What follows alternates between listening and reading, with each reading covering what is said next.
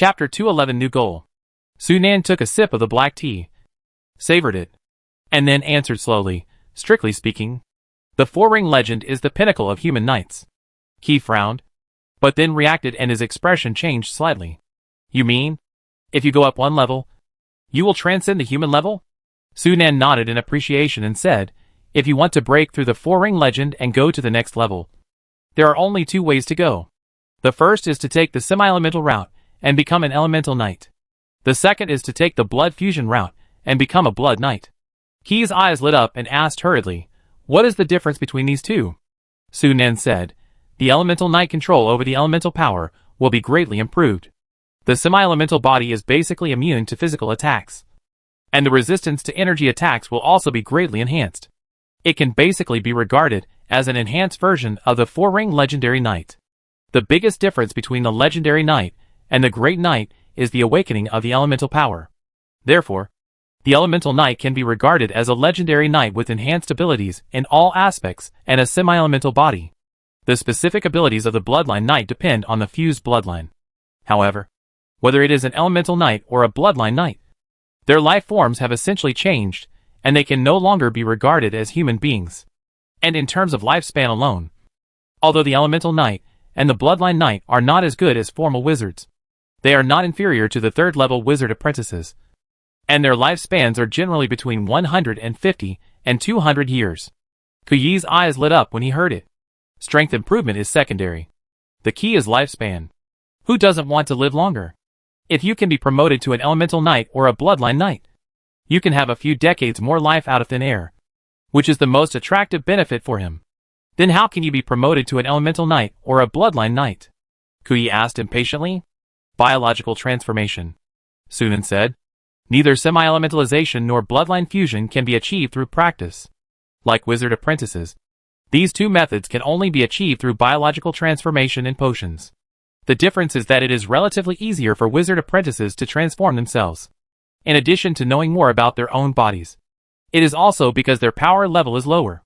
For example, several wizard apprentices of the Eternal Life Society, even if they are semi-elementalized and have fused blood, their power level is only 3-ring legendary.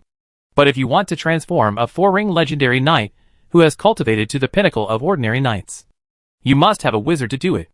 And it must be a wizard who has mastered the biological transformation technology to a certain level. So in the wizard era, elemental knights and bloodline knights are basically followers of a certain wizard, or belong to a certain wizard force. Then you. Kuyi did not say it clearly, but the meaning was very clear. Sunan shook his head. My biological transformation technology is not up to standard to transform elemental knights and bloodline knights. The biological transformation skill must reach at least level 5. And he is only level 4 now. And the progress bar is still more than 2/3 away. Seeing that he was a little disappointed, Sunan had to say, don't worry. My biological transformation technology should be able to meet the requirements in at most 10 years. Now he has to strengthen the body and blood of Hidden Dragon from time to time, and occasionally participates in the implementation of the Sub-Dragon Bloodline Improvement Plan. Although the proficiency of biological transformation is increasing slowly, it can climb to level 5 in more than 10 years. Besides, you also need time to increase your strength to the limit of the 4-ring legend. Kei thought so, and his face showed joy again, and then asked, which route do you think is more suitable for me? Sunan thought for a while, and said, the training of elemental knights depends on the environment. With the current energy shortage in the Starlight Continent, elemental knights are subject to too many restrictions. It is better to choose bloodline knights. It just so happens that there are many high-level sub-dragon bloodlines in the Dragon Forest. If you don't mind, you can choose one of them as the bloodline for future fusion. Is Hidden Dragon not okay?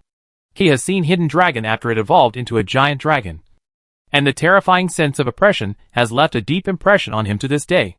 The physique of the 4-ring legendary knight cannot bear the dragon blood. Sunan spread his hands. Blood fusion also has its own requirements. The stronger the better. In addition to whether it is compatible with one's own physique, it also depends on the physical strength. A dragon is a creature that can be compared with a formal wizard. The 4-ring legendary knight can't bear the physical evolution after the fusion of blood. Hearing this, Kei couldn't help but feel a little disappointed, but soon cheered up. It seems that I have to visit the Dragon Forest several times. After talking about the night advancement, Sunan changed the subject and talked about another topic. You asked me about the Starry Tower before. Do you remember? Of course. He nodded. At that time, he was very confused about how Sunan attacked the Starry Tower. But Sunan didn't say much at that time, so he didn't ask more questions. I didn't tell you at the time because I was afraid you would worry too much. But now that the Empire has been unified, it's time to talk to you about this. Hearing the seriousness in Sunan's tone, he couldn't help but show a solemn look. Sunan then briefly told him about the return of the wizards and the Dark Throne more than 700 years later. After hearing this, he was stunned and looked absent-minded. He had heard Sunan mention the elemental desert and the wizards' expedition to the multiverse 1,000 years ago. But he didn't know that those wizards would return to the Starlight Continent more than 700 years later. This is undoubtedly a very important event. In comparison, the unification of the Starlight Continent by the Empire is nothing. After a while, he finally digested the shocking news. He came back to his senses from his trance and said with a frown, "Once those wizards return, will Starlight Continent?" Sunan understood what he meant and shook his head. According to the rules of the wizard world, Starlight Continent is already my exclusive plane. Unless they want to make an enemy of me, other wizards generally will not try to get involved in Starlight Continent. He breathed a sigh of relief, but then showed a worried expression. What about the Dark Throne? A force with thousands of wizards, which he could not imagine before. How huge and terrifying power should such a force have? It's really terrifying to think about it. Don't worry too much.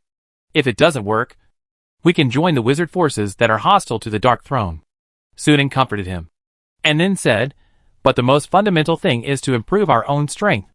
In the next few days, I plan to build a wizard tower, and I need the full cooperation of the Empire. No problem. He agreed without hesitation. At last, he felt a little complicated. The information he heard from Sunan today really had a great impact on his cognition. The multiverse in the past was more of a symbol to him. But after listening to Sunan's narration, he deeply realized the vastness of the multiverse. Compared with the vast multiverse, the Starlight Continent is just an insignificant dust.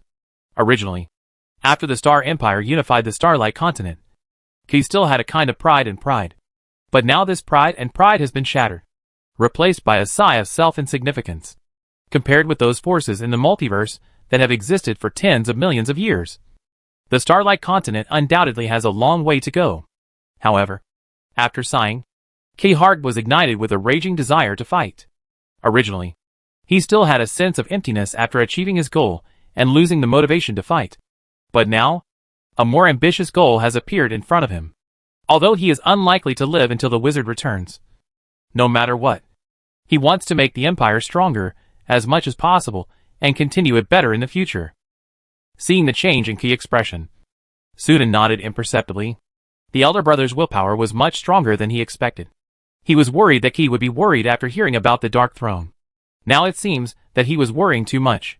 Starlight Calendar 1282. This is the most peaceful year in the Starlight Continent. With the unification of the continent by the Star Empire and the vigorous suppression of sporadic rebellious forces, the situation on the continent has completely stabilized and entered a period of peaceful and tranquil development. Thunder Month, April.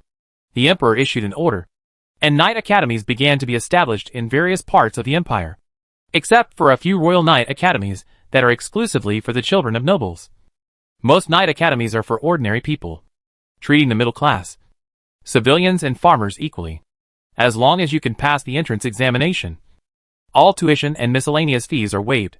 In addition, the empire has also begun to vigorously promote and popularize basic education, and established many basic academies among the people.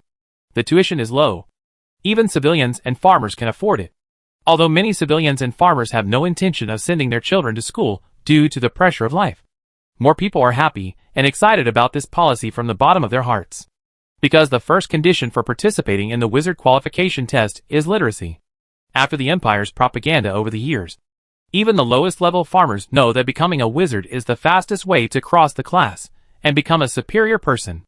Once you pass the qualification test, it means a step to heaven.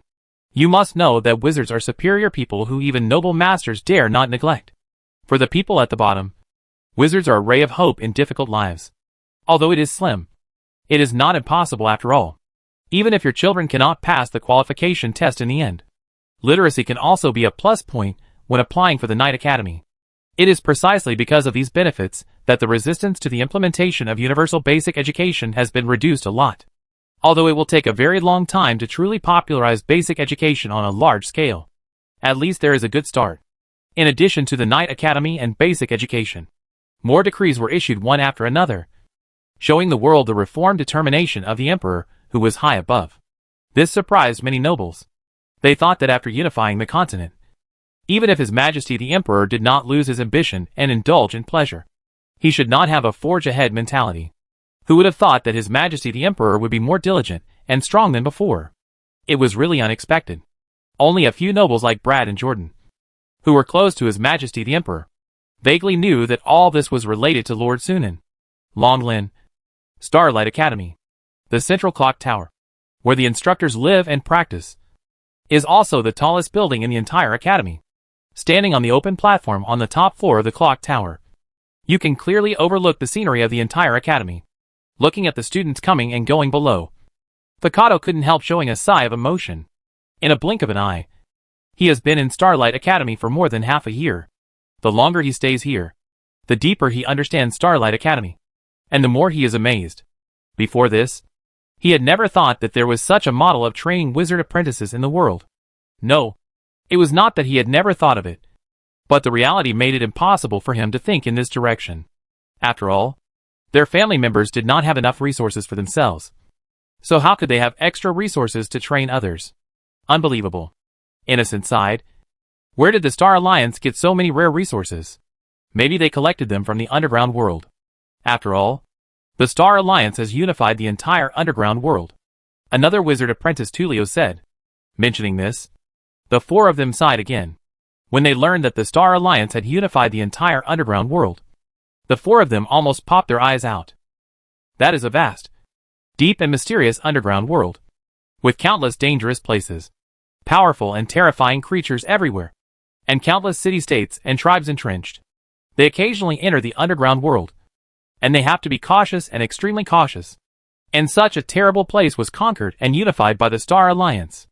The moment they learned this fact, they realized how powerful the Star Alliance was. Then the idea of joining the Starlight Academy took root and grew. When they saw the list of resources that the Academy instructors could exchange from the scepter, the four of them almost instantly determined to join the Starlight Academy. After seeing the list of resources, including a dazzling array of third-level potions, glimmer-level magic items, adamantine golems, various rare metals and rare magic plants, Picado suddenly felt that the Russell family, which was known as a 1,000-year wizard family with a deep foundation, seemed to be no different from beggars in front of the Star Alliance. If he had known that the Star Alliance had such rich resources, he would have directly led the Russell family to join the Star Alliance, and would not have flirted with the coalition. After his thoughts flew away for a long time, Picado retracted his gaze and turned back to look at the three tribesmen. What do you think? Innocent shrugged and said with a smile, what is there to hesitate about? Such a good opportunity is in front of us. If we don't cherish it, it would be too stupid. That's right.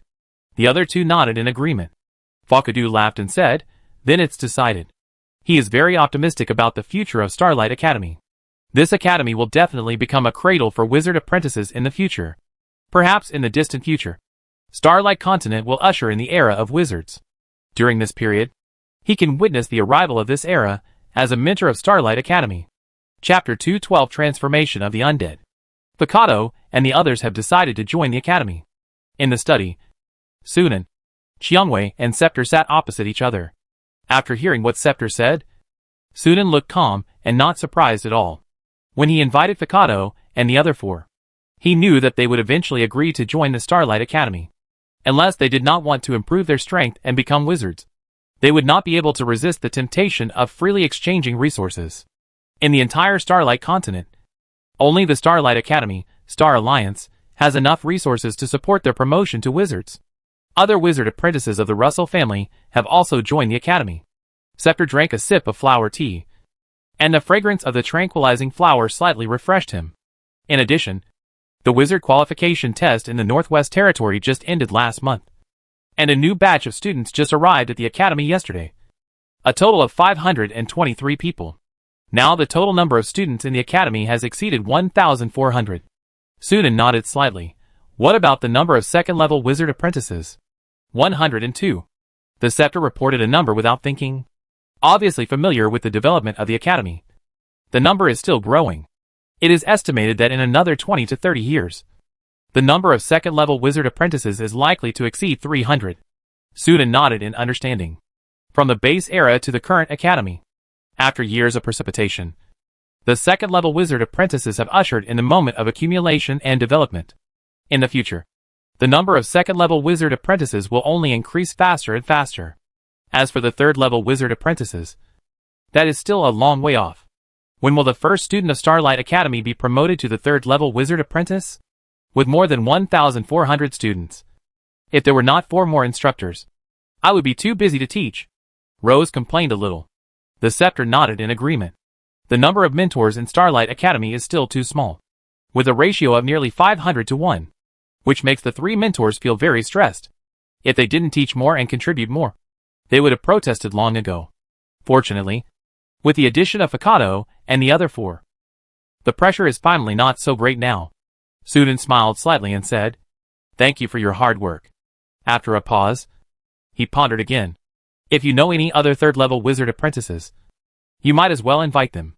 As long as they can be recognized by me and most of you mentors, they can also join the academy as mentors. No problem. The scepter smiled and agreed. I happen to know a few people. Rose also said that she would contact them. By the way, where is the traveler? Sunan finally remembered another person who was not present. He went into seclusion. Rose said, the traveler plans to transform himself into a semi-elemental life to extend his lifespan. After a pause, she added, in fact, I also plan to undergo a semi-elemental transformation in the near future. Me too. The scepter said seriously. I plan to exchange some high-level sub-dragon blood and then perform blood fusion. Sunan's expression moved slightly. Rose's and the other two's plan reminded him that none of them had undergone a biological transformation operation to extend their lifespan. As far as Sunan knew, there were usually only 3 ways for wizard apprentices to extend their lifespan. In addition to taking special potions such as the Dawn Potion, in addition to semi-elementalization and blood fusion, there was also a way to transform into a dead form.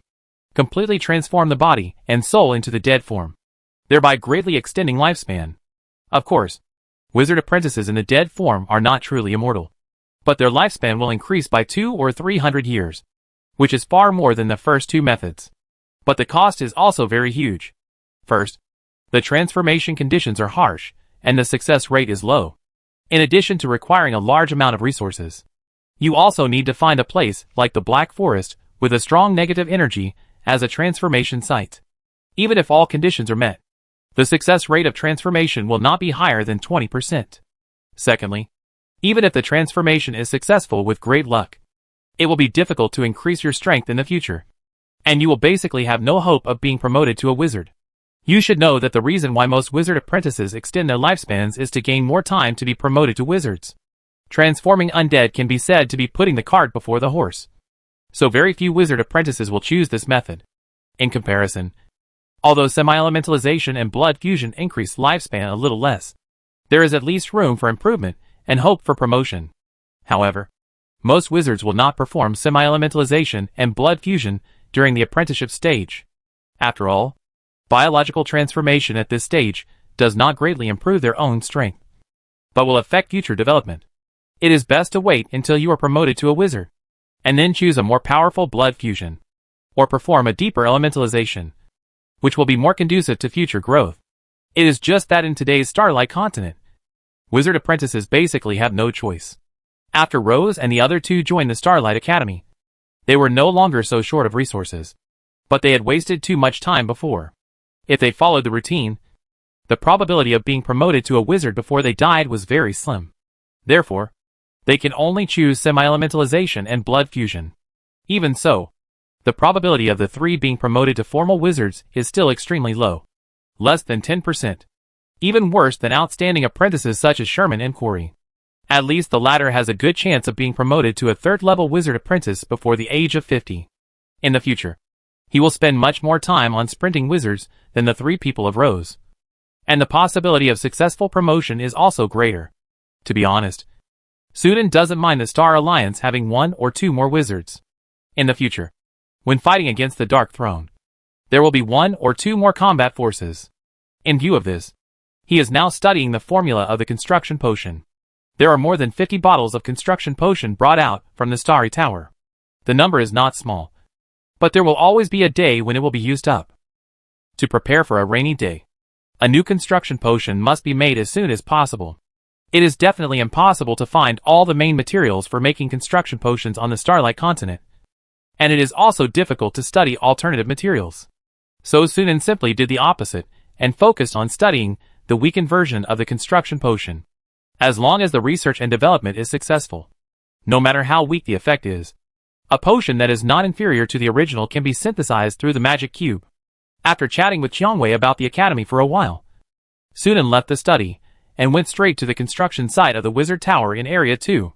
After more than a year of construction, the base and body of the Wizard Tower are almost completed, and he has now started to build the Central Crystal Energy Transmission System.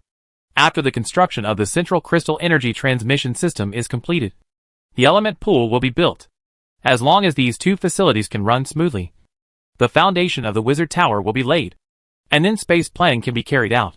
Before that, it is best to get the tower spirit out, so that it is convenient to grasp the construction speed of the Wizard Tower in real time. Sunan decided to go back and start refining the tower spirit. This is also a difficult project. The difficulty of refining the tower spirit is only higher than that of the secret doll.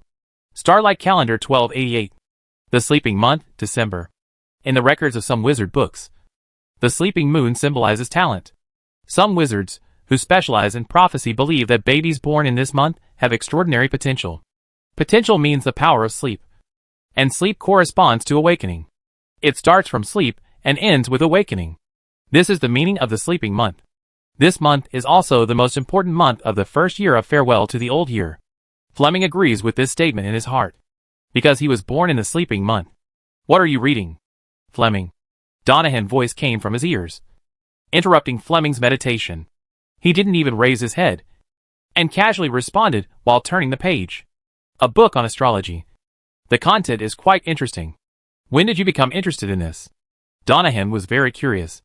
In his impression, Fleming seemed to never read such books.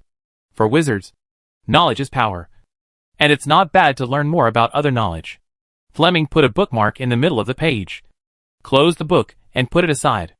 I heard from Instructor Qiangwei that Lord Sunan has memorized all the books in the academy and the Dragon Skeleton Tower library. Donahue curled his lips and said, You also know that it is Lord Sunan. It takes us several months to thoroughly understand a spell book. It will take us a long time to read all the books in the library. Let's not talk about this. Are you going to attend the banquet tonight? Fleming nodded without thinking. Senior Xiamon has helped me so much. Tonight's banquet is to celebrate his and Senior Corey's promotion to 3rd level wizard apprentices. Of course I have to go. I really envy you for getting an invitation. Donahue's eyes flashed with envy. The banquet was jointly held with wizard apprentices, who had a good relationship with Senior Xiamon and Corey. Considering the venue restrictions, only 2nd level wizard apprentices were invited. Fleming was promoted to 2nd level wizard apprentice in the 5th year of entering the academy, so he was naturally invited. In the eyes of many students, this is proof that Fleming's talent has been recognized by the seniors, which makes others envious. Fleming was also a little pleased with himself, but he didn't show it on his face. He changed the subject and said, I heard that Tatiana will also attend the banquet. Of course, she is an alien student personally nominated by Lord Sunan to join the academy. Several instructors are very caring towards her. The organizer of the banquet will definitely not miss her. When mentioning this, Donahue's tone was filled with jealousy. Don't say that. Tatiana's talent is still very outstanding. It took her much longer to get started with meditation than you. That's because she is not human. If she were human, her talent would definitely be better than mine. Fleming's words were sincere. The Dark Elves practiced the Star Ring meditation method created based on humans, and it was certain that they would get twice the result with half the effort. However, even so, Tatiana still only took 2 months to get started with the Star Ring meditation method. This aptitude is really amazing. If there were meditation methods and spell books specially made for Dark Elves in this world, her strength improvement speed might surpass Senior Xiamon and Senior Corey. It can only be said that those who can be personally named by Lord Sunan to join the academy must have something extraordinary. After chatting with Donahan for a while, Fleming sent him away and started his daily meditation in the dormitory. When the meditation was over, it was already dark outside. Fleming looked up at the quartz clock on the wall. There was still half an hour before the banquet started. So he got up and left the dormitory. The seniors who hosted the banquet reserved the top floor of the second cafeteria. When Fleming arrived at the top hall, there were already quite a few people inside.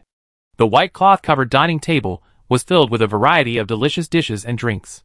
The beautiful water elves carried the plates and walked back and forth between the tables, their movements graceful as if dancing. Fleming admired it for a while, and then reluctantly moved his eyes away, searching for the location of Senior Shiamon. Soon, he found the target. In fact, it was very conspicuous. In the center of the restaurant, Senior Shiamon and Corey were surrounded by a group of people and talking. Shiamon, I heard that the academy intends to invite you to be a mentor. There is such an intention, and Corey has also received the invitation. What do you plan to do? Of course I accept it. The contribution points and resources that mentors can obtain are much more than those of students. Right. Shiamon. Corey. That's my plan too, Shiamon said with a smile. Same. Corey was as taciturn as ever. Fleming felt a little envious. I wonder if he can be promoted to a third-level wizard apprentice at this age. After a while, the students surrounding the two gradually dispersed, and Fleming finally found an opportunity to step forward. Senior Shiamon. Senior Corey. Congratulations on your promotion. Long time no see. Junior Fleming. Thank you for coming to the banquet. Shiamon smiled gently. Cole also nodded gently to Fleming. He is a typical strength-first person, who doesn't want to pay attention to people without strength and talent. And Fleming is obviously not one of them. Hello. Senior Sister Otto. Fleming then looked at Otto beside him.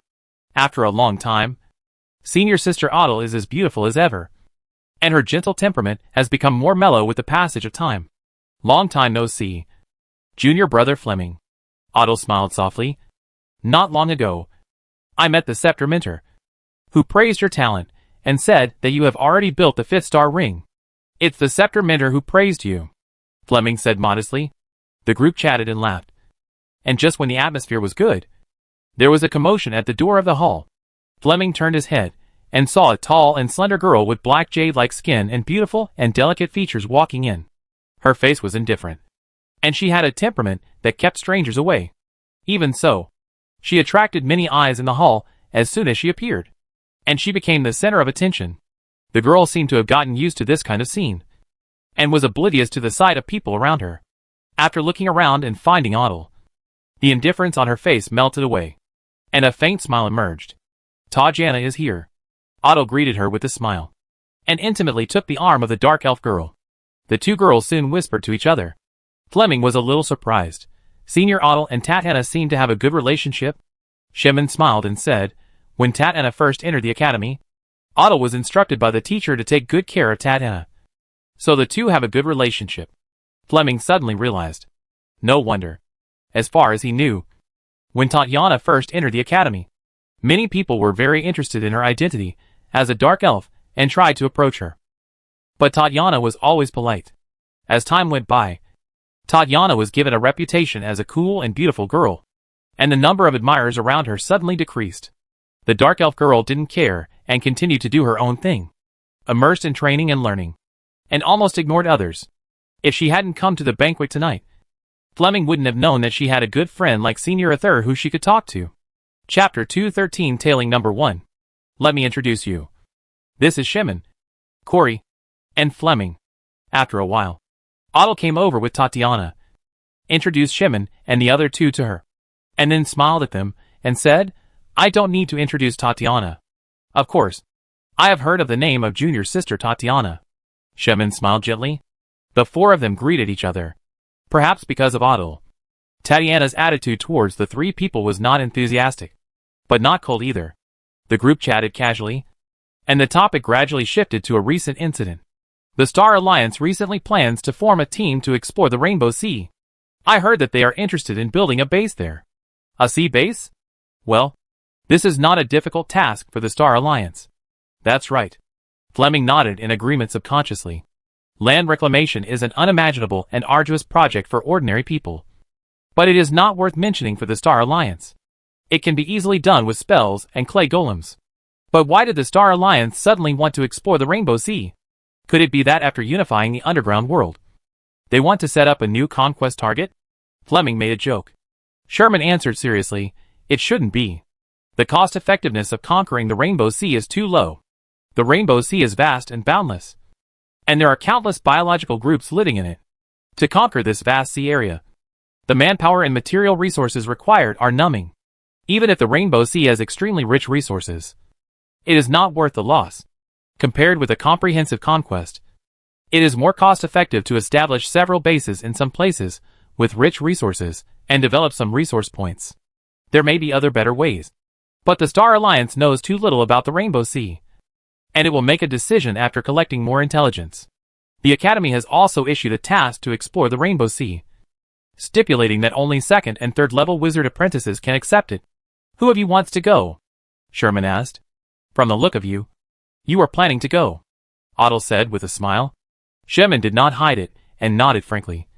Then said, but not now. Exploring the Rainbow Sea is not a short-term thing. This task should last for a long time. I have just been promoted recently, and I still need to learn the second-level spells. It will not be too late to accept the task of exploring the Rainbow Sea after I have achieved results. Me too, Cole said. Fleming and Tatiana were also moved when they heard it.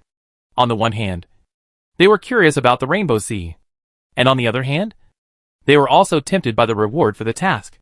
Generally speaking, the rewards for this kind of exploration task are relatively generous. The rewards from one task are equivalent to doing more than 10 college tasks. Seeing the excitement of the three people, Sherman smiled and said, if you don't mind, how about joining us then? Atur and Tatiana looked at each other and agreed in unison. Fleming didn't think about it for too long and soon agreed. Exploration missions are usually very dangerous, not to mention that they are going to unfamiliar seas. If he joins a team of 2 third-level wizard apprentices, his safety will undoubtedly be greatly increased. He certainly won't miss this good opportunity to cling to someone. Dragon Forest 2 District. On a wide forest, a magnificent tower with a main color of dark blue stands upright, and the tower body of more than 600 meters high is like a spear that goes straight into the sky.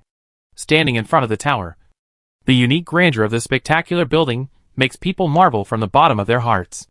Looking at this wizard tower that belongs to him, Sunan's face showed a happy smile. Although he just built a shell, and there are still many things to be completed inside, he is already very happy. The tower body and the tower base have been built, and the central crystal energy transmission system has also been built. The next step is the element pool and the tower spirit. Sunan came to the control center on the top floor of the wizard tower. The layout here is similar to the control center of the dragon skeleton tower. The boundless starry sky surrounds a suspended hull, but the area is wider. In the center of the hull is a square pool, the surface of which is covered with dense and strange runes. This is the element pool of the wizard tower. Judging from the volume alone, it is at least twice as large as the element pool of the dragon skeleton tower. Sunan took out the gems that had been prepared long ago from the space ring, and after simply carving them into 8-sided diamonds, he embedded them all into the magic array of the element pool, as if they were one, and then injected mental power. Buzz! The entire element pool suddenly vibrated violently, and the surrounding space suddenly cracked. Behind the cracks was a sea like an abyss, an endless sky, a sea of fire that burned the sky and boiled the earth, and a thick and solid crust that emerged with elemental planes. Countless energies poured in like a tide, blending into strands of deep blue water that poured into the element pool. At the same time, a rich and active energy enveloped the entire wizard tower. The element pool was activated successfully. Sunan took a deep breath, feeling the breath of elemental energy in the air, and felt refreshed. The energy absorption speed and storage limit are more than twice that of the dragon skeleton tower's element pool, and the mental power recovery speed and meditation efficiency increase have also increased by more than double. Sunan immediately decided to meditate and practice next to this element pool in the future, and the efficiency can be greatly improved. The energy supply of the wizard tower is basically completed, and the remaining floating ring can be left for the last construction. The next step is to activate the tower spirit. Sunan stretched out his hand and touched the void, and a crystal ball, half a person's height, suddenly appeared in the open space in front of him. The azure crystal ball is round and crystal clear, shining like the finest gem. But it also reveals a deep and lively charm. This is the tower spirit refined by Sunan using legendary soul crystals and a large amount of rare materials. That legendary soul crystal alone consumed 1/3 of the soul crystal inventory he had accumulated over the years. Adding other materials, the total cost was as high as 24 million gold coins. Having said that, Sunan felt that it was worth the money. Unlike other materials, the cost of synthesizing high-level soul crystals with low-level soul crystals is cheaper than artificially making high-level soul crystals. After all, to make a legendary soul crystal, at least a soul of a first-level wizard or a creature of the same level, or thousands of 4-ring legendary creature souls, is required. In comparison, it is obviously easier to make thousands of micro-soul crystals. In wizard civilization, legendary soul crystals cannot be bought with gold coins in many cases, and can only be obtained through barter. If artificial legendary soul crystals are used, the cost of the tower spirit will definitely be far more than 24 million gold coins. Only one tower spirit is enough during the construction phase. When the wizard tower is built, 2 more tower spirits will be made. Sunan waited patiently for a while, until the elemental water in the elemental pool was full. Then he stretched out his index finger and pressed it on the surface of the crystal ball to inject mental power. As he moved, the surface of the crystal ball suddenly lit up with a pale golden light. At the same time, the elemental pool gradually became agitated, and countless blue elemental waters formed a water tornado and sank into the golden light. The crystal ball was madly absorbing the power of the elements, and the elemental water in the elemental pool was rapidly decreasing at a speed visible to the naked eye. After only 5 minutes, the elemental water was about to run out. At this moment, a buzzing sound suddenly sounded. Time seemed to stop at this moment. The golden light suddenly shrank sharply, turning into a pure golden crystal that sank into the crystal ball, hovering in the center, like a golden eye. Master, an emotionless mechanical voice sounded. Tower spirit number 1 obeys your call and wakes up. Sunan showed a satisfied smile on his face. Tower spirit number 1, he whispered, scan the structure of the wizard tower. A cold mechanical sound rang in my mind. Receive the command. Began to establish a connection with the wizard tower. Connecting. 1%, 4%, 100%. Successfully connected. Started to scan the wizard tower. Scan completed. Entering the design drawing. Integrating the data. Integration completed. Started to build a 3-dimensional model. Countless slender rays of light emerged out of thin air, interweaving in front of Sunan to form a 3-dimensional model that was exactly the same as the wizard tower. Wizard tower, unnamed. Level, small, construction progress 12.47%, current remaining energy, 2.21%. Intelligent auxiliary life, tower spirit number 1. Facilities, element pool small. Central crystal energy transmission system. Residential area, construction progress 89.34%. Warehouse area, construction progress 76.22%. Experimental area, construction progress 25.16%. Practice area, construction progress 46.91%. Meditation area, construction progress 88.21%. Planting area, construction progress 9.27%. Servants, clay golem X124. Protective device, none. Combat device, none. Let's call it Starlight.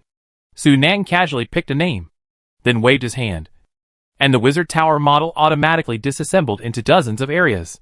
He carefully checked them one by one. For areas like the residential area, warehouse area, and experimental area, only the main body has been built, and various enchantment arrays have not been drawn. So the construction progress is still a long way from 100%. Next, we need to solve the problem of space planning. It is also time to build the protective energy field of the Mystic Lock. For any wizard tower, the energy problem is the first problem to be solved, followed by the protective device. Although there are not enough resources to build a medium-sized wizard tower, we can start with the element pool, the protective energy field of the Mystic Lock, and the striking device to strengthen the power of the wizard tower. Sunan had long had the idea of strengthening the wizard tower by synthesizing the magic cube. If you can't build a medium-sized wizard tower, it's also good to build an enhanced small wizard tower. When the plane barrier is restored and you can connect to other planes, you can find a way to obtain resources to upgrade the wizard tower. After coming to his senses, Sunan put his mind back on the Tower Spirit. With the legendary Soul Crystal as a carrier, the Tower Spirit number 1 has a very powerful terminal computing power, which can assist him in conducting experiments. With the Tower Spirit number 1, it will be much easier to study the Talent Crystal model or develop a weakened version of the construction potion in the future. The Tower Spirit's powerful data analysis ability is even comparable to some weak gods. The gods receive the prayers of millions of believers every day and respond to the divine arts of countless priests. This computing power exceeds the top artificial intelligence brain. The remaining soul crystals are just enough to make 2 legendary crystals, enough to refine 2 more Tower Spirits. But after deducting this part of soul crystals, there are very few left. When the war ended, the soul crystals suddenly lost their largest source. Sunan felt a little regretful that he didn't make more at the beginning. But there was no way. After all, at that time, only he and the 3 people of the scepter could make soul crystals. They were busy practicing and studying, and they couldn't run around all day, so they couldn't make full use of the opportunities brought by the war. Nowadays, the materials for making soul crystals are only death row prisoners in various cities in the Empire, and some dangerous creatures in the underground world. The annual output can barely support the consumption of the Star Alliance and the Starlight Academy. Of course, if you are ruthless enough to use ordinary civilians as soul crystal materials, you can quickly make a large number of soul crystals. But Sunan is not a crazy wizard after all, and he can't do such a thing unless you can open up another battlefield. Sunan's eyes flashed with a faint light, and he looked to the northwest. It seems that there are countless biological groups in the Rainbow Sea, which may be a good place to make soul crystals. After thinking for a while, Sunan had a vague idea in his mind, but he still had to think about it for a long time. After leaving the Wizard Tower, Sunan returned to the Dragon Skeleton Tower. As soon as he entered the control center, he saw Elon lying next to the element pool. On the huge and thick back, there was a lazy cat lying. These 2 guys are still getting along as always. Sunan smiled slightly. Thanks to Elon's strengthening surgery, his biological transformation skill has now been upgraded to level 5. Now it is Kuyi's strength that is not kept up, and it is estimated that he will not have to consider blood fusion in the next 10 years, because there is a large amount of sub-dragon blood used to synthesize dragon blood for strengthening. Elon's strength is increasing at a considerable speed. Using the wizard's power level to describe it, Elon's current strength is about 40% to 50% of the first level gasification. That is to say, Sunan accidentally discovered a method to use elemental crystal dust to synthesize elemental crystal cores to absorb divine energy. Otherwise his strength would probably lag behind that of the hidden dragon. The current hidden dragon can win against the secret doll in a 1-on-2 situation, and can be evenly matched in a 1-on-3 situation. It will only be at a disadvantage when it is a 1-on-4 situation. The main reason for this situation is the high energy resistance of the dragon. The 0 ring, 1 ring and 2 ring spells mastered by the secret doll are ineffective against the hidden dragon, and the damage of the 3 ring spells is also significantly reduced. In terms of physical strength, the secret doll is also inferior to the hidden dragon. Who is a dragon? It can be said that the hidden dragon is extremely restrained by the secret doll. In fact, wizards also have this trouble when facing dragons. The damage of spells is limited, and most of the time, they can only rely on innate abilities, magic weapons or other means to fight, and they naturally suffer when fighting dragons. Not only wizards, but many races in the multiverse are in the same situation when facing dragons. This is also the main reason why the dragon race can become one of the top races in the multiverse. Chapter 214 Development Base. Meow. Sunan. Amy's perception was as sharp as ever, and she noticed Sunan's arrival at the first time. The little guy disappeared in an instant, and when he reappeared, he was already on Sunan's shoulder. Meow. Did you go to the wizard tower again? Amy licked her paw and asked. Sunan smiled and said, the element pool was just activated today. The energy there is more abundant than the Dragon Skeleton Tower. You and Yinlong can rest there in the future. Yinlong, who came over, immediately shouted excitedly when he heard this. After evolving into a giant dragon, it suddenly became very sensitive to the concentration of energy particles, especially unable to stand staying outside, and now basically never leaves the dragon forest. When Sunan is not using the control center, he will come to stay near the element pool, just to enjoy a little more high concentration energy particle environment. Now that he heard that there is a place with a higher concentration of energy particles, He is naturally very happy. On the contrary, Amy does not require high concentration of energy particles. After all, its power level is far from reaching the upper limit of energy particle concentration in the Starlight continent. Having said that, Amy was also very happy. Great! I can finally live in the Wizard Tower. Meow! Before falling asleep, it had been living in the Wizard Tower, and missed the living environment at that time. Although the environment in Longland is not bad, it is not as good as the Wizard Tower after all. Sunan also became interested and asked Amy about the Wizard Tower of her master. Master Wizard Tower? I remember it seems to be a large wizard tower. Meow. It is very large and spacious inside. As expected of the descendants of the true spirit, the wizard towers are all large. Suddenly, Sunan suddenly remembered something and asked again, what level of wizard is your master? Meow. The master is a 3rd level wizard. But before I went to bed, the master seemed to be sprinting to be promoted to a true spirit wizard. Meow. True spirit wizard? Sunan sighed secretly.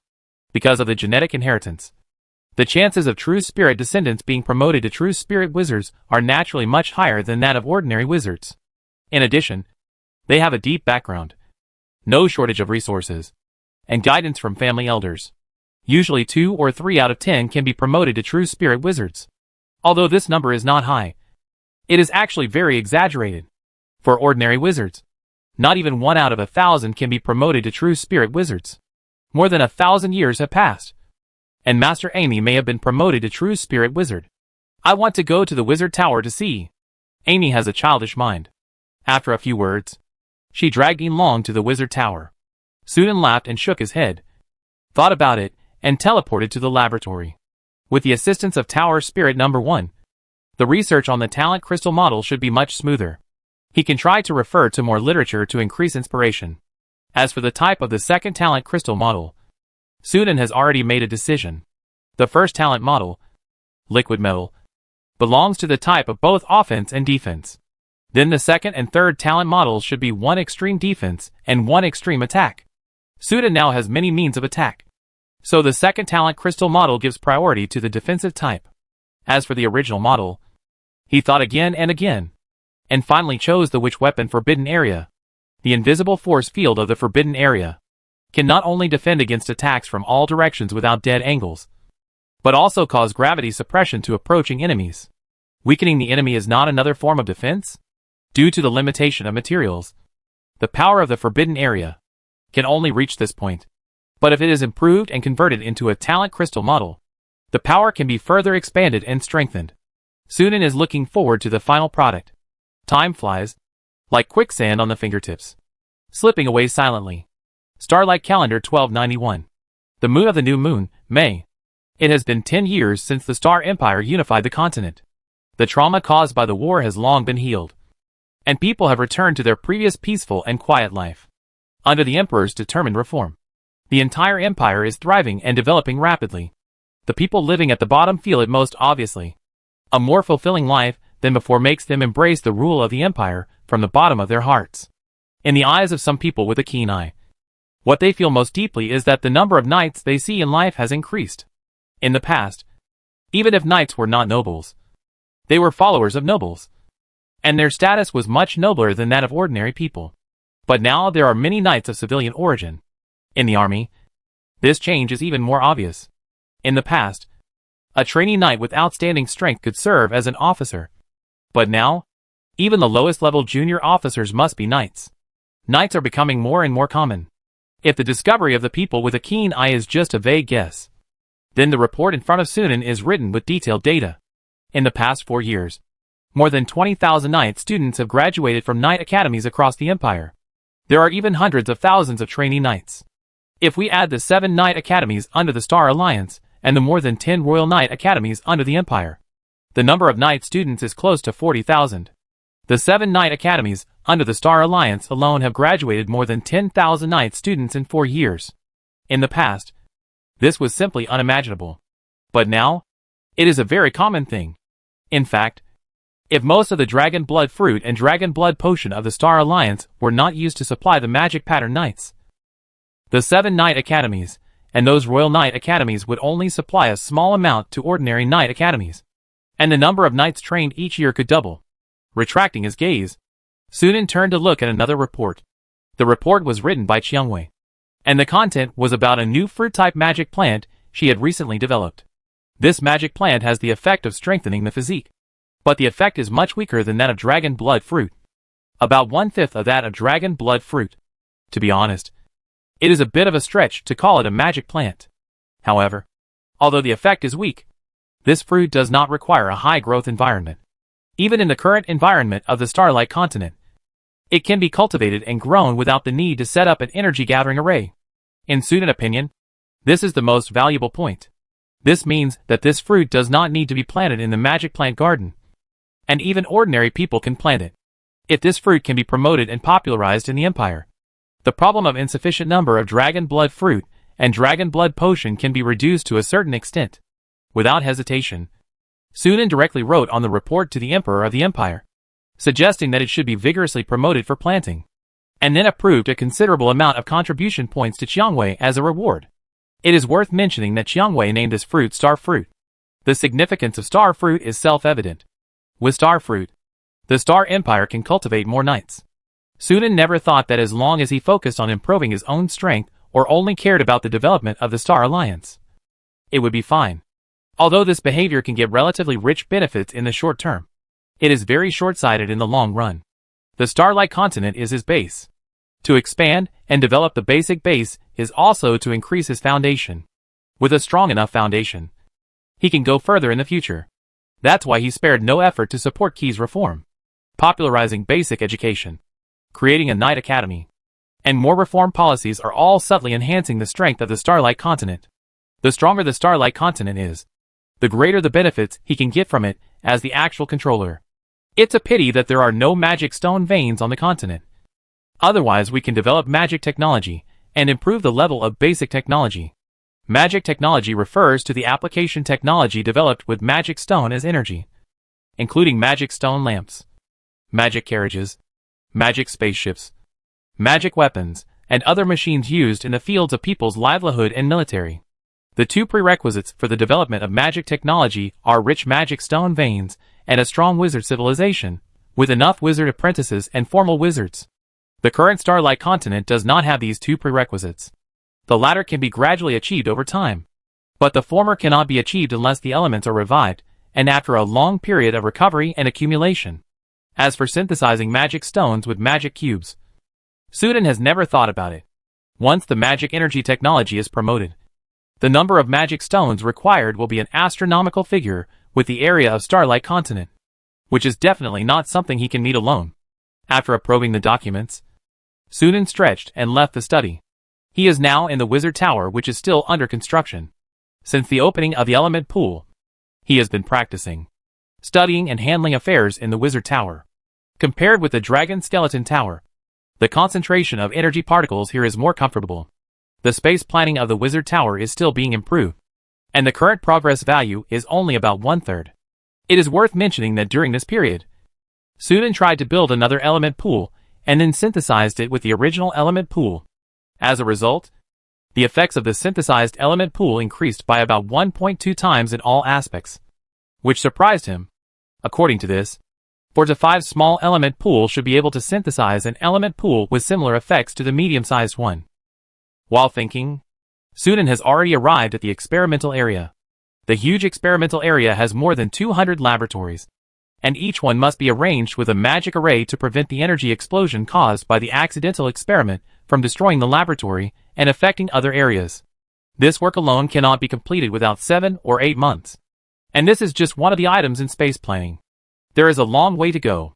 When Sudan finished his work, it was already evening.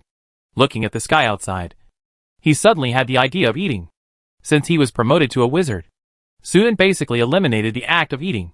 Even if he didn't eat any food for dozens or hundreds of years, he would not feel hungry. Just by absorbing the free energy particles in the air, it can sustain life. Although it is not necessary, Sunan still tastes delicious food occasionally. It is one of the few pleasures he has now. Of course, the ones that catch his eye are the delicacies made of rare materials, and have special effects on the daily recommended menus of Starlight Academy and Dragon Skeleton Tower Canteen. For this reason, Carolina specially prepared a private room for him in the Dragon Skeleton Tower canteen. As usual, not long after Sunan entered the box and sat down, Carolina walked in with her tail, followed by a team of water elves carrying plates. When the water elves put down the plates and opened the lids, a rich aroma that made people salivate immediately floated and filled every corner of the room. Sunan's eyes fell on one of the plates, and his expression moved slightly. "Is this king shrimp?" "Yes, master." Carolina smiled. She knew that the origin of the dish would definitely not be difficult for the knowledgeable master. The king shrimp is a ferocious marine creature that can reach a maximum length of more than 5 meters. It has strong and sharp claws, a wide range of diet, few natural enemies, and thin and powerful lower limbs, making it a good fighter. In the ocean, even a junior knight would not dare to face a king shrimp head-on. As far as Sunan knows, the king shrimp is a deep-sea creature, and it seems that only the Rainbow Sea can have such creatures. He glanced at the other dishes. Sure enough, the colorful fan shrimp, rainbow shells, coral fish, and dragon whale meat are all specialties of the Rainbow Sea without exception. The Rainbow Sea is extremely rich in resources. There is the largest coral reef in the world, and it is rich in all kinds of delicious seafood and fish. Carolina arranged a table of seafood feast from the Rainbow Sea for him today. Sunan smiled, waved his hand to let the water elves retreat, and then motioned Carolina to sit down. "Let's eat and talk." Carolina was slightly startled, then overjoyed, trying to suppress her surprise, and carefully moved to her seat, coiled her tail on the chair, and sat on the left side of Sunan. Sunan tasted a few bites of the king shrimp meat, nodded with satisfaction, and then got down to business. "How is the exploration of the Rainbow Sea going?" Carolina replied respectfully. 5 city-states have been built in Rainbow Bay, and land reclamation is being carried out to build 3 islands as transit stations for deep-sea exploration and bay city-states. However, due to the interference of deep-sea nagas, sirens and sea monsters, the progress is a bit slow. At this point, Carolina glanced at Sunan cautiously, seeing that he was tasting the food slowly and there was no dissatisfaction on his face. She breathed a sigh of relief and continued, "I have sent more troops to Rainbow Bay, and issued a mission to Starlight Academy to order magic ships that can sail on the sea and special puppets that can move underwater. In addition, Lord Sherman and Lord Corey are also preparing to lead a team to the Rainbow Sea. With their assistance, I believe that the exploration will soon have a breakthrough. The deep sea is the territory of marine tribes and sea monsters.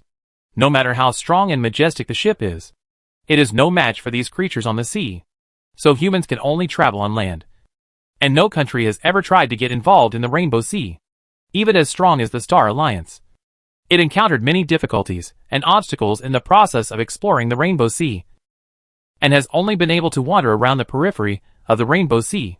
However, Carolina believes that as long as the Star Alliance increases its efforts and invests more resources, it will definitely be able to solve the current predicament of the Rainbow Sea. She prepared this banquet today, and she may have taken this opportunity to ask the master for help. I believe the master can definitely see this."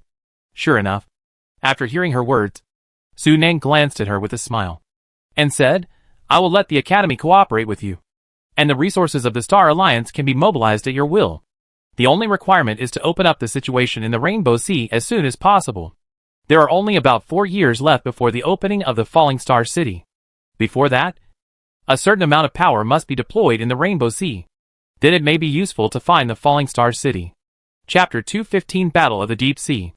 Just as Sunan was enjoying seafood delicacies, Sherman and others, who had just arrived at Rainbow Bay not long ago, had already entered the Rainbow Sea by boat.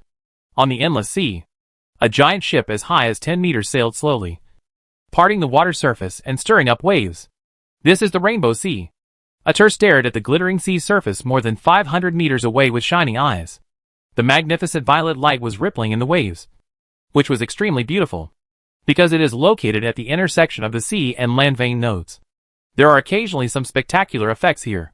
The sea surface sometimes emits various strange glimmers, and the name of the Rainbow Sea comes from this. Tajana stood on the edge of the deck and looked at the surrounding scenery curiously. There is no ocean in the underground world, only lakes and swamps. It was the first time she saw the real sea with her own eyes. The sparkling, vast sea surface that seemed to have no end, and the sea horizon that intersected in a line in the distance. all gave her a sense of open-mindedness. There was hardly any land in sight. Only a few seabirds. And the marine fish seemed to be very abundant.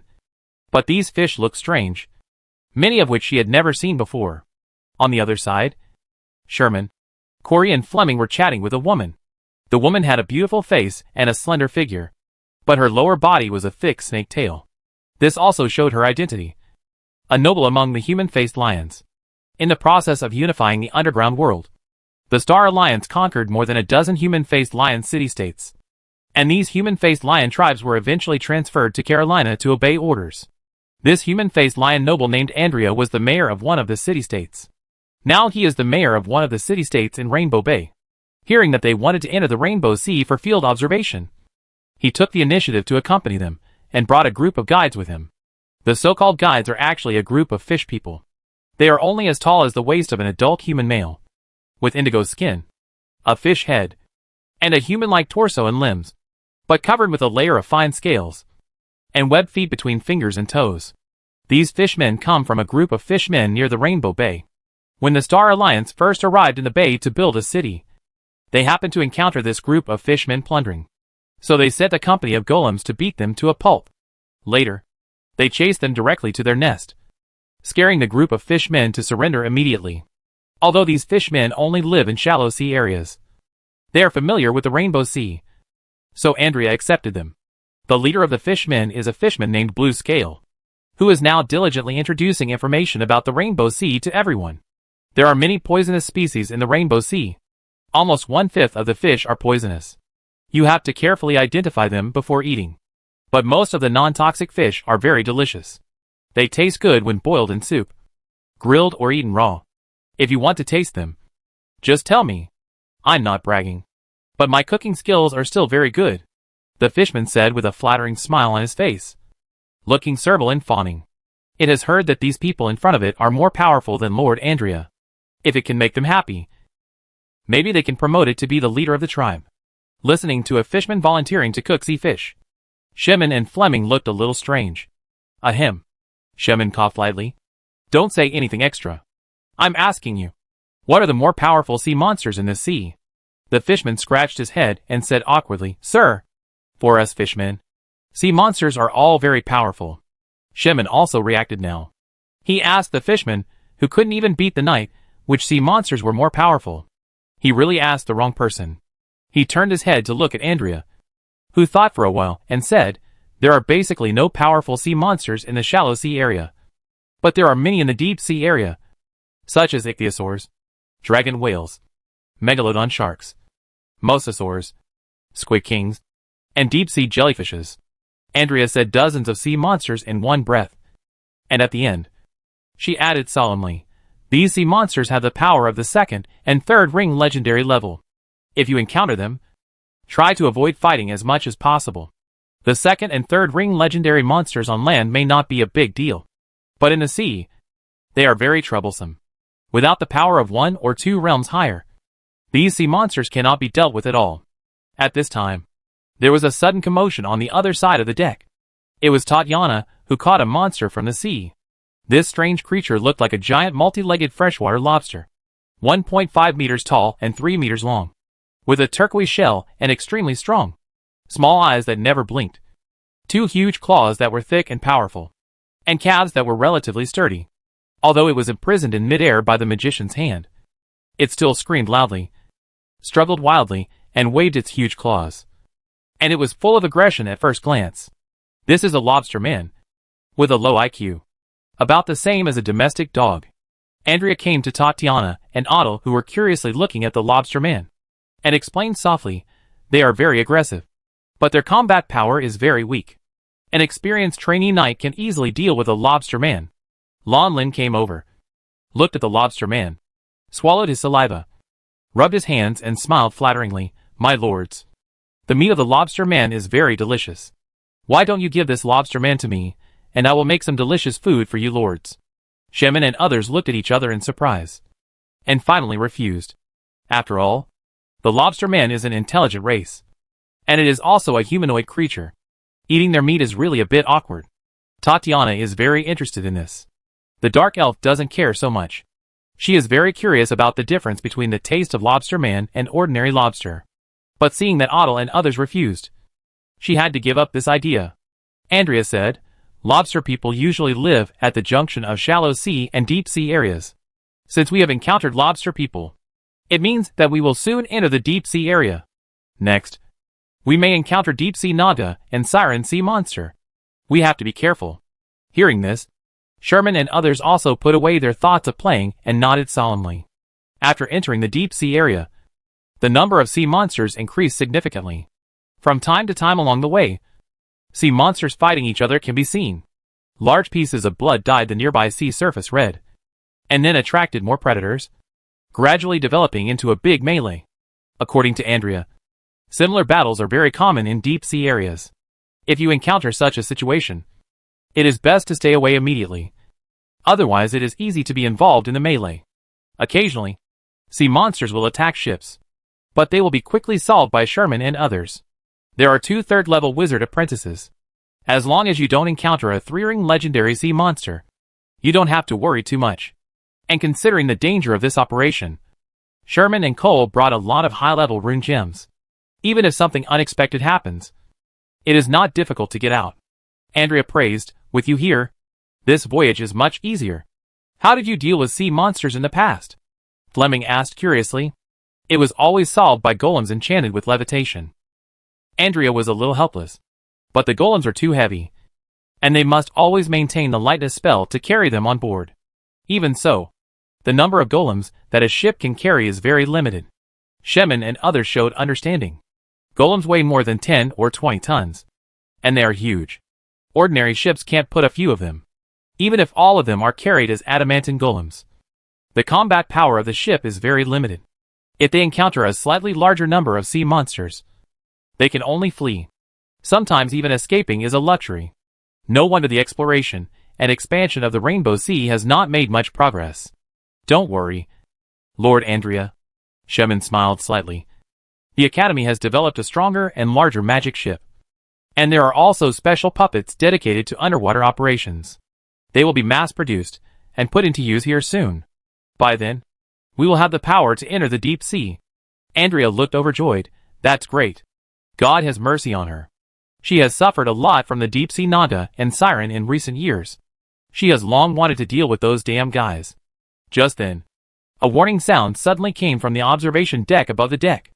About 2 kilometers ahead, deep sea naga and siren are found. Andrea's face changed slightly, and she immediately came to the edge of the deck, took the telescope handed over by her subordinates, and looked into the distance. Shemin and his group directly activated the sharp-eyed earrings on their ears, and a blue light flashed in their eyes. The field of vision instantly zoomed in and landed on the sea 2 kilometers away. A fierce battle was going on the wide sea. On one side was a humanoid creature with a lower body, like a big snake, and scales all over its body. It looked somewhat similar to the Sphinx nobles, but with sea blue scales and webbed feet. Deep sea naga? Although he had never seen it with his own eyes, Fleming recognized the origin of these humanoid creatures at the first time. It was very similar to the pictures he saw in the book. He then turned his eyes to the other side of the battle. It was a group of strong sirens riding on headhunters, and humanoid creatures with narrow and long snake tails. It was the siren. People who don't know these two races can easily confuse them. But in fact, there are significant differences between the two races. The body of the deep sea naga has transformed into the characteristics of fish, while the body of the siren is at least the same as that of humans in the upper body. In addition, the deep sea naga is a race with both males and females. But the siren only exists in females, and their true race belongs to the banshee species. They are semi-undead creatures wandering on the sea, but the sea has given them new bodies. There are not many sirens, but most of them are very powerful. They are proficient in illusion, have beautiful appearance, and have deadly and beautiful singing voices. They can dominate other marine species and are quite dangerous. It is worth mentioning that sirens are not born through mating, but are bred by the sea. They can barely be regarded as a kind of natural spirit, but they represent a part of the evil in the ocean. Among the two warring parties, the deep sea naga has the advantage in numbers, which is almost twice as many as the sirens. But in fact, the sirens have the upper hand. They hold tridents and use superb combat skills to fight one against many. singing and performing illusions from time to time. Even if they are 2,000 meters away, you can still vaguely hear the beautiful and pleasant singing. Lan Lin, who was standing aside, was already in a trance. He subconsciously took a step to jump into the sea. After being awakened by Fleming's slap, he immediately rolled and crawled into the cabin, blocking his ears, and dared not listen to those songs anymore. How strange. A trace of surprise appeared on Otto's face. The combat skills displayed by those sirens seemed to have the shadow of night combat skills. The girl turned her head and looked at Corey. Of all the people present, Corey had the most profound attainments in night combat skills, except for his status as a third-level wizard apprentice. He himself was also a junior knight. It does have the shadow of night combat skills, and it is very exquisite. It is not the common goods outside, and it is likely to be from a famous master. Corey frowned and said, although the sirens can also fight in close combat, they are limited by the development of civilization, and cannot have the exquisite night combat skills of humans. Most of them are straightforward combat skills. This scene is somewhat different from the information they learned about the sirens in the book. Not only that, have you noticed it? Shemin suddenly said. Isn't the power of the siren singing a little too strong? Everyone was startled, and then showed a thoughtful expression. After being reminded by Sherman, they suddenly realized that the song of the sea siren could still affect this side even though they were 2,000 meters away, causing Lan Lin to fall into a state of loss of soul. This power was a bit astonishing. Either the information about the sea siren they read in the wizard books was wrong, or there was something wrong with these sea siren themselves. Sherman asked Andrea, are all sirens like this? Andrea shook her head and said, we actually discovered this problem before entering the deep sea area. We captured some shallow sea marine tribes and asked about the sirens' intelligence. The intelligence we got was different from the sirens we actually encountered. We suspect that the sirens may have gradually become like this in the last few decades. In the deep sea area, the deep sea Naga was the most powerful intelligent race, and it had always been stronger than the sirens. But in the last few decades, the sirens have gradually overwhelmed the deep sea Naga. As far as I know, in the last few major battles, the deep sea Naga was defeated by the sirens. As if to confirm Andrea's words, the battle in the distance had already decided the outcome. Under the fierce attack of the sirens, the deep sea Naga was defeated and fled in all directions, but was soon caught up by the sirens riding on the head-hunting sharks and stabbed to death with a halberd. In the end, only a small number of deep sea Naga managed to escape. After the battle, the sirens did not stop.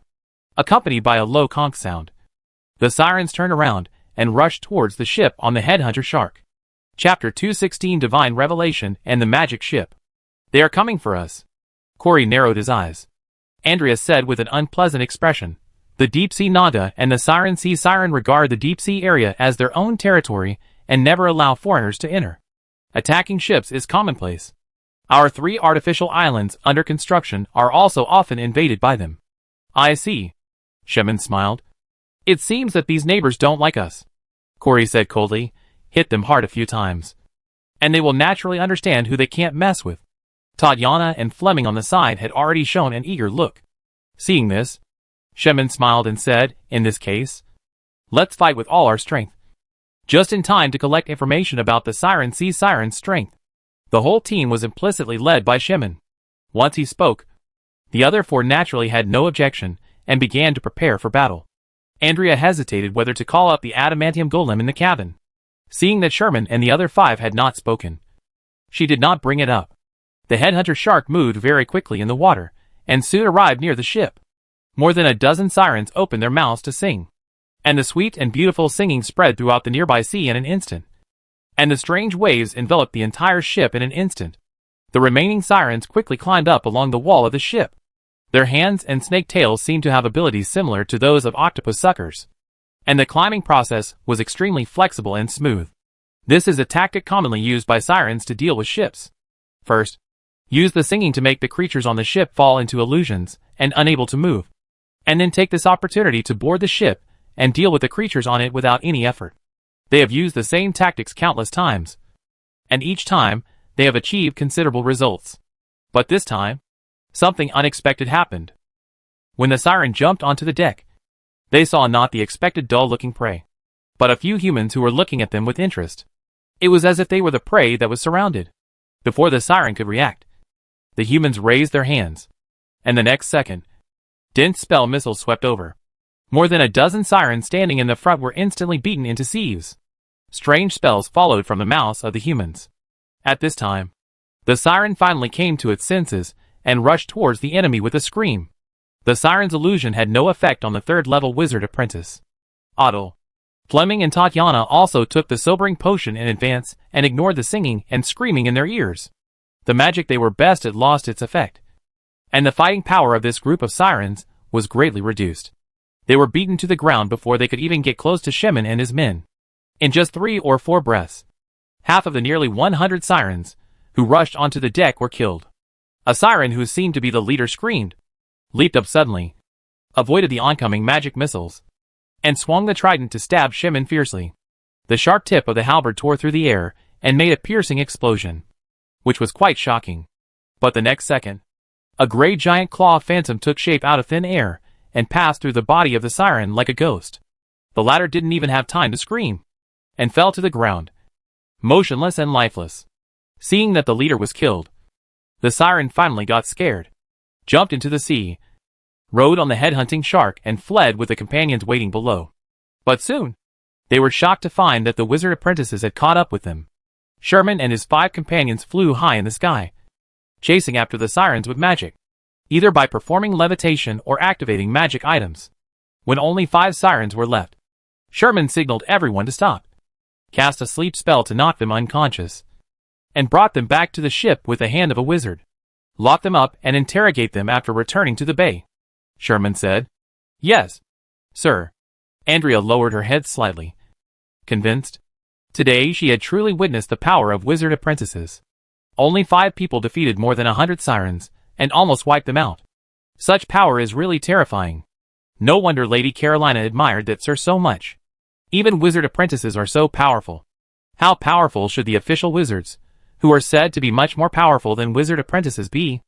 After the battle, Sherman and his companions decided to end this field observation and turn the ship around to return. The Star Alliance has established a total of 5 city-states in Rainbow Bay, which are located in an arc shape on the edge of the bay and face the sea. The White Bay City, located in the middle, is the headquarters for coordinating the exploration of the Rainbow Sea, and is also the city-state under Andrea's jurisdiction. As soon as they returned to White Bay City, Sherman and his men immediately interrogated the siren.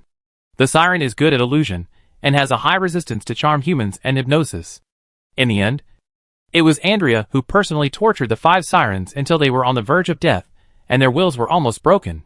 Then, Corey and Shemin took action and successfully tortured the sirens to extract the desired information. How is it? Did you find out anything? As soon as Shemin and Corey returned to the meeting room, Otto couldn't wait to ask. I did find out. Shemin looked a little strange. Those sirens said that the reason they were able to learn those combat skills and improve the power of illusions was because they received divine inspiration? Divine inspiration? Otto and Fleming looked at each other in surprise. Tajana's face changed, and she remembered what happened in the Spider City. Does this mean that the sirens were also favored by the gods? Otto frowned and pondered. Shemin shook his head.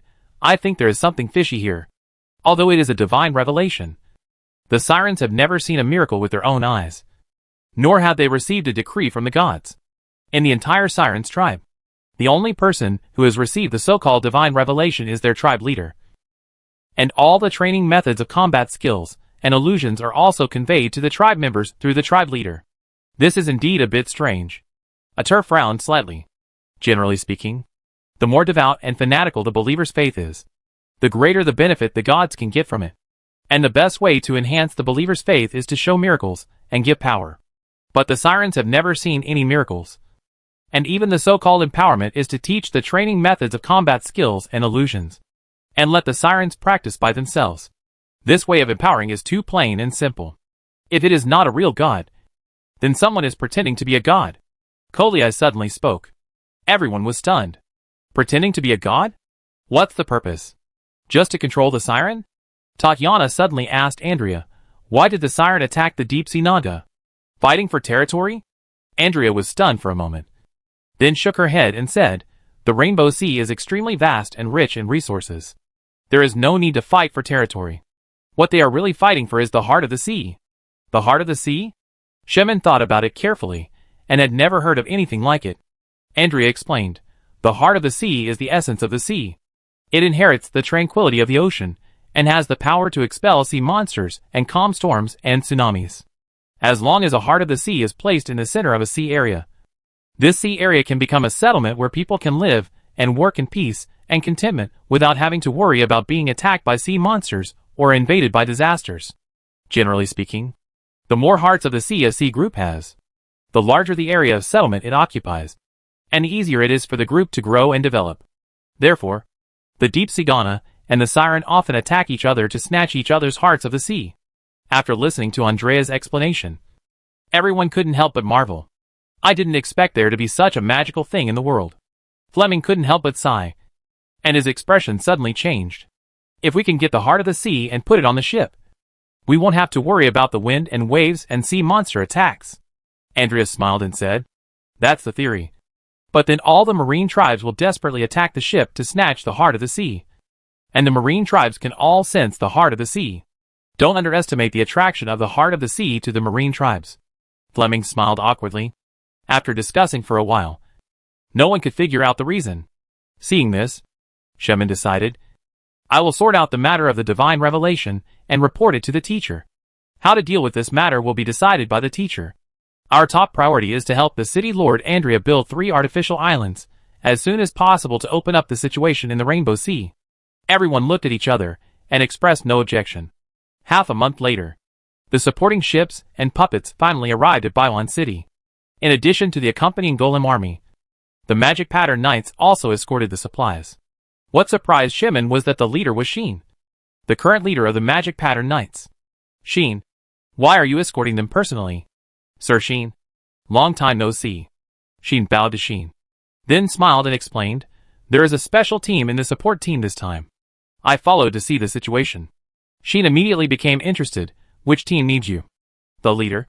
To go out in person? Sheen turned his head and gave an order, and a knight immediately turned and ran away. Not long after, accompanied by the sound of neat footsteps, a team of knights trotted to Sheen and lined up for orders. What surprised Sheen was that the knights were riding neither black rock leopards nor dragon antelopes, but a kind of subdragon with bright blue scales that shined with brilliance. Is this a water subdragon? Sheen looked surprised. That's right. Sheen smiled. According to Lord Sunan order, Longnan has newly opened up the Water Dragon Ranch, Pterodactyl Ranch and Storm Dragon Ranch. And these water dragons are the latest batch of subdragon species released from the ranch. And they are equipped to the Magic Pattern Knights to form a special naval force. That is, this Water Dragon Knight Corps. But because it was formed not long ago, the Water Dragon Knights are currently small in number. Only more than 100 people. That's pretty good, Shemin exclaimed. Like the Dragon Antelope Knights, the Water Dragon Knights are obviously also ace troops with single legendary combat power. More than 100 people are more than 100 legendary combat power. The arrival of such an army can greatly enhance the combat power of the Star Alliance in the Rainbow Sea, which can be called timely rain. What else can he be dissatisfied with? Shemin then went to the Bay port to check the ships that came for support. Athur and Tajiana were already at the port, looking at the ships curiously. To Shemin's surprise, he thought that the magic ship developed by the Starlight Academy would be extremely large. But when he really saw it with his own eyes, he found that the ship was only slightly larger than an ordinary sea ship.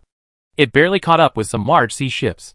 The difference is that the ship is made of metal, and the surface is densely covered with mysterious enchanted runes. It shines with a cold metallic luster in the sunlight, and looks like a steel behemoth entrenched at the port. Andrea was already dumbfounded.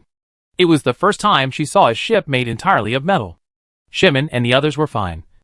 After all, they had seen magnificent buildings of the same level as the Dragon Skeleton Tower, so their acceptance of magic ships was naturally greatly enhanced. Everyone then entered the cabin. After entering, they found that the interior of the ship was a different world, and the actual space volume was much larger than it looked from the outside. So that's it. The space expansion technology was used.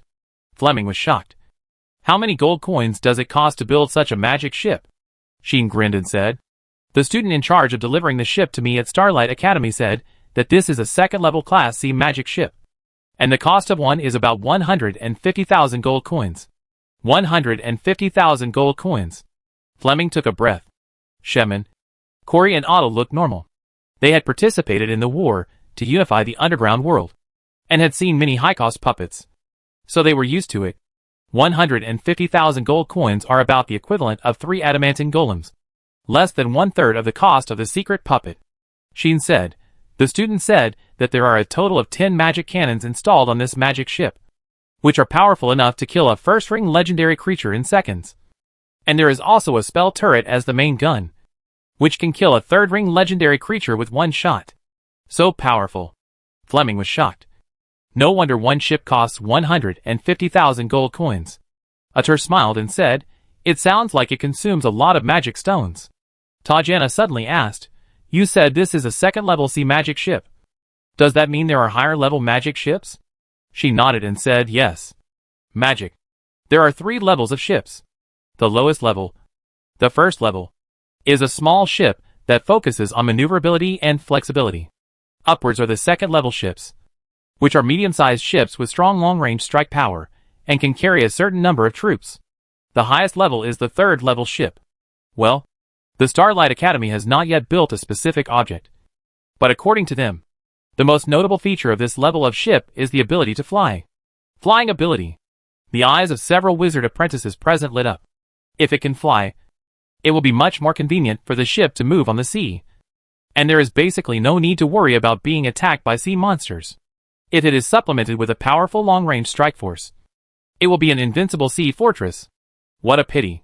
If there are 3 third-level magic ships, placed over 3 artificial islands, what's there to be afraid of deep-sea nagas and sirens? Slay as many as come. Fleming sighed. Everyone agreed. Siaman asked, how many magic ships were supported this time? 12 first-level magic ships, and 3 second-level magic ships. Siaman nodded secretly. With the support of these magic ships, whether it is the guarding of artificial islands, or the exploration of the sea, it will be much easier, and will not be as passive as before. While visiting and talking, they came to the door of a cabin unknowingly. Sheehan pointed to the cabin and said, the new type of puppet for support is inside. Chapter 217 Spell Turret 2 and Magic Energy Machine. New puppet. Everyone was a little curious when they heard it. Fleming was the first one who couldn't help but go forward to open the cabin, as the metal door opened to both sides with a sizzle. The situation in the cabin was also presented to everyone. In the spacious hall, huge puppets were neatly arranged in a square array, standing motionless, with a kind of regular beauty. These puppets looked like metal octopuses, with more than 10 long tentacles coiled around their bloated bodies, and the end was a sharp cone, flashing a heart-pounding cold light like a sharp blade. Puppets in the form of octopuses? Shemin had a feeling that was unexpected but reasonable. There are octopus-like sea monsters in the Rainbow Sea, and the octopus form can be said to be very suitable for underwater operations. And those tentacles can be seen at a glance that the attack power should not be underestimated. It can be said that the octopus form is one of the best forms that combines underwater operations and offensiveness. There are a total of 500 octopus puppets here, each with a first-ring legendary combat power. And there are also 10 elite octopus puppets with second-ring legendary combat power. The other 2 second-level magic ships also have the same number of puppets. A total of 1,500 octopus puppets and 30 elite octopus puppets. Shemin nodded secretly. This number is almost enough at this stage. When the 3 artificial islands are built, the golem factory can be built, and the octopus puppet production line can be transferred to the islands to mass-produce puppets on the spot, so that there will be no worries about manpower. Since the support has arrived, let's set off for the artificial island today without further delay. Wizard Tower. In the plantation, Sudan used the magician's hand to control the special liquid that fused rare metals and gems, and carefully drew the last stroke of the pattern on the ground. As the patterns intersected to form a closed loop, the entire magic circle instantly flashed with silver light, and there was an indescribable strange aura. Done! Sudan let out a long sigh. A smile flashed across his face. The magic array of the plantation has been drawn, and the next step is to plant the magic plants. In terms of growth environment, the Wizard Tower Plantation, which has a higher concentration of energy particles and a magic array, is obviously better than Longland District 2. The only advantage of the latter is its large area. Rare magic plants can be transferred to the plantation, and those with relatively low value should be placed in Longland District 2. Sudan turned around and waved to Taya, who was wandering not far away. Taya, hearing Sudan call, the elegant and beautiful flower fairy queen immediately flew over happily. Sudan, are you done with your work? Well, the magic array has been set up, and it will be almost done after the magic plants are transplanted. Sudan stretched out his index finger and gently stroked Taya's delicate face with his fingertips. The girl showed an expression of enjoyment. Taya, I have to trouble you to summon another group of people. No problem. Tita agreed with a smile. Many of my people want to come here. Most flower fairies have a wish to have a flower garden that they can take care of by themselves, and the plantation just meets this wish. In addition, Sudan is very generous and gives a lot of rewards. So the flower fairies live happily here, which makes their people who are still in their hometown very envious. After playing with Taya for a while, Sudan left the plantation and returned to the control center. Number 1. Scan the current status of the wizard tower. After receiving the order, start scanning. Scanning completed. A three-dimensional panoramic model immediately appeared in front of him. Wizard tower, starlight. Level, small, construction progress 37.22%, current remaining energy, 93.82%. Intelligent auxiliary life. Tower spirit number 1. Facilities, element pool, small/enhanced. Central crystal energy transmission system. Living area. Warehouse area. Construction progress 76.22%. Experimental area. Practice area. Construction progress 46.91%. Meditation area. Planting area. Servants. Clay Golem X130. Protective device. Mystery lock protective energy field. Small combat device. None. The progress is going smoothly. Sunan nodded secretly. The mystery lock protective energy field has also been manufactured, and we can consider manufacturing more for synthesis next. The same is true for the element pool, which is currently in the state of strengthening +1, and can continue to be synthesized. The progress of spatial planning is only half completed, and there are still many areas that have not been perfected. It is worth mentioning that Su Nan just made the spell turret a while ago. The first batch of hands-on crafts were just used to equip the magic ship. He plans to synthesize the ones he makes later and equip them to the wizard tower.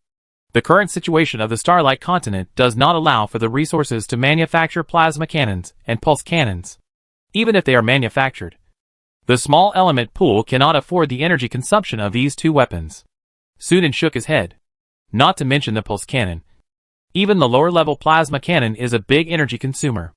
He estimated that even if the element pool was strengthened by +1, it would only be enough to fire 2 plasma cannons. For small wizard towers, the level of plasma cannons and pulse cannons is too high, which is only equipped by medium and large wizard towers.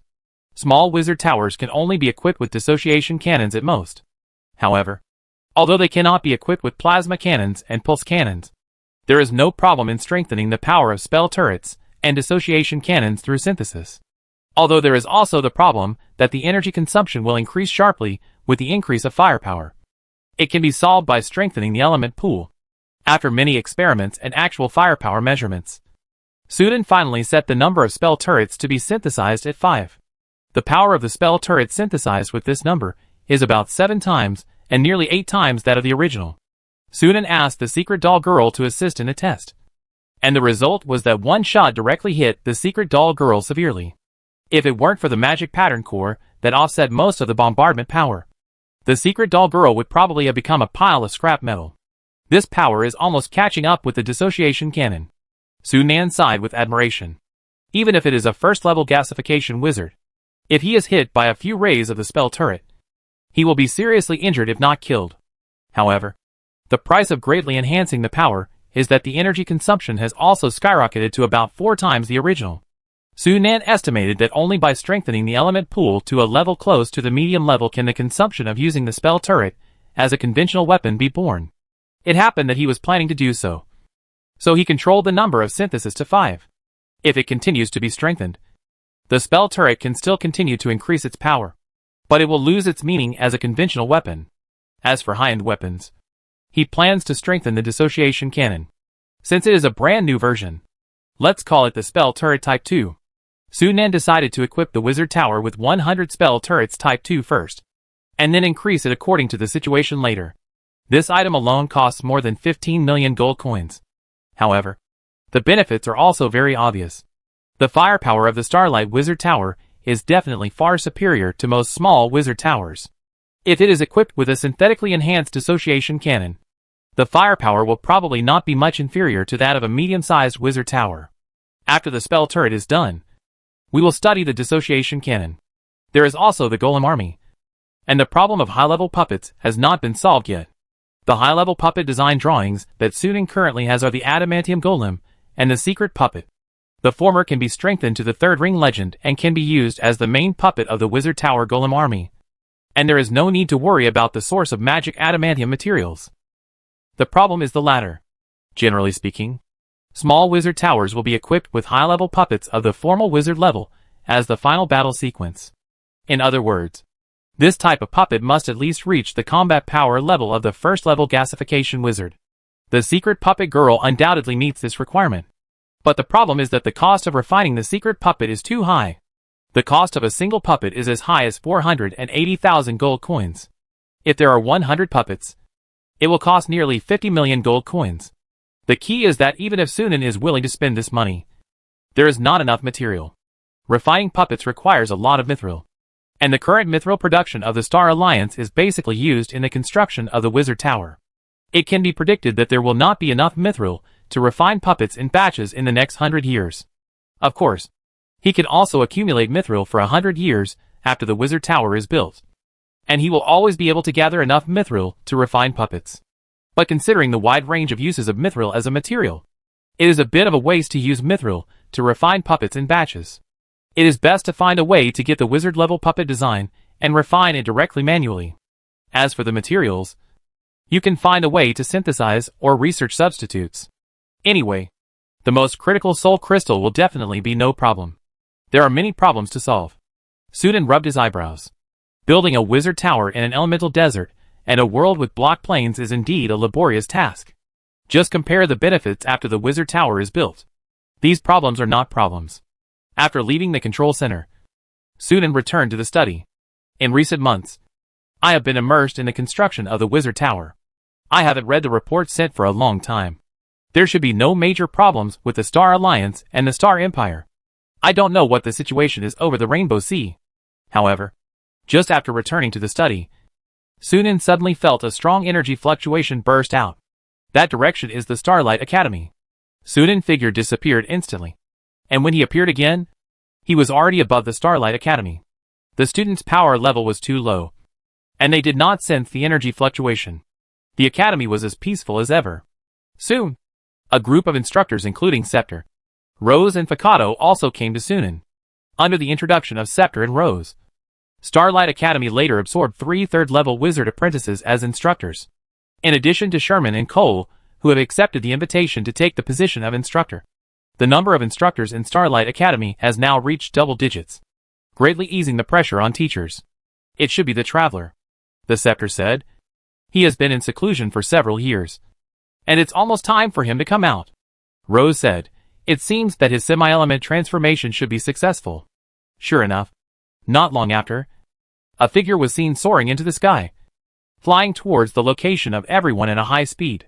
It was the Traveler who had not been seen for a long time. Compared with before the seclusion, the aura of the Traveler was more peaceful, but it was faintly full of vitality like thousands of trees. When the whole person stopped and floated in the air, it seemed to be integrated into the whole world.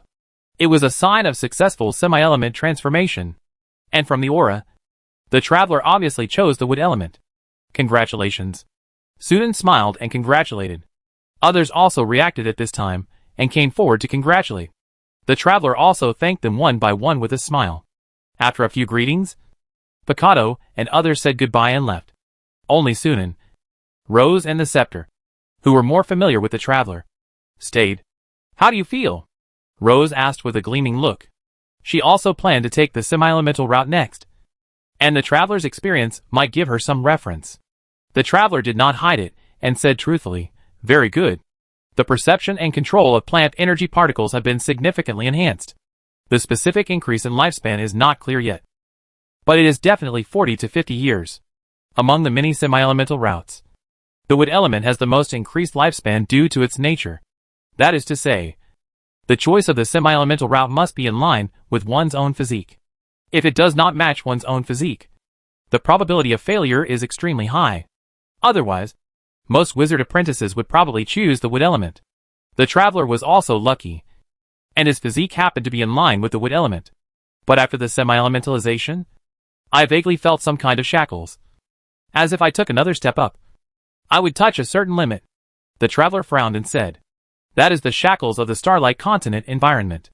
Sunan explained the upper limit of energy particle concentration. After listening, the three travelers suddenly realized it. No wonder all the wizards left 1,000 years ago.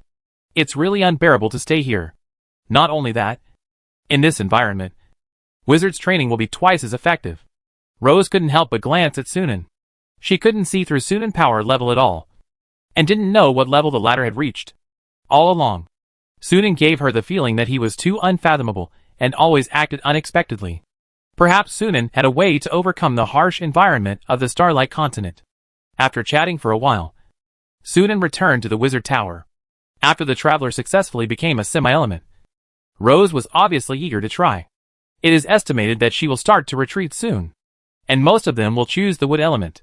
In fact, the semi-element of the wizard apprentice is almost not affected by the elemental night. After all, the meditation absorption of the wizard apprentice is not limited by the type of energy particles. On the other hand, the elemental night can only absorb specific types of energy particles to improve its strength, and the requirements for the upper limit of energy particle concentration are relatively higher, and it is more susceptible to the ceiling of energy particle concentration in the Starlight Continent. This is why Sunan suggested that he choose the path of the Blood Knight. Back in the study, Sunan sat down and read the report. The report of the Star Empire is mainly about the progress of the reform implementation. Due to the lack of magic stone veins, Sunan rejected the idea of promoting magic technology. But after that, he came up with the idea of popularizing the secondary magic technology that uses secondary magic stone as energy. Only he can synthesize magic stone. But secondary magic stone can be made by second and third level wizard apprentices. Although the quantity is not enough to supply the entire continent, it is still feasible to supply it in a small range.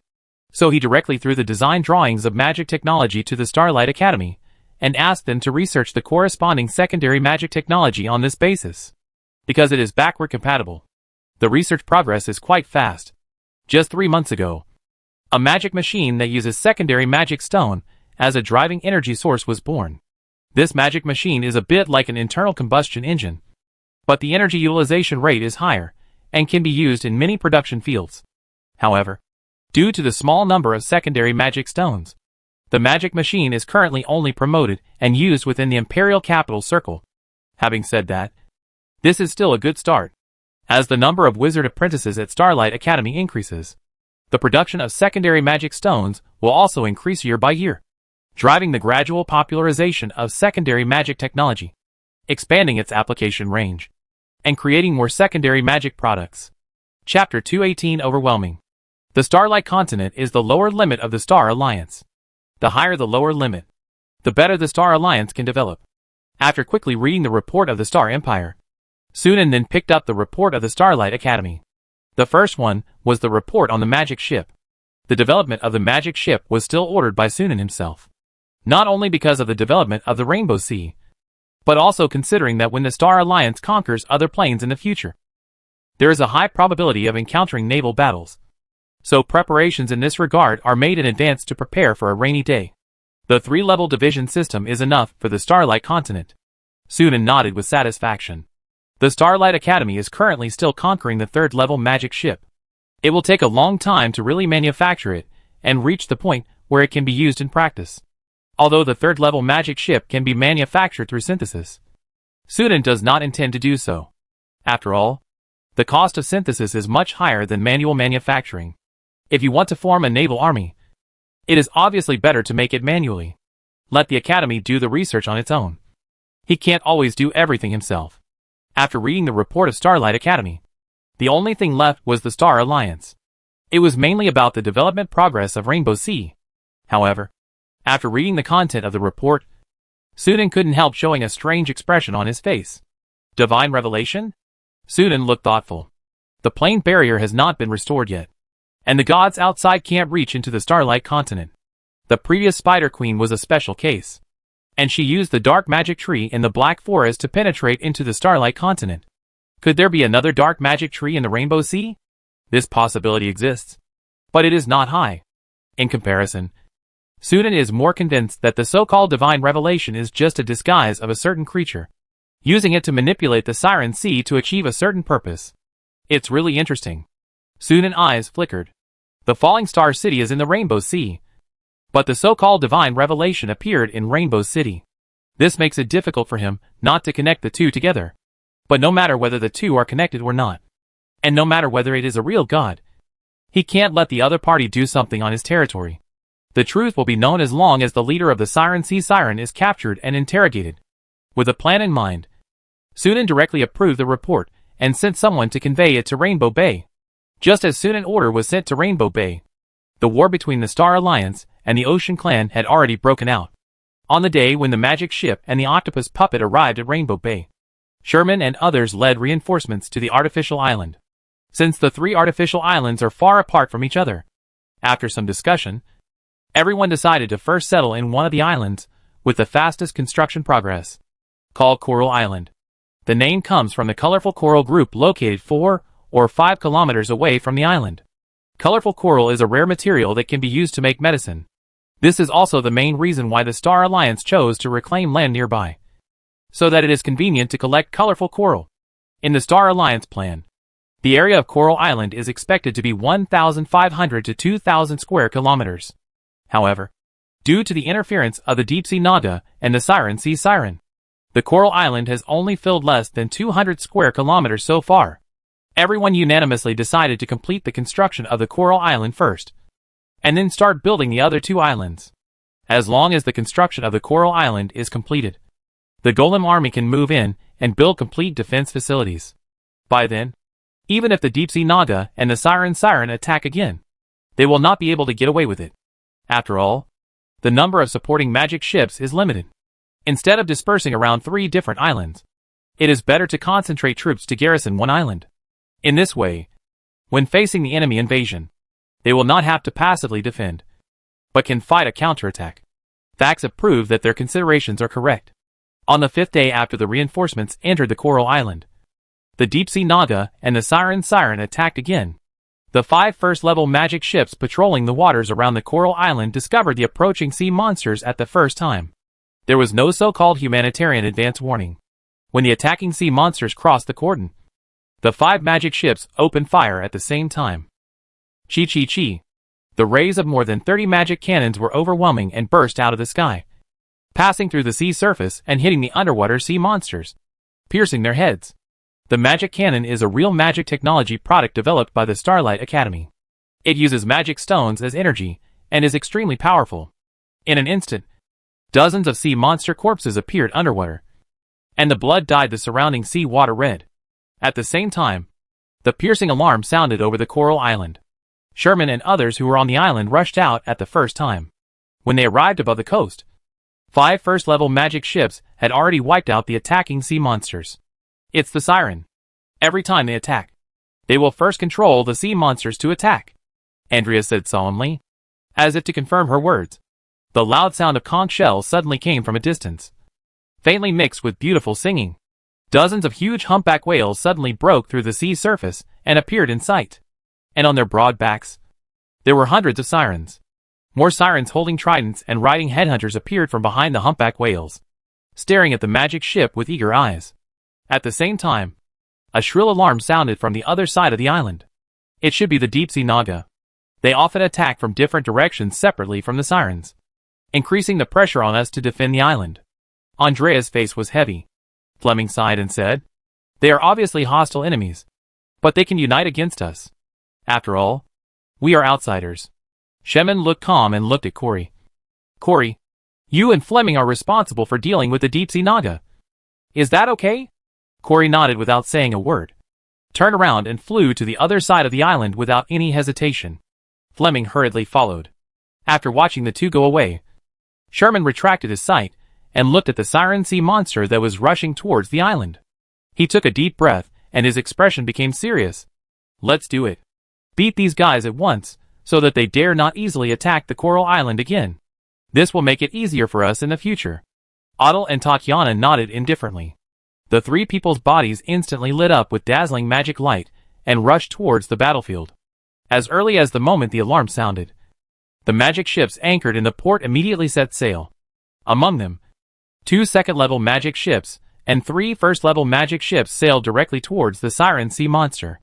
After the reunion, 10 magic ships lined up on the sea to form a solid defense line, like a tall metal wall blocking the Siren Sea monster's attack path. When the Siren Sea monster launched a charge, the first thing that greeted them was intensive artillery fire.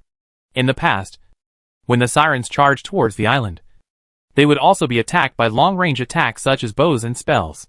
However, with the huge body of the humpback whale as a shield, these long-range attacks could not cause effective damage to them. Now they also planned to use the same trick again. But the development that followed caught them off guard. The 10 magic ships had a total of 68 magic cannons. Just one volley shot, and the 3 humpback whales that rushed to the front were beaten into sieves. Blood flowed out like a fountain, and the surroundings turned into a Red Sea in an instant. If it was just like this, the humpback whales could still rely on their numbers to resist the artillery fire and approach the magic ships. But as the main gun spell turrets of the 2 second-level magic ships opened fire, this beautiful dream was quickly shattered. Buzz! 2 thick rays instantly crossed a distance of more than 1,000 meters, penetrated from the humpback whale's head, and penetrated from the tail, bringing up a burst of dazzling scarlet blood. This powerful sea monster, which was at the top of the marine food chain, was killed instantly without any resistance. Buzz! Buzz! The 2 spell turrets fired at a frequency of once every 5 or 6 seconds, and beams of rays shot out one after another, constantly harvesting the lives of humpback whales. The double artillery fire hit each other, and the dense rays intertwined into a net, covering the sea area in front of the magic ship, turning this 1,000-meter sea area into a death zone. In less than 2 minutes, more than 30 humpback whales were wiped out, and their bloody corpses floated on the sea. The Siren also paid the price of hundreds of deaths. The remaining Sirens finally rushed through the death zone and arrived in front of the magic ship. But looking up at the huge metal beast in front of them like a mountain, they felt that they had no idea where to start. Ta-ta-ta! The sound of hurried footsteps suddenly came from the ship, as if some multi-legged creature was walking quickly. Immediately afterwards, creatures that looked very similar to octopuses suddenly emerged from the deck, leaped, and fell into the sea, splashing large waves. The surrounding Sirens subconsciously raised their halberds to stab, but heard a crisp sound, as if they had stabbed some hard object, and their knuckles were shaken and hurt. It's a puppet! A Siren reminded loudly. The surrounding Sirens did not retreat after hearing this, but rushed forward waving their tridents. The experience of fighting with the Star Alliance puppets several times before told them that these puppets would be very heavy once they entered the water, and they could be easily played with in the palm of their hands. But soon they found out that they were wrong. The dense black tentacles broke through the water and attacked at such a speed that the Sirens could not react at all. They only felt a flash of black shadows in their vision, followed by a sharp pain in their hearts. Looking down, what caught my eye was a metal tentacle that had sunk deep into my chest. The Siren Sea monster, which had survived the bombardment, did not see the situation improve, but instead faced a new round of slaughter, facing thousands of legendary puppets. The Siren Sea monster was no match at all, and one by one, they were killed by the metal tentacles. This was a completely one-sided massacre. The Siren Sea monster quickly collapsed and fled in all directions. But soon, they found that their retreat was blocked. A group of human knights riding strange dragon creatures had somehow circled behind them, blocking their escape route. The knights who had taken the underwater breathing potion rode the water dragons and began to hunt down the Siren Sea siren in the sea. In the sky, Sherman, Otto and Tatiana specifically targeted the elite Siren Sea siren that looked relatively powerful. From the beginning of the Siren Sea siren's surprise attack to the end of the war, the whole process lasted less than 10 minutes. The Star Alliance defeated the Siren Sea siren almost like a crushing defeat. The second half of the war was a one-sided pursuit and ending. Andrea, who was watching the battle on the coast, was full of amazement. Whether it was the artillery attack of the magic ship or the combat effectiveness of the octopus puppets and the water dragon knights, She was amazed and admired. With such magic ships and troops, as long as the scale is up, let alone defending the island, rushing into the deep sea to wipe out the Siren Sea Siren is not a delusion. At the end of the battle, except for a few lucky ones who escaped, more than 2,000 Siren Sea Siren were almost wiped out. Even if the Siren Sea Siren is known as the first intelligent race in the Rainbow Sea, such a huge loss is enough to make them hurt. The number of magic ships on the other side of the island is not as large as the front. But the offensive of the Deep Sea Naga is also not as strong as the Siren Sea Siren. Not long after Sherman's battle ended, the war on the other side of the island also came to an end. More than 1,000 Deep Sea Nagas were also almost wiped out. In the end, the losses were counted, and only more than 30 octopus puppets were lost. The Water Dragon Knights did not suffer any casualties. Only a few people were slightly injured. Only a few magic ships were also damaged, but they could be restored to their original state after repair. Compared with the rich results of the battle, this loss is simply not worth mentioning. After the reunion, everyone had a happy smile on their faces. After this, the Deep Sea Naga and the Siren should not dare to underestimate us again, at least in the short term. They should not come to invade the Coral Island again, Sherman said with a smile, and then changed the subject. But we can't take it lightly. If they come again, the offensive will definitely be more fierce than this time. We must be prepared. Everyone nodded. However, things developed more smoothly than Sherman expected. Perhaps because they were severely hurt. The Siren and the Deep Sea Naga did not attack the Coral Island again in the following time. On the contrary, Sherman and others later took a boat to explore the deep sea area several times, and they encountered the Siren and the Deep Sea Naga who were fighting. For some reason, these two races seemed to have given up blocking the expansion of the Star Alliance in the Rainbow Sea, and turned to attack each other. The final result of almost every battle was that the Siren won. After the victory, the Siren did not dare to attack the ship again, and dived into the sea without any regrets and disappeared. The artificial island construction plan of the Star Alliance entered a peaceful and stable development period, and the progress was rapid. In the 1292nd year of the Starlight calendar, Coral Island was completed. The Star Alliance had another city-state called Coral City. The first golem factory and the first shipyard in the Rainbow Sea were established in Coral City, and began to manufacture octopus puppets and magic ships. In the 1293rd year of the Starlight calendar, the Split Shell Island was completed, and the Split Shell City was established. In the 1294th year of the Starlight calendar, the Red Shrimp Island was completed, and the Red Shrimp City was established. In the same year, the Starlight Academy developed the first third-level magic ship, passed the actual combat test, and was officially deployed to the Rainbow Bay. In the 1295th year of the Starlight calendar, the month of recovery, February, the first fleet of the Star Alliance was established and named the First Fleet of the Navy. The First Fleet of the Navy includes 5 third-level magic ships, 25 second-level magic ships, and 250 first-level magic ships. In the same year, the month of Thunder, April, the Navy First Fleet entered the deep sea area and headed towards the sea area called the Blue Eye where the Siren lived. The war was about to break out. Chapter 219 The Abandoned Siren. A strong wind blew, stirring up waves on the sea. In the vast ocean, there is an area of sea with an exceptionally deep color, like a blue gem embedded in the middle of the ocean. Looking down from the sky, it looks like a blue eye. The name of the blue eye also comes from this. Under the sea, hundreds of meters deep, there are buildings built on coral reefs. The hollow coral reefs have been transformed into exquisite houses. The gaps between the reefs are scattered with low buildings made of coral, shells, seaweed and stones. The beautiful sirens sit on the top of the coral reefs, shaking their tails slightly and singing.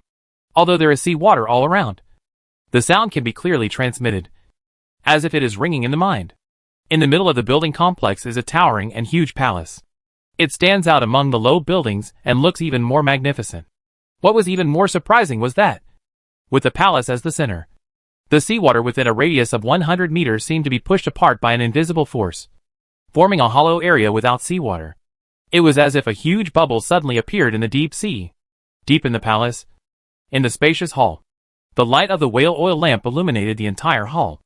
Ida knelt in front of the long table, kneeling on the ground with a pious look, chanting strange syllables. As the beautiful voice spread, A ray of starlight emerged from the air, interlaced and fell on the table, outlining the outline of the book. And then the outline became a solid.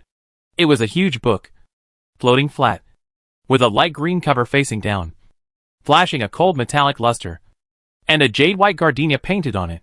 The invisible hand turned the book and opened one of the pages. A black vortex appeared in the center of the page, slowly rotating and expanding, gradually occupying the entire paper. Immediately afterwards, a cold female voice came out of the vortex. "Ida, there are still 2 months before the annual interview day. Why are you calling me in advance?" Ida bowed her head in fear and trepidation, and answered respectfully, "Respected His Majesty, our clan has encountered an unprecedented crisis, and I beg you to save us." "Crisis?" the cold female voice slightly emphasized. "Tell me in detail." "Yes, Your Majesty." Ida quickly recounted what happened recently. After listening, the cold female voice was silent for a while, and when it sounded again, it was already a little dissatisfied. "Why didn't you mention this matter when you interviewed before?" Ida said ashamedly. "I underestimated the other party's power. I thought I would first deal with the deep-sea Naga, collect enough sea hearts for Your Majesty to come, and then you would lead us to deal with those humans."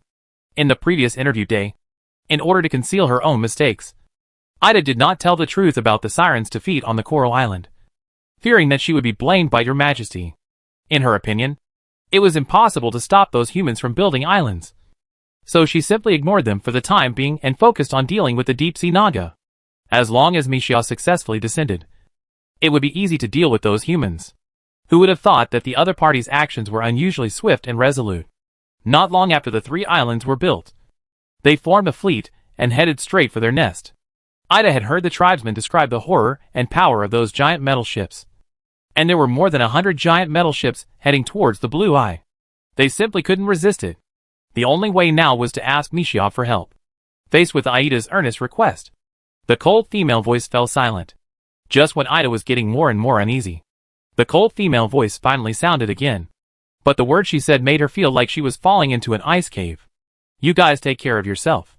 The moment the voice fell, the book suddenly scattered into countless rays of light and dissipated in the air.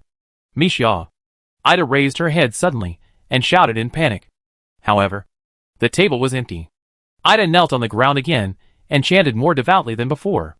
But after a long time, she still didn't get any response. Ida stopped chanting and sat on the ground with a pale face. The empty long table undoubtedly showed her a cold fact. The siren sea monsters were abandoned by Mishia. At this time, there was a sudden noise outside, which woke Ida up from her panic. She got up and walked out quickly. As soon as she walked out of the palace, she saw a tribe member running over with a panicked look. "Chief, something bad is happening. Those humans are attacking." Aida's face turned pale instantly. At this moment, she deeply realized what it meant that misfortunes never come alone. On the vast sea, strong winds were blowing. A huge fleet consisting of hundreds of huge ships sailed into the blue eye waters against the wind and waves. "It looks pretty beautiful here, at the beautiful blue sea, like a gem." Otto couldn't help but sigh. But then, he heard the voice of Corey that ruined the mood. "Where are those sirens hiding?" "In the Coral City, more than 200 meters underwater." Andrea pointed to the blue sea and said, "The sirens should have discovered us long ago." Shimon and the others couldn't deny it. Such a conspicuous fleet. The sirens would only be blind if they couldn't see it. Since they haven't appeared until now, they must be planning to hide in the sea and fight back.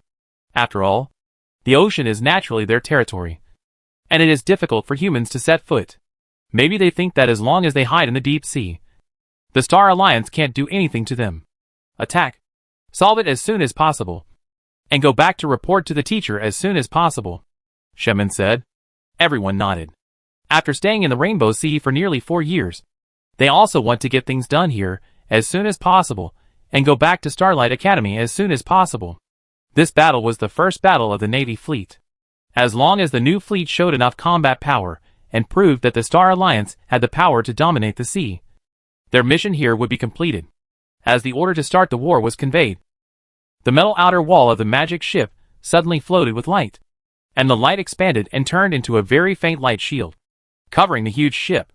From a distance, all the ships of the first fleet seemed to be wrapped in giant bubbles.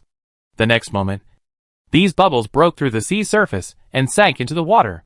The heavy water pressure came from all directions. But it only made the light shield slightly deformed, and could not break through this layer of protection. Hundreds of magic ships slowly sailed and sank in the sea. Soon, a group of buildings appeared in the field of vision. Many sirens holding tridents gathered in front of the coral city, looking palely at the densely packed behemoths in front of them, with uncontrollable fear in their eyes. They had never thought that there were ships that could dive into the sea. The ocean they relied on could no longer serve as a barrier for them. It could not stop the invasion of these humans. Seeing the magic ships spread out and surrounded the entire coral city, many sirens gradually showed despair in their eyes. At this moment, a figure suddenly stood out from the crowd and swam towards the magic ship. Chief. After seeing the figure of the man clearly, the sirens were immediately surprised. A few sirens who looked like high-level people subconsciously wanted to follow, but were stopped by Ida.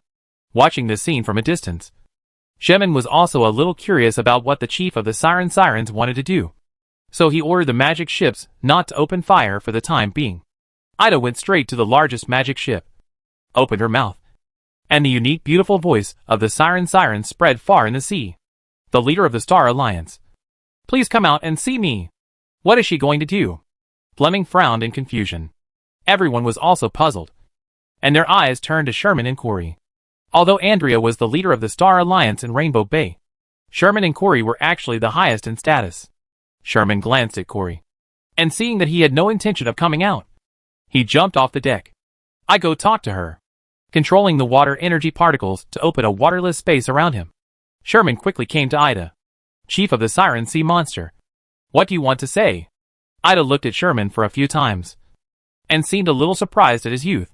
After hesitating, she said, can you make the decision on the Star Alliance?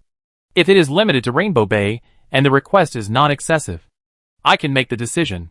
Sherman vaguely guessed the other party's plan.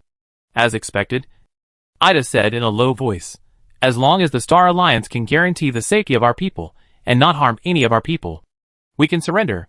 CMN smiled slightly. Of course. As long as you don't resist. We don't want to cause unnecessary casualties. Seeing CMN agree, Ida was relieved. But her mood was also very complicated. Abandoned by Mixia, the Siren Sea Siren clan had no power to resist the Star Alliance at all, and there was no other way but to surrender. The originally expected war did not break out, saving a lot of effort. How to arrange the Siren was left to Andrea. Siaman and others took Ida and took a first-level magic ship back to Rainbow Bay, and then teleported back to Longlin without stopping. Half an hour later, Ida met the real controller of the Star Alliance in the reception room. Sit down. Sunan pointed to the sofa opposite. Ida sat down on the sofa a little stiffly. On the way here, she heard from Sherman that his teacher, the master of the Star Alliance, wanted to see her.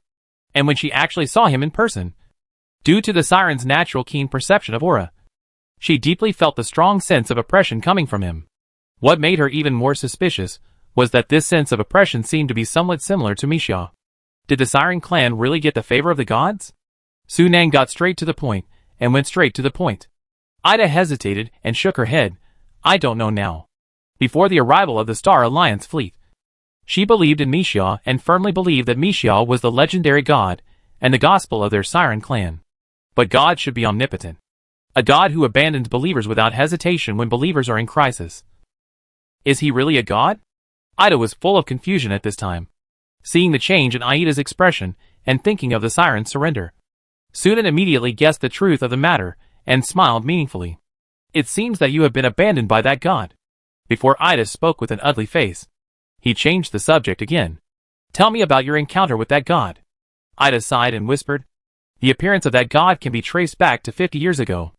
In a great battle with the deep sea Naga, the other party suddenly attacked, stirred up waves and storms, defeated the deep sea Naga, and allowed the Siren Sea Siren, which was about to be defeated, to survive and turn defeat into victory.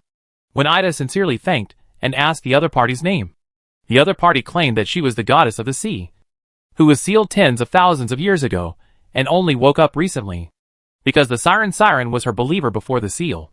After waking up and seeing the Siren Sea Siren was about to be slaughtered by the deep sea Naga, she helped. Hearing this, Sunan immediately determined that the so-called goddess of the sea was definitely fake. Not to mention that the goddess of the sea has never appeared on the Starlight continent. Even if there is one, it was captured by wizards from other planes. If it is the latter, when the wizard left 1,000 years ago, it is absolutely impossible to leave such a precious material on the Starlight continent.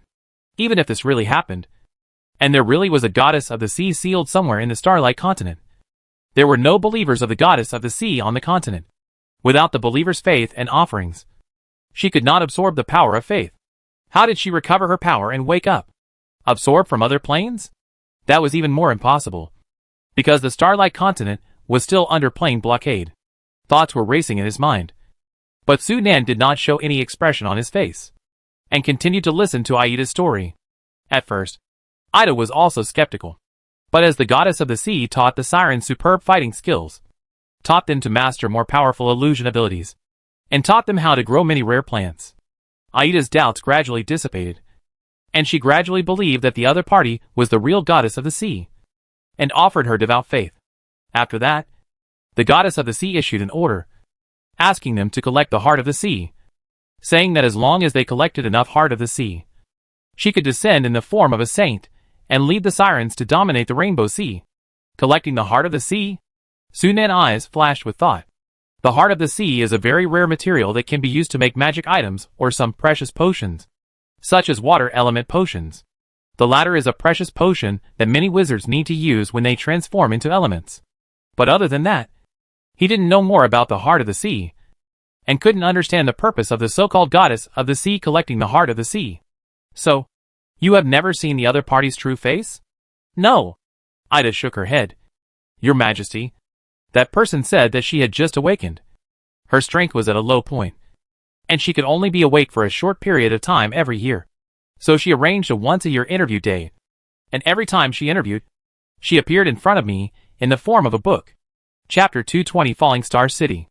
It seems that we can't give more accurate information from the siren. Sudan was a little disappointed.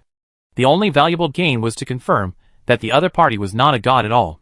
It is better to say that the way that person treated the siren was more like a wizard. That said, Sudan didn't care much.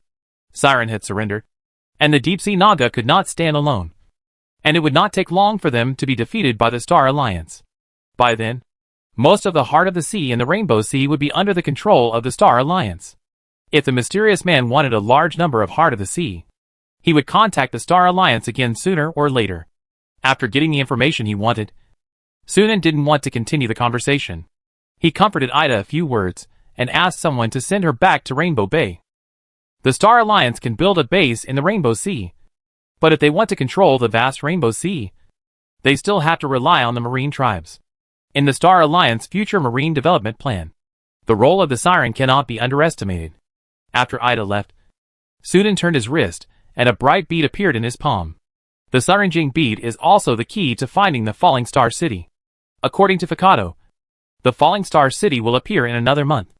According to the previous rules, the Falling Star City will exist for 3 months and then disappear. In other words, he needs to find the whereabouts of the Falling Star City within 3 months. Sudan has already guessed that the Falling Star City cannot be found as Fakato said, but the details will have to wait and see the actual situation. A month passed in a flash. Sudan arrived at the Coral City in the Rainbow Sea early to wait. When the Saranjing bead reacted, he noticed it immediately. Southwest direction. Sudan immediately soared into the sky, turned into a stream of light, and rushed to the southwest. More than 300 kilometers of distance were quickly passed under full-power flight. And finally Sunan stopped over a calm sea. Is it here? Sunan took out the Saranjing bead and checked it, confirming that the location pointed by the key was this sea area. Just looking at it, the endless sea was empty. Not even a flying bird could be seen, let alone the Falling Star City. Sudan's eyes flashed, and he manipulated the energy particles to form a protective layer around him, then sank into the water and searched the seabed.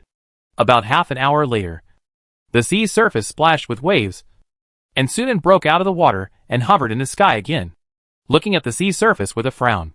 He had searched the sea area within a radius of more than 10 kilometers, but still couldn't find the whereabouts of the Falling Star City.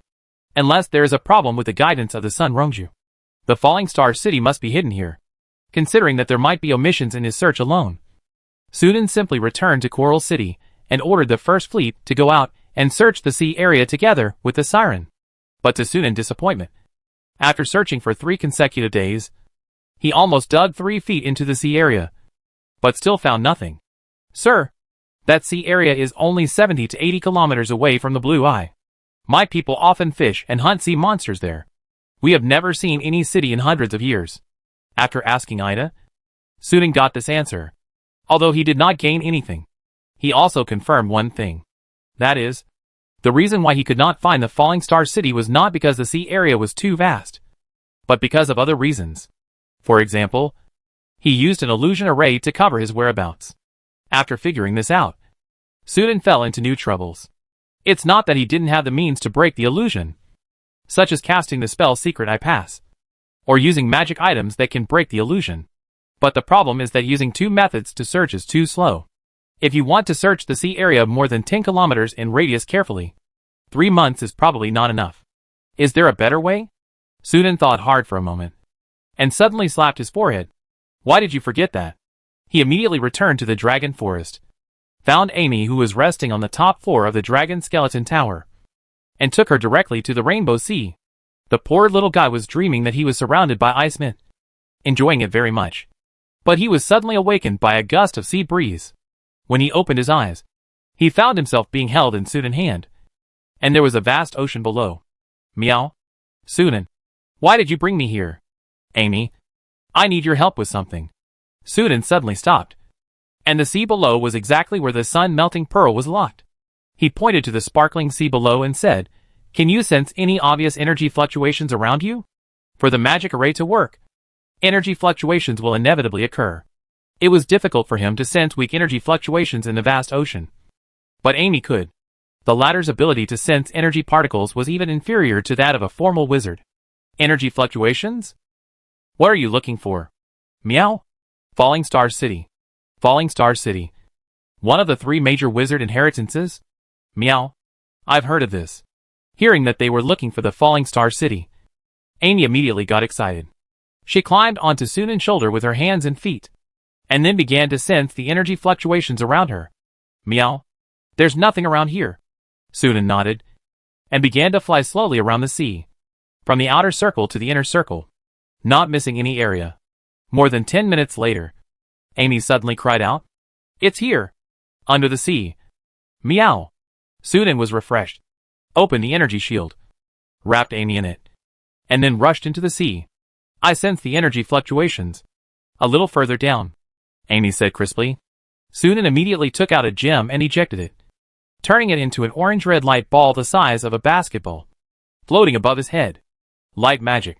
The lowest level 0-ring spell, when performed by a formal wizard, has a greatly enhanced effect, illuminating the surrounding 100 meters brightly, as if it were daytime. After diving for more than 300 meters, Amy finally spoke, pointing to the front and said, "It's here!" Meow. Sunan moved the orange-red light ball over, and the bright light illuminated the dark seabed in detail. But there was nothing else except some stones. "It's so strange." Meow. I clearly sense the energy particle fluctuations.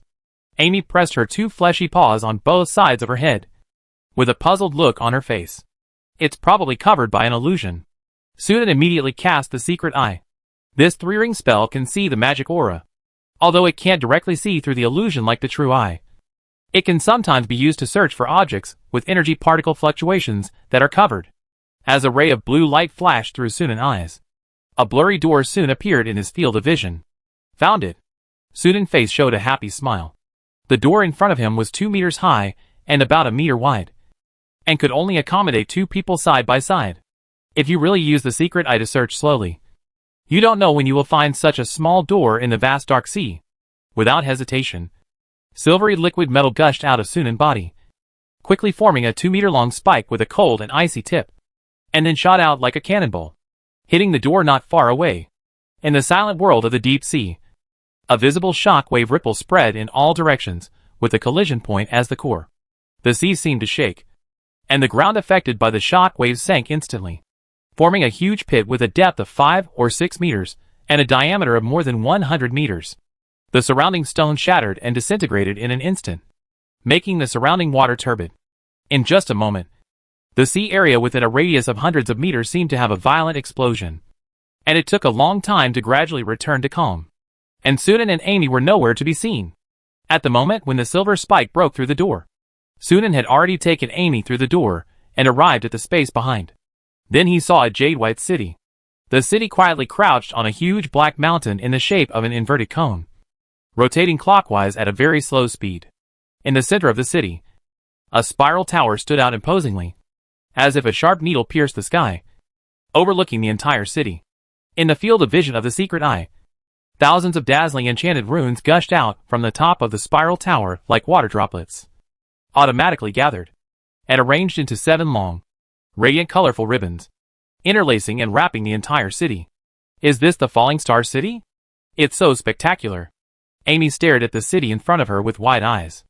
Sunan's eyes were also full of surprise. From the appearance alone, the Falling Star City is much better than the Starry Tower and the Black Forest. And it looks a bit like a floating city. But Sunan knew very well that it was only a little similar in appearance. And the area of the real floating city was not so small. Anyway, I finally found the Falling Star City.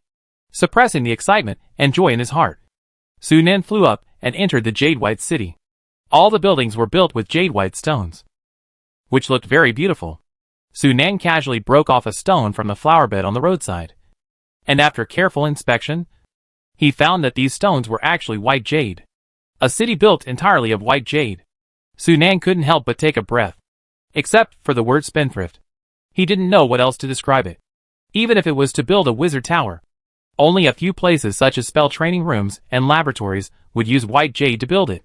And many of these buildings in the Falling Star City were obviously for living. And they still needed precious white jade, which was really a waste. So many white jades are enough to build a large wizard tower. Sunan decided that after exploring the Falling Star City, he must demolish all the buildings here and recycle all the white jade stones to be used to upgrade the wizard tower in the future. After passing through the streets and alleys, Sunan and Amy soon arrived in front of the spiral tower in the center of the city. Amy approached curiously and stretched out her hand to touch the colorful light bands composed of the enchanted runes. But her claws went straight through. Meow. It's so cool. The little guy was having a lot of fun. Stop playing. Get down to business first. Sunan picked up Amy and put her back on his shoulder, then walked towards the gate of the tower. However, as soon as he approached the gate, the 7 colorful light bands reacted immediately. Dozens of dazzling enchanted runes broke away from them, falling at high speed like stars, and smashed down on Sunan's head. Sunan raised his eyebrows and calmly controlled the liquid metal to meet the runes. The two collided in midair, and the moment they touched, the enchanted runes and liquid metal were both annihilated and disappeared. After blocking all the enchanted runes, the volume of the liquid metal also shrunk by nearly 1/3. A rune of annihilation nature? Sunan's eyes flashed, seeing that another enchanted rune broke away from the colored light band and fell. He did not delay any longer, and controlled the liquid metal to block the rune, and rushed into the gate with Amy.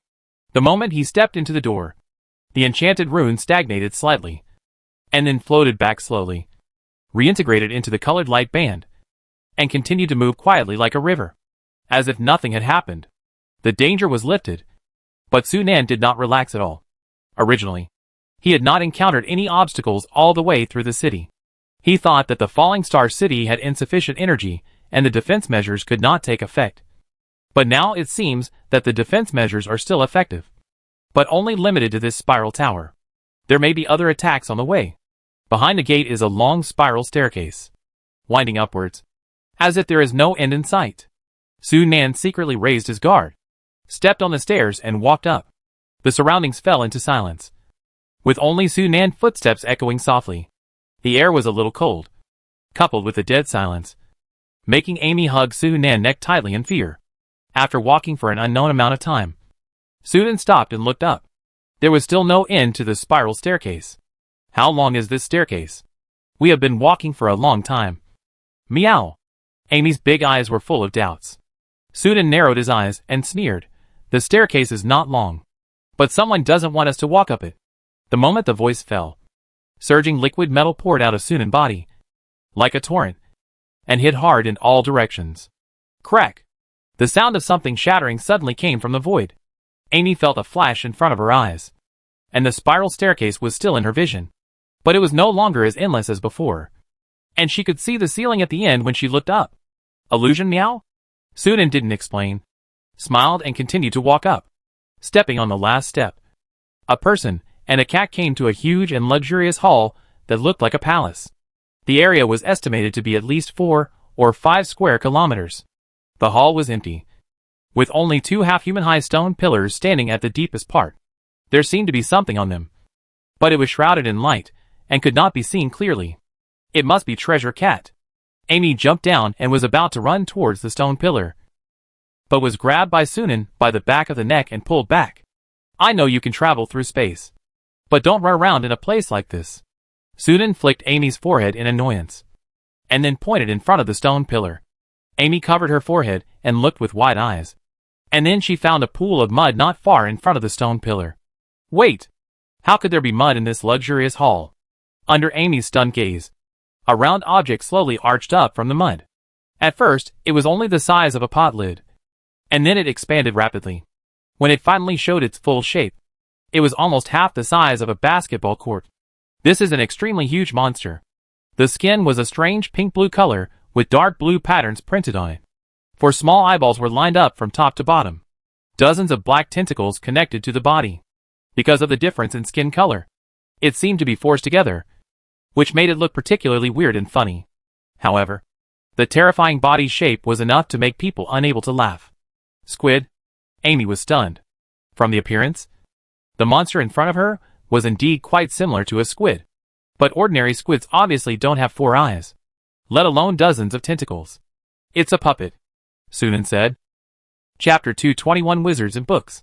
Sunan has made at least tens of thousands of puppets by himself. He is already very familiar with the life breath of the puppets, which is very different from the flesh and blood of living people. The moment the monster appeared, he had already sensed the breath that belonged to the puppets. A puppet that can change its shape? It's quite rare. Sunan's eyes flashed with curiosity. Just as he was observing the squid puppet, the other party suddenly made a move, raised a tentacle covered with barbs high, circled slightly in the air, and then shot straight towards him, bringing a strong sound of breaking through the air. Sunan stood still, watching the tentacles break through the air with a calm face. However, when it approached within 5 meters of Sunan, the tentacles seemed to be trapped in an invisible quagmire, and the speed suddenly slowed down, and could only move forward inch by inch, and finally stopped completely half a meter away from Sunan's body surface. If you look closely, you can find that the tentacles are trembling slightly, as if they are under invisible pressure. The attack power is good, not inferior to the 3-ring spell. Sunan raised his eyebrows and commented lightly. Chi-chi. More sounds of breaking through the air suddenly burst out. After the attack missed, the squid puppet directly launched its full strength, and dozens of tentacles flew and entangled, whipping Sunan like a storm. However, the same situation happened again. After these tentacles approached Sunan within 5 meters, their speed was visibly slowed down, and the closer the distance, the slower the speed, until it completely stopped. For a while, dozens of tentacles surrounded Sunan tightly, but they could not hurt him at all. Meow. Sunan is so powerful, Amy shouted excitedly, looking at Sunan with admiration. Sunan smiled and patted the little guy's head, but his eyes never left the squid puppet. This puppet undoubtedly has the combat power level of a formal wizard. If nothing unexpected happens, it should be the final battle sequence of Falling Star City. Perhaps it will not be so easy to solve. As if to confirm his idea, the surface of the surrounding tentacles suddenly lit up with various magic lights. Lightning and flames swirled around the tentacles. Ice and strong acid sprayed from the tentacles, and all the tips of the barbs glowed with a faint blue luster. At this moment, all the tentacles were attached with various magic effects. Sizzle! The dense tentacles launched an attack again, and the power suddenly increased a lot, so that the protective force field of the restricted area could not support it, and the energy was consumed rapidly. This combat power is much stronger than the secret puppet. Sunan was amazed. If it had not yet broken through to the first level of liquefaction, he would have to spend a lot of effort to solve this squid puppet. As thoughts flashed through his mind, Sunan also began to fight back. He raised his hand and clenched his 5 fingers. A deep and profound light suddenly bloomed from his fingers, quickly forming a pitch-black spear. The next moment, He suddenly threw out the spear, which turned into a black stream of light and instantly hit the squid puppet. Time seemed to have stopped for a moment. The surface of the squid puppet suddenly flashed with colorful magic brilliance. And in a moment, it was blessed with as many as 2-digit protective spells. Layers of protection wrapped the whole body, as if wearing the strongest armor. But these seemingly solid protections, when they came into contact with the black stream of light, quickly melted and annihilated like a candle encountering fire. The black light broke through the layers of defense without any hindrance, penetrated into the body of the squid puppet, and then suddenly exploded. Crack! Countless dark lightning burst out from the squid puppet, and the latter seemed to turn into a dazzling thunderball in an instant, illuminating the originally dim hall as if it were daytime. It took a long time before the lightning slowly dissipated. The squid puppet had already been lying on the ground, with dozens of tentacles limp around it, as if it had lost its combat power. It was just that its body twitched from time to time, indicating that the puppet was not completely destroyed.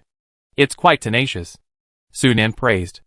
After breaking through the first level of liquefaction and the surge in mental power, the Black Thunder was further synthesized and upgraded by him, and its power was at least 50% to 60% stronger than before.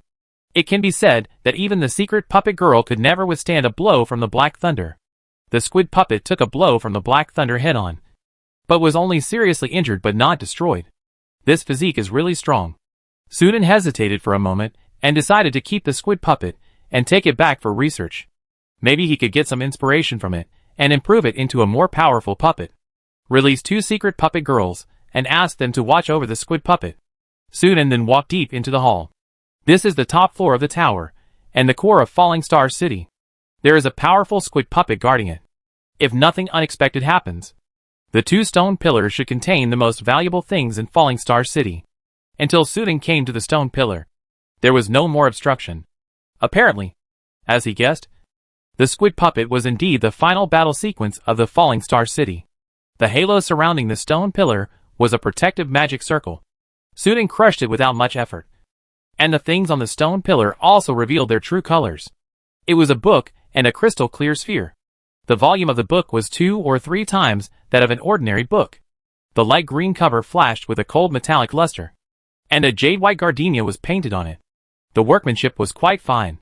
Sunan could feel the rich energy particles contained in the book. It was obviously a magic item.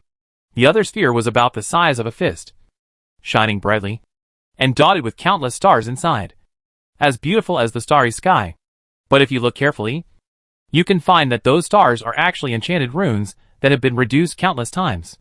What surprised Sunan was that he could vaguely feel that the energy contained in the sphere was flowing into the empty void in a way that he could not understand, and it seemed to be connected to the entire tower.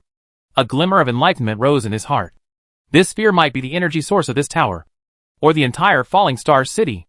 Although he was very curious about the sphere, Sunan wanted to take a look at the contents of another book at this moment. Thinking of this, he reached out to the book. But the next second a low sigh suddenly sounded in his ear. The sound came from the book. The book is talking. Amy was startled. Crash! The book suddenly opened, and one of the pages suddenly emitted countless rays of light, intertwined and floated to the side of the stone pillar, forming a somewhat illusory figure. It was a woman who looked to be about 20 years old, wearing a gray wizard robe, a waterfall-like silver long hair, purple eyes with a bright glow, like starlight, tall and slender. She has thin lips, a slightly pointed chin, long and narrow eyes that are tilted upwards, sharp features, and a cold look, revealing a cold temperament. Nice to meet you. The controller of the Star Alliance. The gray-robed woman spoke slowly, her voice cold and magnetic. Do you know me? Sunan raised his eyebrows.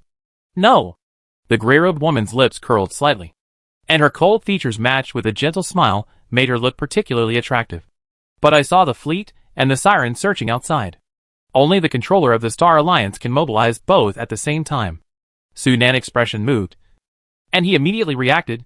You are the goddess of the sea who deceived the siren. The gray-robed woman's expression remained unchanged.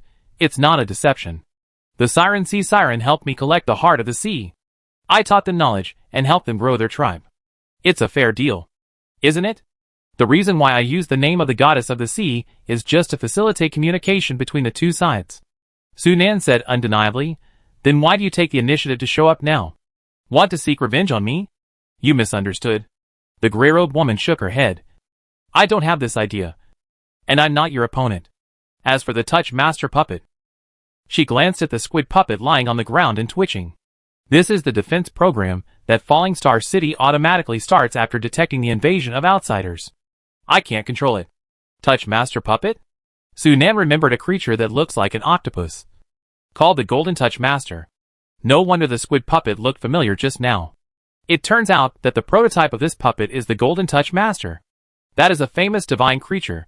The reason why I took the initiative to show up is because I have no other choice. The gray-robed woman looked at the books on the stone pillar with a complicated expression. I believe you can see my current state. This book is my host body. Once the book is damaged, I will also be reduced to ashes. At this time, there is no need for me to hide anymore. Sunan had indeed seen that the gray-robed woman was now in the state of a ghost. Generally speaking, ghosts cannot exist for long in the material world, unless they transform into resentful souls, and then attack and kill humans everywhere, devour souls and flesh, and evolve into evil spirits with earthbound attributes. They can survive in the material world for a long time, just like the evil spirit he met in the Kubro mansion. But there are special cases. After death, very few people will merge their souls into an object and become ghosts residing on the object, thus maintaining their souls from dissipating. But it is not easy to do this. In addition to the extremely powerful soul energy that the deceased must have had during his lifetime, he must also find a container suitable for accommodating the soul, plus enough luck. All three are indispensable. If anyone is missing, the fusion will fail, causing the soul to be reduced to ashes. The gray-robed woman in front of him was obviously one of the lucky few. Sunan was a little surprised by the gray-robed woman's honesty. But on second thought, even if the gray-robed woman didn't say it, he would soon find out about it. Rather than being exposed, it would be better to take the initiative to be honest and give a good impression. Sunan stretched out his hand, and the book on the stone pillar floated up and landed in his palm. As the host body that was vital to her life fell into the hands of others, the gray-robed woman instinctively tensed her body, but she quickly restrained herself and bit her lips. Sunan pretended not to see it and opened the book. What came into view was a dense array of spell models, one on each page, from 0 ring to 3 rings, and it was estimated that there were no less than 100 spells. A codex. Sunan immediately made a judgment in his mind. Similar to the magic wand, the codex is also a magic item engraved with spell models, which can release spells after being activated. But compared with the former, the codex can engrave more spells. However, the general codex can only store 20 to 30 spells at most, and most of them are 1 or 2 rings. Unlike this codex, there are not only hundreds of spells, but also many 3-ring spells. Even if this power is not as powerful as a magic weapon, it is definitely the top among the glimmer-level magic items. Sunan closed the book, and he already had the answer in his mind. You rely on this code to control the storm, and waves to help the siren defeat the enemy? Yes. There is nothing to hide now, the gray-robed woman admitted frankly. Before I became like this, I was a wizard. Sunan was not surprised to hear this, but showed a hint of as expected. After death, the soul can be integrated into the code, and the code can be used in the form of a ghost. This is definitely not something that ordinary people can do. Only wizards can do this. Wait! Sunan suddenly had a flash of inspiration and asked, What's your name? Lisa Russell, the gray-robed woman said. As expected? Sunan's eyes fixed and looked at her deeply. So you are the ancestor of the Russell family. The Russell family is the guardian of the Falling Star City. There was a wizard in history, and the gray-robed woman appeared in the Falling Star City. She was also a wizard before her death. He didn't believe that there was no connection. As expected, he asked, Do you know me? A trace of surprise flashed in Liz's purple eyes. No. I just heard people in your family mention you. Sunan smiled. The Russell family is also a member of the Star Alliance now. Lisa was stunned for a moment, then nodded in relief. That's right. You are a formal wizard. It's normal for the Russell family to join you. To be honest, I didn't expect that the Starlight Continent can still give birth to formal wizards now. Lisa looked at Sunan with both amazement and admiration. She was also a witness to the era of elemental exhaustion. She knew that in the case of energy scarcity, if you want to be promoted to a wizard, you must have outstanding talents and make great efforts to have a glimmer of hope to succeed. The person in front of her must have made efforts beyond the imagination of ordinary people and experienced many hardships to achieve the current achievements. So after discovering that the other party was a wizard, she showed up as soon as possible. In the current Starlight continent, only this person could help her achieve her goal. I am more curious about why you have become what you are now. And what is the matter with the Falling Star City? Sudan got to the point. Leisha was silent for a while, and asked instead, do you know the origin of the Falling Star City? The inheritance left by the wizards 1,000 years ago? Yes. But not? Leisha nodded and shook her head. Have you heard of the Falling Star Society? The Falling Star Society? Didn't it die? Sudan glanced at Leisha. You are a member of the Falling Star Society. Leisha's expression froze. And she was really surprised this time.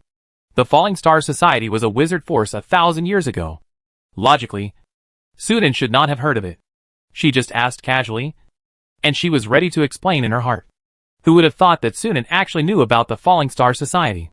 He even knew that the Xingyun Society had already perished. What was the origin of this person?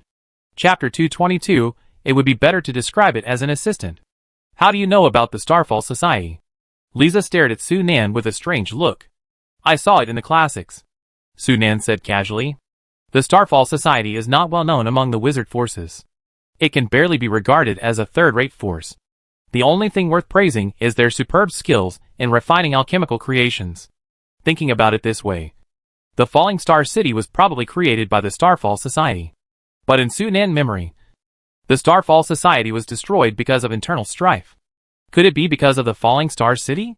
Seeing that Sunan didn't intend to say more, Lise didn't ask any more questions. She sighed and said, yes. I am indeed a member of the Starfall Society. And the Falling Star City was refined by our organization. After hesitating for a while, she finally chose to tell the truth. After the construction of Falling Star City, the Falling Star Society had a disagreement on how to deal with the Falling Star City. Some external forces took the opportunity to interfere in the internal affairs of the Falling Star Society, resulting in the outbreak of fighting. In the end, the entire Falling Star Society suffered heavy casualties, and only I survived. But I was also seriously injured. In order to prevent Falling Star City from falling into the hands of external forces, I had to activate the Falling Star City's transmission program and lurk in the depths of the Rainbow Sea. But at that time, I was already at the end of my strength and on the verge of death. I was unwilling to die like this. So I integrated my soul into the codex I carried with me. Fortunately, I was lucky and finally survived successfully in the form of a ghost. Sunan asked, then what about the Russell family? What about the key in your hand? When I first became a ghost, I was not strong enough and fell into a deep sleep. When I woke up, the wizards had already left the Starlight continent. I was unwilling to live as a ghost.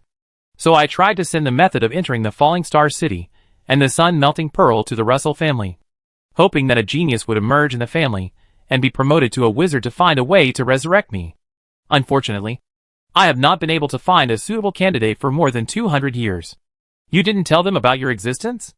Lisa was silent for a while and said, even if they are from the same family, I can't guarantee that everyone has no ulterior motives. Sunan understood. No matter how loving a family is, it is inevitable that there will be unfilial descendants. If a member of a certain generation has a different mind and covets Lise's soul, her situation will undoubtedly become very dangerous. The soul of a formal wizard. There are probably not many more valuable treasures on the Starlight continent than this. Unless a suitable candidate appears, she will continue to wait patiently. Then why couldn't the Russell family enter the Falling Star City? Sudan continued to ask. Lisa looked at the crystal-clear sphere, sighed and said, the environment of the Starlight continent has a great impact on the star core of the Falling Star City. Over the years, the energy absorption of the star core has been in a state of deficit. In order to maintain operation, the Falling Star City closed the entrance more than 700 years ago, and then closed most of the facilities in the city one after another. Now only this tower is still in operation. Hearing this, Sudan couldn't help but wonder. If the Falling Star City closed the entrance, how did he get in? As if guessing Sudan doubts, Liz said, yes. I took the initiative to lead you in.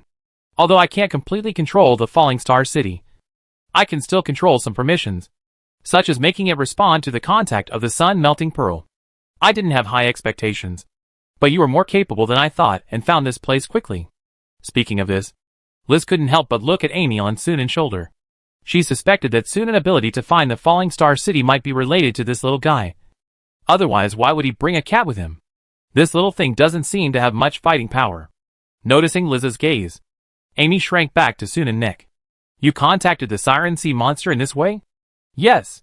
What is your purpose? I want to reshape my body, Lisa emphasized and added. A body that will allow me to continue on the path of a wizard. Sunan frowned. If it was just a normal body reshaping, it would not be difficult to do this even if Liz was in ghost form. As long as a legendary night-level body can carry a wizard-level soul. Siren Sea Monster and Deep Sea Naga have fought for so many years. And they can always find a complete body of a dead person. If she was resurrected in that way, due to the rejection of the soul and the body, Liz's power would inevitably drop significantly. Not to mention a wizard. It would be good enough to maintain the level of a third-level wizard apprentice. And don't expect to go further in the future. In addition, lifespan will be greatly reduced. After death, it will no longer be possible to transform into a ghost in the same way. With so many flaws, it is normal that Lize is unwilling to use this method. But to reshape a body that perfectly matches the soul, or a wizard's soul, the difficulty is no simpler than being promoted to a wizard. I have no involvement in this aspect, and I can't help you. Sunan shook his head. I have a way to reshape the body, but I just lack enough materials. Sunan's expression moved slightly. For example, the heart of the sea? The heart of the sea is the essence of the power of the ocean. The ocean itself has the power to reshape the body. For example, the sirens are semi-undead creatures resurrected by the sea. Therefore, the heart of the sea can also be used as a material for reshaping the body. Lize nodded and said, the heart of the sea is just one of them. Blue lotus fire, Yonfong grass, world tree branches, blackthorn marrow, silver silk spring water are also needed. Sunan became more and more speechless as he listened. These materials are more valuable than one another. The heart of the sea is already a very precious material, but it can only be ranked at the end. These materials you mentioned could have been collected thousands of years ago, but it is impossible to do so in the current Starlight continent. I know. Lisa pursed her lips. I can wait. As long as the plane barrier is fully restored, the Starlight continent can be connected to other planes, and it will be possible to collect these materials. You are quite patient. Anyway, I am a ghost. As long as the code is still there, I will not die. At this point, Liz suddenly found something wrong and looked at Sunan in surprise. Why don't you seem to be surprised at all about the plane barrier? Could it be that you have known about the plane blockade for a long time? I have seen records of this in the classics of the Starry Tower. Starry Tower? I remember that it was the inheritance left by the Dark Throne. Lisa's face changed slightly, and she was hesitant to speak. The Dark Throne's style of doing things is well known. They will never leave behind knowledge, inheritance, and resources out of kindness. They must have left a backup to ensure that the people who receive the inheritance will be controlled by them. Since Sunan entered the Tower of Stars and came out safely, then Liz was in doubt when she heard Sunan say, the Tower of Stars has been destroyed by me. Liz was stunned for a moment, and then showed an expression of disbelief. Destroyed? How is it possible? But there is no need for Sunan to lie to her about this. She can be said to have her life controlled by Sunan now, and she can let Sunan control her. There is no need for the latter to deceive her. Aren't you worried about the revenge of the Dark Throne? Do you have to be willing to be enslaved by them if you are worried? Sunan shrugged. Besides, there is more than just the Dark Throne in the multiverse. It is better to say that the Dark Throne has many enemies, and there are many ways to get rid of their revenge. Liz was silent for a while. The more she talked with Sunan, the more she felt that Sunan was unfathomable. He obviously had not experienced the era 1,000 years ago, but he seemed to know everything very well, which really puzzled her. You said so much, but you didn't mention the most important thing. Sunan's words woke Lize from her contemplation. He looked at Lize with a playful look. Collecting so many precious materials is not an easy task. If you want me to help, what reward are you going to give? Lize seemed to have a plan in mind. Hearing this, she immediately said, I have the Falling Star Talent Crystal model of the Xingyue Society. It is a superior talent crystal model. As long as you promise to help me, I can give you this talent crystal model. Sunan shook his head. Not enough. Superior talent crystal models are not rare to me, and are not enough to make up for my future efforts. Lize frowned slightly. thinking that Su Nan was going to ask for too much. Just as she was about to speak, she saw Su Nan stretched out his hand, and countless lights emerged in the void, interweaving to outline a mysterious and complicated crystal model. That was the talent crystal model of liquid metal. It was not the super talent crystal model that Su Nan finally synthesized, but a semi-finished product that was one step higher than the superior one and had not yet reached the super level. When synthesizing, Su Nan would record each semi-finished product, thinking that it might be useful in the future.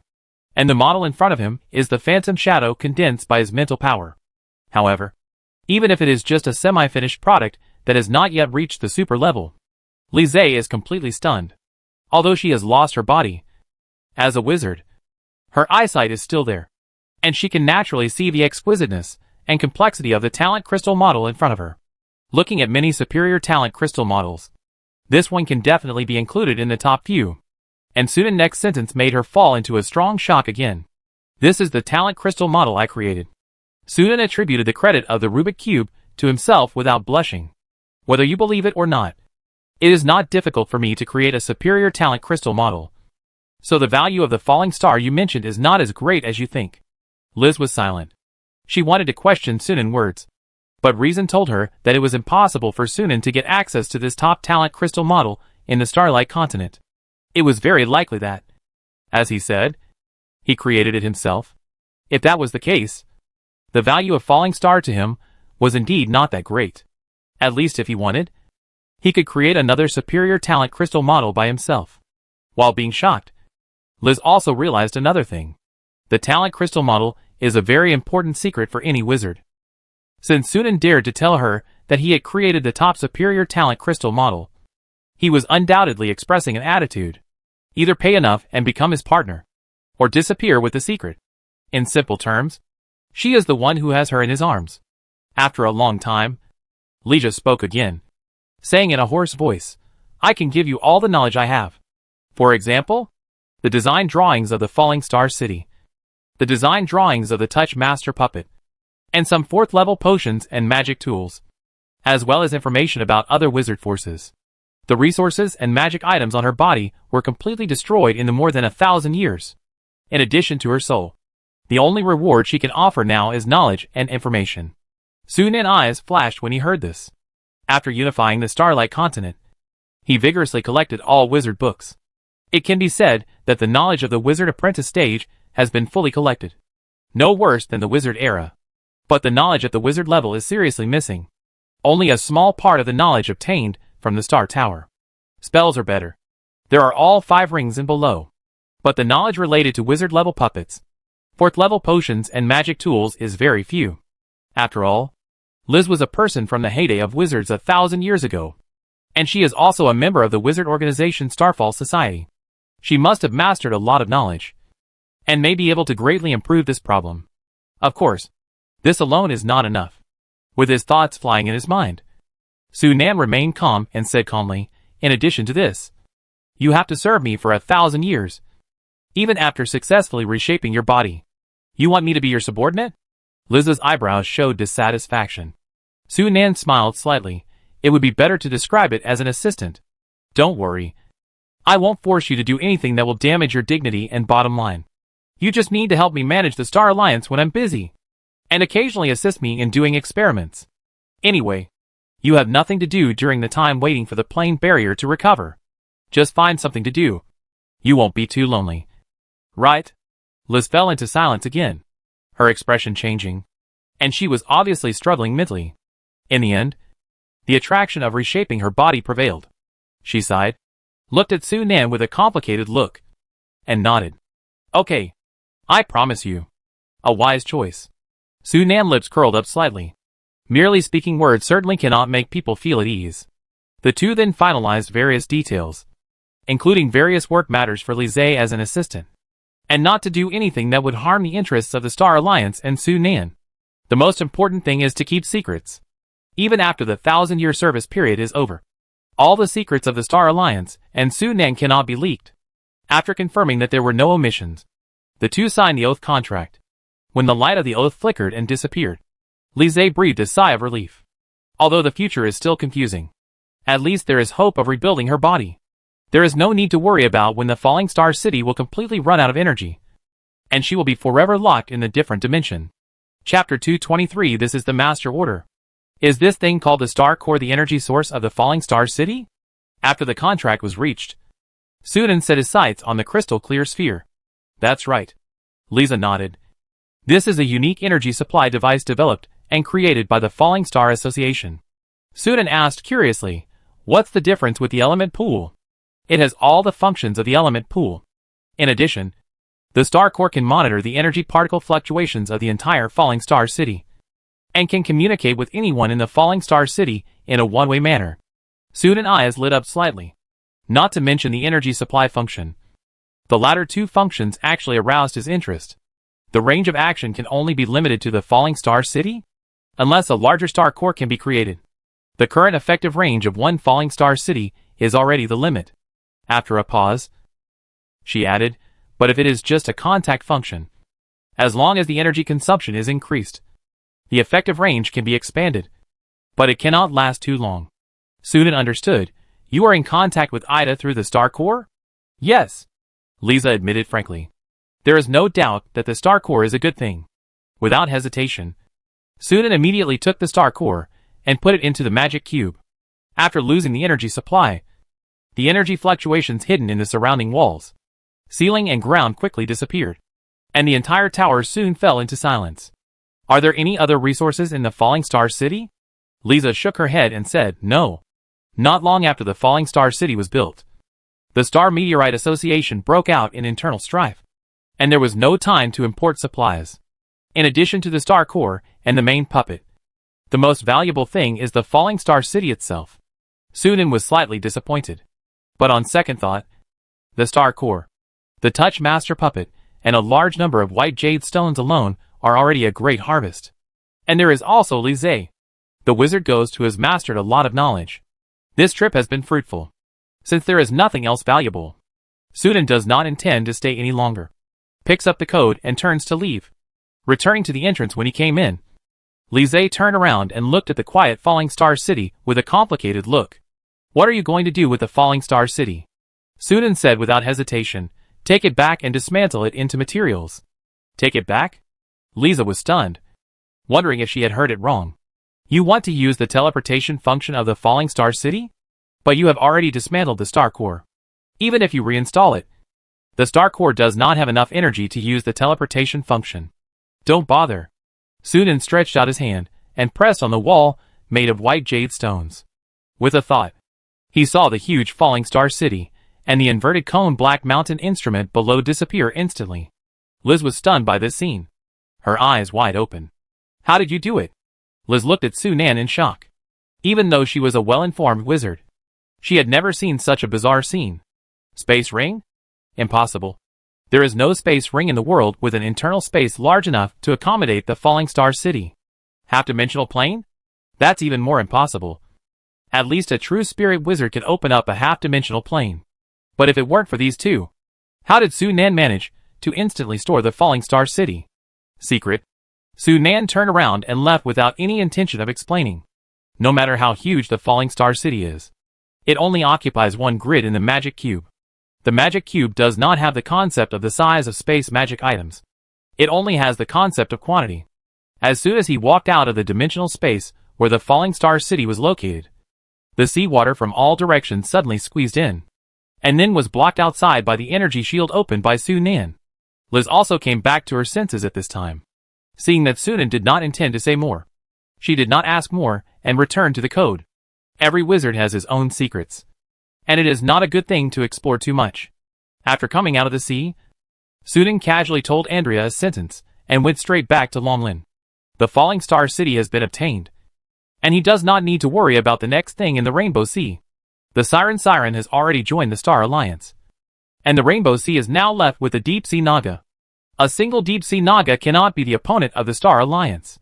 In the matter of developing the Rainbow Sea, the Star Alliance has almost no resistance. The rest can be left to the people below. Next, it is time to concentrate on training and building the Wizard Tower. Back to Longlin. Sunan took out the code and released Liz again. This is the ecological park. Looking at the large tracts of dense forests in the distance, Liz's eyes showed a hint of surprise. Then her eyes fell on the white giant tower formed by the coiled dragon bones not far away. And she blurted out subconsciously, "Dragon Skeleton Tower. This is Longlin." Sunan raised his eyebrows and asked, "Do you recognize this place?" Liza nodded and said, "I happen to know the owner of Longlin. A powerful second-level wizard. Before I became what I am now, I heard that he seemed to have participated in an expedition to a certain plane. I didn't expect." At this point, Liza couldn't help but sigh in her heart. Since Longlin is controlled by Sunan, it means that the original owner has died. Only in this way can the ownerless ecological park start the inheritance procedure. Thinking that more than 1,000 years have passed, the wizards she knew have been wiped out, Liza couldn't help but feel that things had changed. But she soon stopped sighing when she saw the towering tower standing in the middle of the wide woodland. Liza was stunned. Her face could no longer maintain a cold expression, and was replaced by a strong shock and disbelief. Wizard Tower. The giant tower in front of her was undoubtedly a wizard tower. Although Liza hadn't built her own wizard tower, she had seen wizard towers before, and she recognized it at first sight. Although it was just a small wizard tower, it also shocked her. In the heyday of wizards, it was rare for a first-level wizard to build a wizard tower, but it was not very rare. But this is the Starlight Continent in the elemental desert, under the extremely scarce resources. It is hard to imagine how Sunan built a wizard tower under such circumstances. It took a long time for Liz to come back to her senses and turn to look at Sunan. Her eyes were like looking at some incredible existence. "I am very curious. Can you conjure up all kinds of resources out of thin air?" Sunan smiled and said, "This wizard tower is not yet fully built. Even so, from your looks, it is only a matter of time before it is built. Right?" Seeing that Sunan did not deny it, Liz couldn't help asking, "How did you do it?" "It's very simple. Gather the power of the entire Starlight Continent, and you can collect enough resources."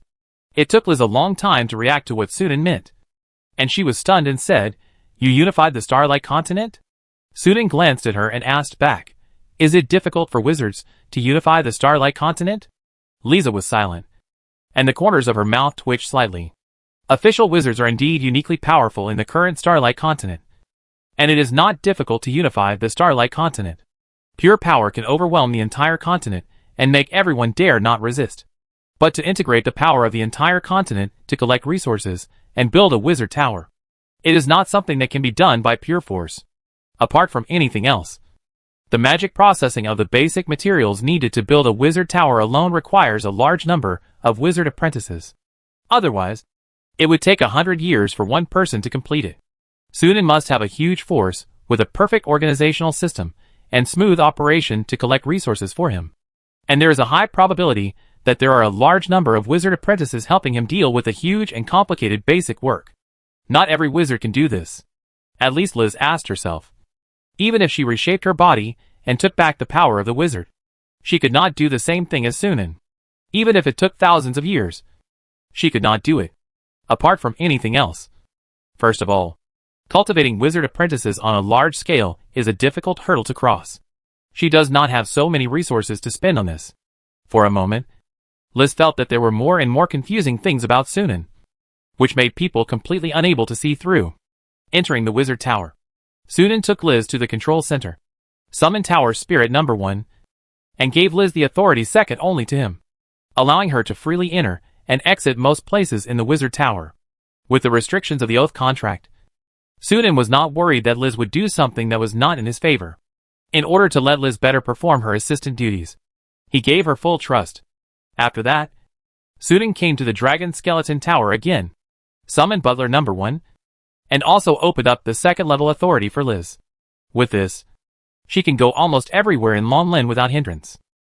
I will concentrate on practicing and building the wizard tower next. So you will have to handle the affairs of the Star Alliance and Longlin. You must familiarize yourself with these affairs as soon as possible. If you don't understand anything, you can ask Carolina and Red Widow. Sunan briefly explained the composition of the Star Alliance, and Liz had to look up the information herself. As soon as he returned to Longlin, Sunan sent a message to Carolina and Red Widow. Therefore, just after sitting down in the study, the two women came over in a swift and decisive manner. "Master." Carolina and Red Widow bowed respectfully, and looked at Liz beside them without leaving any trace. secretly surprised. A ghost? When did the master raise a ghost? She looks pretty. At the same time, Liz looked at Carolina and Red Widow calmly, and was also a little surprised. What kind of combination is this? The human-faced lion nobles and vampires? Judging from what Sunan said just now, these two aliens are undoubtedly the core senior leaders in the Star Alliance. Let the two aliens climb to such a high position. They are not Sunan female pets. Right? Sunan didn't know the little thoughts of the three women, and pointed at Liz and said, "This is Liz Russell, the ancestor of the Russell family, and the only wizard. Because of some changes, she has now become a ghost." Carolina and Red Widow both showed surprise in their eyes. Of course they knew about the Russell family. After all, there are many students from the Russell family in Starlight Academy. And there are 3 instructors. Such a long-standing wizard family joined the Star Alliance. They must have carefully investigated and understood. And naturally they also knew that there was a wizard in the Russell family in history. But they never thought that the wizard was the ghost woman in front of them. How could she appear here? Suddenly, Carolina and Red Widow were very curious about the changes in Sunan's mouth. But Sunan didn't say it, and they didn't dare to ask more. However, the words that came out of Sunan's mouth immediately surprised the two women.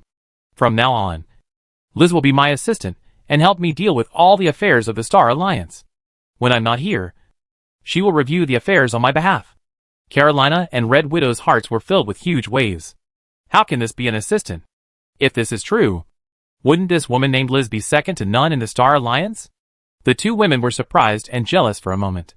They have been in the Star Alliance for so long, but they have not been able to obtain such great power. Why can this woman surpass them as soon as she comes? The master trusts this woman so much? What's the problem? Sunan looked at the two calmly. Carolina and Red Widow woke up as if from a dream, and quickly restrained their expressions, and bowed their heads respectfully. Yes, master. Sunan narrowed his eyes and said nothing. Of course, he could see what Carolina and Red Widow were thinking. The reason why Liz was given such great power was because he believed that as a wizard, Liz would definitely do better than the two women in handling the affairs of the Star Alliance. After all, the Star Alliance is a wizard organization after all. Although it is just in its infancy, it is undoubtedly safer to have a wizard in charge of control and management because of this. Besides, Liz was once a member of the Falling Star Society and has more experience in wizard organizations than others. Sunan only needs to be a helmsman and grasp the general direction. As for the specific affairs, they can all be left to Liz. Sunan then summoned Secret Doll Number 1 and handed the code to the Secret Doll Girl. Secret Doll Number 1 will obey your orders from now on. Liz couldn't leave the code too far away. If she wanted to move freely, someone had to be responsible for carrying the code. This kind of work was most suitable for the puppet. Liz looked at the Secret Doll Girl with some curiosity. The wizard's eyesight allowed her to immediately notice the strangeness of the Secret Doll Girl. A puppet with mithril and diamond as the main body? Even if it is not a wizard-level puppet, it should not be much different, Liz thought secretly. After arranging all matters, Sunan waved his hand and asked the three to leave. Leaving the study, without waiting for Carolina and Red Widow to speak, Liz ordered without turning back, arrange a quiet room and send all the information about the Star Alliance there. I want to check it carefully. Yes, Lady Liz. Watching Liz and the Secret Doll Girl go away, Red Widow raised her head, curled her lips slightly, and looked at Carolina. Are you willing to watch her climb over us? Carolina was unmoved, otherwise. She is a wizard. That was in the past. Now she is just a ghost. That is also the ghost of a wizard. Carolina lowered her eyes. More importantly, this is the order of the master. Red Widow's words paused, bit her lips unwillingly, and finally said nothing more. Chapter 224. Astral Calendar 1297. The Deep Sea Naga surrendered to the Star Alliance. So far, the two most powerful marine tribes in the Rainbow Sea have both joined the Star Alliance. The Star Alliance development of the Rainbow Sea has entered a period of rapid development. With Liz's help in handling the affairs of the Star Alliance, Sunan can finally focus on cultivation and building the Wizard Tower. Thanks to the way of absorbing divine energy by synthesizing elemental crystal cores, Sunan's spiritual concentration has been steadily increasing. The construction progress of the Wizard Tower has also been growing slowly and steadily. Everything is proceeding in an orderly manner. Astral Calendar 1304. Key finally cultivated to the pinnacle of the 4-ring legendary knight. and there is no further progress. If you want to go to the next level, you could only become a bloodline knight or an elemental knight. In the end, he still followed his original decision and chose the bloodline knight route. After thinking again and again, he chose the magic Tyrannosaurus bloodline as the fusion bloodline. The devil Tyrannosaurus belongs to the subdragon species, and is at the top of the high-level subdragon species, with a blood concentration of more than 85%. Even in the dragon forest, the devil Tyrannosaurus is one of the most powerful subdragon species, especially in the years since the implementation of the high-level subdragon species bloodline improvement plan. The bloodline concentration of the high-level subdragon species in the dragon forest has increased to varying degrees. Due to the high bloodline concentration of the devil Tyrannosaurus clan, the increase is not as obvious as that of other high-level subdragon species. But the bloodline concentration has generally increased by 3% to 5%. The most powerful devil Tyrannosaurus has a bloodline concentration of up to 91.27%.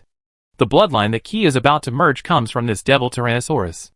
The transformation operation of the bloodline knight is not too difficult for Sunan. After staying in the laboratory for 3 days, Ki has advanced to the bloodline knight when he came out. In the martial arts training ground, the whistling sound of the sword blade tearing the air is endless. The airways visible to the naked eye are surging, sweeping over the surrounding ground and raising clouds of dust.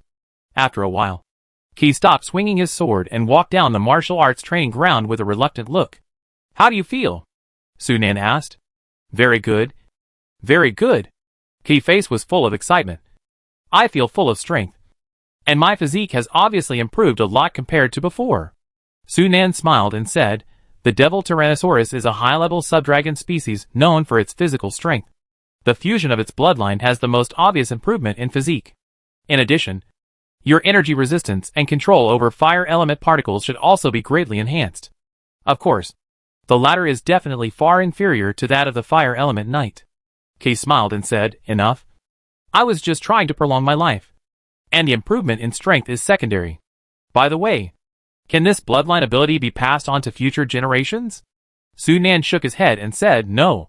At most it can slightly optimize the genes of future generations and make their innate physique stronger. Whether it is the bloodline knight or the wizard apprentice fusion of bloodline, it is not a perfect bloodline fusion, so it naturally cannot be passed on to future generations. The perfect fusion of blood requires the wizard to continuously develop blood ability and activate blood genes after fusion, and strengthen blood ability to the point where it is comparable to or even better than the original creature of blood. Only when this level is reached, blood can be regarded as an inseparable part of genes and can be passed on to future generations through reproduction. Therefore, the founder of each powerful blood wizard family must be an amazing person." After listening to Sunan's words, Ki was a little disappointed. But no matter what, it's good to optimize genes. The genes of the family are optimized and progressive from generation to generation. It's just wishful thinking to want to get rich in one bite in his generation. Thinking of this, Ki couldn't help sighing again. Just 2 days ago, his son who just turned 12 took the qualification test, but the result was still not passed. So far, he has more than a dozen children who have participated in the test, but none of them have the qualifications of a wizard, which really made him worry. Could it be that the wizard genes of the Yinis family are so bad? But that's not right. Didn't they produce Sunan, the only wizard on the continent? Could it be that his own wizard genes are too bad? Are you thinking about the qualification test again? Sunan patted Ki's shoulder. You can't force this kind of thing. Sunan could roughly guess what Ki was thinking. Strictly speaking, Sunan Yinis himself did not have the wizard qualifications. Otherwise his predecessor would not have died because he forced himself to read enlightenment books. But it was a bargain for him. He was able to be promoted to a wizard later, thanks to the magic cube. I don't know if the wizard genes of the Yinis family are good or not, but they are definitely not good. Just like most families. In fact, so far, except for the Russell family, there has been no example of a family with 2 wizard apprentices at the same time. Perhaps there were many wizard families 1,000 years ago, but after thousands of years, the wizard genes of these families have been worn out from generation to generation, and they have become ordinary people today. Even the Russell family, which has been able to survive to this day, not only actively married wizard apprentices outside, but also used some means. According to Sunan, the Russell family seems to have had the habit of marrying close relatives since more than 700 years ago. However, with the number of wizard apprentices gradually increasing. Perhaps in a few hundred years, the Starlight Continent will have a second or third wizard family, like the Russell family. Time flies, and 2 months have passed in a blink of an eye. In the potion room, the gurgling sound of boiling liquid is endless. Sunan manipulated the wizard's hand to put the last material into the liquid. As if dripping blue ink, the liquid quickly turned into a deep blue like the starry sky, and gradually stopped boiling. Sunan took the glass cup off the flame lamp, and the ice energy particles escaped, quickly cooling the liquid to room temperature, and then poured it into the potion bottle. At this point, a bottle of potion was completed. Sunan then put it into the magic cube, and a line of information instantly appeared on the synthesis interface. Secondary construction potion, second level/top grade. After taking it, can improve mental activity and speed of talent crystal construction. The duration depends on the consumption of the efficacy. There is no effect if it is stacked. The user's mental strength must reach 60 points. Success? Sunan showed a happy smile on his face. After spending so much time and energy, he finally successfully developed a weakened version of the construction potion.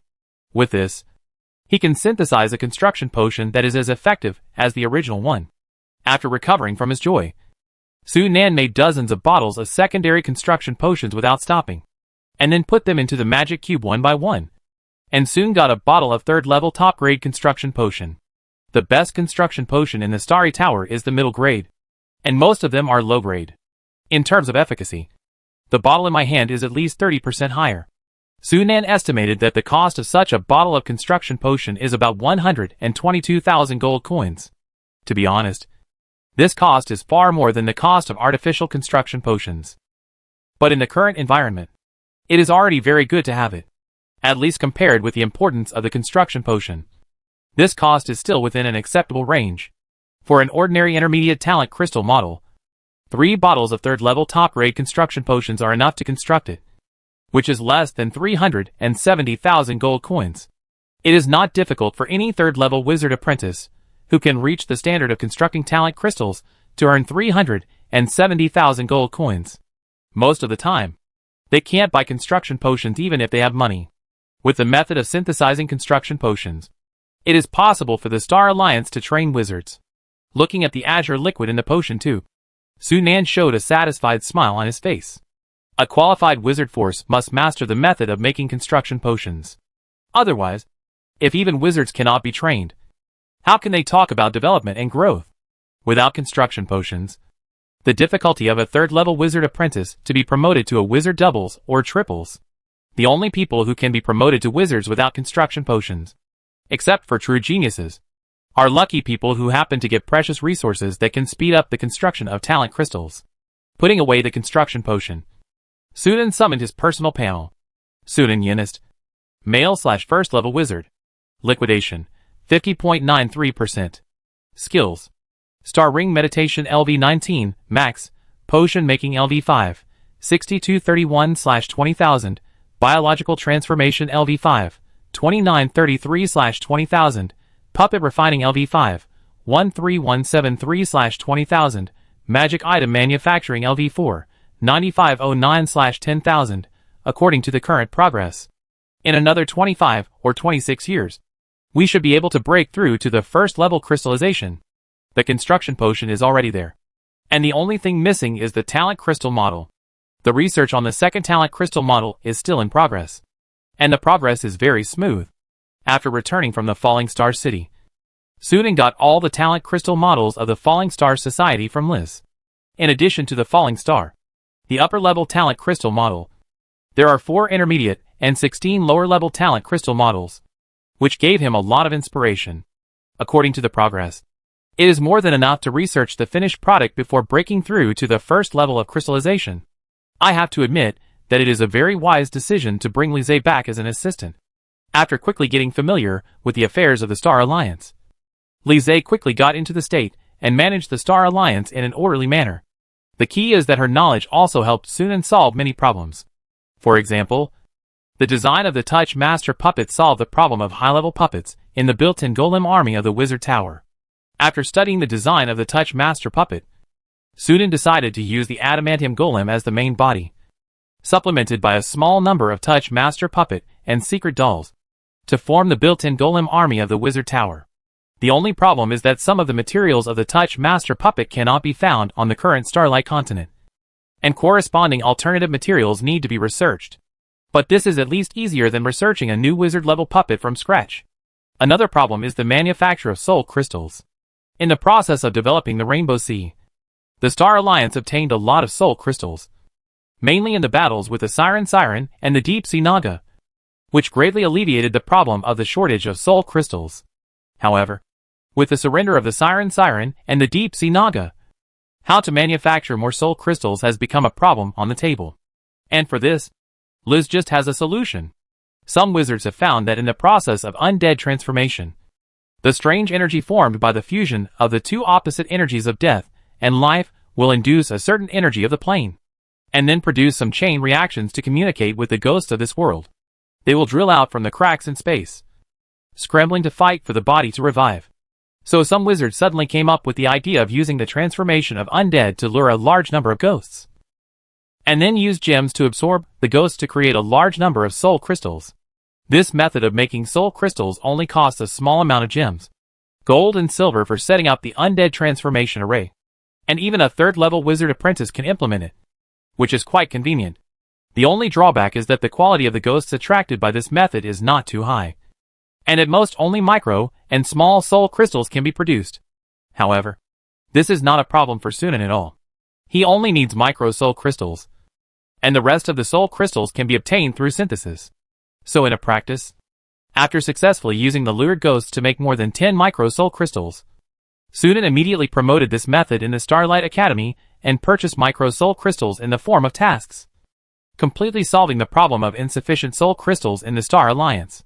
In addition, Liz also mastered the method of building a teleportation array. Although it is only a short-distance teleportation array with a transmission distance of no more than 1,000 kilometers, it is also very precious and has great significance for improving the transportation conditions of the Star Alliance. Before this, the Star Alliance has always been using Longline's space channel for disguised long-distance transmission. However, as the Star Alliance expanded and the number of space channels increased, Longline's load as a transit station became heavier, especially after the unification of the Starlight continent. At its peak, more than 500 city-states used Longlin as a transit station to transport supplies, which affected the normal operation of Longlin. Carolina had reported this problem to Sunan early on, but Sunan didn't have a good solution at that time until Liz appeared. The appearance of the teleportation array was no less than timely rain. In the second year when Liz replaced Sunan to manage the Star Alliance, the plan to build a teleportation network began to be fully implemented in the Starlight continent. Although the progress of this plan was quite slow due to lack of manpower, Sunan was very optimistic about its prospects. As long as the teleportation network is fully laid, the transportation capacity of the Star Alliance will inevitably usher in a qualitative leap. If the number and density of teleportation arrays can be further expanded in the future, and ways can be found to reduce the cost of using teleportation arrays so that ordinary people can also use them, it will undoubtedly greatly promote economic development. Transportation is the vein of the economy and the bond of civilization. Perfect, developed and convenient transportation conditions can greatly promote the prosperity of business and trade, increase the frequency and scale of economic activities, and thus promote rapid economic growth. The importance of the transmission network to the development of the Starlight continent is no less than that of sub-magic technology. In Sunan's eyes, Lise is like an inexhaustible treasure house, and every time he can dig out priceless knowledge, he is looking forward to Lise bringing more changes to the Star Alliance and making the Star Alliance stronger. Chapter 225 Breakthrough. Level 1 Crystallization. Time flies by like a white horse. Starlight Calendar 1330. Xiaolong Month, June. After returning from the Thunder Element plane again, Sunan sat cross-legged beside the element pool, synthesized the element crystal core, and began to absorb the divine energy inside. After photosynthesis, the element pool of the Starlight Wizard Tower has the same effect of strengthening +4 as the medium-sized element pool. The energy absorption rate and capacity limit, the speed of mental power recovery, and the increase in meditation efficiency have all doubled at least. Thanks to this, Sunan mental condensation increased much faster than expected. Liquefaction, 99.99%. As the divine energy in the element crystal core was gradually assimilated and fused. At a certain moment, The mental condensation on the panel finally flashed and became 100%. At the same moment, deep in the sea of consciousness of Sunan, the liquid spiritual power that was slowly flowing around the talent crystal suddenly stagnated, and then quickly condensed into tiny granular crystals, just like water freezing into ice when it encounters cold. Soon, the water flow around the talent crystal disappeared completely, replaced by dense crystals like star belts. These hexagonal crystals are crystal clear, like the finest gems, slowly rotating around the talent crystal, as magnificent and beautiful as the Milky Way. Success? Sunan opened his eyes, and a light of joy appeared in his eyes. It took almost 50 years to finally break through from the first level of liquefaction to the first level of crystallization. Next, as long as he constructs a second talent crystal model, he can be promoted to a second-level wizard. Sunan stretched out his hand and lightly touched the void in front of him, and countless slender and silky rays of light emerged, quickly interweaving to form a mysterious and complex model. This is exactly the second talent crystal model that Sunan has studied over the years. Of course, it is just a lower-level talent crystal model that has not yet been synthesized. Its effect is somewhat similar to the restricted area. At the same time, it lays an ultra-dense invisible energy force field around the body, which can offset all damage entering the energy force field, including physical attacks, energy attacks, and even invisible and intangible soul attacks. In addition, everyone who enters this force field will be suppressed by heavy pressure. Unlike the restricted area, Sunan can temporarily increase the pressure in a certain area of the force field by changing the pressure density of the force field, thereby imposing stronger restrictions on enemies entering the force field. If the pressure is large enough, it can even squeeze the enemy into a meat paste. So this ultimate defensive talent ability can also be used for attack at certain times. In addition, the range of the force field can be expanded and contracted freely, but the defense and pressure density will also decrease or increase accordingly. The specific details will have to wait until Sunan actually masters the talent ability and tests it in practice to know.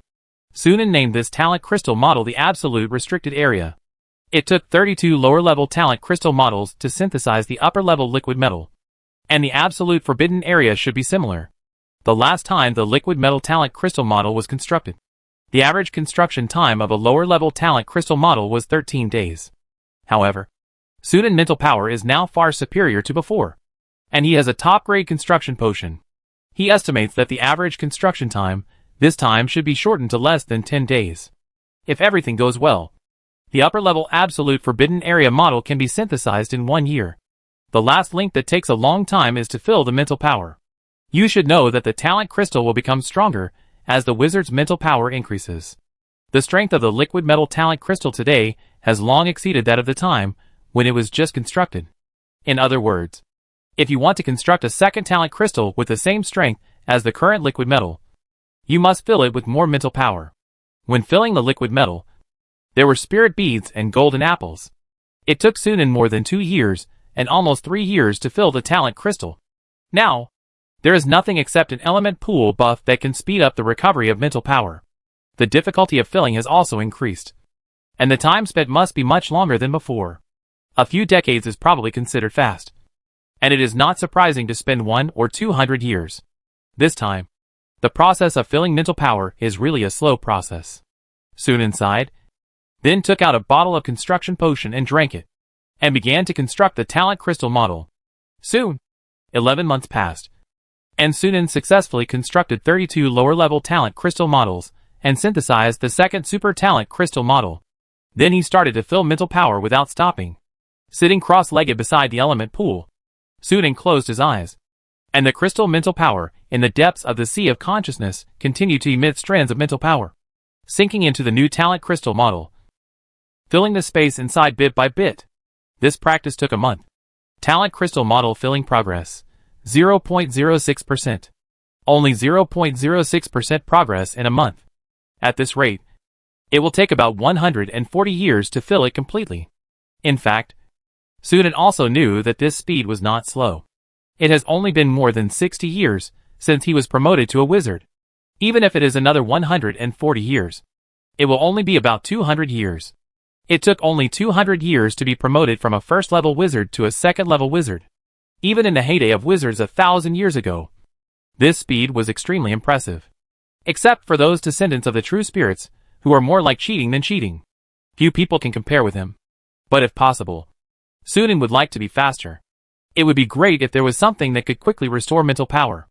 Sunan's eyes flashed, and he stood up and left the top floor of the wizard tower.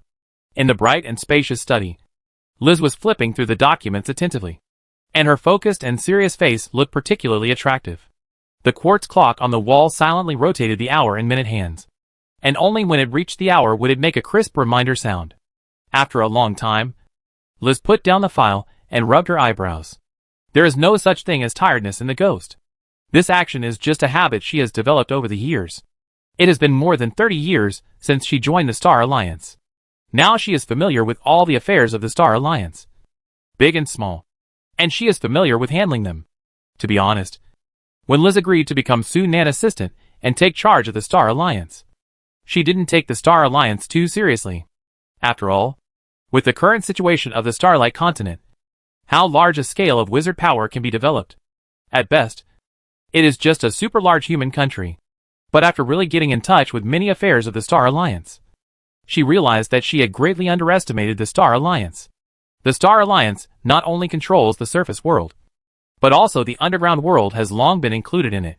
In addition, there is actually a well-organized golem army, although they may not be as good as them in terms of high-end puppets. The scale of their mid- and low-level puppets is no worse than that of ordinary third-rate wizard forces. What surprised her even more was that the Star Alliance actually had its own wizard academy, although it was only a school that had been established for a few decades, and even the instructors were only third-level wizard apprentices. It was already rare and precious. After all, this was in a plane with scarce elemental energy. Leisha could not imagine how Sunan had managed to develop the Star Alliance to such an extent under such harsh conditions. This made her more curious about Sunan. In any case, with the Wizard Academy, the Star Alliance had the foundation to become a real wizard force. Leisha changed her mindset and really took care of the affairs of the Star Alliance. Over the years, through her hands, the development of the Star Alliance could not be said to be rapid, but it was also thriving. In terms of people's livelihood, the magic energy machine has basically been popularized in the most prosperous cities in the Starlight Continent and entered into major production-oriented industries. Its great improvement in production capacity has been sought after by many nobles and businessmen. In this regard, there is almost no resistance to the popularization of magic machines. What really limits the popularization of magic machines is the production of secondary magic stones. Magic machines are the core of secondary magic technology. Before the production of secondary magic stones is increased, it is difficult for secondary magic technology to develop rapidly. Liz stretched out her hand and stroked the white paper on the table in front of her, and a line of text appeared out of thin air. How to increase the production of secondary magic stones? The quickest way is to increase the purchase reward of secondary magic stones. Liz's eyes flickered slightly, but then shook her head. With a huge population of the Starlight Continent as the basic base, Starlight Academy can recruit up to 3-digit students every year. Now the total number of students in Starlight Academy has reached more than 5,400. Among them, those who are capable of manufacturing secondary magic stones account for at least 40% to 50% of the total number of students. If the contribution value of purchasing secondary magic stones is increased to attract these students to manufacture secondary magic stones, it will be enough to double the production of secondary magic stones in a short period of time. But Liz knew that this was impossible. Many low-level materials of the Star Alliance currently come from the Starlight Academy. If the purchase price of secondary magic stones is greatly increased, it will affect the output of other low-level materials, and it will only make a mess in the end. This method has more disadvantages than advantages, and it is not advisable to treat the symptoms instead of the root cause. After thinking for a while, Liz shook her head and put the matter aside for the time being. In terms of the Legion, the Star Alliance now has a total of 2 large golem legions, with a total number of golems as high as 250,000. Even the Starfall Society 1,000 years ago did not have so many golems under its command. The number of official members of the other main legion, the Magic Pattern Knights, also exceeded 200,000 last year. It is worth mentioning that the official members here refer to knights equipped with magic pattern constructs. Due to the insufficient production of magic pattern constructs, the Magic Pattern Knights still have more than 100,000 alternate members. In addition to the ordinary troops, the Magic Pattern Knights also have 4 ace troops, Dragon Antelope Knights.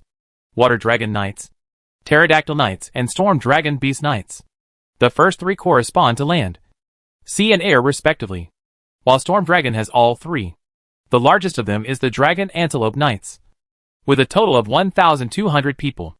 The smallest is the Storm Dragon Knights, with a total of only about 500 people. In addition, the Star Alliance has 3 naval fleets, with a total of 840 magic ships. To be honest, if we don't count high-end combat forces such as wizards and wizard towers, the current military strength of the Star Alliance is no less than that of the Starfall. If it weren't for the Starlight Continent, the Star Alliance would have developed even faster. Liz couldn't help but sigh secretly. But on second thought, if it weren't for the closed environment of the Starlight Continent, the Star Alliance would not have been able to develop safely. The rise of every wizard force in the multiverse will inevitably be hit by forces from within, other wizard forces, or outside, mainly the gods. And it will never be possible to develop and grow safely. The existence of the Star Alliance can be said to be a special case. And Liz also discovered that the key reason why the Star Alliance can develop and grow rapidly is still Sunan.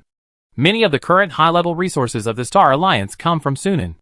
This puzzled Leisha. If these potions, magic items, and puppets were all made by Sunan, the number would be too amazing. Even if he spent all his time practicing and studying, it was impossible for one person to make so many resources.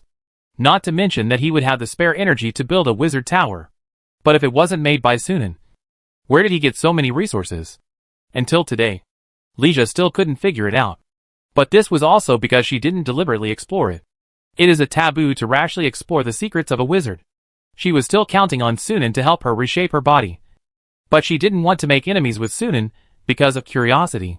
What are you thinking about? A voice suddenly sounded, waking Leisha from her meditation. Looking up, Sunan appeared in the room at some point, staring at him with a smile. Aren't you in seclusion?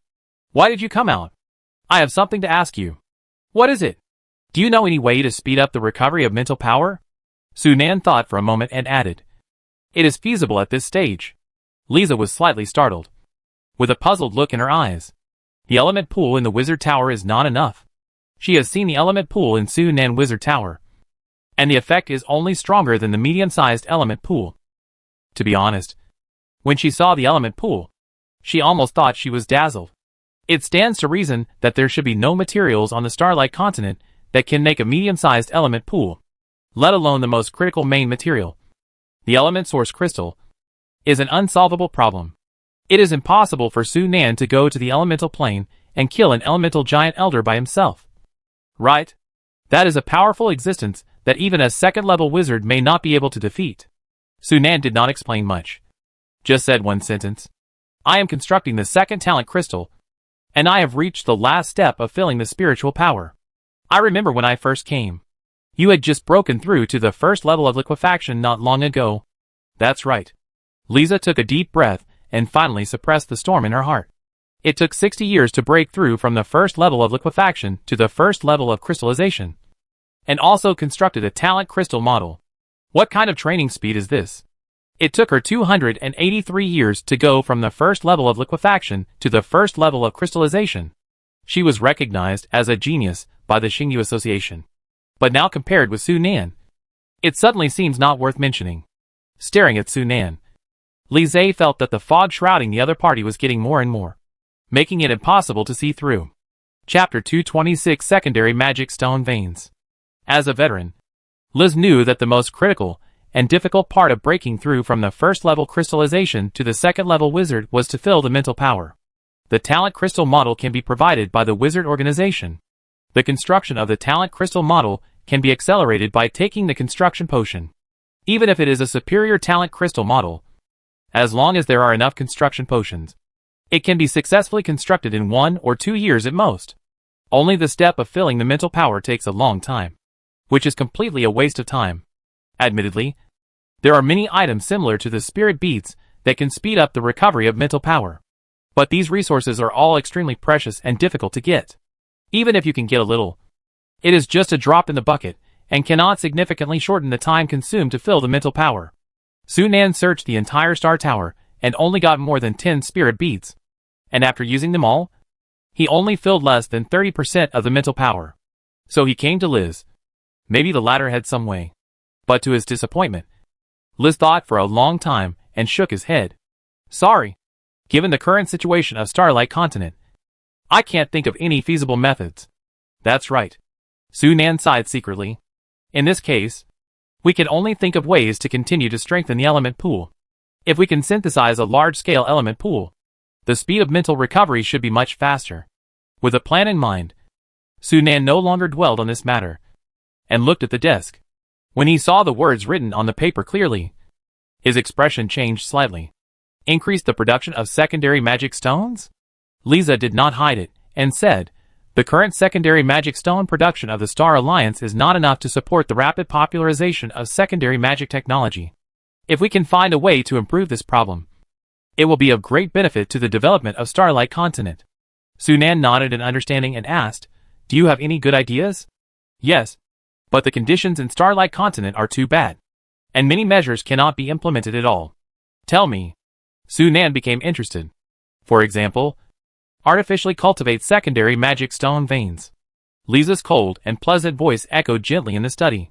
Magic stone veins are formed by elemental energy after a long period of precipitation, natural purification and crystallization. The process is long and complicated, and the formation conditions are harsh, so it is difficult to artificially create. Even the demiplane built by the true spirit wizard often cannot form magic stone veins. But the secondary magic stone veins are different. Its formation conditions are relatively much simpler, and can be formed through human intervention. In fact, this technology has been invented in my time. But there were many magic stone veins at that time, and wizards did not have much demand for secondary magic stones. So there were very few wizard forces that valued this technology, and the Starfall Society happened to be one of them. Sunan's eyes lit up. Indeed, it was the heyday of wizards. There was really little meaning in artificially cultivating secondary magic stone veins. If the demand was not large, it would be fine to directly manufacture it. No one would spend so much effort to cultivate secondary magic stone veins. But now it is different. The importance of secondary magic stone veins to the Starlight Continent is self-evident. If there are enough secondary magic stone veins, not only can the secondary magic energy technology be quickly popularized and promoted, but also part of the productivity of Starlight Academy can be liberated. And the productivity of manufacturing secondary magic stones can be used to increase the output of other materials. Kill two birds with one stone. What conditions are required to artificially cultivate secondary magic stone veins? The two most important ones are the ground vein nodes and magic stone essence mother. Lisa stretched out her hand, and a roll of parchment on the bookshelf floated up from the air, fell on the table, and automatically unfolded to both sides. It was a map of the Starlight Continent. There were 30 or 40 places marked with red lines on it. I set up a task to find the nodes of the Earth veins in Starlight Academy. These 36 locations are the nodes of the Earth veins that have been discovered in recent years. The energy richness is not inferior to that of the number 1 base in Flash City, and can be used to cultivate secondary magic stone veins. However, the problem of the Earth vein nodes is easy to solve. But there is no way to solve the magic stone essence mother. The magic stone essence mother is a companion substance of magic stone. Usually, a small amount of magic stone essence mother will appear in a large magic stone vein. This thing is priceless, and is one of the necessary materials for making elemental furnaces. It is definitely impossible to find the magic stone essence mother in Starlight Continent now. Lisa sighed. In Starlight Continent, let alone large magic stone veins, even a small one can't be found. A good cook cannot cook without rice. Without the magic stone essence mother, no matter how perfect the technology is, and how rich the energy of the Earth vein nodes is, it is impossible to cultivate secondary magic stone veins. But when she looked up at Sunan, she was surprised to find that the latter not only did not show any disappointment, but also showed a thoughtful expression. The name of the magic stone essence mother sounds like a highly condensed crystal of the essence of magic stone? Sunan suddenly asked a question without a beginning or an end. Liz was stunned, thought for a while, and said, "Your explanation is reasonable." Sunan showed a meaningful smile on his face. "I know. Let's put this matter aside for the time being. I think of a solution." Liz glanced at Sunan in confusion. Confused? How else can this be solved? Unless you can conjure up a few pieces of magic stone essence mother out of thin air, the secondary magic stone vein project can't be launched at all. Sunan didn't intend to explain more. and changed the subject. Is your work going well recently? Not bad. Liz nodded with a normal expression. When she first took over the affairs of the Star Alliance, Carolina and the Red Widow did a lot of tricks in secret. But she didn't care. No matter how many tricks Carolina and the Red Widow did, they didn't dare to blatantly damage the interests of the Star Alliance. It's not that they have a big picture view, but the sole contract restricts them from doing so. Therefore, she didn't need to intrigue with the two of them. She only needed to concentrate on managing the Star Alliance and smoothly implement each development plan. As the Star Alliance grew stronger, she would gradually gain power and gradually suppress the two women. This was an open conspiracy. To this day, Carolina and Red Widow have been completely suppressed by her. Perhaps they accepted their fate. And the two women's recent small actions were obviously much less. Seeing that Liz looked normal, Sudan didn't think much and smiled and said, "If you are too busy, you can find a few assistants." Assistant? Aren't there people from the Russell family in the Starlight Academy? Liz was silent for a while, shook her head and said, "Forget it. I don't want the people of the Russell family to know that I am still alive." She didn't leave any descendants back then. After thousands of years of inheritance, the blood relationship between the Russell family and her has long been weak, and she has no feelings for the Russell family. Moreover, although Sudan trusts her and gives her power, he obviously won't allow her to form a clique in the Star Alliance. She certainly didn't have this idea. But once the Russell family knew that she was still alive and was in charge of the entire Star Alliance on behalf of Sunan, could they bear not to use this relationship for their own benefit? By then, even if she didn't want to, the Russell family would surround her and use her influence to form a faction within the alliance. Although Sunan was usually easy to talk to, he would never be soft-hearted once this situation occurred. Perhaps in the future, when the Star Alliance becomes a behemoth, factions will inevitably appear within it. But any rational controller will not allow this situation to occur in the early stages of the development of a force. This is the main reason why Liz didn't want to be involved with the Russell family. "You can also choose someone else," Sunan said. "There are quite a few good third-level wizard apprentices in the academy." After Sherman and Corey, more students in the Starlight Academy have broken through and become third-level wizard apprentices. For example, Otto and Ethan. Now the academy has a total of 23 third-level wizard apprentices. As for the second-level wizard apprentices, there are as many as thousands. Liz seemed a little moved. After thinking for a while, she said, "I think about it carefully.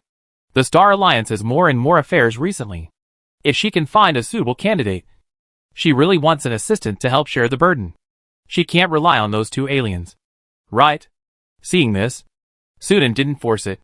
After chatting for a few more words, he left the study. He still had to verify his idea next.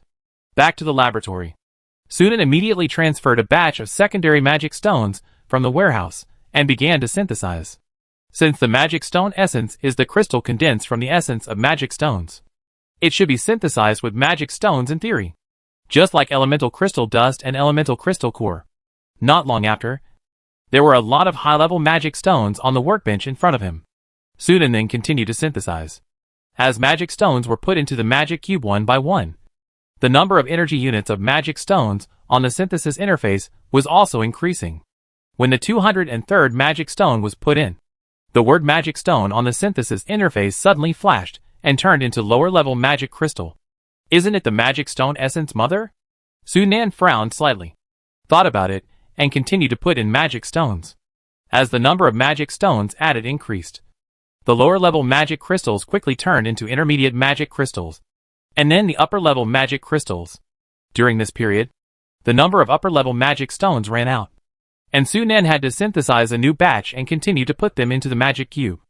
After an unknown period of time, when Sunan thought that his guess was wrong and magic stones could not synthesize magic stone essence mothers at all, the synthesis interface suddenly changed. And finally the words he expected appeared. Magic stone essence mother. Purity 8.29%. Contains a huge amount of energy crystals, which can be used to manufacture the core of energy supply devices. Finally succeeded. Sunan breathed a sigh of relief, with a look of joy on his face. He almost thought that his guess was wrong. Fortunately, the magic stone essence mother was synthesized after all. In this way, it is possible to cultivate secondary magic stone veins. I wonder if the 8.29% purity of magic stone essence mother is enough. It is obvious that the higher the purity of the magic stone essence Mother used to cultivate secondary magic stone veins, the better. Without saying a word, Sunan transferred a large number of secondary magic stones from the warehouse and began the boring synthesis. He stopped the synthesis until hundreds of high-level magic stones were added, and the purity of the magic stone essence Mother only increased by 0.01%. At this time, the purity of the magic stone essence Mother had reached 25.37%. The price was more than 2.8 million secondary magic stones. The secondary magic stones stored in the entire Star Alliance were basically consumed by him. The cost of a secondary magic stone is 12 silver coins. And more than 2.8 million is more than 300,000 gold coins. The cost is not bad. A secret puppet costs more than 400,000 gold coins. More than 300,000 gold coins for a magic stone essence Mother. At least in Sunan's opinion, this deal is very cost-effective. However, Liz came to the door soon. Sunan, why did you take so many secondary magic stones? Liz's face was full of confusion. Just now, she learned that the secondary magic stones in dozens of warehouses of the Star Alliance had been transferred by Sunan. More than half of them were energy that had just been put into the warehouse, and were ready to be transferred to various cities in the Star Empire for trading. As a result, the magic energy machines in various parts of the Star Empire will face the problem of insufficient energy in the future. Of course, Liz was not blaming Sunan. The Star Alliance was Sunan's property, and it was his right to do whatever he wanted. Liz didn't care about the complaints of a group of merchants and nobles. She was just curious why Sunan suddenly needed so many secondary magic stones. You came at the right time. I have something to show you. Sunan smiled slightly, spread his palm, and showed the thing in his hand to Liz. When she saw what it was, Liz's eyes widened immediately, and her usually cold face showed a look of astonishment and disbelief. Magic stone essence Mother.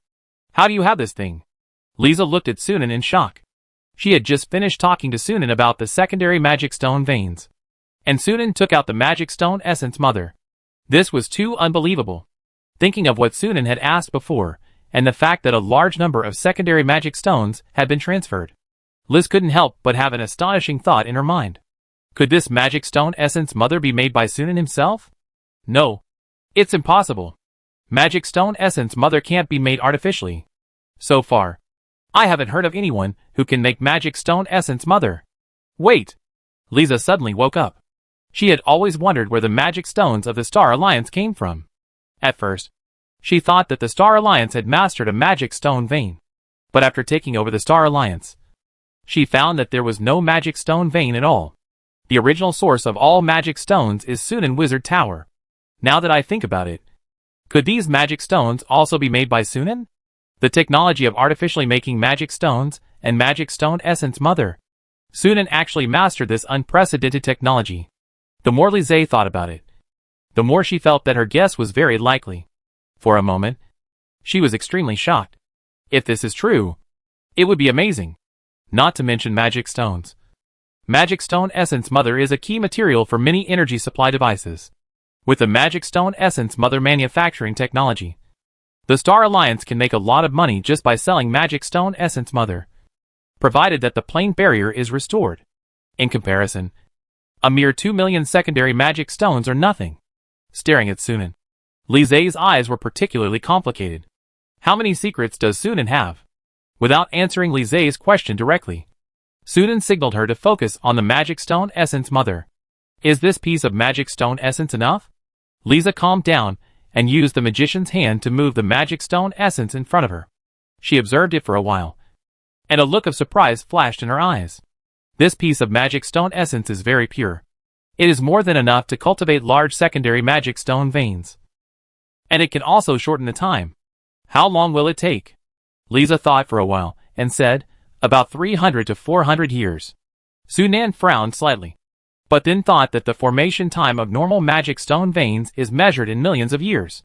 In comparison, it is very good for secondary magic stone veins to take only 400 years at most. That is, the secondary magic stone requires less energy. And there is also human intervention. Otherwise, the time required to form a vein is also a huge number. How long does it take for a small secondary magic stone vein to take shape? About 150 to 200 years. In this way, by cultivating several secondary magic stone veins of different sizes at the same time. A progressive difference in time will be formed.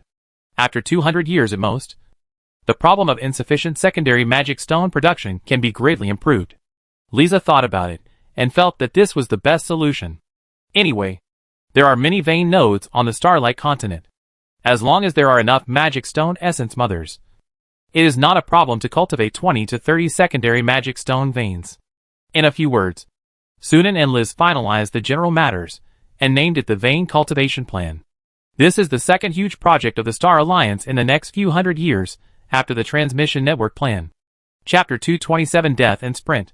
The first Magic Stone Essence Mother almost exhausted the Star Alliance secondary Magic Stone inventory. If you want to synthesize more Magic Stone Essence Mothers in the future, you can only wait for new secondary Magic Stones to be produced. Considering that secondary Magic Stones are also used in other aspects, only a part of the output can be intercepted. For this reason, Lise raised the purchase price of secondary Magic Stones in the short term, increasing production to alleviate the recent shortage of secondary Magic Stones. When Sunan produces enough Magic Stone Essence Mothers, there is no need for additional secondary Magic Stones, and the purchase price can return to normal. Throwing the cultivation of secondary Magic Stone veins to Lise, Sunan continued to devote his energy to training and building wizard towers. Up to now, the space planning of the wizard tower has been completed. And in terms of energy supply, only the floating ring has not been completed. In terms of combat equipment, there are a lot of gaps. The protective energy field of the maze lock has been completed, but it is only a small one, and it needs to be synthesized later. Originally, Sunan only planned to synthesize a medium-sized maze lock protective energy field. After all, he was worried that the energy of the element pool would not be enough to support the consumption of a large one. But since he was going to synthesize a large element pool, the maze-lock protective energy field could also be upgraded to a large level at the same time. The same is true for the spell turret 2, which can be increased to 200. The dissociation cannon has not yet been manufactured, and it will also be synthesized and upgraded later. Finally, there is the golem core. Sunan plans to place a small golem core in the wizard tower. Of course, it is a deluxe version of the small golem core, including 5,000 adamantine golems, 20 touch puppets, and 5 secret puppets. Not to mention the touch puppets and secret puppets. The engineering workload of 5,000 adamantine golems is not small. After all, only Sunan in the entire Star Alliance has the ability to refine this 3-ring legendary enchanted upgraded version of the adamantine golem.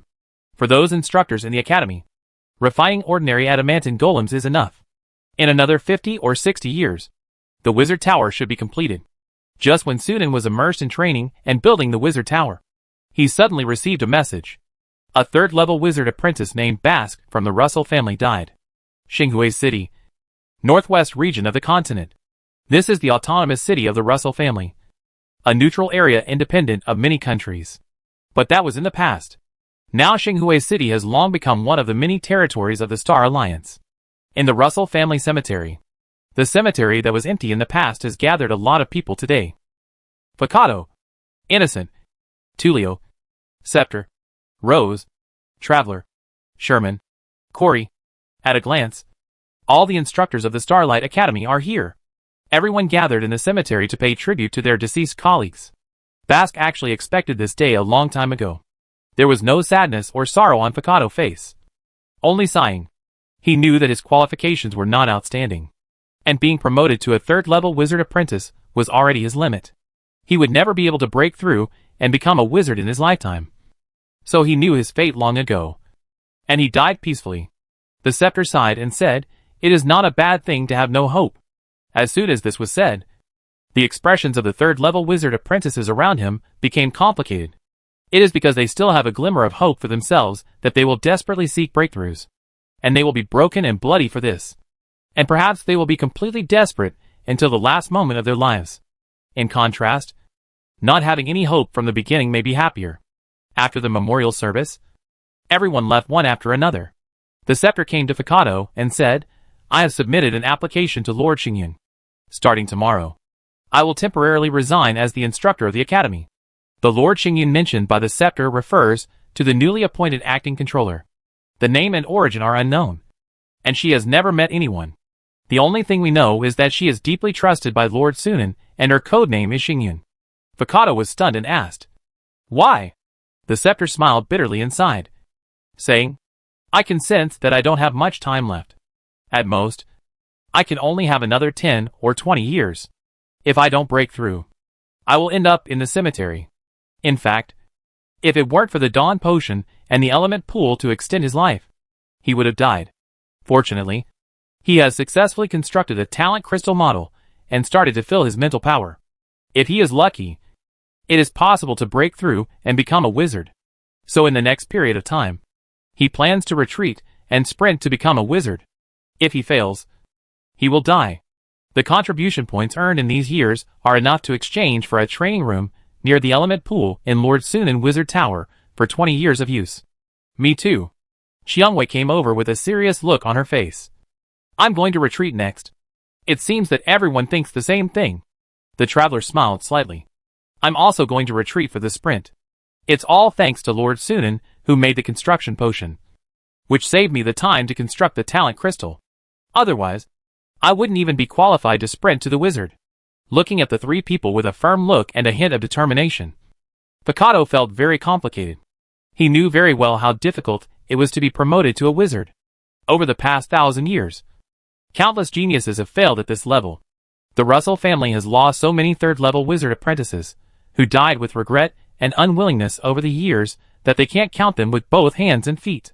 If he hadn't joined the Star Alliance and received many resources that he had never thought of before, he estimated that he would eventually follow in the footsteps of his family ancestors. Now there is finally a glimmer of hope for promotion to a wizard. But it's only a glimmer. Fukato knew very well that among the three people in front of him, only one might be able to successfully be promoted to a wizard. Or even all three might fail. And the final outcome would be nothing more than a piece of yellow earth.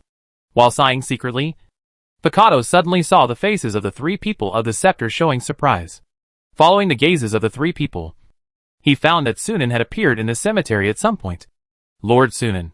Fukato bowed slightly. The scepter and others also saluted. Sunan waved his hand, glanced at the tombstone, and said, "My condolences." Fukato shook his head. "Thank you, sir." Bas passed away peacefully. Sunan nodded and said nothing more, turning to look at the three people of Rose. "I heard from Xingyun that you are planning to retreat and sprint?" "Yes, sir." Sunan smiled slightly and said, "You are lucky. You caught up with the right time." He was planning to continue to strengthen the element pool and improve the efficiency of filling mental power recently. The three people of Rose were just in time. With the help of the large element pool, the hope of being promoted to a wizard will increase a lot. Even in the heyday of wizards, not many third-level wizard apprentices can enjoy the treatment of the large element pool buff. After hearing Sunan words, the three people of Rose looked at each other, until they heard Sunan talk about the large element pool. They showed an expression of great surprise. The surrounding wizards also looked at the three people with a hint of envy. However, they thought that as long as they accumulated enough contribution points, they could enjoy the same treatment when they sprinted to become wizards in the future. So they were immediately delighted. "I wish you a smooth breakthrough," Sunan said. "If one or two more wizards can be produced, it will be a good thing for the Star Alliance. On the one hand, the faculty of the Academy will be improved, and on the other hand, he will no longer have to take on many tasks alone, and can hand them over. For example, refining the enchanted and enhanced adamantine golem, making 4th level potions, and going to the elemental plane to collect elemental crystal dust, etc. can all be shared by other wizards. He can also free up more energy to practice and build wizard towers, a qualified wizard force, in addition to having a large number of wizard apprentices as the cornerstone. Also needs a large number of formal wizards as the backbone." After a few words of encouragement, Sunan then looked at Sherman, Corey and Otto, who were waiting on the side. All three came to participate in Bask's memorial service today. Speaking of which, these three were the first batch of students he accepted, and they were also the ones closest to real students. The wizard apprentices recruited after the three were more like students of the academy than students. Therefore, Sunan still had a different feeling for Sherman and the other two. He would take special care of them and occasionally give them guidance. Looking at the three mature-looking people, Sunan couldn't help but sigh in his heart. When they first came to the base, the three were only children of 12 or 13 years old. But now they are nearly 100 years old. It's just that because of their special physique, they look no different from young people in their 20s. I heard that you are studying biological transformation recently. Sunan looked at Corey. Are you preparing for semi-elementalization or blood fusion in the future? Among all the materials produced by the Star Alliance, the application scope of biological transformation is the narrowest. If it is to earn contribution points, it is best to choose the other 3 fields. Corey specializes in biological transformation, which can only be to prepare for life extension in the future. There is this reason. Teacher, Corey admitted frankly, but I am also very interested in biological transformation. Sunan nodded and took out a few books from the space ring for him. This is a book on biological transformation, which should be useful to you. These books were copied by Liz, and they are the knowledge mastered by the Xingyun Club. The Xingyun Club is good at refining war artifacts, and naturally it is also involved in the field of biological transformation. For example, if there is no in-depth dissection and research on the Golden Touch Master, it cannot be made at all. The books given by Liz have improved the weakness of Xinguang Academy in biological transformation knowledge. Thank you, teacher. Kolei was overjoyed. Sunan then looked at Shimin and Adil and said, Xingyun is interested in recruiting assistants recently, and it should be recruited in Xinguang Academy later. You two can try it. If you can become Xingyun's assistant, it will also be good for you. She is also a wizard. Forget about Corey, who is a loner and eccentric. Shemin and Adil are both thoughtful and suitable to be assistants. And being able to become a wizard's assistant is also a great opportunity for a third-level wizard apprentice. When Shemin and the other 2 heard this, they were shocked. They never expected that the mysterious Starfall was also a wizard like their teacher. After coming to their senses, Shemin and Adil were immediately moved. It is really attractive to work with a wizard at close range. Apart from anything else, even if the wizard occasionally guides them, it will be enough for them to benefit a lot. Not to mention the benefits and influence that the position of assistant to the acting controller can bring. The 2 looked at each other and immediately made up their minds to give it a try. Corey knew his own business and knew that he was not suitable to be an assistant, so he decisively gave up the unrealistic idea. When it comes to the efficiency of cultivation, the synthesis and strengthening of the element pool naturally comes first. However, due to the high cost of element pools, the cost of a small element pool exceeds 10 million gold coins. Even though the income of the Star Alliance is gradually increasing every year, other expenses are too much, and it is impossible to produce multiple small element pools in a short time.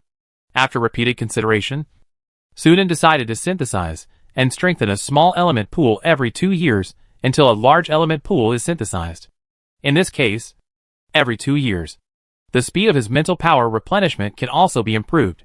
Time flies, and more than 3 years have passed in a blink of an eye. Li Zai's work efficiency is very fast. The first secondary magic stone vein was successfully opened up in the southeast region, less than 500 kilometers away from the Flash City. According to Li Zai's estimate, this small secondary magic stone vein can be cultivated and formed in about 180 years, and it can be mined at that time. The estimated reserve is at least 200 million secondary magic stones. This is still due to the lack of energy in the Starlight continent. Otherwise, the formation time can be shortened a lot. The second magic stone essence mother has also been synthesized, and the second medium-sized secondary magic stone vein has been opened up.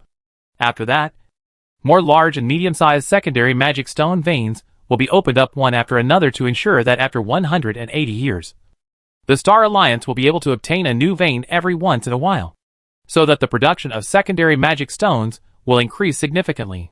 180 years is a bit long, but if it can be exchanged for the full promotion of secondary magic energy technology, it is worth it. Sunan put down the documents and smiled at Li Zai, who was sitting behind the desk. Another thing he didn't say was that when the production of secondary magic stones increases, more magic stones can be produced, so as to popularize magic energy technology on a small scale.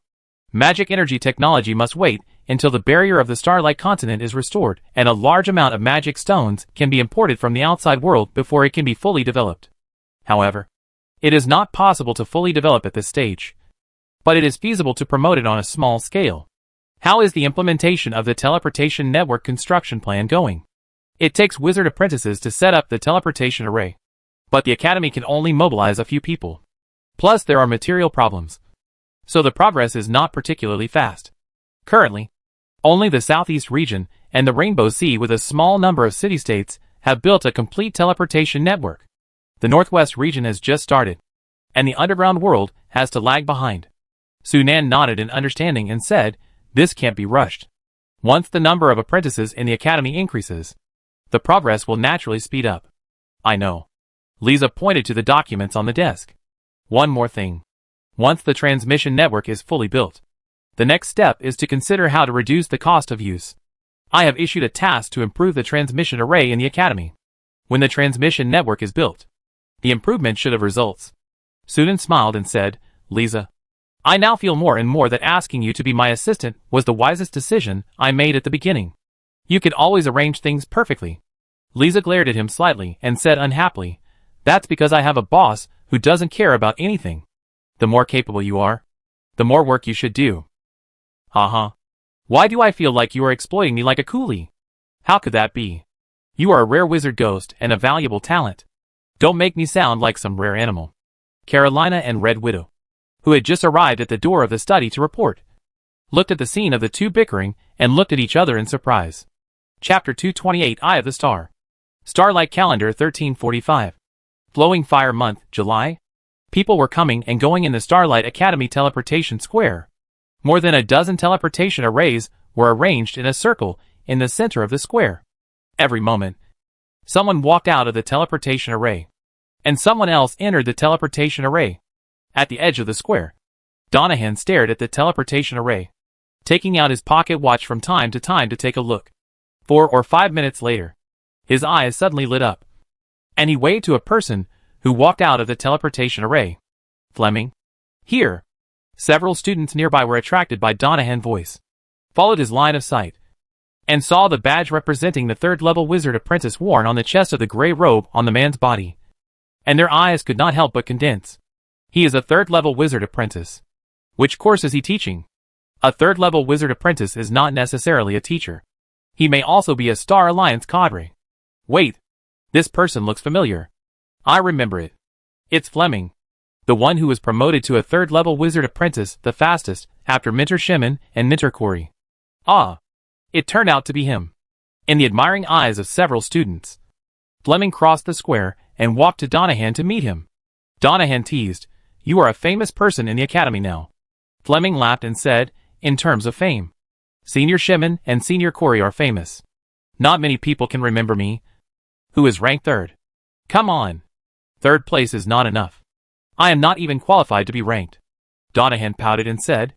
Fleming laughed and asked, "You should be promoted soon." "Soon? At most 2 or 3 years.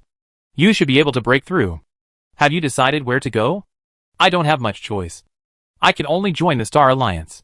As the number of third-level wizard apprentices gradually increased, the teaching staff of the Starlight Academy gradually exceeded the demand, and the academy gradually raised the standard for mentors.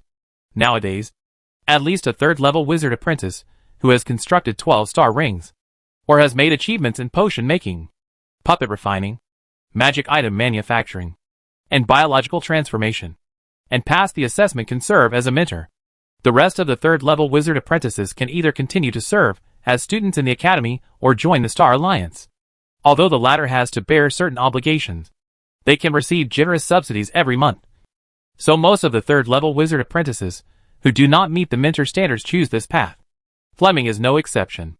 But he will be able to construct the 12th star ring next year, and then he can apply for the mentor assessment. The benefits of the mentors at Starlight Academy are much more generous than those of ordinary Star Alliance cadres. After reminiscing for a while, the two decided to go to the cafeteria for dinner. As the number of students increased, the academy later added several cafeterias. Fleming and Donahan chose the second cafeteria that they first entered when they enrolled. The recommended menu prices that seemed unusually expensive back then are no longer worth mentioning to Fleming. After ordering a few dishes, the water elf quickly served the dishes to the table. Seeing that Fleming was not looking at the water elves, Donahan teased, "Look at you. You must have played with a group of water elves hiding in the mansion a lot recently. Are you tired of them?" Fleming rolled his eyes and said, "I have been busy with the task of opening up a secondary magic stone vein recently. I have been so busy that I haven't been back to the mansion in the city for more than half a year." Donahan asked curiously, I heard that this time the opening up is a large secondary magic stone vein. Yes. It is still led by Senior Sister Otto. Otto. Senior Sister Air. Donahan showed undisguised envy on his face. Senior Sister Otto is great. She can serve as the assistant of Lord Xingyun. I heard that even Carolina and Red Widow respect her very much now. Fleming smiled and said, Senior Sister Otto is a student truly recognized by the teacher, even if she is not an assistant. The two dare not neglect her. How is it the same? How many people in the entire Star Alliance have a higher status than Senior Sister Otto? Donahan picked up the fish with chopsticks and put it in his mouth. Chewed it a few times and swallowed it. I'm actually quite puzzled. There were so many people taking the test. Why did Lord Xingyun choose Senior Otto? Others are fine. But Senior Sherman and Senior Ethan are also among the participants. Fleming hesitated and whispered. I heard that Lord Xingyun seems to be a woman. So he chose Senior Otto as his assistant. Donahan was surprised. Is it true? It's just a rumor. I'm not sure whether it's true or not. Fleming shrugged. After all, except for the top people, no one has ever seen Lord Xingyun's true face. Then where did this rumor come from? It is said that Lord Amy said it. Donahan suddenly realized. If there is anyone in the entire Star Alliance who has no power but a high status that no one dares to offend, it is only Lord Amy. The origin of Lady Amy is a mystery.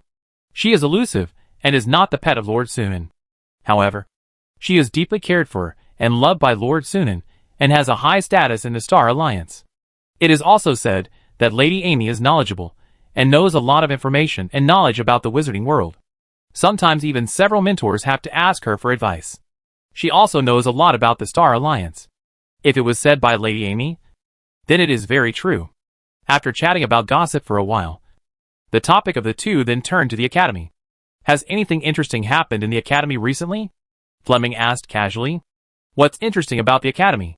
Donahan seemed to have thought of something when he was talking, and changed the subject. If you want to talk about interesting things, there is one. What?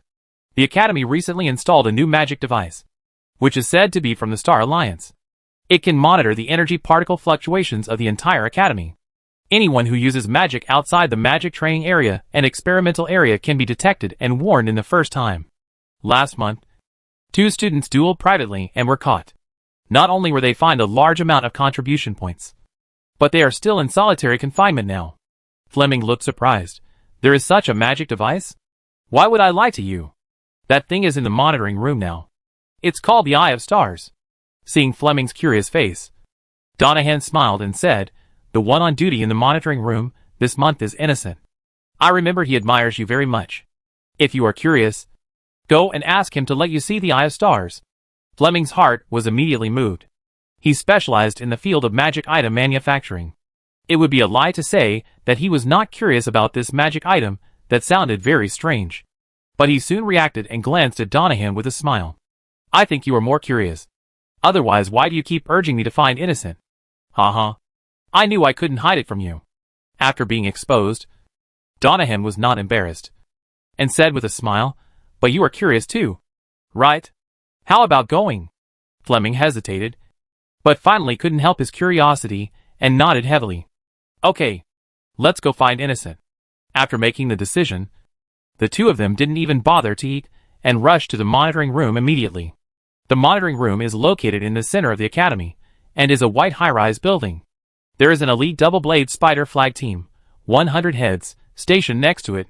Once any violation is found in any part of the Academy, a double-blade spider team will immediately rush over to stop and arrest them. A team of 5 legendary elite double-blade spiders is enough to easily suppress any students in the Academy except the instructor. After passing the inspection of the steel golem guarding the gate, Fleming and Donahan entered the building. As soon as they entered the hall, they saw the giant crystal ball placed in the center of the hall. The entire crystal ball was as tall as a person, and was oval in shape, but with sharp ends, looking like an eye made of crystal. Inside this eye was a lifelike 3-dimensional panoramic model. Fleming recognized it as a panoramic view of the Starlight Academy after just one glance. What surprised him was that there were tiny green, yellow and blue light dots on it, densely packed with probably 2,000 or 3,000. Fleming was about to approach to take a look when he was stopped by a staff member. Are you two here to borrow the Star Eye? Do you have a license to use it? Fleming was stunned for a moment. And then he heard Donahan explain, some tasks require the use of the star eye, and the recipients of such tasks can get temporary permission to use the star eye. After explaining, Donahan said to the staff, we are here to find innocent instructor. Just as the staff was about to speak, a voice suddenly came to his ear. You go down. I will entertain them. The staff turned around and immediately became respectful. Lord Innocent. Innocent waved his hand and asked the staff to leave, then looked at Fleming with a smile on his face. You came straight here as soon as you came back. I guess it was for the eye of the star? Fleming was surprised. Does the instructor know that I just came back today? You are now a cadre of the Star Alliance. You don't need to call me instructor. Just call me by my name. Innocent smiled, then pointed to the eye of the star. The rotating instructor can see the status of the eye of the star at any time. I knew it as soon as you stepped into the gate of the academy. Fleming and Donahan looked at each other, both a little surprised.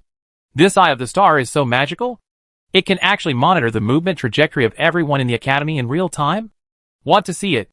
Innocent pointed to the eye of the star and said. Fleming readily said, Thank you, Master.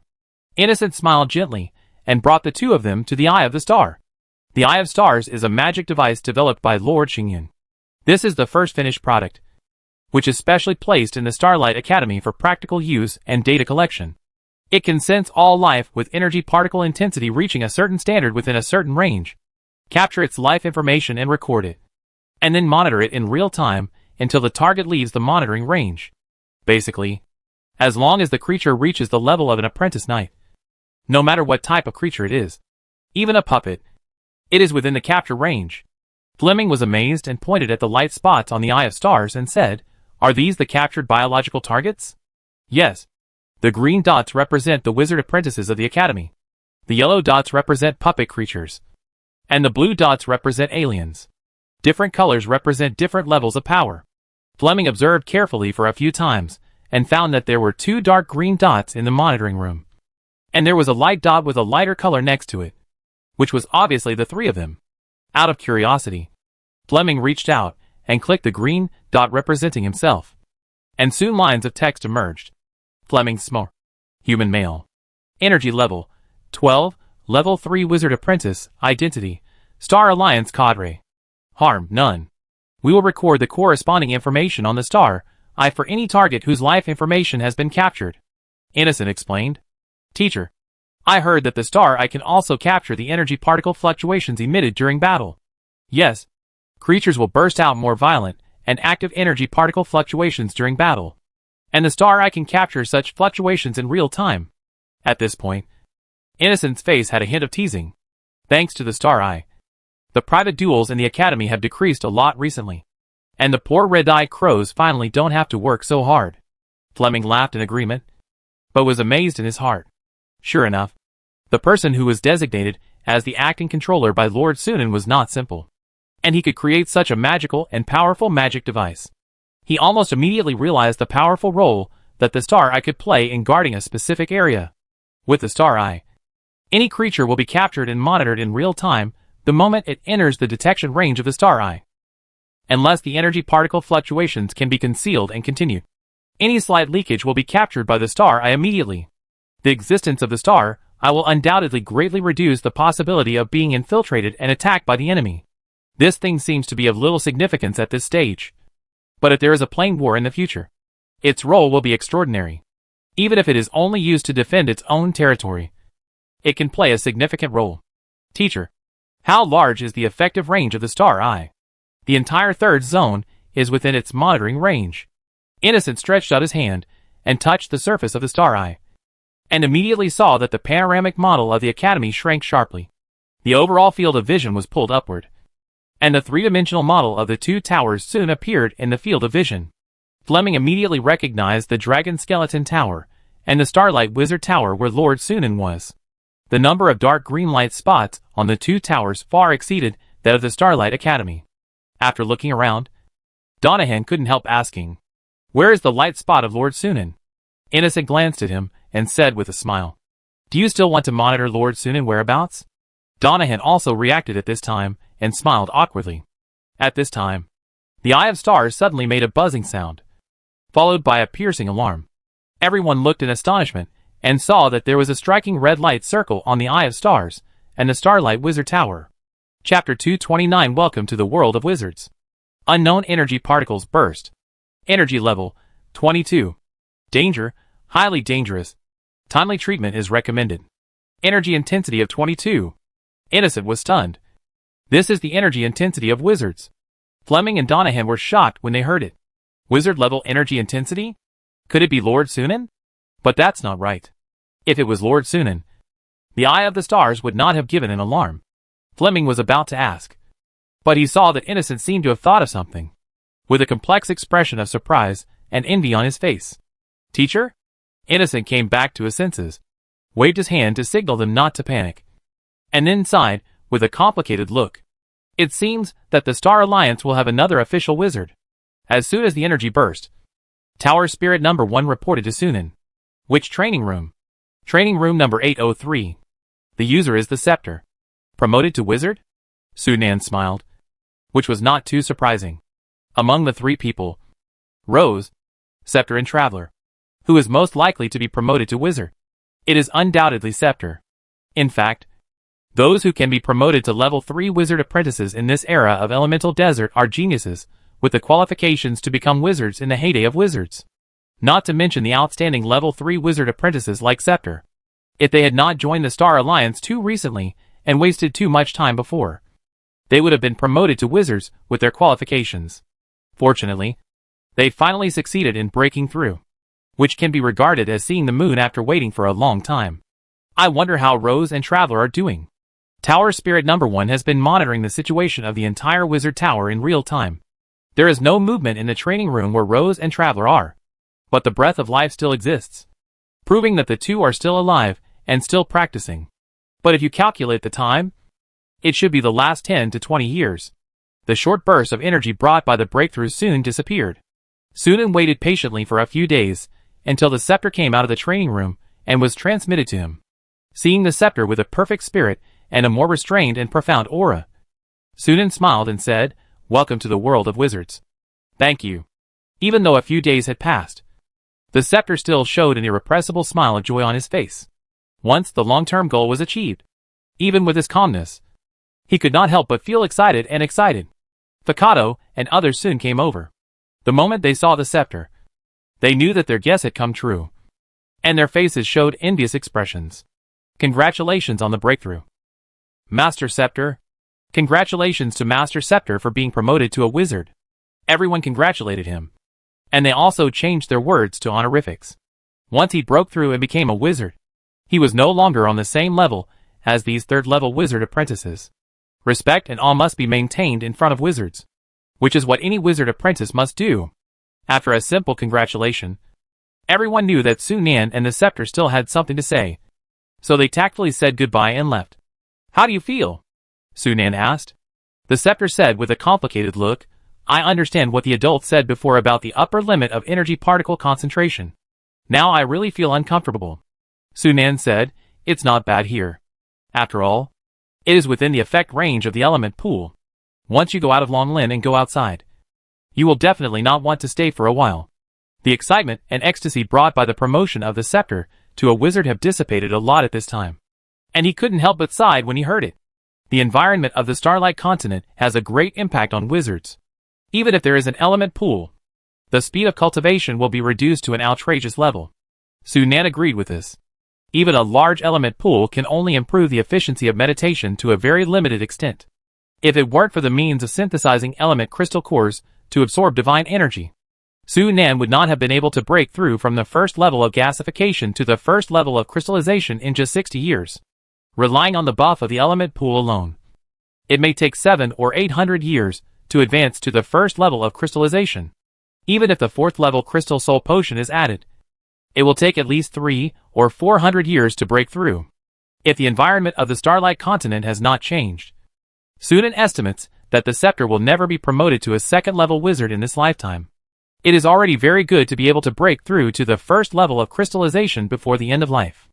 Sunan can put the element pool buff bonus and crystal soul potion into the exchange list without hesitation, allowing others to exchange them based on their contributions. Except for the element crystal core. He himself thinks this thing is not enough now. so naturally he can't share it with others. When the divine energy of the element crystal core has a greatly reduced effect on him one day, perhaps he can consider putting a part of it into the exchange list. Don't worry. This situation will not last too long, and it will slowly recover next. Sunan words made the scepter stunned, and he subconsciously asked, recover? Since you have been promoted to a wizard, I should tell you some things. Sunan patted the scepter on the shoulder and told him about the wizard expedition 1,000 years ago, and the fact that the plane barrier will be slowly restored in the future. The scepter was only a third-level wizard apprentice before, and it was useless to know these things, which would only cause trouble. But now he is a wizard and the top combat force of the Star Alliance, so he is naturally qualified to know everything. By the way, it is also to give him some hope, so that he will not think that he will never be able to become a second-level wizard in this life, and simply give up hope. After listening to Sunan words, the scepter looked dazed. He never thought that there was such a bizarre truth hidden behind the Starlight continent. All of this was beyond his cognition, making him feel like he was in contact with a whole new world. But when he came to his senses, the scepter was surprised again. This means that in more than 600 years, the Starlight continent will be restored to its original state, and he can practice normally. With the support of the resources of the Star Alliance, he may be able to move up to the next level and be promoted to a second-level wizard. Seeing the excitement of the scepter, Sunan smiled and talked about another thing. Are you interested in being the Dean of Starlight Academy? Dean? The scepter was slightly startled. Yes, the Dean position has been vacant because there is no suitable candidate. But it is different now. You have been promoted to a wizard and are fully qualified to be the Dean. The scepter hesitated for a moment and nodded in agreement. The Dean of Starlight Academy has a high status within the Star Alliance. In addition, he can get more resources. Of course, he will not refuse. After chatting for a few more words, Sunan left. Watching Sunan go away, the scepter's eyes flickered slightly. Before being promoted to a wizard, he could not see through Sunan's true strength at all. He only felt that the other party was shrouded in a layer of fog and was unfathomable. He thought that after breaking through to become a wizard, the gap between him and Sunan should be narrowed. But the facts were beyond his expectations. Standing in front of Sunan, he still couldn't see through the opponent's strength. The only change was that he felt a strong pressure from Sunan. Just like an ant can't feel the terror of humans, but a 3-year-old child can already understand the power of adults. From this point of view, the gap between him and Sunan may have narrowed a little. Thinking of this, the scepter couldn't help but laugh. Concentrating his thoughts, he turned and walked towards the teleportation hall, preparing to go to the warehouse area to exchange crystal soul potions to assist in cultivation and stabilize his realm. There are also wizard weapons, which he has been coveting for a long time, and now he can finally exchange them. But before that, he has to get enough contribution points. The price of wizard weapons is not cheap. The news that the scepter was promoted to a wizard quickly spread throughout the Star Alliance, causing quite a stir. At the same time, it also boosted the spirits of a group of wizard apprentices. The promotion of the scepter undoubtedly shows that it is still possible to be promoted to a wizard in the current Starlight continent. As for Sunan, he can't be used as a target at all. There is only one Sunan in the Starlight continent. Anyone who thinks he can become the second Sunan will only make people laugh.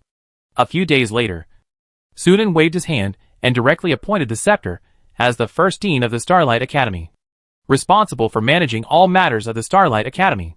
While serving as the dean, the scepter also took over part of the work of making crystal soul potions and refining adamantium golems. With his help, the workload on Sunan was finally reduced. Time flies, and it is the 1362nd year of the Starlight calendar. Thunder month, April. Sunan finally succeeded in synthesizing a large element pool. With the buff of the large element pool, the filling progress of the talent crystal model increased by 0.11% in just 1 month. Almost twice as fast as before. Talent crystal model filling progress, 22.31%. Not bad. At this rate, the talent crystal model can be filled in at most 60 years. Sunan showed a satisfied smile on his face.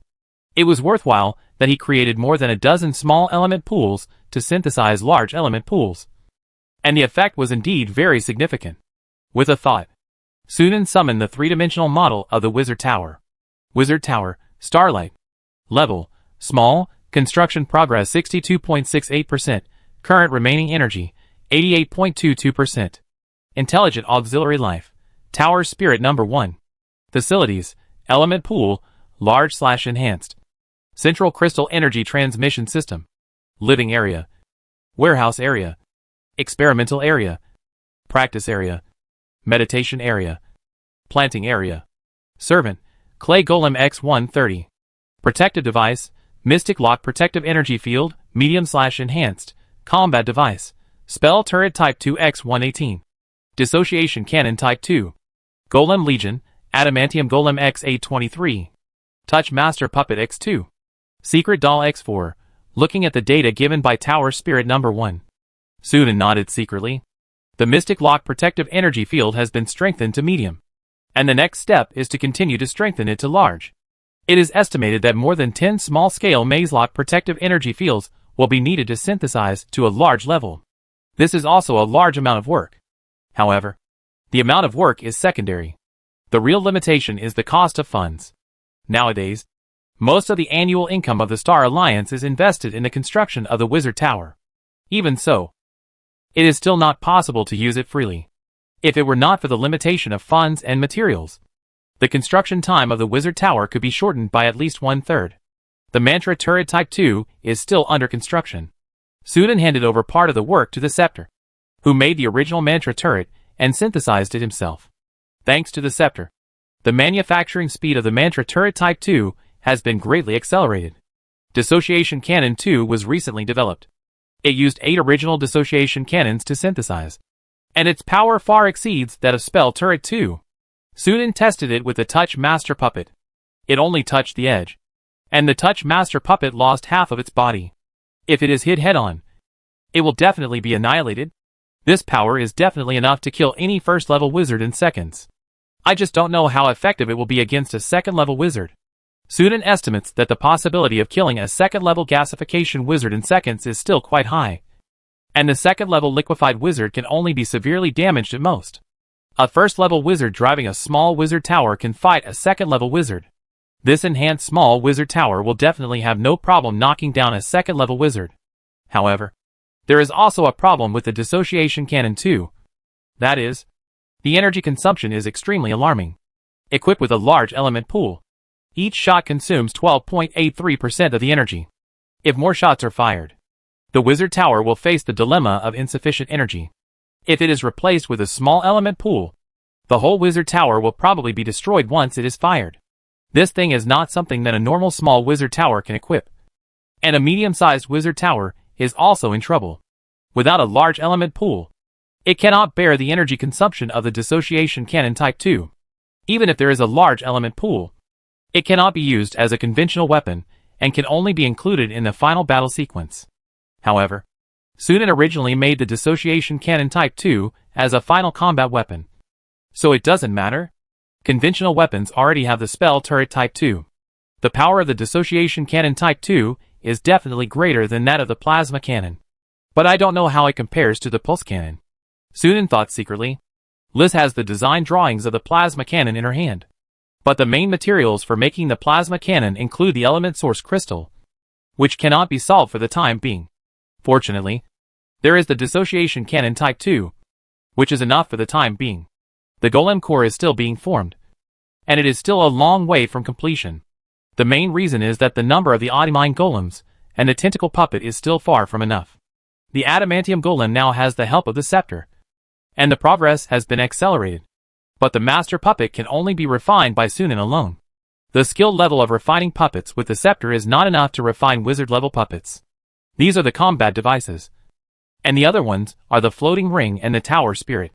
Needless to say, the floating ring is still accumulating materials, mainly a large amount of mithril. Sudan still plans to make this device at the end. As for the tower spirit, Sudan plans to refine 3 from the beginning, responsible for daily operation, combat command and experimental assistant respectively. For example, Tower Spirit Number 1 is responsible for daily operation. The legendary soul crystals are all there.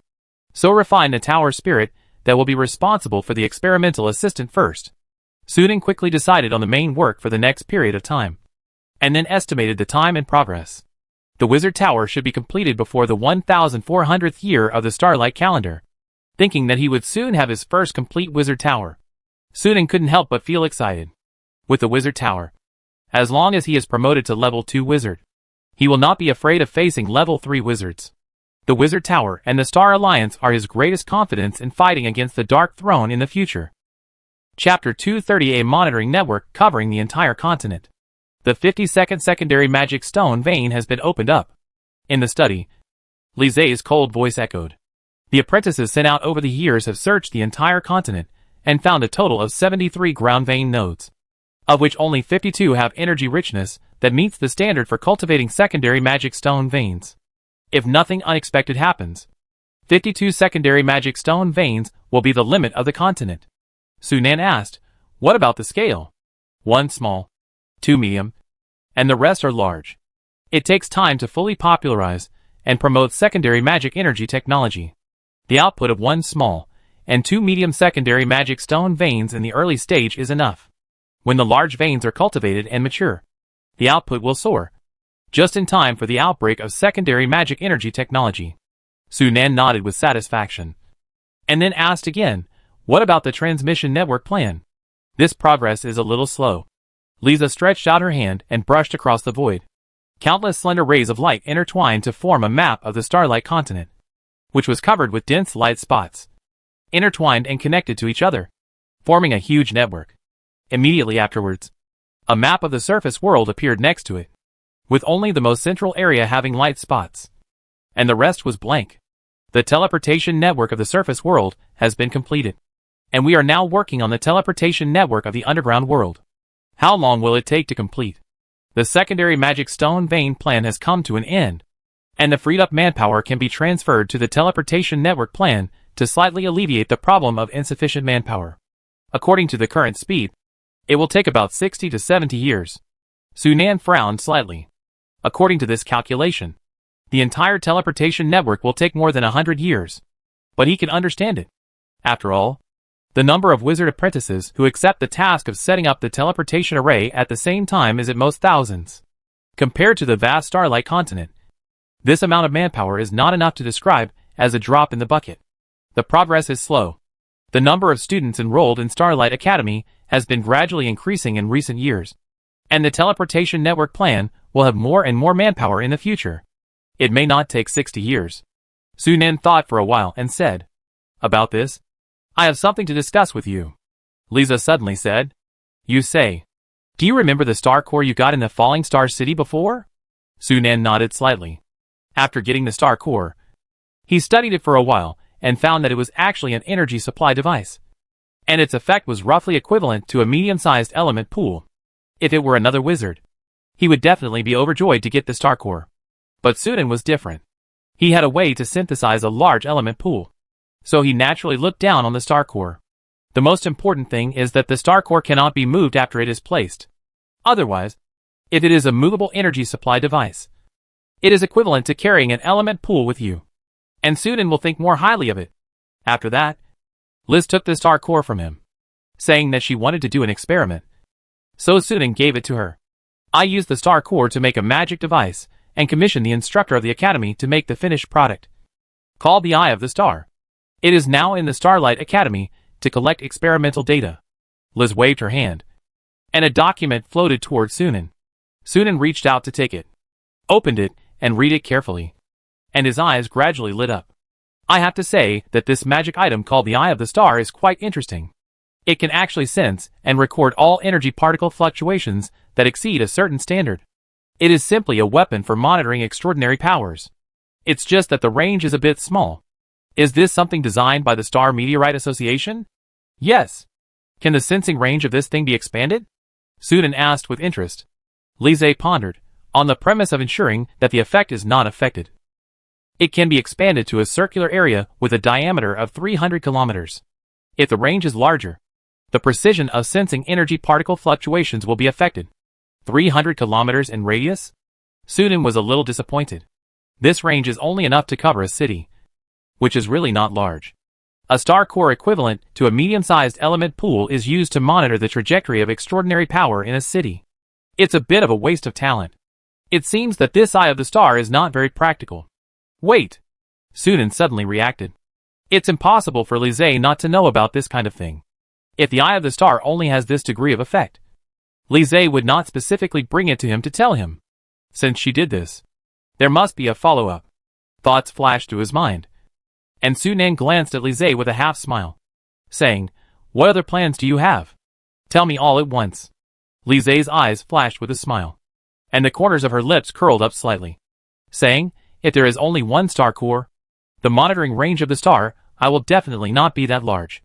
But if the star eye is the core, supplemented by multiple secondary star cores to form a network, the monitoring range can be expanded." Secondary star core? It means exactly what it says. An energy core that is inferior to the star core in effect. Lisa stretched out her hand and pointed in the air, and a light and shadow slowly emerged. It was a crystal ball that was quite similar to the star core, but much smaller in size. The star core is the core creation of the Starfall Society. Only the Wizard Council members in the entire Starfall Society have mastered the manufacturing technology.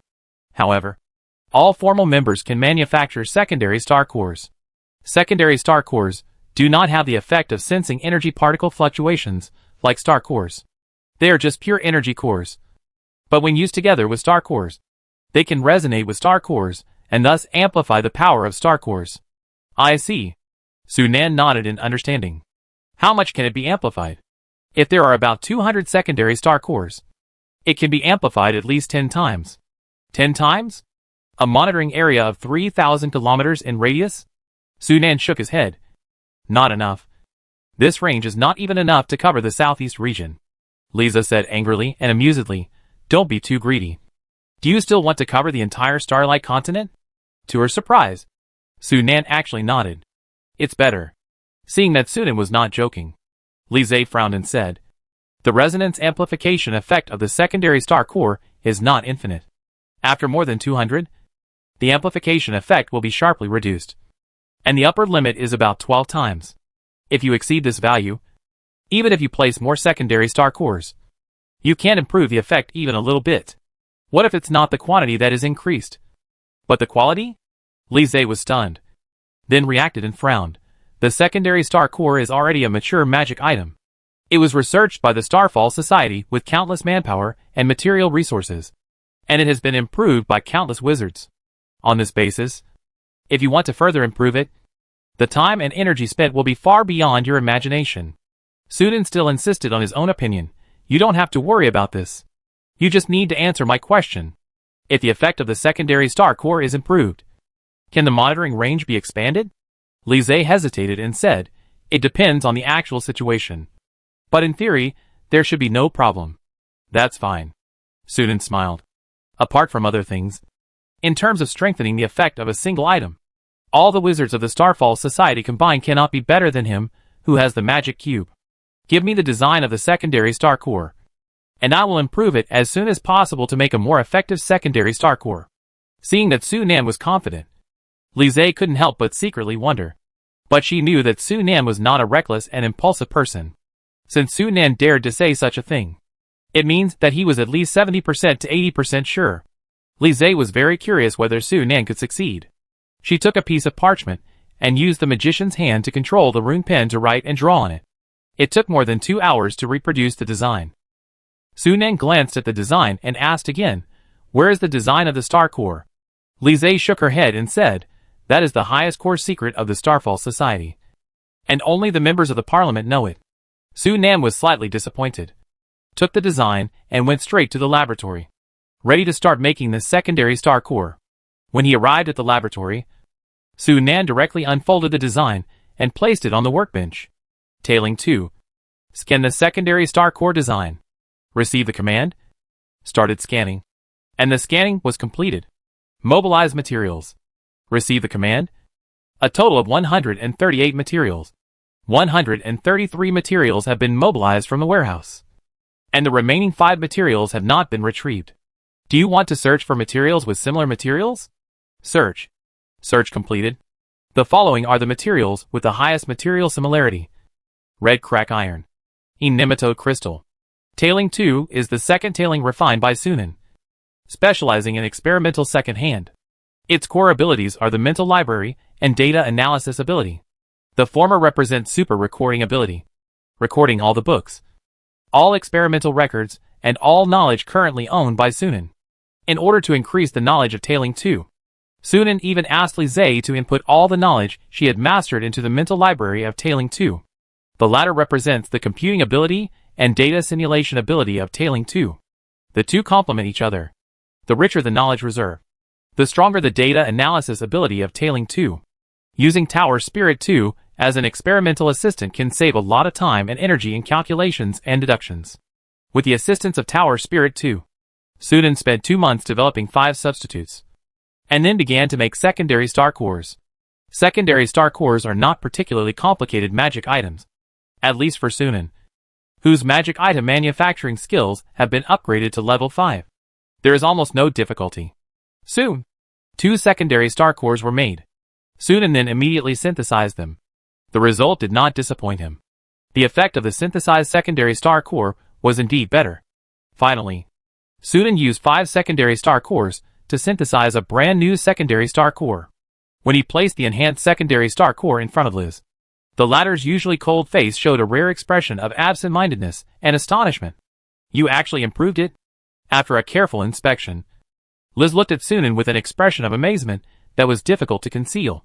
She never thought that Sunan actually completed the improvement. And it took only a little over a month.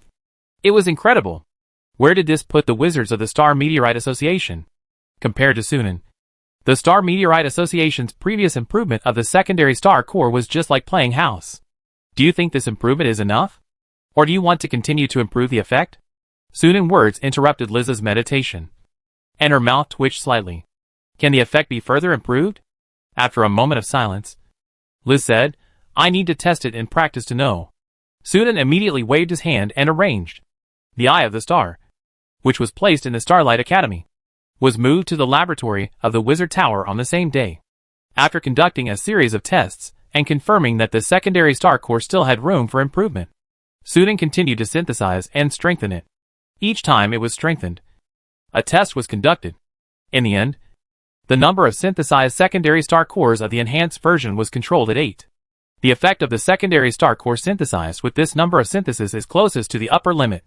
If it is improved further, the effect of the star core as the core will not keep up. The result of taking the lead will lower the overall effect. The detection range of more than 7,000 kilometers is enough to cover the southeast region. Are you satisfied now? Li Zhe glanced at Sunan. Or do you really want to cover the entire continent to be satisfied? Sunan pondered and said nothing. Although this result is not impossible, there is always something wrong. If possible, Sunan still hopes to cover the entire continent, which is extremely important for monitoring the invasion of foreign wizards after the elements are revived in the future. But to achieve this, either strengthen the effect of the star core or create a second star core. For Sunan, these two methods are actually the same. Unless he can synthesize a star core with a secondary star core, it is impossible to achieve the goal. But Sunan has experimented before, and it is impossible to synthesize a star core with a secondary star core. Secondary star cores do not have the effect of sensing energy fluctuations like star cores, which means that no matter how many secondary star cores are invested, they cannot synthesize a real star core. But on the other hand, as long as the secondary star core has the same effect, even if it is only a little bit, he can use the magic cube to synthesize something with a similar effect to the star core. The secondary star core and the star core can resonate, proving that they are similar in nature to a certain extent. So improving the secondary star core so that it has a slight ability to sense energy particle fluctuations should still have the possibility of success. Sunan had a plan in mind and told Li Zhe about the idea. Of course, the synthesis was not stated explicitly, but it was said that the secondary star core was improved so that it had a weak energy sensing effect. It is theoretically feasible. But what is the point of doing this? Li Zhe was puzzled. The secondary star core is in an auxiliary position in this sensing network. Even if it has a weak sensing ability, it will not improve the overall effect much. And it is still impossible to achieve your goal of covering the entire continent. Sunan smiled and said, "I have my own plan. Just cooperate with me in the research experiment." Lisa also has rich experience in making secondary star cores. The improvement experiment will be much smoother with her help. Staring at Sunan for a long time, Li Zhe curled her lips and snorted. Mysterious. Complaining. She finally agreed. Chapter 231 Academy Meeting. Wizard Tower completed. In order to verify his conjecture, Sunan devoted most of his energy to research in the following time. With the assistance of Liz and Tower Spirit Number 2, the research progressed quite smoothly. When the time came to the 1364th year of the Starlight Calendar, the first secondary star core, with the ability to sense energy particle fluctuations, was finally successfully manufactured. The actual test results showed that the sensing ability of the new secondary star core was less than 1% of the star core, and it was not even qualified to be a low inversion. But it was enough for Sunan. After that, Sunan used the excuse of letting Liz return to the affairs of the Star Alliance, and carried out the next research alone. In fact, he started to manufacture secondary star cores, and then synthesize them. In the end, he successfully used 112 secondary star cores to synthesize a star core with sensing ability not inferior to the original one. Sunan did not stop, but continued to invest more secondary star cores for synthesis. The original star core and the secondary star core can only cover half of the Starlight continent at most. However, if a more powerful star core can be synthesized, and then supplemented with a new secondary star core, it is likely that a monitoring network covering the entire Starlight continent, including the surface world and the underground world, can be established. Two monitoring networks are always not as convenient and easy to use as a wider and more complete monitoring network. After hundreds of tests, Sunan finally synthesized a satisfactory new star core. The cost was the use of more than 300 secondary star cores, with a cost of 200 million gold coins, which almost emptied the cash flow of the Star Alliance. For this reason, Sunan had to delay the construction of the built-in golem army in the Wizard Tower and give priority to the supply of funds for this. The cost of this thing exceeds the large element pool. Looking at the crystal ball in front of him that looked as beautiful as the starry sky, Sunan couldn't help but sigh. But it's worth the money, compared with a monitoring network covering the entire continent. A mere 200 million gold coins is nothing. When Sunan came to Liz with the synthesized new star core, the latter was so shocked that she couldn't speak. It was fine that he had improved the secondary star core before, but now he actually made a star core without any design drawings, and further improved it to improve the effect. What a group of wizards from the Falling Star Society couldn't do in thousands of years was done by Sunan alone in just a few years. This is almost the same as a miracle. Liz couldn't help but wonder if Sunan was actually an old monster wizard who had lived for tens of thousands of years and then reborn in a body. You really can bring me surprises every time. With a sigh, Liz looked at the crystal ball in front of her, and her heart was also surging. With this star core, it should be no problem to build a monitoring network covering the entire continent. Sunan asked, "How long will it take to complete?" Lisa thought for a while and said, "The construction of the monitoring network is not difficult. As long as the nodes are calculated and the secondary star cores are arranged, it will be fine. We have a complete transmission network, which is still very convenient and fast. It can be completed in 1 or 2 years. The premise is that there is enough money to cover the entire continent. At least more than 300 new secondary star cores are needed, plus other material expenses. The total cost will be at least 300 million gold coins.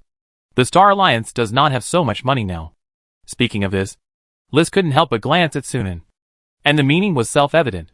In addition to building wizard towers and developing new star cores, more than 80% of the funds of the Star Alliance in recent years have been used by Sunan. Of course, she is not condemning Sunan. After all, Sunan's strength is the strength of the Star Alliance. The special environment of the Starlight continent has created a special situation for the Star Alliance that is very different from other wizard forces. That is, the development and growth of the Star Alliance depends entirely on Sunan. If Sunan is lost, the Star Alliance will not fall apart immediately, but at least its strength will be greatly reduced, and it will never regain its former glory. In this case, it is reasonable for the Star Alliance to invest all its funds in Sunan. Moreover, whether it is building a wizard tower or developing a new star core, it will be of great benefit to the development of the Star Alliance. "How much money can be withdrawn now?" Sunan asked. Lise handed over a document and said, "The Starlight continent has developed well in recent years. The Star Alliance now has an annual income of nearly 20 million gold coins. Without reducing the investment in the construction of the Wizard Tower, it can withdraw about 8 million gold coins every year. We can start building a monitoring network now. As long as we slow down the speed and invest money in the middle, It will be completed in about 40 years. In this way, the manpower pressure will not be too great. Sunan frowned slightly. 40 years is not a long time. He can still wait. But this question once again made him realize the limitations of the Starlight Continent. The Starlight Continent itself is so large that if it does not exhaust the pond, the income it can create every year is almost fixed. Without communication with the outside world, the income generated by the Starlight Continent is impossible to achieve a surge in a short period of time. If you want to increase income, you can only develop the Starlight Continent little by little and improve the overall level. It is precisely because of this that Sunan wants to vigorously promote submagic energy technology. Only by carrying out productivity reform can the Starlight Continent create more income. It will take at least 300 or 400 years to truly promote submagic energy technology. In a short period of time, the income of the Star Alliance will not have a significant increase. That's it. The construction of the monitoring network will be left to you. Lise nodded and said, "By the way, you give this plan a name, which is also convenient to call." Sunan said without hesitation, "Let's call it the Eye of the Star Project. The name of the Eye of the Star is just right. The Eye of the Star, the Eye of the Starlight Continent, is very consistent with the role of the monitoring network.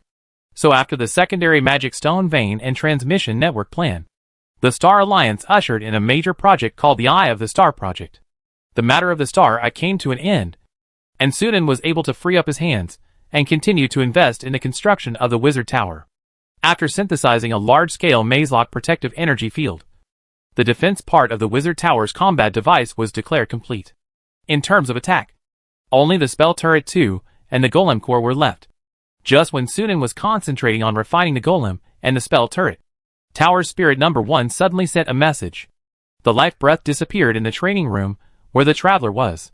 As soon as he got the news, Sunan immediately opened the training room where the Traveler was. And what came into view was the Traveler's body sitting cross-legged on the ground. With a sweep of his mental power, Sunan immediately determined that the life breath on the Traveler had completely dissipated. He still failed to cross the last level after all. Before the breakthrough, his lifespan came to an end.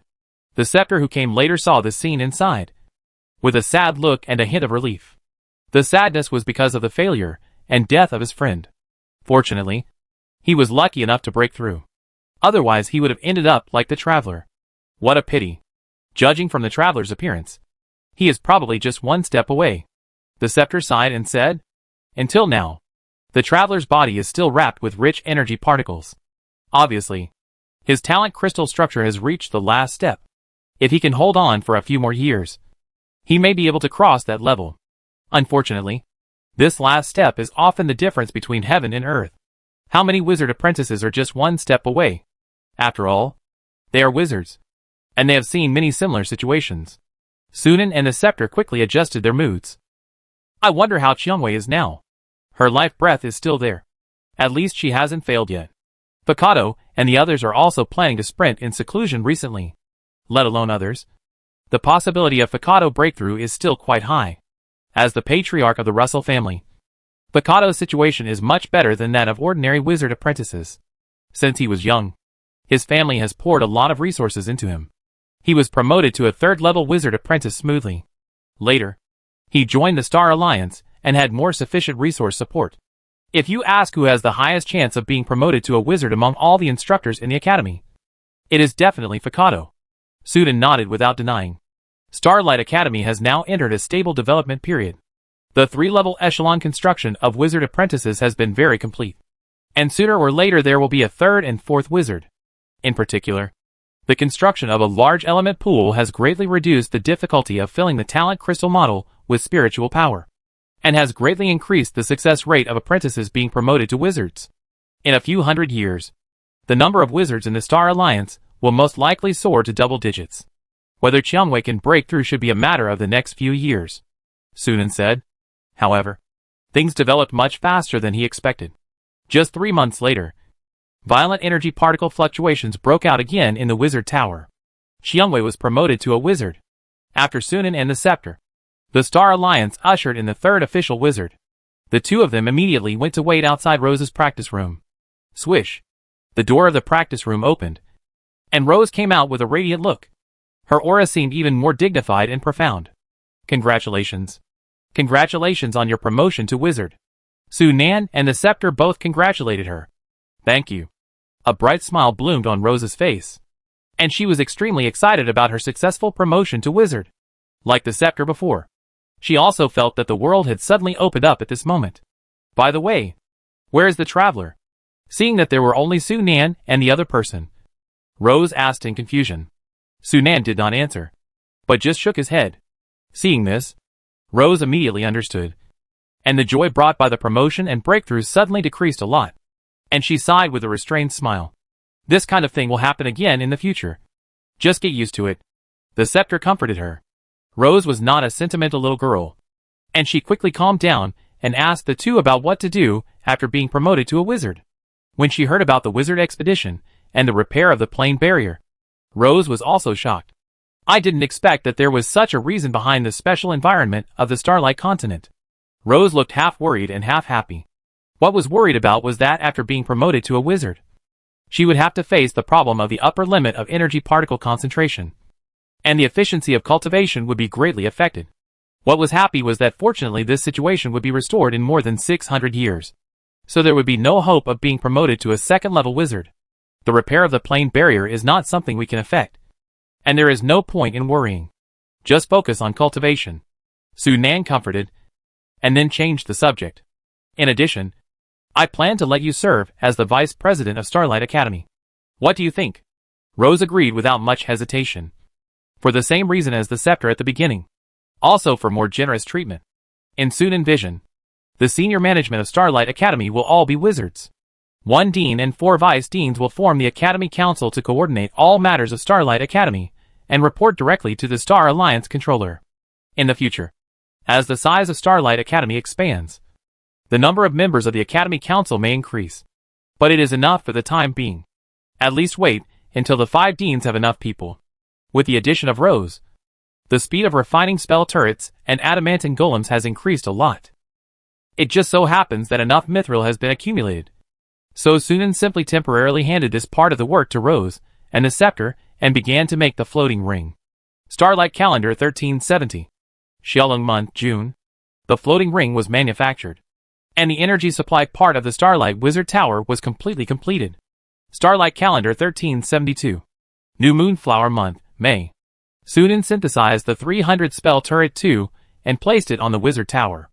So far, the ultra-long-range strike device of the Wizard Tower has been completed, including 300 spell turret type 2 and 1 dissociation turret type 2.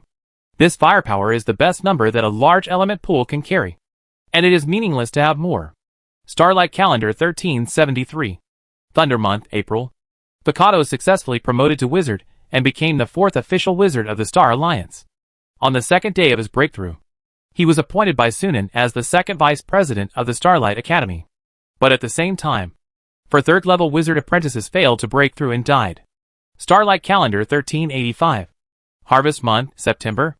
The Wizard Tower's built-in golem army was completed, including 5,000 enchanted adamantine golems, 20 touch puppets, and 5 secret puppets.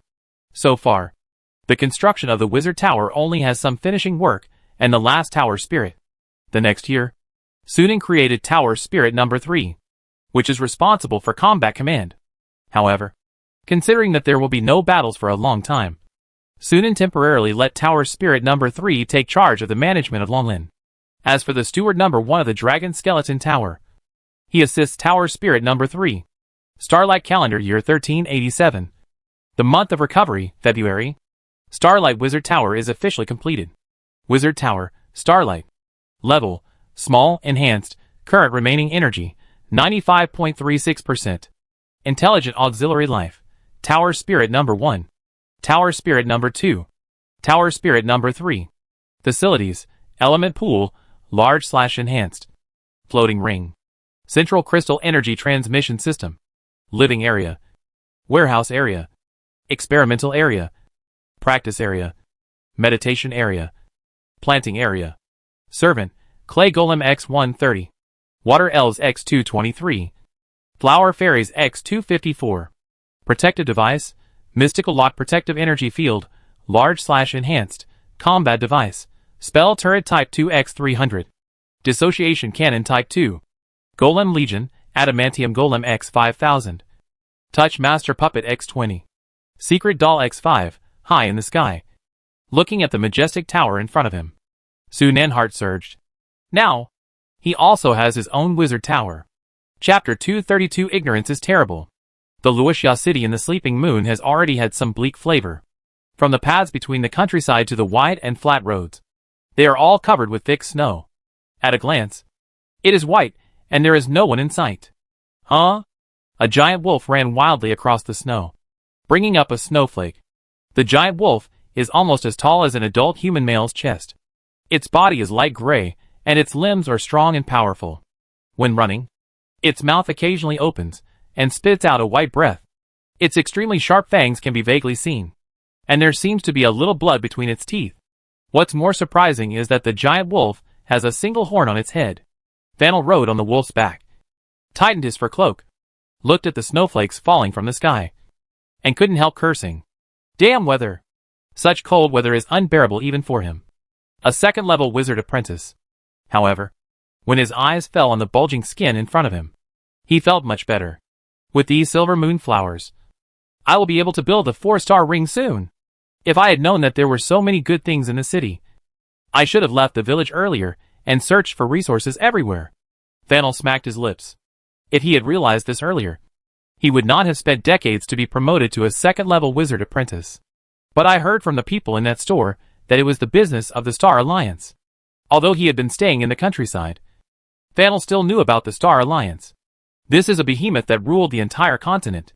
If you rob the Star Alliance, you must know that you will be wanted without thinking. But Vanel didn't care much.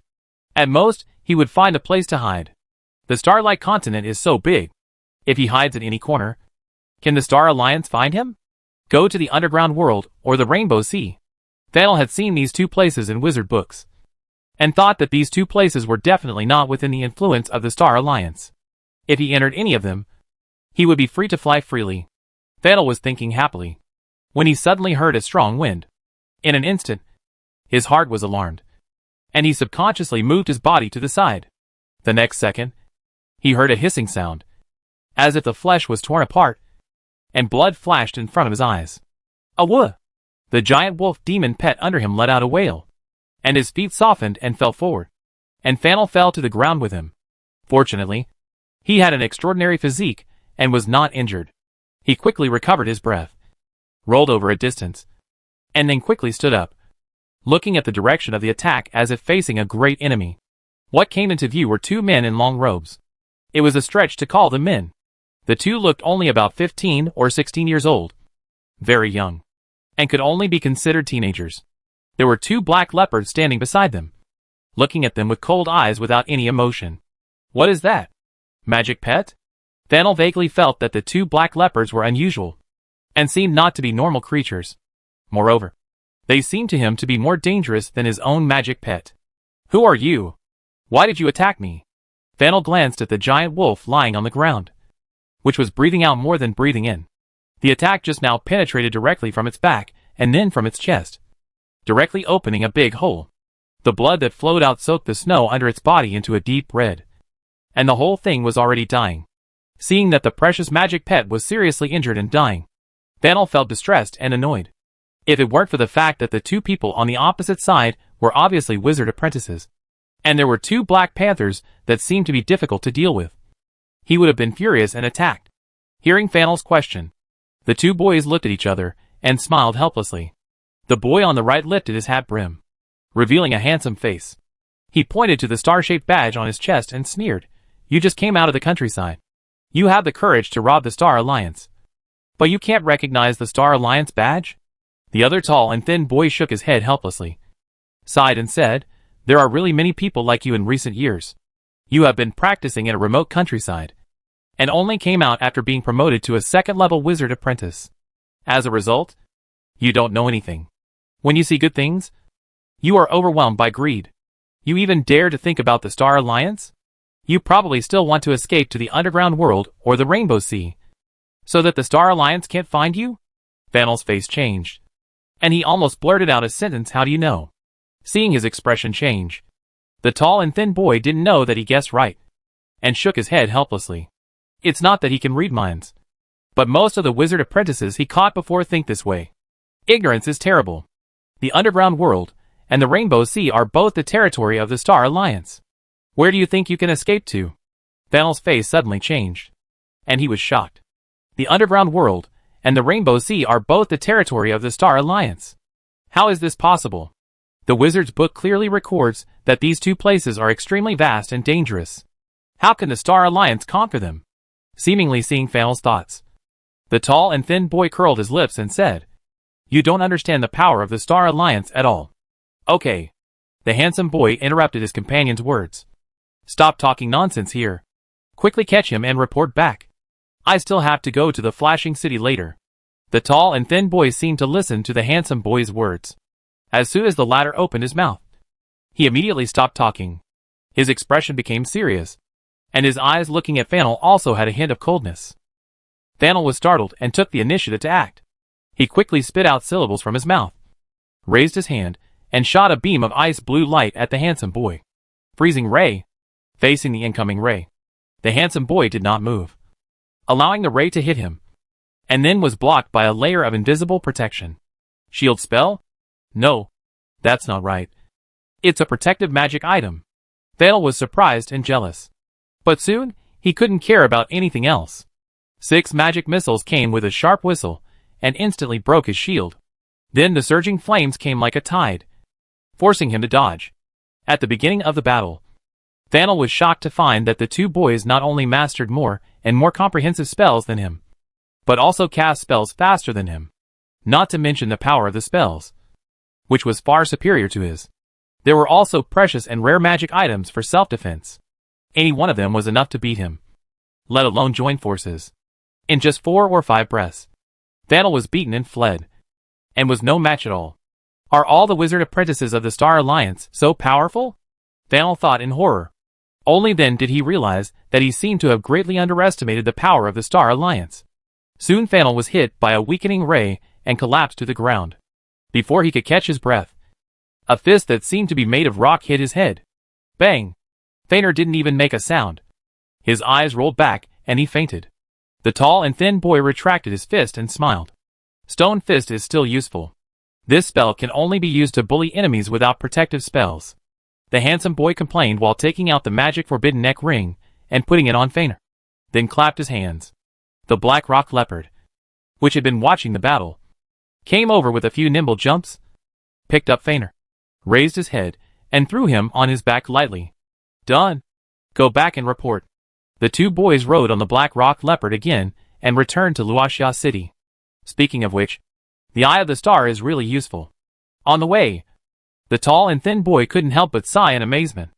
This guy just made a move once, and the Eye of Star recorded his life information and locked his location directly. Otherwise, we would not be able to find his whereabouts in the first time. The handsome young man smiled. After all, it is a super large magic device made by the two adults. Now the entire Starlight continent, including the underground world and the Rainbow Sea, is within the coverage of the Eye of Star. No one can escape the monitoring of the Eye of Star. The tall and thin boy nodded in agreement. Lord Sunan and Lord Xingyun are so powerful. Running all the way, the two quickly returned to Luoxia City. The tall and thin boy took over the task. The handsome boy thanked him, and then came to the central square of Luoxia City. The teleportation array is located there. When he arrived at the square, there was already a large team in front of the teleportation array, and there was also a caravan pulling a convoy of goods. There were all kinds of people, and the only thing in common was that everyone was well dressed and obviously had a wealthy family. Although teleportation arrays are no longer a rare thing, and almost every city has one, ordinary people still cannot afford it due to the high cost of using it. Nowadays, most people who use teleportation arrays are nobles, wealthy merchants, the middle class, wizard apprentices and knights. When the handsome boy walked into the square, he immediately attracted a lot of attention. The people nearby saw his robe and the star-shaped badge on his chest, and they all looked at him with awe. The knight in charge of guarding the teleportation array had his eyes lit up, took a few quick steps, and said with a flattering smile, "It turns out to be Lord Hylan. Do you want to use the teleportation array?" The handsome boy hummed, glanced at the long queue, and frowned slightly. The knight immediately said, If Lord Hyland has something urgent, you can use the teleportation array first. Excuse me. Thank you. The handsome boy was not polite, and walked straight into the teleportation array and put the secondary magic stone into the groove. As the light came on, the figure in the teleportation array disappeared instantly. Seeing this scene, the two knights in the front row couldn't help showing envious expressions. It's better to be a wizard apprentice. You have privileges wherever you go. Yes. Look at that guard. He usually ignores us, but he is fawning on the wizard apprentice. It's too realistic. Hearing the conversation between the two, the man in front turned around, looked at the two with a strange look, and laughed. The guard's look is not just because that person is a wizard apprentice. You don't know him? A knight asked curiously. That person has a great background? That's not ordinary. The man paused slightly, weighing the appetite of the two, and then continued slowly. That person's full name is Hyland Yunist, the grandson of His Majesty the Emperor. Do you think he has a great background? Ah! The two knights exclaimed, their faces full of shock. They finally understood why the guard put on such a flattering look. The identity of His Majesty the Emperor's grandson alone is already very remarkable. Looking at the entire Star Empire, he is definitely one of the top few people. Not to mention that he is a wizard apprentice. It is well known that Lord Sunan, the controller of the Star Alliance, and His Majesty the Emperor are brothers. In other words, Hyland Yunist is Lord Sunan's nephew. As both a nephew and a wizard apprentice, it is easy to imagine how bright the future of Hyland Yunist is in the Star Alliance. After understanding this, the two knights immediately regretted it. If I had known that the man had such a great background, I would have gone up to say hello just now. It would be nice to get to know him. If I could become his follower, it would be a step to heaven. After a flash, Hyland had arrived at the central square of Flash City. Looking at the familiar scenery in front of him, a trace of emotion appeared in his eyes. No matter how many times he used it, the magic of the teleportation array made him secretly amazed. The distance of 700 or 800 kilometers passed in the blink of an eye, which was simply magical. I heard that the underground world has also arranged a teleportation array. As long as you are willing to invest in secondary magic stones, you can travel across the entire continent in one day. After sighing for a while, Hyland set off for the palace. Before he went out to perform the mission this time, he received a message from the palace, asking him to come back when he had time, saying that his grandfather wanted to see him. Yunist, the founding emperor of the Star Empire and the brother of the Star Alliance master, enjoys great prestige throughout the Starlight continent. Although he is not a wizard, even the deans of the academy dare not neglect the emperor. Hyland also respects his grandfather very much. Therefore, as soon as the mission was over, he rushed over without stopping. About half an hour later, Hyland met his grandfather in the study. Compared with the New Year celebration at the beginning of the year, there seemed to be a little more white hair on his grandfather's head. Even as strong as the Blood Knight, he could not resist the passage of time. His Majesty, who is 191 years old this year, has undoubtedly entered the end of his life. Grandfather, Hyland greets you. Sit down. There is no need for so many red tape between us grandparents and grandchildren. He smiled gently, looking at Hyland with admiration and love. The royal family is now spreading, with more than 100 members. But there is only one who truly has the qualifications of a wizard. This is the hope of revitalizing the royal family. So he certainly attaches great importance to it. How have you been recently? Not bad. Hyland knew what his grandfather wanted to hear. I just built the 5-star ring last month. And I also made a breakthrough in puppet refining. This month I plan to apply for the 2nd level assessment. As expected, he showed a satisfied expression on his face when he heard it. Not bad. Keep working hard. And tell me if you lack any resources. As long as it is in the royal treasury, you can use it at will. Thank you, Grandfather. Hyland was delighted.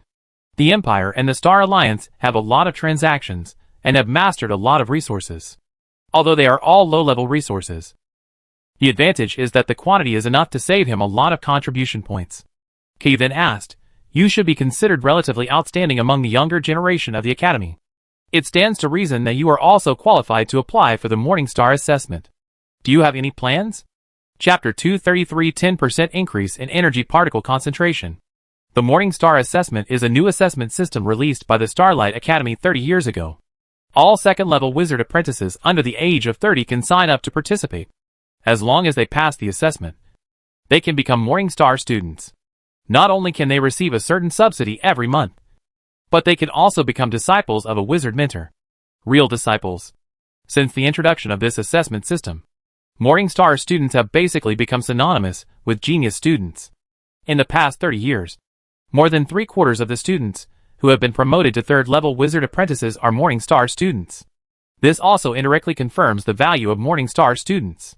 After listening to Key's words, Holland said without thinking, "Grandfather, I plan to accumulate for a while before applying for the Morningstar assessment. With my current strength, the possibility of passing the assessment is not great." "Well, anyway, you are only 16 years old. Still very young." Key nodded with a constant smile. When Sherman became a second-level wizard apprentice, he was also only 16 or 17 years old. It is said that Sherman is now constructing a talent crystal model. If nothing unexpected happens, becoming a wizard is almost certain. His grandson is no less talented than Sherman, and has more resources with the support of the royal family. His future achievements may be higher than Sherman's. During this period, you can also consider which mentor you want to choose in the future. I can help you say hello in advance, he said with a smile. The selection of Morningstar students and wizard mentors is two-way. After each assessment, wizards can extend an olive branch to Morningstar students who they think are suitable. If a student is favored by multiple wizards at the same time, he can choose one of them as a teacher. If a student is not favored by any wizard, then the academy will forcibly assign a wizard to be a teacher. But the latter usually does not happen. After all, wizards need disciples to serve as experimental assistants or handle some chores. Instead of choosing from ordinary students, it is better to choose better Morningstar students. So generally no wizard will refuse Morningstar students. Of course, Morningstar students can also get guidance from teachers. Both sides can be regarded as a win-win situation. When this was mentioned, Holland hesitated and said, "Grandfather, can I ask my uncle to be my teacher?" Kuyi was stunned, hesitated, shook his head and said, "Sudan has been very busy these years. Since Siaman and the other three, he has not really recruited any disciples. I can ask for you, but you better not hold too high hopes." Holland looked happy and hurriedly said, "Thank you, Grandfather." Long Lin, Starlight Wizard Tower. Tajana walked through the corridor with a vigorous pace. Most of the wizard apprentices she met along the way stopped and greeted her enthusiastically. Tajana nodded lightly in response, her face as cold as ever. The apprentices didn't care, as if they had gotten used to it. When Tajana was far away, an apprentice whispered to his companions, "Is that girl the only dark elf student in the academy? Who else could it be besides her? Why are you so attentive to her? Isn't she just a dark elf wizard apprentice? Is it because she is rare? You are ignorant, right? Not only was Tatyana personally nominated by Lord Sunan to enter the academy, she is also Lord Qiangwei's disciple. With these two identities, who dares to look down on her? Ah, why would Lord Chang accept a dark elf as his disciple? Don't look down on her just because she is a dark elf. Tatyana is said to have a natural talent. She is better than Senior Shimin Inquiry, but she entered the school a little later. But now she is also a third-level wizard apprentice. I heard that she is already building the last star ring. No, dark elves can practice our human meditation method so fiercely? Otherwise, how can you say that she is talented? Can someone who can be named by Lord Sunan to enter the academy be an ordinary dark elf?" Tatyana didn't know the whispers about her in the corridor. She walked quickly until she came to the door at the end. She raised her hand and knocked on the door gently. "Come in." A familiar and pleasant voice came from behind the door. Tatyana pushed the door open. The room was decorated very simply. There was nothing else except a desk, a chair and two bookshelves. Atur seemed to be reviewing documents. When he heard the door open, he looked up and saw Tatyana, and a smile appeared on his face. "You are here, Jana." Jana is Atur's nickname for Tatyana. He said that it was more concise and more intimate in the entire Starlight Academy.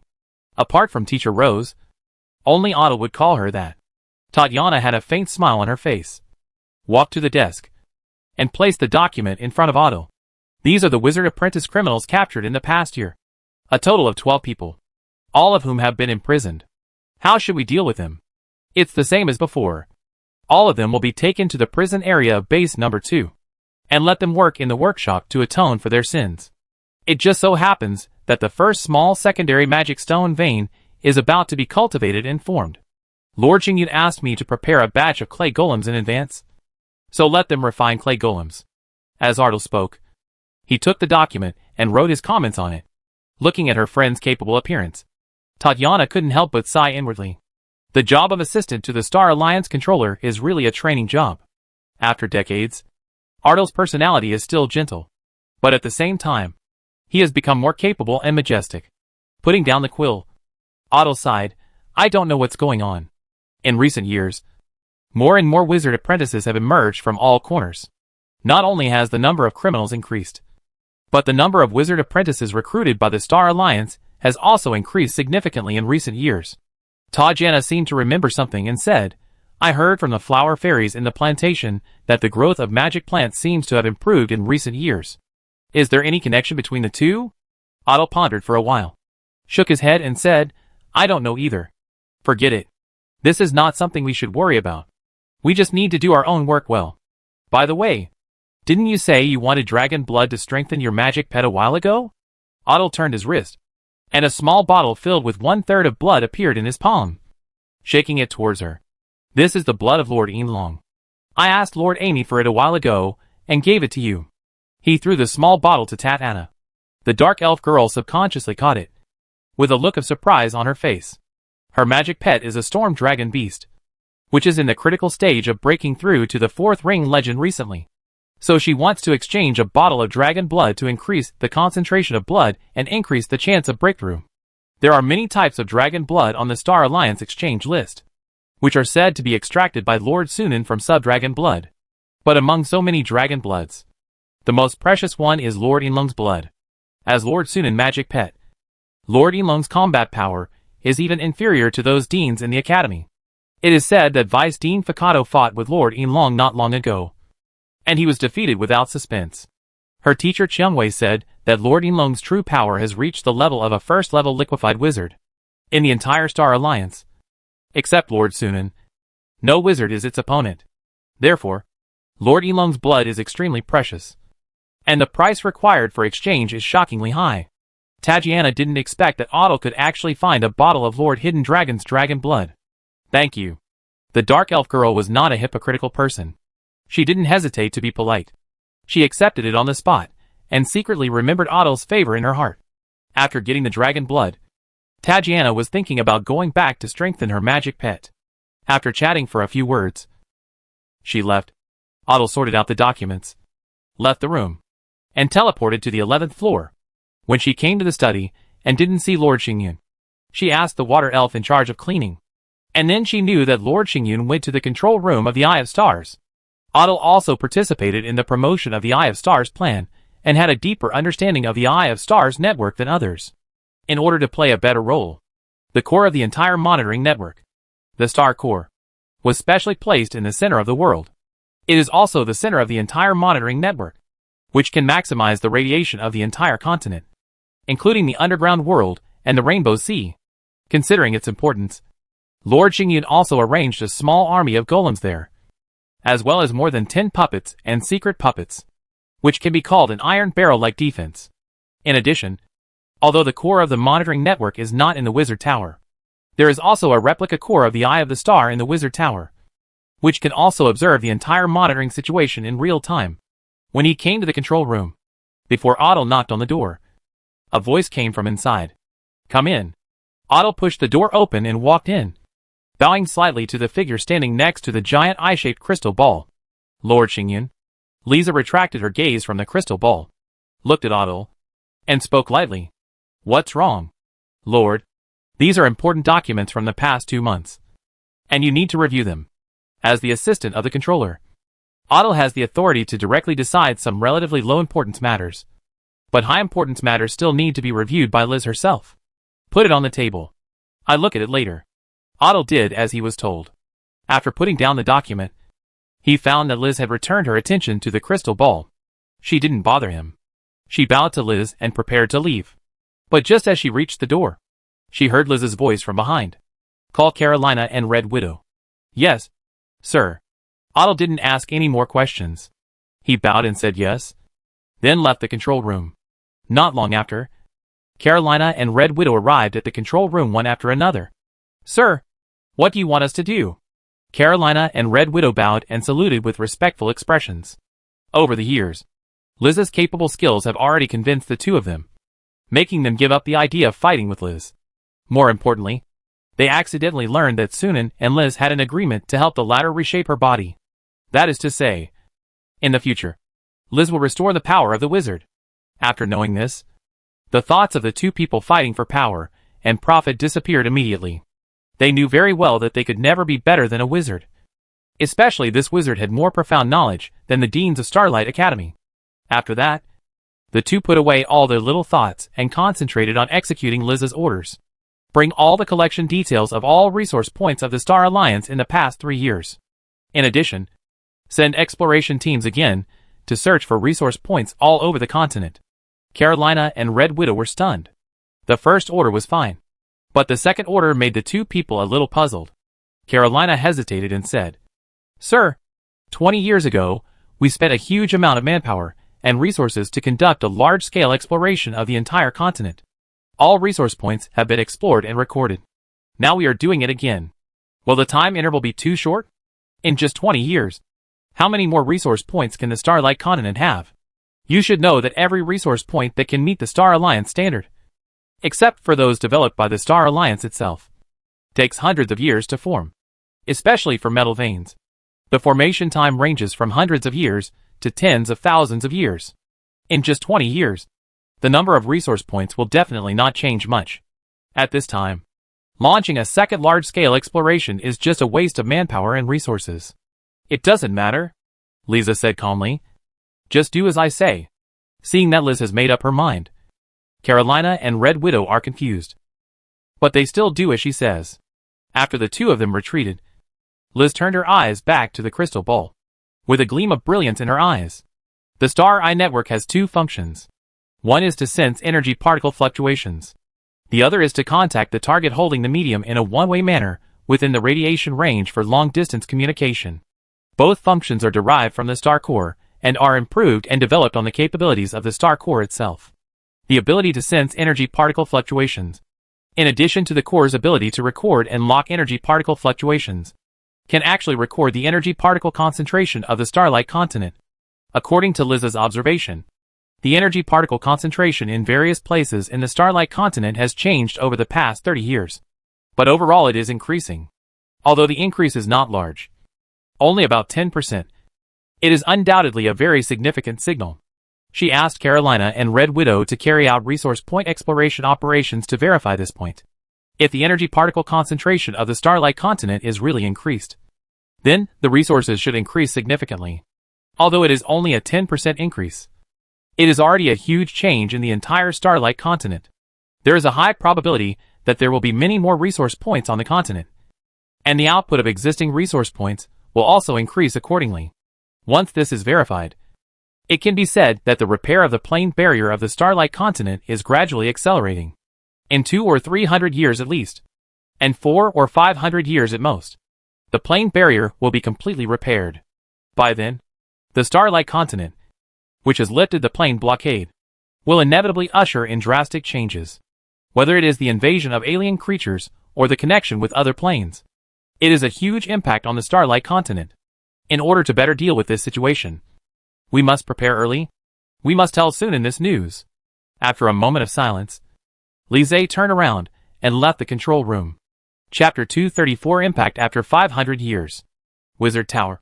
Training Room. Sunan finished his meditation and slowly opened his eyes.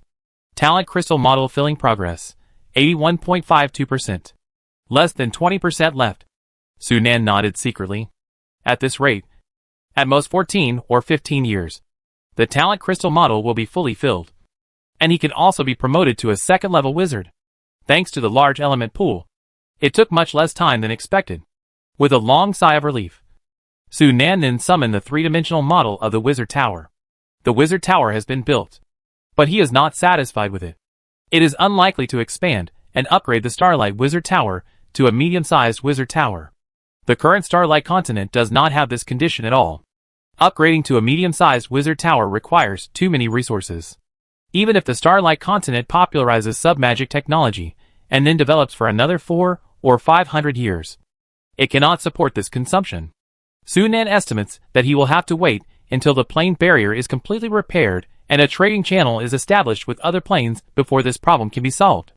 Because he didn't have to build the wizard tower, he was able to focus on cultivation and collecting elemental crystal dust.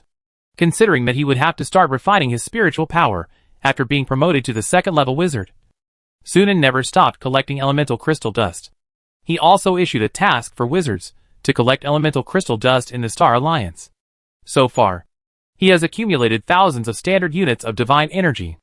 As long as he waits for a breakthrough in promotion, he can absorb it in one wave and greatly increase the degree of spiritual power concentration when the plane barrier is completely repaired. Even if he hasn't been promoted to the third-level wizard, it should be almost there. Swan's mouth curled up a smile. Lise asked for a meeting.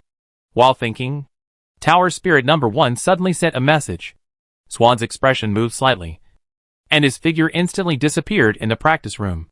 When he appeared again, he had come to the study, and Lise was sitting on the sofa waiting for him. What's wrong? Why are you suddenly in a hurry to find me? Swan asked straight to the point. Seeing this, Liz went straight to the point without any greetings. I checked the Star Eye and found that in the past 30 years, the concentration of energy particles in the Starlight Continent has increased by about 10%. I guess the plane barrier may have entered a period of rapid development. That's it? Sunan raised his eyebrows. This reaction surprised Liz a little. She thought Sunan would be surprised, but she didn't expect that the other party would be calm after hearing it. You seem to have known about this for a long time? I guess so. I know a little more than you think. Sunan chose his words carefully. He couldn't tell Liz that he didn't even know when the plane barrier would be completely repaired and when the first foreign wizard entered the Starlight Continent. Right? The time node for the complete repair of the plane barrier will probably be after 1900 in the Starlight calendar. During this period, the concentration of energy particles in the Starlight Continent will gradually increase, but the growth of resources will lag. It is estimated that it will take another 100 or 200 years for the plane barrier to be completely repaired before it can be greatly improved, to restore to the level of 1,000 years ago. Lisa looked at Sunan deeply, and did not ask him how he knew this. She pondered and said, according to what you said, there are still about 500 years, and we must prepare early. Sunan smiled and said, in fact, we have been preparing for this. Right? Whether it is building a wizard tower or strengthening the Star Alliance, it is actually to enhance our strength to meet the impact brought by the lifting of the blockade of the Starlight Continent in the future. Lisa's eyes flashed. She has seen the development of the Star Alliance in recent years. It is indeed very rapid, especially the completion of the Wizard Tower, and the promotion of the Scepter, and Roses, and others to wizards have made the strength of the Star Alliance advance by leaps and bounds. Today's Star Alliance has already had the prototype of a wizard force. In the multiverse, a qualified wizard force is recognized to have 4 major elements. At least 1 second-level wizard, with his own qualified wizard academy, a standard wizard tower, and more than 20 formal wizards. And the Star Alliance now meets 2 of them. The remaining 2 items are just a matter of time before the plane barrier is repaired. It is a foregone conclusion that it will be achieved. Of course, the wizard forces that meet these 4 conditions at least can only be regarded as the lowest level of inferior forces, not to mention the medium and large wizard forces such as the Dark Throne and the Deadwood Council. Even the Starfall Society cannot compare. The Starfall Society was at least ranked among the top 3 in the past, and the chairman was a 3rd-level wizard. In short, with the leadership of Sunan, the helmsman who even she can't see through, the Star Alliance has the potential to develop into a large wizard force. It is precisely because of this that Liz gradually developed the idea of joining the Star Alliance after reshaping her body. Over the years, she has been working hard to provide advice for the development of the Star Alliance. Of course, the premise for the Star Alliance to grow and develop is to survive the impact of lifting the blockade of the plane. Once the blockade of the Starlight Continent is lifted, the wizards who left before are likely to turn their attention back to this plane. If they want to regain control of the Starlight Continent, they will inevitably conflict with us. Even if the Star Alliance develops for another 500 years, I don't think it has the strength to compete with those wizard forces. Lise's expression was solemn. Sunan nodded in agreement. Indeed, the Star Alliance has developed for too short a time. After 500 years, it can deal with third-rate wizard forces. But it is not enough to deal with those old wizard forces. But things are not as serious as you think. Sunan stretched out his hand and pointed in the void. And light and shadow emerged, interweaving to form names. Deep Blue Alliance, Wisdom Code, Star Spirit Clock Tower, Bloodline Jungle, Savage Spirit, Dark Throne, Deadwood Council. The rule of the wizard world is that as long as the entire plane is unified, it is considered to have ownership of the plane, and other wizards are not allowed to interfere. This is a rule that most wizard forces tacitly agree on, and will not be easily broken. And the ownership of the Starlight Continent has long been in my pocket. Everyone has to admit this. As long as I am right, those lawful wizard forces will not try to get involved in the Starlight Continent. Believe me, although the Starlight Continent is their hometown, wizards have no hometown complex. They will not break the rules for a plane with not rich resources. Sunan spoke loudly, with a confident look. He is very clear about the style of the lawful wizard forces. Unless they are faced with sufficiently tempting interests, they still follow the rules, and will not mess around easily. Sunan extended his hand and brushed over the names of wizard forces such as Deep Blue Alliance, Wisdom Code, and Star Spirit Clock Tower, and they disappeared. Then, he pointed to the remaining wizard forces. What we really need to face are those wizard forces that act without scruples, such as these. Liz looked at the wizard forces that Sunan pointed to. Blood Jungle, Savage Spirit, Dark Throne, Deadwood Council. There are a total of more than 10 wizard forces. They are indeed the wizard forces that she has heard of with an evil style of behavior. In the wizard world, there is a recognized general name for this type of wizards: Black Wizards. These forces are naturally also called Black Wizard Forces. Don't worry too much about the Bloodline Jungle and the Wild Spirit. These two wizard forces are not interested in the Starlight Continent. What really needs attention is the Dark Throne and the Deadwood Council. As for the remaining wizard forces, they are not as strong as the first two, and will not intervene without knowing their own strength. In Sunan memory, the Dark Throne was the first wizard force to return to the Starlight Continent, which directly created the Starlight Continent's dark period of more than 10 years. When the Deadwood Council returned to the Starlight Continent around the year 2000 of the Starlight calendar, it began to fight with the Dark Throne. Fortunately, after that, the Deep Blue Alliance and the Wisdom Codex and other lawful wizard forces also intervened, and the situation of the Starlight Continent was finally not so dire. However, the future of the Starlight Continent has already taken a completely different path because of Sunan, the butterfly flapping its wings. After the future plane blockade is lifted, the lawful wizard forces will most likely not get involved in the Starlight Continent. Weak wizard forces dare not get involved either. Therefore, the two wizard forces that the Star Alliance really needs to face are the Dark Throne and the Deadwood Council. Especially the Dark Throne. It entered the Starlight Continent earlier than the Deadwood Council, as the only two wizard forces that has set up ambushes in the Starlight Continent. The Deadwood Council returned to the Starlight Continent more than 10 years later than the Dark Throne. The reason is that the Dark Demon Tree was occupied by the Spider God Queen. In short, the Dark Throne is the first wave of enemies that the Star Alliance needs to face. Even if there are only the Dark Throne and the Deadwood Council, it is very tricky. Liz frowned. The Dark Throne is one of the largest wizard forces in the multiverse, and its comprehensive strength is definitely in the top 10. The Deadwood Council is inferior, but it is also a second-rate wizard force, let alone the Dark Throne. The Deadwood Council alone is not something the Star Alliance can deal with.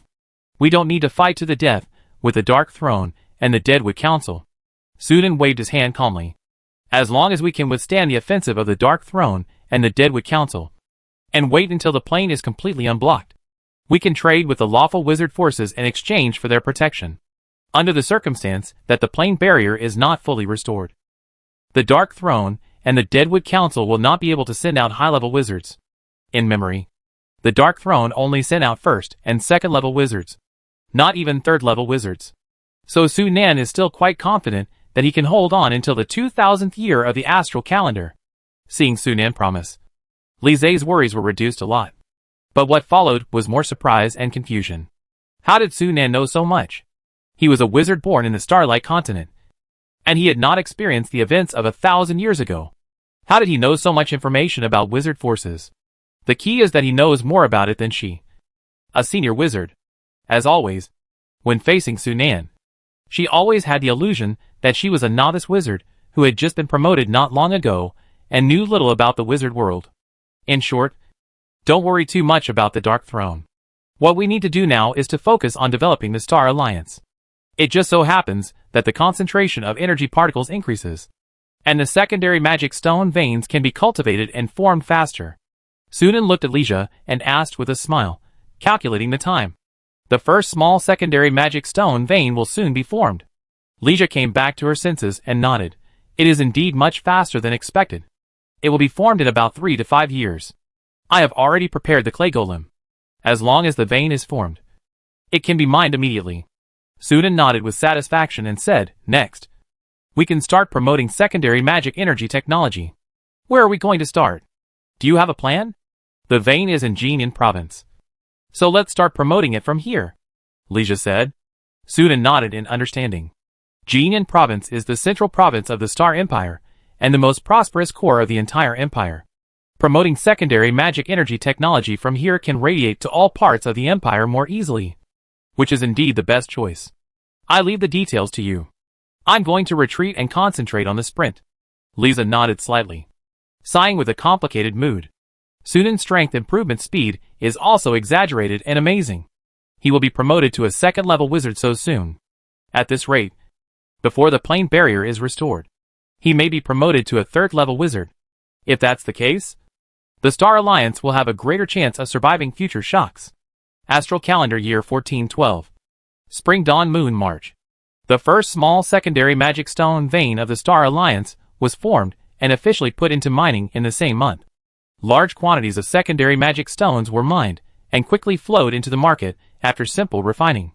The price of secondary magic stones, which had been high because demand far exceeded supply, quickly dropped to normal levels, driving the popularization of magic energy machines in all walks of life. At the same time, various applied technologies that use secondary magic stones as energy, including secondary magic stone lamps, magic carriages, magic spaceships, magic weapons, and other machines, have also sprung up like mushrooms after rain, and have rapidly emerged in the fields of people's livelihood and military. Under the deliberate promotion of the Star Alliance, secondary magic technology has spread across the Starlight continent at an astonishing speed, and blossomed everywhere. A far-reaching productivity revolution quickly swept across the entire Starlight continent. While the productivity revolution was in full swing, the party at the source of all this was immersed in cultivation, and turned a deaf ear to the outside world. With the blessing of the large element pool buff and crystal soul potion, Sunan talent crystal model continued to fill at a slow and firm pace. Every day, the crystal model was filled up one more point. Starlight Calendar 1422. Harvest Month, September. In this month, when civilians celebrated the harvest, Sunan also ushered in the harvest of nearly 100 years of hard work. As the last bit of mental power sank into the talent crystal model, filling the last bit of blank space, a ray of dazzling light suddenly bloomed from the surface of the crystal. The entire crystal exudes a beautiful and magnificent light, more beautiful than the most precious gem in the world. The second talent crystal, constructed successfully. Chapter 235 promoted to level 2 wizard.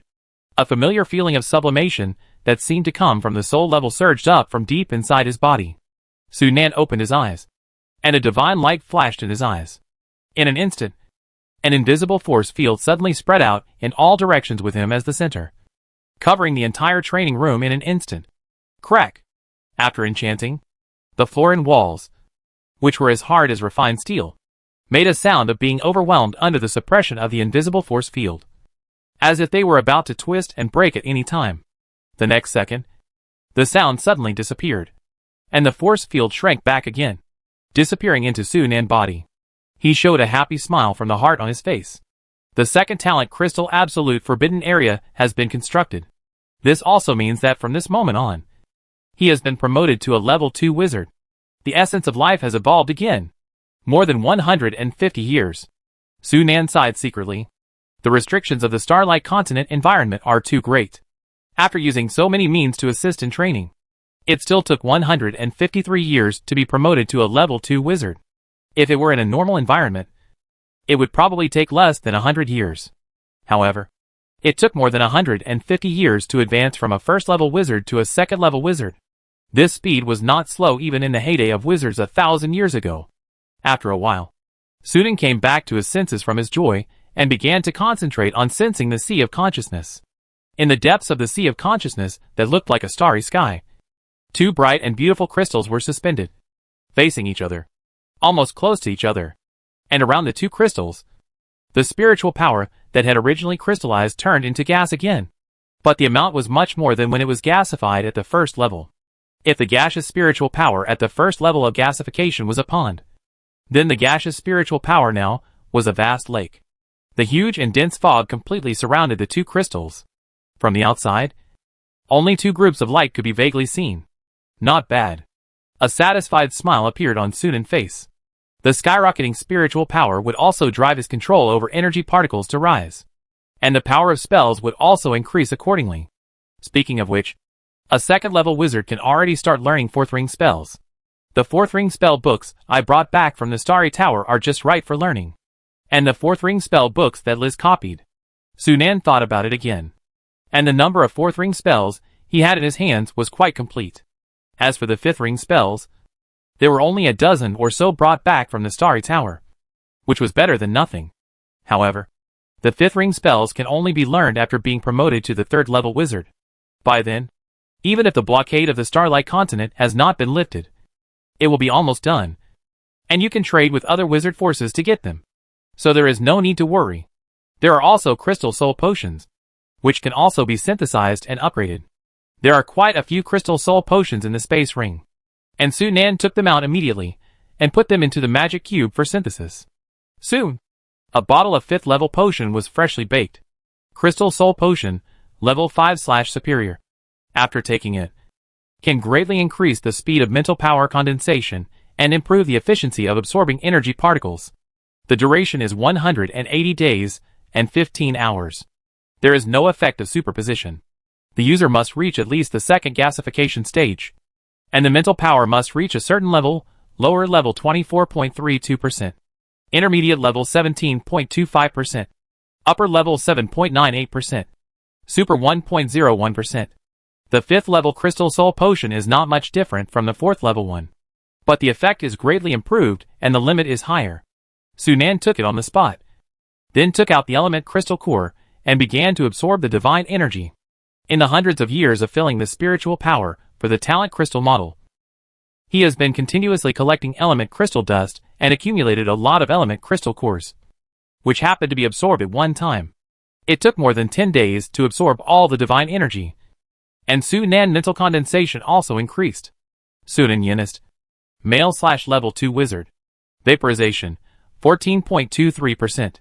Skills: Star Ring Meditation LV19, Max, Potion Making LV5, 12045/20,000, Biological Transformation LV5, 11933/20,000, Puppet Refining LV5, 19221/20,000, Magic Item Manufacturing LV5, 7274/20,000. Looking at the mental concentration that increased by more than 10 percentage points, Sunan smiled with joy. But then, he slowly restrained his smile and showed a thoughtful look. The divine energy accumulated for hundreds of years has only increased by more than 10 percentage points. It seems that it will take a lot of time to break through to the second level of liquefaction. The process of a second-level wizard being promoted to a third-level wizard is exactly the same as that of a first-level wizard to a second-level wizard. That is, constantly condensing mental power, from vaporization to liquefaction, and then to crystallization, and finally constructing the third talent crystal. Success can break through and be promoted. However, due to the sudden increase in the amount of spiritual power, the difficulty of condensation will be much greater than before. Even with the triple blessing of the 5th level crystal soul potion, the large element pool above, and the divine energy, it is estimated that it will take Sunan 600 or 700 years to break through to the second level liquefaction, unless there is a stronger external force to assist. Potions and large element pools cannot be changed.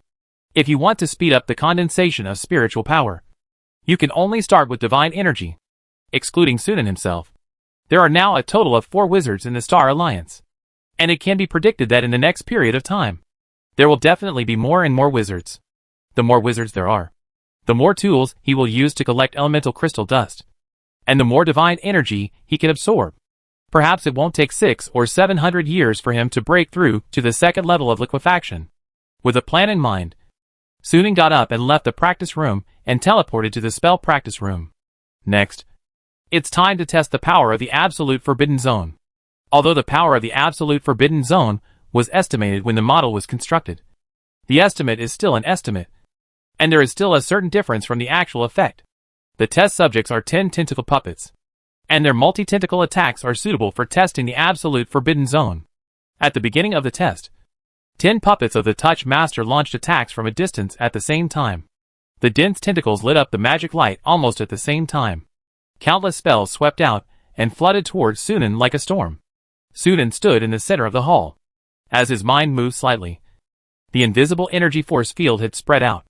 The moment the sweeping magic attack entered the force field, it was like a burning fireball falling into the sea, and it quickly annihilated and disappeared. Tower Spirit Number 2. Collect the defense data of the force field.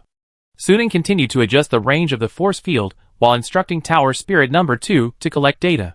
When it was almost time, he let the Touch Master puppet rush into the force field again and began to test the suppression data of the force field. After the final test, Sunan found that the minimum force field radius of the Absolute Forbidden Zone was 10 meters. Within this radius, the force field of the Absolute Forbidden Zone is like a gas compressed to the extreme.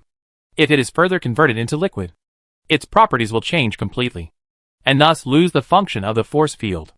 But relatively speaking, the force field of this radius has the highest defense. 10 first-level gasification level touch puppets could not break through the force field, and could not even touch the corner of Sunan clothes. With his current mental strength, even if he stood still and let 10 touch puppets attack him for a whole day, he would not be able to hurt a hair.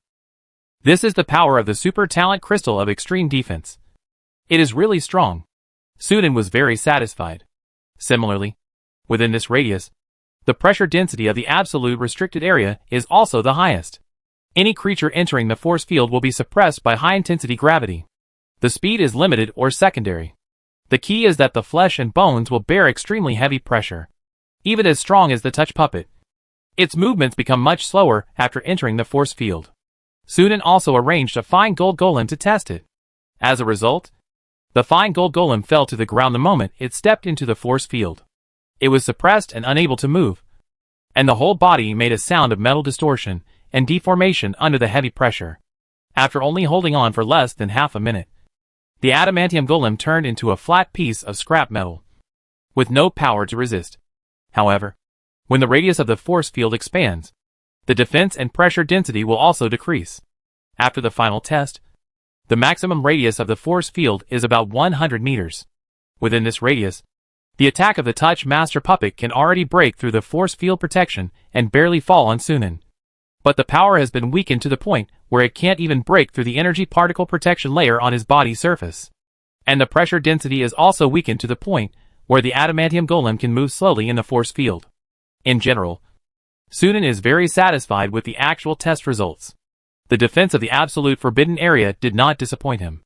Even if the wizards, who are also second-level gasification, if the spells they cast do not have super magic skills such as spell construction to enhance the power, they may not be able to break the defense of the absolute forbidden area. As for the pressure, the attack power is slightly weaker.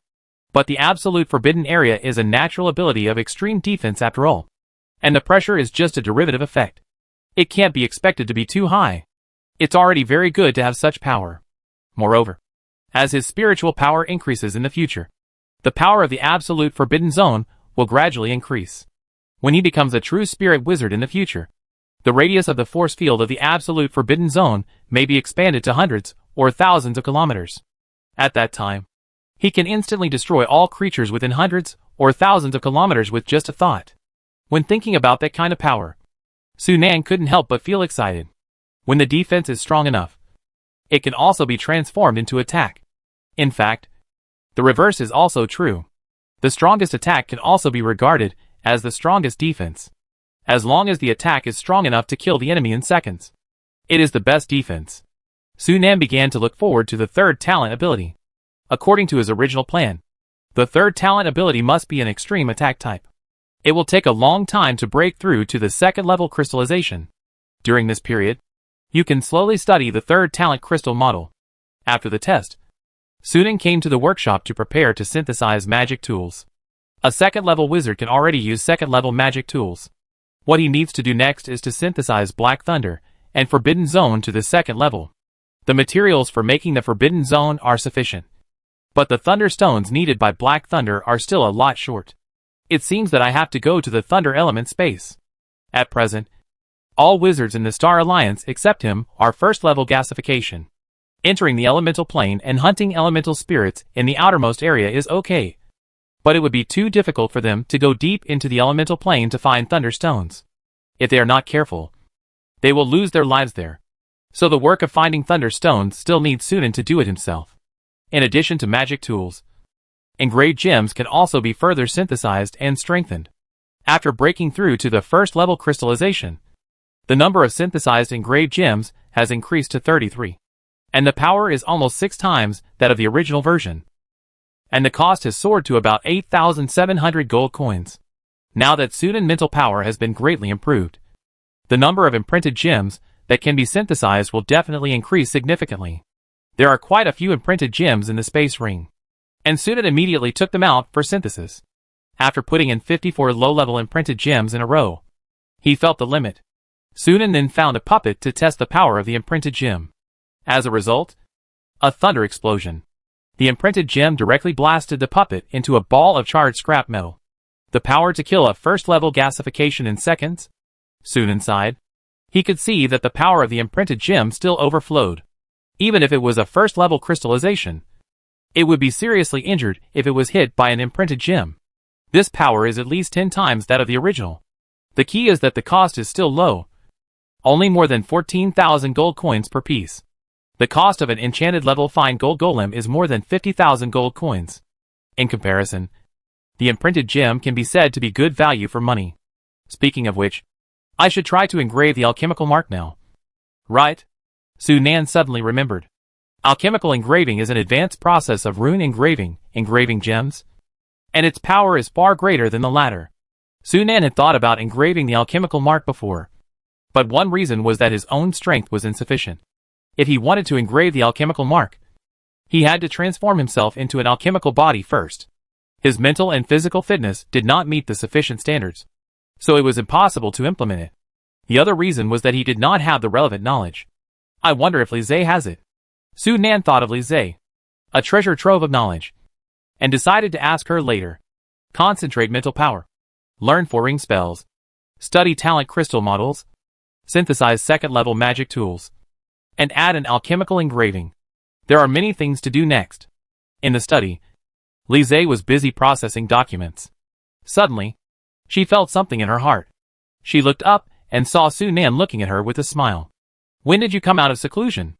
Lise looked at Sunan carefully, and a hint of surprise flashed in her eyes.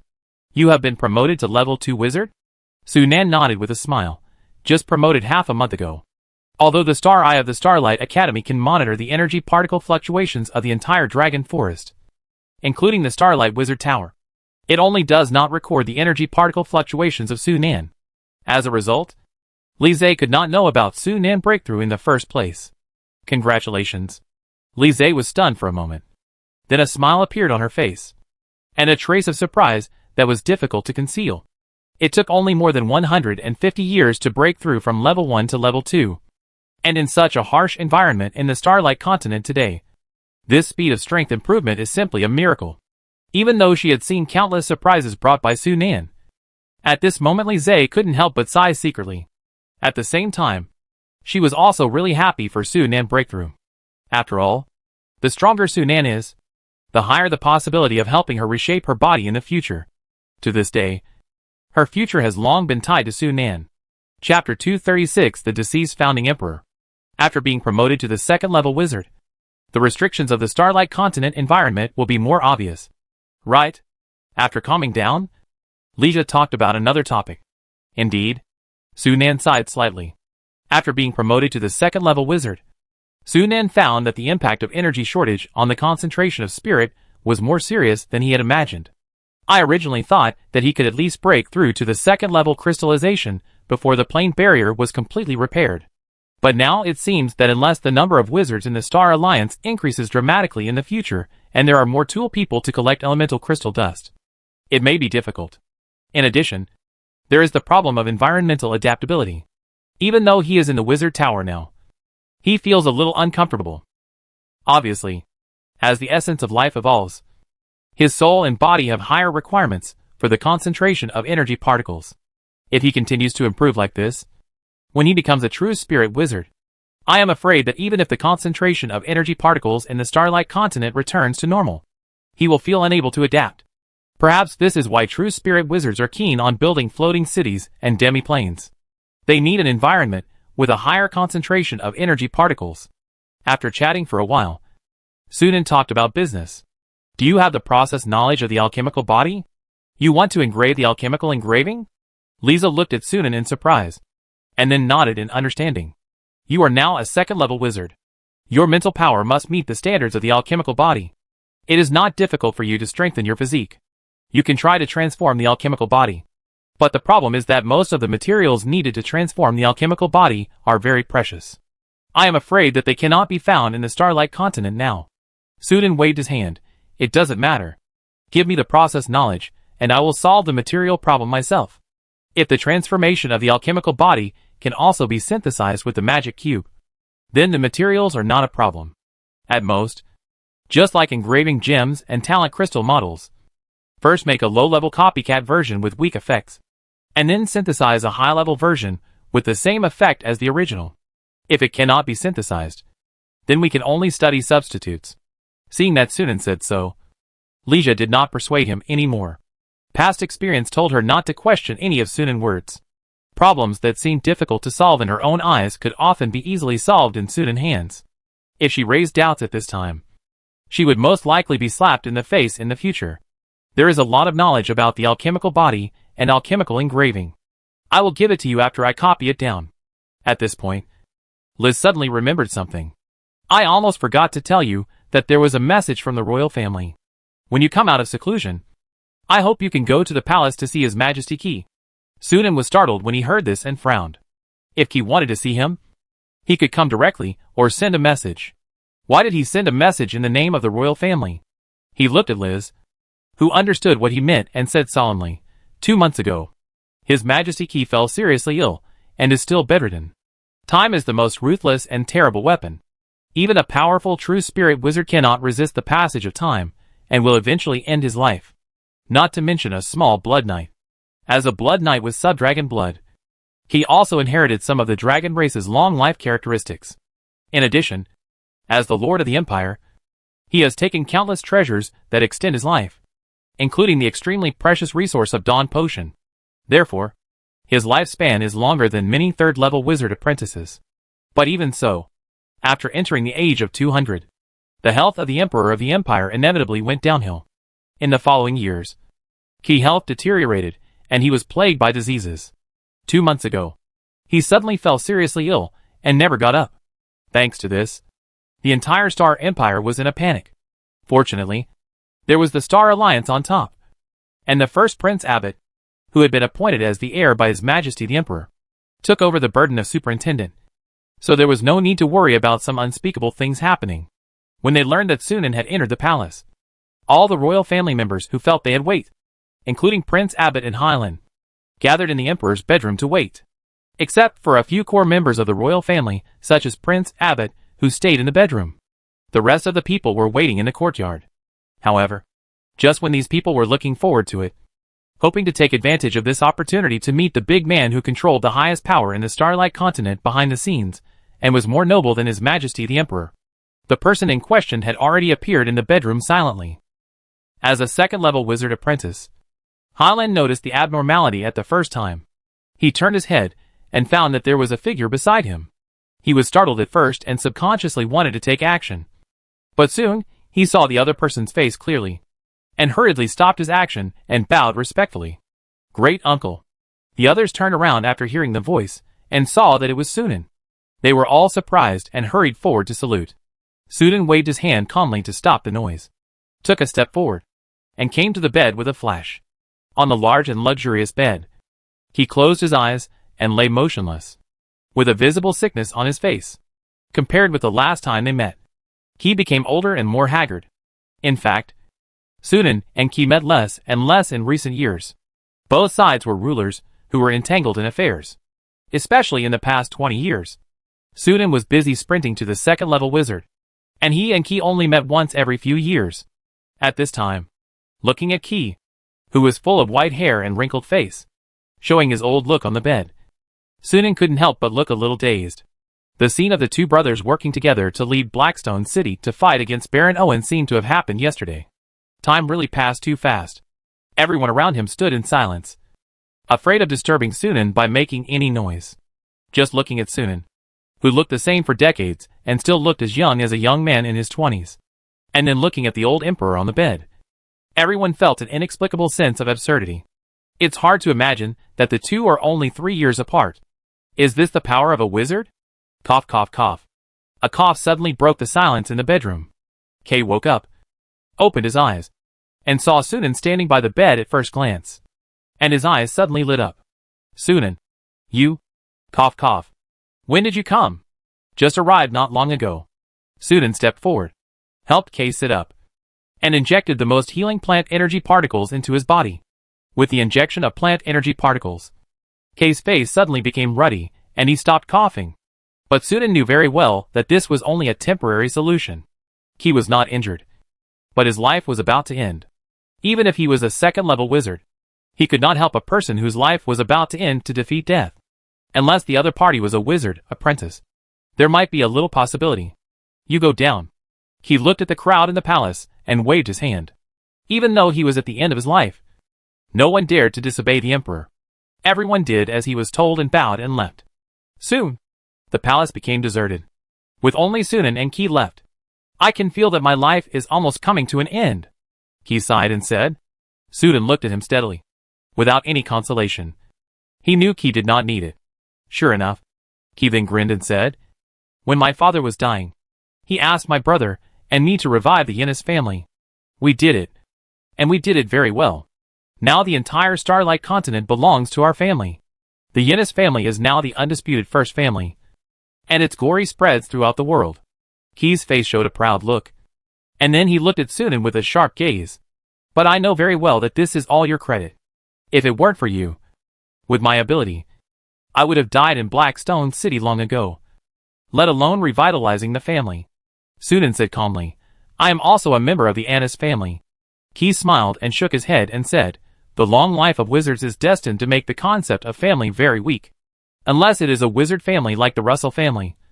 Otherwise, after I leave, the descendants of the royal family will only become more and more distant from you. Of course, I am not complaining to you. This situation is inevitable anyway. Even two brothers from a civilian family are like this. Let alone wizards. I just want to ask you for one thing. I hope you can take care of the royal family more in the future, and let the royal family have more wizard apprentices. After unifying the continent, Ki's only remaining wish is to train more wizard apprentices in the royal family, so that the Annis family can continue to be strong and prosperous. Sunan also knew this. Looking at his eldest brother's pleading eyes, he nodded solemnly. I promise you that the Yanis family will always be the imperial family in the future, and will also become a powerful wizard family. After receiving Sunan's promise, Ki's wrinkled face showed a relieved smile. This way I have nothing to regret. I have lived for 200 years, longer than many wizard apprentices, and I have given birth to a lot of children and grandchildren, and have expanded the Yanis family. I have nothing to be dissatisfied with. As if he was relieved, fatigue swept over him again, and Ki's eyelids began to heavy. I'm a little sleepy. I sleep for another night. Yeah. Sunan helped Ki lie down again and watched him slowly close his eyes.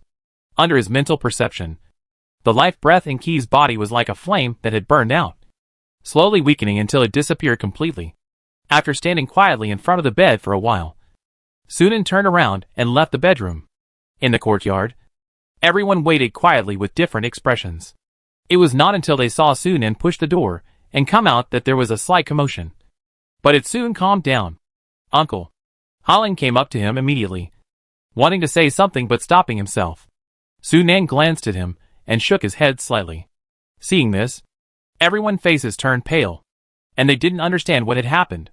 When they came to their senses again, Su Nan had disappeared. Everyone could no longer hold back and rushed into the bedroom. Soon, there were cries from inside. In the 1422nd year of the Starlight Calendar, the month of autumn curtain, October, the founding emperor of the Starry Empire, Qianist, passed away, and the whole country mourned. In the month of frost, November, of the same year, the first snow fell, kicking off the most grand emperor funeral in the history of the Starlight continent. The funeral ceremony, parade and burial. The solemn and grand funeral ceremony lasted for a full 2 months. The funeral was not over until the new year arrived. Starlight Calendar 1423. Winter Qin month, January. The eldest prince Abbot Arnest ascended the throne and became the second emperor of the Star Empire.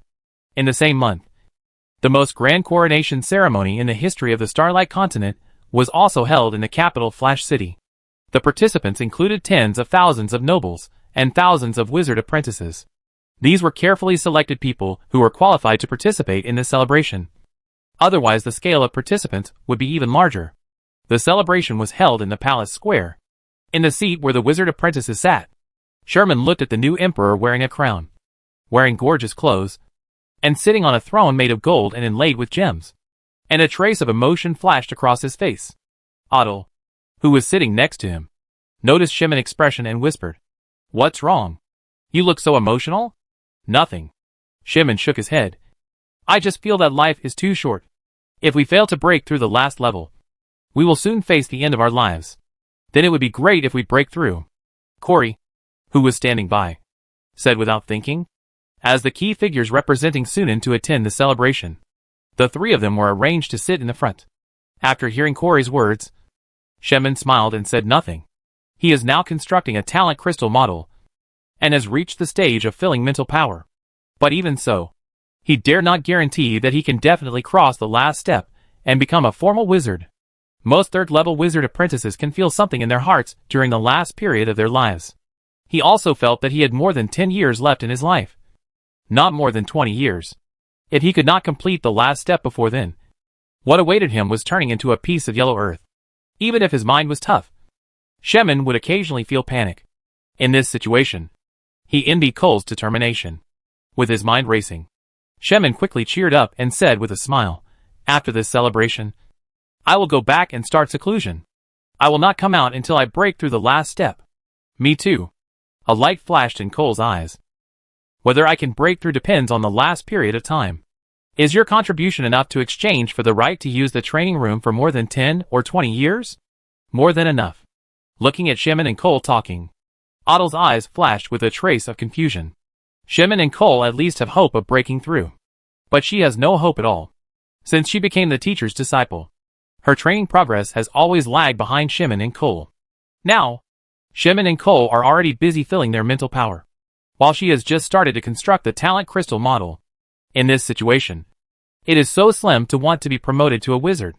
Even Lord Xingyan said that it is almost impossible for her to be promoted to a wizard through normal means. Otto was unwilling to give up, but she didn't know how to go in the future. Chapter 237: A Tacit Understanding. Starlight Wizard Tower. Workshop. Sunan put the black thunder he had just made into the Rubik Cube, and as the synthesis interface flashed, a brand new second-level magic weapon came out. The third one. Sunan took out the black thunder and put it into the space ring. Looking at the 3 black spearheads engraved with runes inside, a smile appeared on his face. Including the 3 restricted areas, he now has a total of 6 second-level magic weapons. It is difficult for ordinary second-level wizards to even get 1 second-level magic weapon, and it is rare for him to have 6 at the same time. Descendants of the true spirits are not so extravagant. However, the 3 black thunders have consumed all the thunder stones he has collected recently. If he wants to make more, he has to enter the thunder element plane again. However, Sunan does not intend to do this. 3 black thunders are enough for the time being. Turning to the table in the corner, Sunan's eyes swept over the full information on the table. In addition to synthesizing magic tools, he has also been studying the alchemical body. The process knowledge provided by Li Zhe is very detailed. In addition to how to transform the alchemical body and the materials required, it also includes 8 kinds of alchemical marks, some of which are very eye-catching to Sunan. For example, the mental storage capacity that can accumulate a large amount of mental power in advance and instantly replenish the mental power consumed during war. According to the description in the information, the mental storage capacity can hold up to the total mental power of a second-level gasification wizard. When fighting with opponents of the same level, a wizard with a mental storage capacity mark is almost equivalent to having twice the mental power of the opponent. And the advantage is obvious. Another example is the talent specialization that can greatly enhance the effect of talent ability. After being activated, it can temporarily enhance the effect of talent ability, and the increase depends on the user's own level.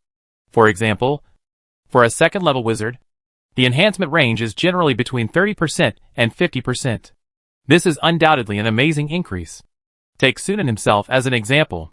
With 2 super talents, he can fight against a level 2 crystal wizard without using magic tools and engraved gems. If he has this talent specialization, engraving, he can easily suppress a level 2 crystal wizard, in addition to magic tools and engraved gems. As long as he is not facing a level 3 wizard, he doesn't have to worry about encountering an opponent. After reading the information provided by Lise, Sunan almost immediately made a decision that the 2 alchemical engravings of mental storage and talent specialization must be engraved. But the problem that follows is that transforming the alchemical body is not as easy as imagined. The transformation process of the alchemical body is actually to transform the body with various rare materials, so that the body has the same magic plasticity as a scroll, and various enchantment properties can be added to the body. This is a long process. In order not to cause damage to the body, the transformation process must be subtle and gradual, at least 20 to 30 years, and at most 40 to 50 years. If it were just like this, Sunan would not think it was a big deal. The lifespan of a second-level wizard is generally more than 3,000 years, and it is not difficult to extend it to 5,000 years through various means. For a second-level wizard, 40 to 50 years will pass in the blink of an eye. The real difficulty lies in the materials. To transform the alchemical body, materials including hundreds of rare resources such as arcanite, mithril, star-sinking steel, and sea-heart silver are needed. The most important material is arcanite. This is a rare metal that is similar to mithril, with extremely excellent ductility and magic conductivity, but much more precious than mithril. In all these years on the Starlight continent, Sunan has never found arcanite. In other words, this is a material that is impossible to start with at this stage. The transformation process of the alchemical body is quite special, and the synthesis of the magic cube will not work. It seems that we can only study the substitute of arcanite. Sunan quickly made a plan in his mind. In terms of researching new materials, he has an advantage over other wizards in that he has the magic cube as a golden finger. Materials with target characteristics can be synthesized through various attempts, and the research difficulty is relatively lower. It's just that it's not easy to develop a substitute for a precious material like arcanite. In addition, there are some other rare materials that are also difficult to obtain and need to develop substitutes. Sunan estimates that it will take a lot of time. Just do it bit by bit. There's no rush anyway. After leaving the workshop, Sunan teleported to the study. Learning 4th ring spells has become one of his daily routines. Compared with 3rd ring spells, 4th ring spells are more powerful and difficult to learn. Even with the golden finger, it takes Sunan 3 or 4 months on average to master a 4th ring spell. Even he is like this. So you can imagine how fast ordinary 2nd level wizards learn 4th ring spells. Fortunately, the lifespan of 2nd level wizards is long enough. Otherwise, many 2nd level wizards may not be able to learn a few 4th ring spells until their lifespan is approaching. In terms of practicality, there are quite a few eye-catching spells in the 4th ring spells. For example, the Dimension Anchor that blocks space and prohibits all teleportation spells. The secondary spell Nullification Barrier that can block the effects of 0 ring to 3 ring spells. The Heavy Fog spell that creates thick fog that can block vision and slow down movement. There are also attack-type Eyefall Black Tentacles, Ice Storm, Roaring spells, etc. Sunan plans to learn all the 4th ring spells to be prepared. Anyway, he learns quickly. Time flies, and more than 10 years have passed in a blink of an eye. Just when Sunan devoted his energy to cultivation and research, the secondary magic energy technology also spread at an astonishing speed in the southeast region of the continent. As the concentration of energy particles on the continent gradually increased, the speed of cultivating and forming secondary magic stone veins was also gradually accelerating. in some places where energy-rich ground vein nodes are located. The formation speed of secondary magic stone veins is even more astonishingly fast. As of the 1436th year of the Starlight calendar, the Star Alliance has one small secondary magic stone vein and two medium-sized secondary magic stone veins under mining. And the secondary magic stone output has increased 5 or 6 times compared with previous years. The increase in secondary magic stone output has also led to the rapid popularization of secondary magic energy technology. This is the development of secondary magic energy technology in the Southeast region in the past 10 years. Lise put a document in front of Sunan. The situation is much better than we expected. The income of the Southeast region has been growing in the past 10 years. Last year's income was more than twice that of 10 years ago. According to this trend, if the entire Starlight continent promotes sub-magic energy technology, the annual income of the Star Alliance will definitely exceed 50 million gold coins. Sunan opened the file and read it, and asked casually, how long will it take for the remaining secondary magic stone veins to take shape? If the concentration of energy particles on the continent continues to increase according to the current trend, it will take about 200 years. So long? After all, the remaining veins are large veins, and it will definitely take longer. In order to maximize the use of each vein node, the Star Alliance only opened up one small and two medium-sized veins to warm up for the promotion of sub-magic energy technology, and the rest were all opened up into large veins. Lisa said, although it takes a long time to wait. Once all the large veins are formed, the output will be enough for the entire Starlight continent. Sunan quite agrees with this. Although the sub-magic energy technology in the Southeast region is still in its early stages of development, and the demand for secondary magic stones has not yet reached its peak, the output of a small vein and two medium-sized veins is enough to barely supply the secondary magic stone demand of the entire Southeast region, which is enough to show how considerable the output of the veins is. When the remaining more than 30 large veins are formed, the output of secondary magic stones will definitely be more than enough to cover the entire continent. After reading the document, Sunan already had a good idea of the details of the development of sub-magic energy technology and secondary magic stone veins. He put the document aside and then asked another question. How is Starlight Academy doing recently? Not bad. Liz stretched out her hand, and a new document fell in front of Sunan. Perhaps because of the increase in the concentration of energy particles, more and more people have wizard qualifications in recent years. Currently, the total number of students in Starlight Academy has exceeded 23,000, of which there are 288 third-level wizard apprentices. Sunan nodded with satisfaction. This number is already very exaggerated. I am afraid that the total number of wizard apprentices in the Starlight continent over the past 100 years is not this large, and it can be predicted that the number of new students will gradually increase in the future.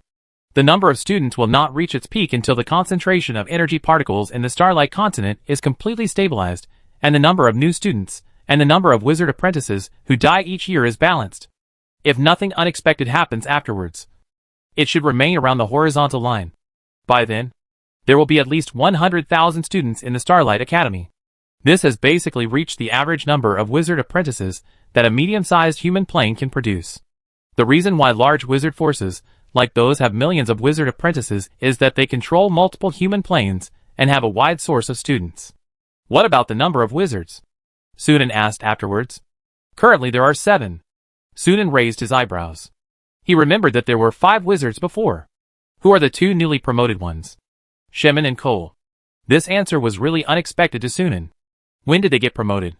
Half a year ago, Lisa said.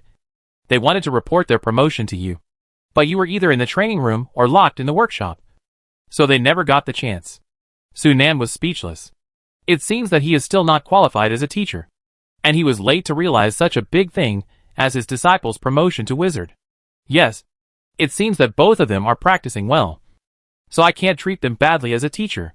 Let them come to the study later. Sunan paused and asked again, what about Adel? Lisa shook her head. She is not talented enough. No matter how hard she tries, she can't be promoted to a wizard through normal means. Hearing that there seemed to be something else in Liza's words, Sunan asked with interest, do you mean that non-normal means are okay? Lisa didn't say anything, but just glanced at the code on the table in front of her. Sunan was slightly startled, and then frowned. You want Adel to become a ghost like you, and then reshape her body?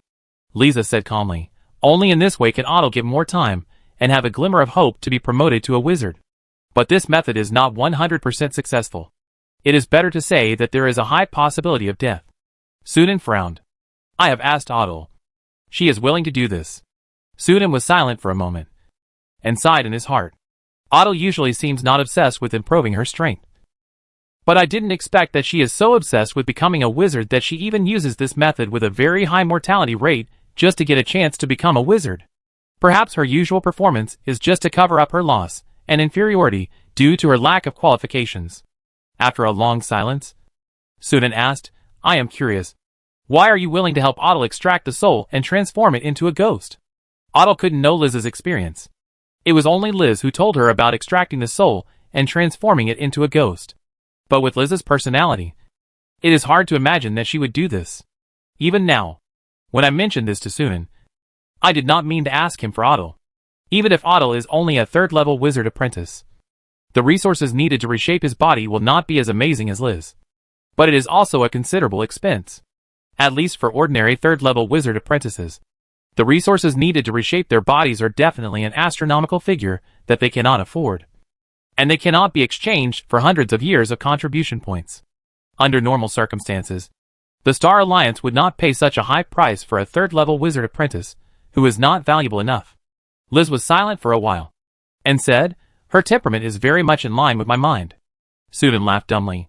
Yes, even wizards are not wooden without any feelings. Otto has been with Liz for so long.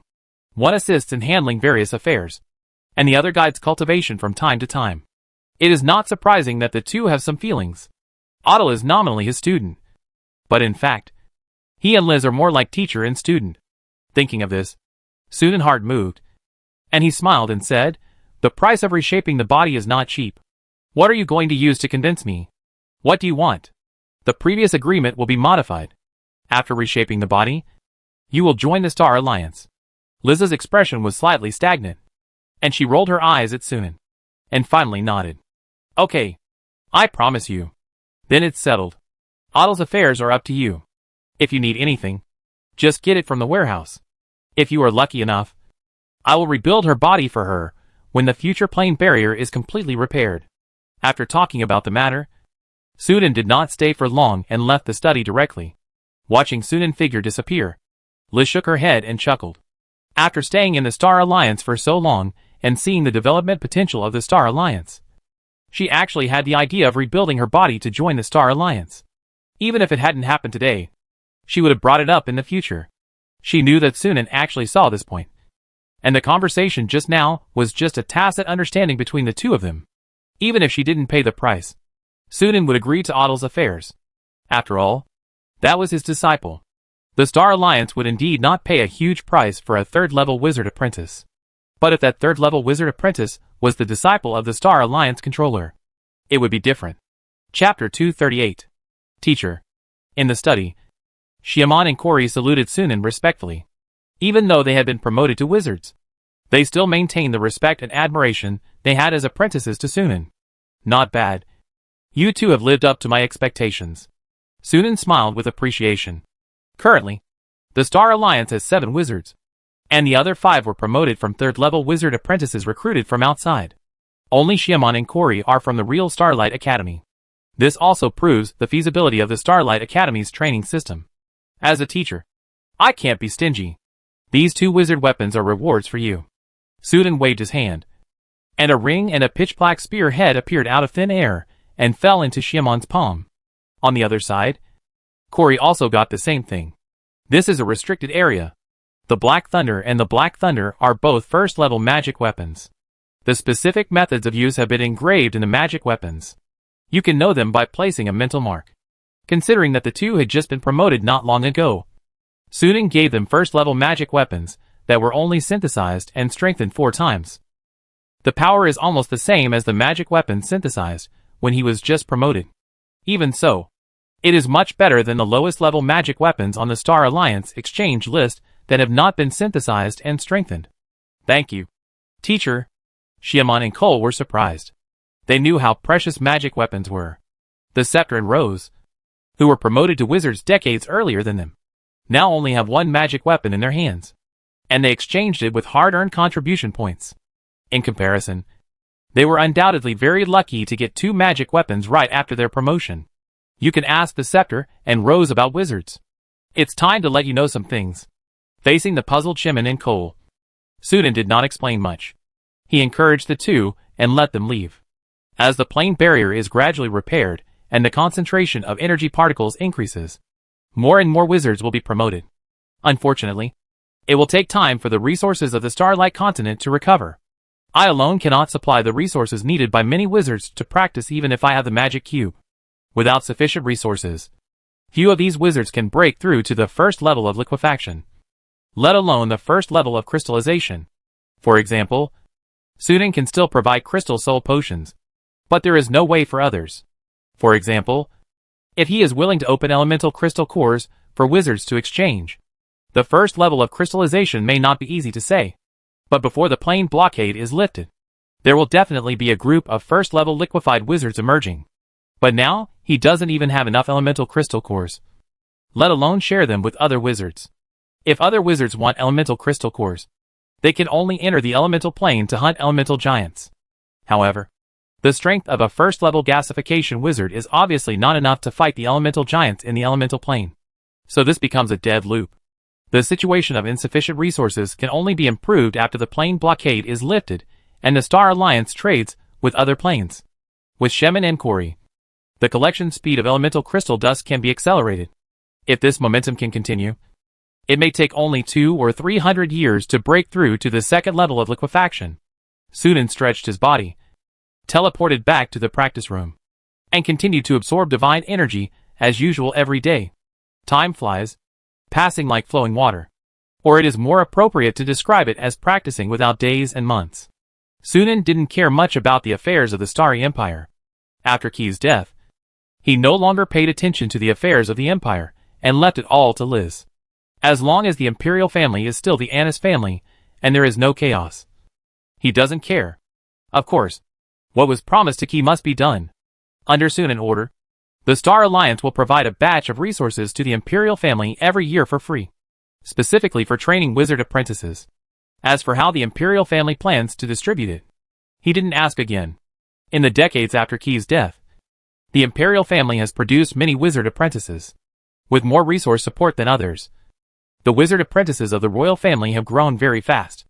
The Annis family has gradually begun to develop into a wizard family. Starlight Calendar 1447. After more than 10 years of experiments, Sudan finally synthesized a substitute material for Arcanite. This new material, named Soul Gold by him, has the same ductility and magic conductivity as Arcanite. The only disadvantage is that it is slightly more expensive than Arcanite. After that, Sudan spent more than 7 years to develop substitutes for the remaining materials, and finally gathered all the materials for transforming the alchemical body. Sudan began to transform the alchemical body that day. The transformation process was extremely slow and lasted for nearly 40 years to complete. Starlight Calendar 1509. Xiaolong month, June. Sudan finally completed the transformation of the alchemical body. In the laboratory, Sudan concentrated on sensing the changes in his body. There is no obvious improvement in the physique, and no increase in mental strength. But the affinity for energy particles has increased a lot, which is probably equivalent to a 5% increase in mental concentration. It's similar to what the information says. It seems that the elemental resistance should also be improved. Su Nan then conducted another elemental resistance test. The result did not disappoint him. The elemental resistance did improve. It's just that the increase is not large, only between 5% and 10%. But this has made Su Nan very satisfied. After all, the original intention of transforming the alchemical body is to engrave the alchemical mark. The improvement of energy particle affinity and elemental resistance is incidental, and it cannot be too demanding. The next step is to engrave the alchemical mark. The engraving of the alchemical mark is particular. It is not that as long as it is transformed into an alchemical body, it can be engraved without limit. Every wizard's alchemical body has a load limit. The engraved alchemical marks cannot exceed the load limit of the alchemical body when superimposed. Otherwise it will lead to failure. Just like a scroll cannot draw spells indefinitely. There is a limit after all, depending on the mental power and physical condition. The carrying limit of each wizard is also different. The number of alchemical marks that can be engraved in the end is not only related to the wizard's carrying limit, but also depends on the type of alchemical mark selected. Different alchemical marks also have different loads after engraving. For example, the load of talent specialization is also second to none among many alchemical marks. For the same alchemical body, you can engrave 3 alchemical marks by choosing other alchemical marks. But if you choose talent specialization, you can only engrave 1 more alchemical mark at most. Therefore, in the selection of alchemical marks, you need to make a careful choice based on your own carrying limit. Sunan has already decided that mental storage and talent specialization are definitely necessary. After engraving these 2 alchemical marks, if there is still enough carrying space, consider other alchemical marks. This thing is more valuable for its quality than for its quantity. The most important thing is to suit one's own combat system and maximize combat effectiveness.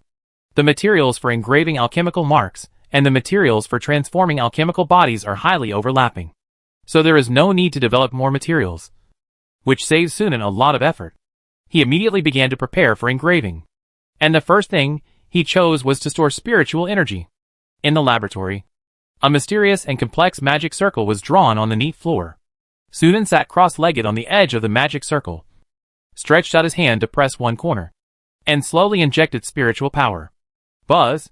The magic circle gradually emitted a hazy glimmer, and strange fluctuations spread.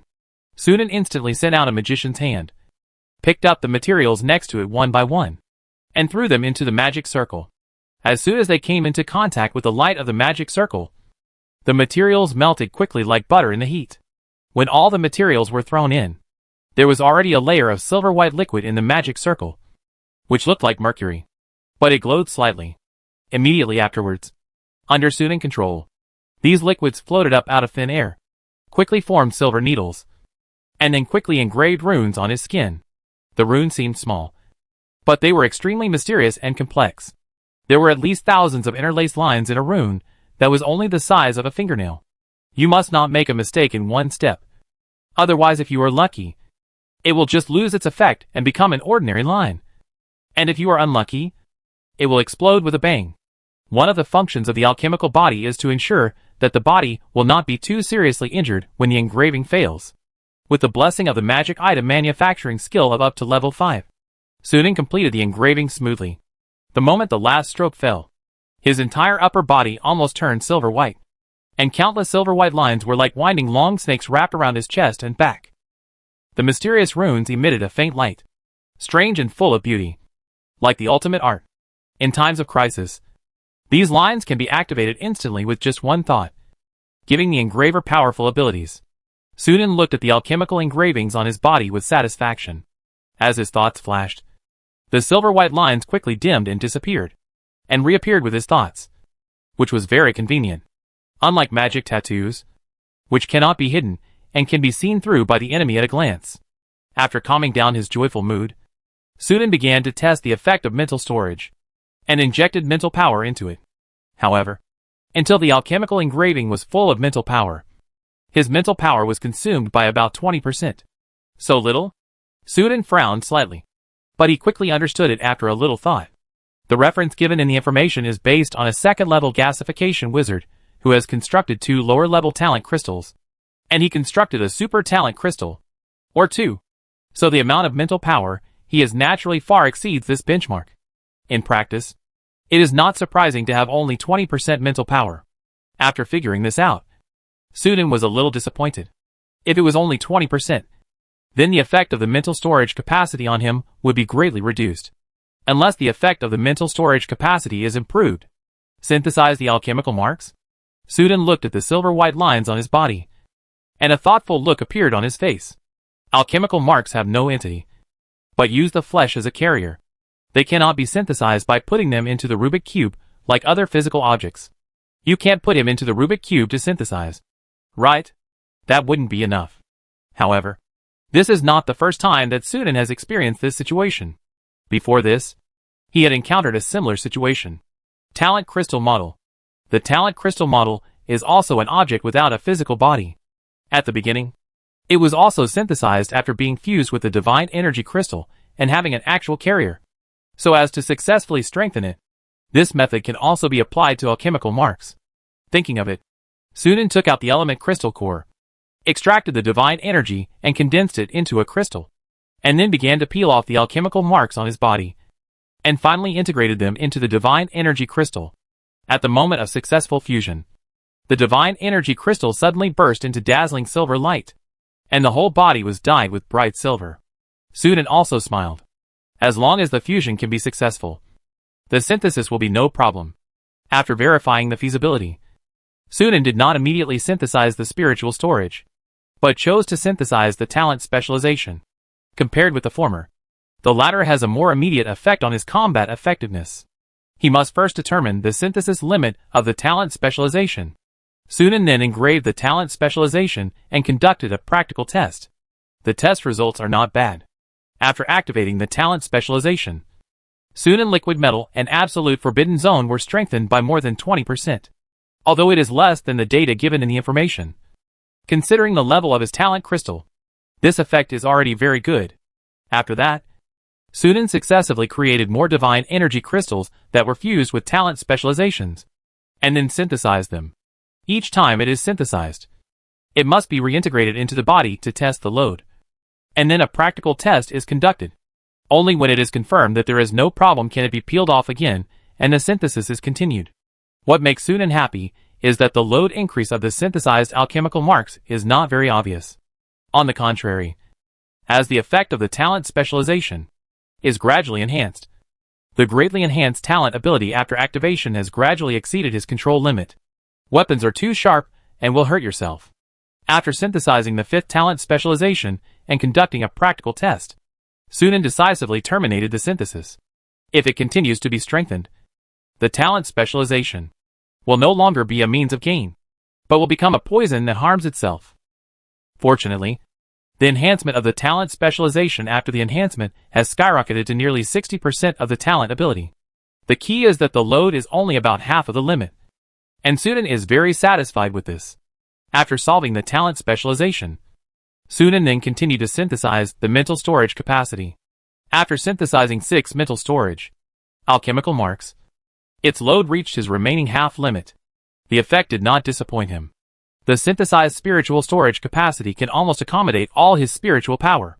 In this way, he is equivalent to having double spiritual power.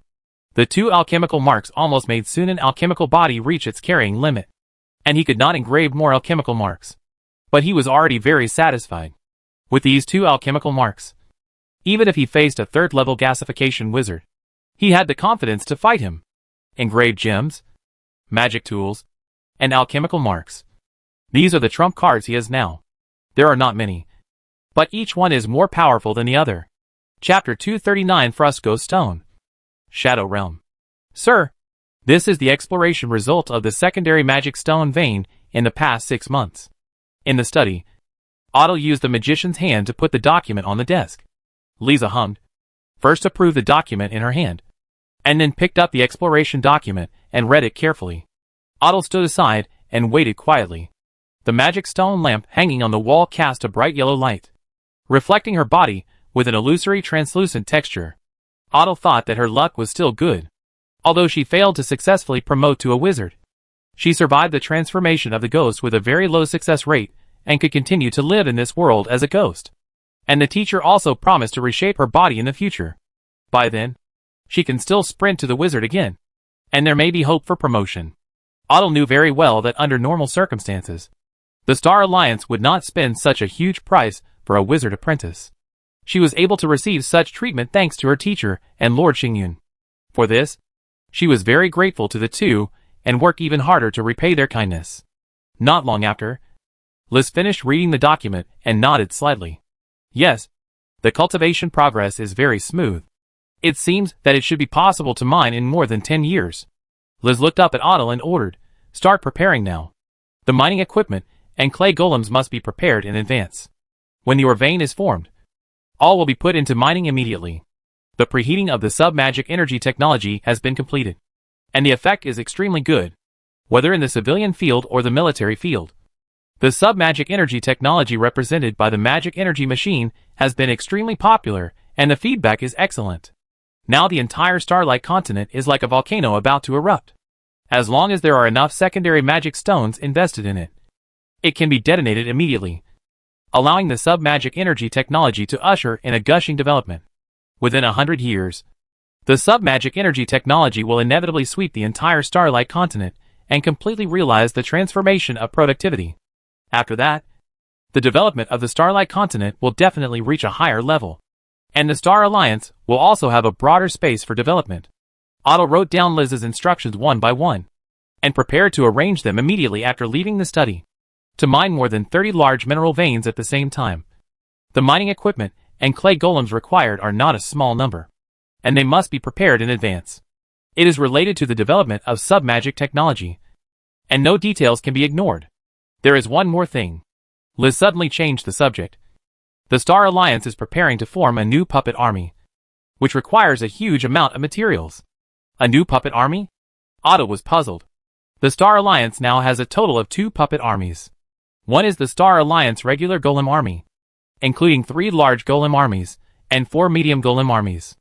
And this number is still increasing year by year. And it is expected that the 4th large golem army will be formed within 10 years. One is the built-in golem army of the Starlight Wizard Tower. The scale is only equivalent to the small golem army, but the combat effectiveness is stronger than the large golem army. This golem army is usually only stationed in the Wizard Tower, and is not easily deployed. To be honest, it is almost impossible for the Star Alliance to encounter a large-scale war now. 2 puppet armies are enough. Otto doesn't quite understand why a new puppet army needs to be formed. When she got the list of the puppet army, she was even more shocked. 300 touch master puppets and 50 secret puppets. This number is too exaggerated. Otto knows that both touch master puppets and secret puppets have the combat power to fight against a first-level gasification wizard. Why did they create so many wizard-level puppets at once? The key is that the cost of forming a puppet army with this lineup is absolutely astronomical. Seeing Otto's doubts, Liz didn't intend to explain more. When Sunan proposed to form this puppet army, she immediately understood his purpose. This is to prepare for dealing with the Dark Throne. Only to deal with the Dark Throne, so many wizard-level puppets are needed. Sir, I'm afraid that we won't be able to gather so many materials in a short time. Adir frowned and said, apart from other things, the material cost of 50 puppets alone is more than 20 million gold coins. The cost of the Touch Master puppet is relatively low, but the cost of 300 puppets is more than 100 million gold coins. If it were just this, it wouldn't be a big deal. With the current income of the Star Alliance, even if only a quarter of the income is drawn every year, it will take more than 20 years to gather enough funds to form a puppet army. The key is that many of the materials for refining Touch Master puppets and secret puppets are rare materials with extremely low production and high demand. For example, mithril. It would take at least 40 to 50 years to gather enough mithril to refine 50 secret puppets. Lisa naturally understood this and waved her hand and said, "It doesn't matter. This is a long-term plan. As long as it is completed within 300 years, it will be fine." Otto was relieved when he heard that. That's fine. Time is much more abundant. Anything else? Liz asked. Otto came back to his senses, nodded quickly, and said, among the high-level sub-dragon species in Longland District 2, a devil Tyrannosaurus with signs of evolution was recently found. How should we deal with it? Liz raised her eyebrows, and a look of surprise flashed in her eyes. She also knew about the Star Alliance plan to increase the concentration of sub-dragon blood. To be honest, she was not optimistic about this plan at first. The power of the dragon race is well known throughout the multiverse. Raising dragons on a large scale is something that even a third-level wizard dare not think of. The wizard who established Longlin was because he was a descendant of the true spirit, and he had connections and resources to build Longlin. It was a bit presumptuous for Sunan to want to reproduce the glory of Longlin as a second-level wizard.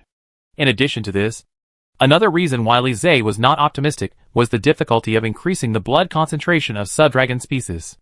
It might be possible to increase the blood concentration of a single sub-dragon species and make it evolve into a giant dragon with some effort. But increasing the blood concentration of an entire sub-dragon species population would be more than 10 times more difficult. Otherwise, if it could be done easily, those large wizard forces would have cultivated a group of giant dragons long ago. The giant dragon population of Longlin was also captured from outside to breed and thrive, not cultivated by himself. However, Li Zhe's idea was soon broken. She was then shocked to find that the blood concentration of the sub-dragon race in Area 2 was increasing at an incredibly fast speed. After careful investigation, she realized that the Star Alliance actually used dragon blood to increase the blood concentration of the sub-dragon race. This cannot be described as luxury. The key is that there is not a single giant dragon on the Starlight continent. The remaining dragon blood basically comes from the inheritance of various wizards. It is a legacy of wizards thousands of years ago. The number is very small. How did Sunan find so much dragon blood?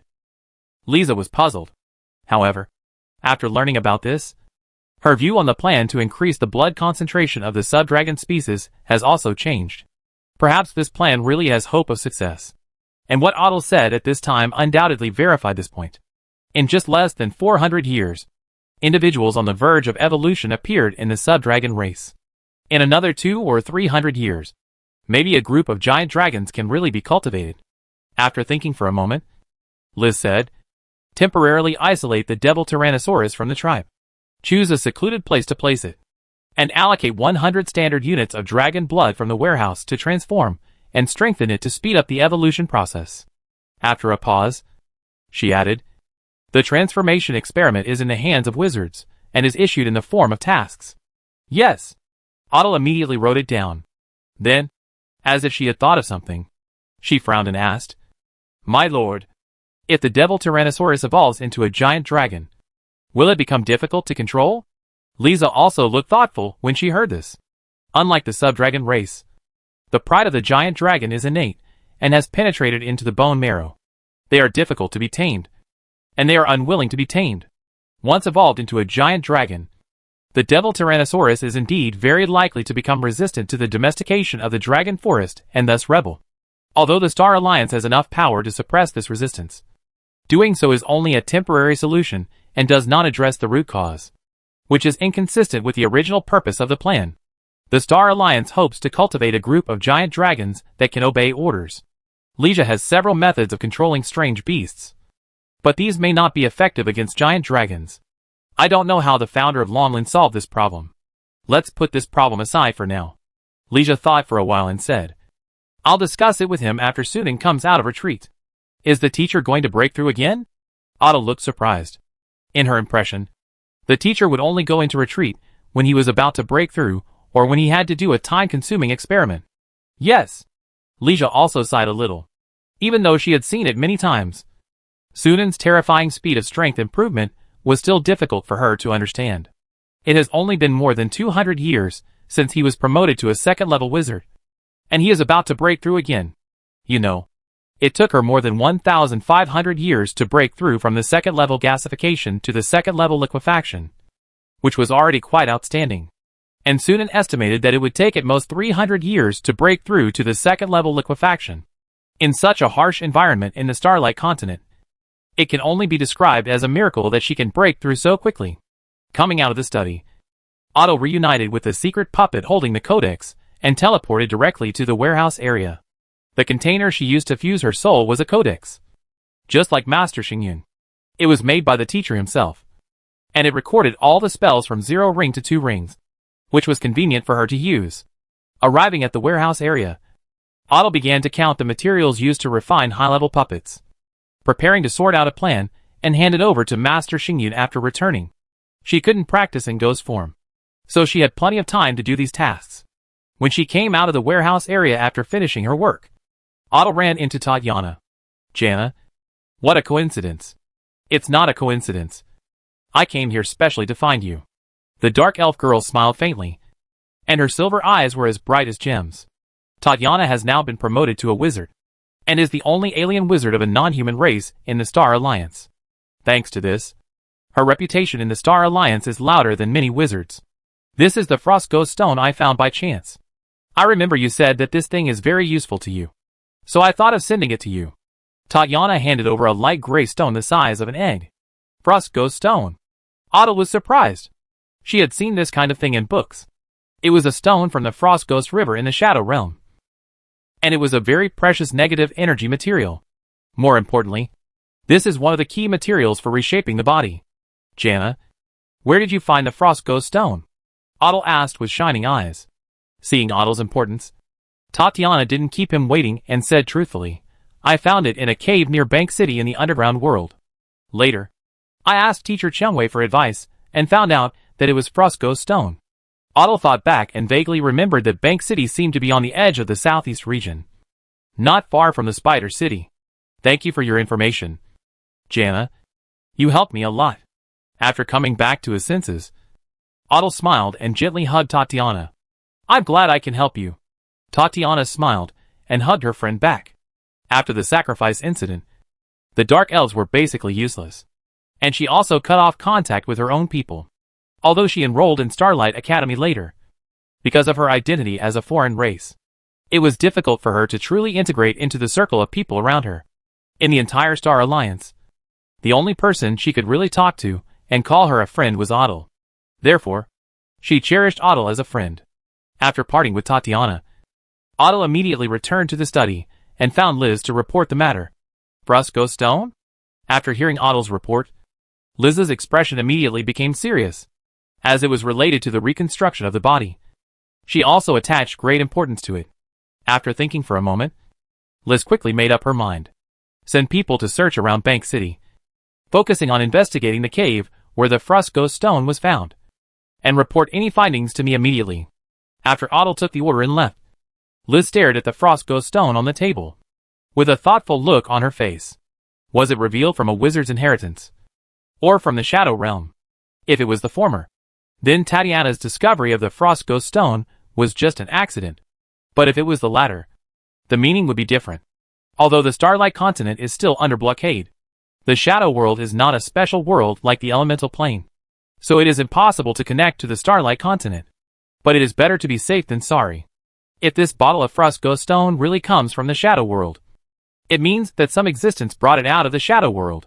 If this is true, it means that other creatures have invaded the Starlight Continent in advance. This is undoubtedly something that needs to be taken seriously. If we really connect to the Shadow World, maybe we can take this opportunity to collect materials in advance. Liz's eyes flickered slightly. More than 1/3 of the materials for reshaping the body are negative energy materials. And as everyone knows, the Shadow World has the most negative energy resources, and many negative energy materials can be found in the Shadow World. But whether this is true or not, we have to wait for investigation to know. Chapter 240 Witch Hunting Corps. Luoxia City. Bai Tavern. As the leading tavern in Luoxia City, Bai Tavern was already crowded before it got dark. When passing the closed door, you can still hear noisy shouts and laughter coming from inside. Joseph had just finished serving the guests and turned around to clean up another messy table when he suddenly heard the bell ringing as the door opened. Welcome, Joseph shouted subconsciously, but turned around and was slightly stunned, because the visitor was not only wearing a loose gray robe that covered his whole body tightly, but also wearing a mask that covered most of his face, leaving only his chin exposed, and his skin color seemed a little gray under the light. Isn't he a wizard? This thought immediately came to Joseph's mind, but he denied it immediately. Although wizards often come and go in Luoxia City, and it is said that there are more than a dozen wizards stationed in the Lord's mansion all year round, those high-ranking bigwigs will not come to such a noisy place. I guess he is a guy who worships wizards and imitates their dress. Working in a tavern, Joseph has seen many people of all kinds, so he was not surprised. He stepped forward and greeted them attentively. Guests, please sit inside. Our fine beer is a specialty of Luoxia City. It is brewed with the best fine wheat, with a delicate taste and excellent taste. Would you like a glass? The gray-robed man came to a newly vacated table in the corner of the tavern under Joseph's guidance and sat down. He flicked his fingers, and a silver coin fell to Joseph with a crisp sound. A glass of fine beer and a lamb steak. Okay. Please wait.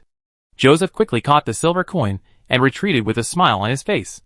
Not long after, a glass of yellow fine beer and a plate of fragrant lamb steak were served. Enjoy your meal. Joseph was about to leave when he was stopped by the man in gray robes. Wait a minute. I want to ask you something. Joseph turned around and saw a golden light falling towards him. He subconsciously reached out to catch it, and his eyes widened immediately. A gold coin. Joseph swallowed his saliva, then clenched his palms, with a brilliant smile on his face, and nodded and said, Guests, feel free to ask. I will answer what I know. The gray-robed man said, I heard that there are many wizard apprentices in Luoxia City? Yes. There are more than 10 permanent ones in the Lord's mansion. And there are also those who come and go on weekdays. If you are lucky, you can occasionally see those adults riding black rock leopards passing by on the street. Black rock leopard? A kind of puppet. I heard that it was made by wizards. And there are many black rock leopards in the army. The gray-robed man nodded and changed the question. I heard that there are wizards in the Star Alliance. Is it true? Joseph scratched his head and said embarrassedly, it is true that there are rumors outside. But guest, I will not hide it from you. Common people like us can't tell the difference between wizards and wizard apprentices. In our eyes, they are all big shots. And we usually call them wizards. So I really can't answer your question. The gray-robed man didn't say anything after hearing this, but just nodded. At this moment, the door of the tavern suddenly opened with a clang, and a group of burly men walked in, shouting loudly as soon as they entered the door. Boss, the old rules. Serve the food and drinks. The voice was so loud that it suppressed the noise in the tavern for a while. Several people near the door looked back with dissatisfaction. But when they saw who was coming, their faces changed slightly, and they immediately turned back, pretending that nothing had happened. The other guests also showed awe in their eyes when they saw these people. The tavern owner ran out from the kitchen and greeted them with a smile. Welcome, welcome, Mr. McCarthy. I heard this morning that your business caravan had come to Luoxia City, and I have been looking forward to your business. Please come this way. Seeing this scene, the gray-robed man asked Joseph, who are those people? They are the guards of the Firefox Chamber of Commerce. Joseph's face showed an expression of envy and yearning. Is the Firefox Chamber of Commerce famous? The gray-robed man asked. As soon as these words came out, Joseph looked at the gray-robed man with a strange look, as if he was saying, you don't even know the Firefox Chamber of Commerce. As if this was something incredible. Although he was confused, Joseph patiently explained, the Fox Chamber of Commerce is the largest chamber of commerce in the empire, with shops and caravans throughout the empire. It is also the largest among the imperial merchants appointed by the empire. I heard that when the Fox Chamber of Commerce was just a small chamber of commerce, it met the founding emperor of the empire, His Majesty, and became friends. Since then, it has developed rapidly and has become the leading chamber of commerce in the empire today. More than half of the magic energy machines in Luoxia City are sold by the Fox Chamber of Commerce. Magic machine? The gray-robed man's tone, which was flat just now, suddenly showed a hint of curiosity.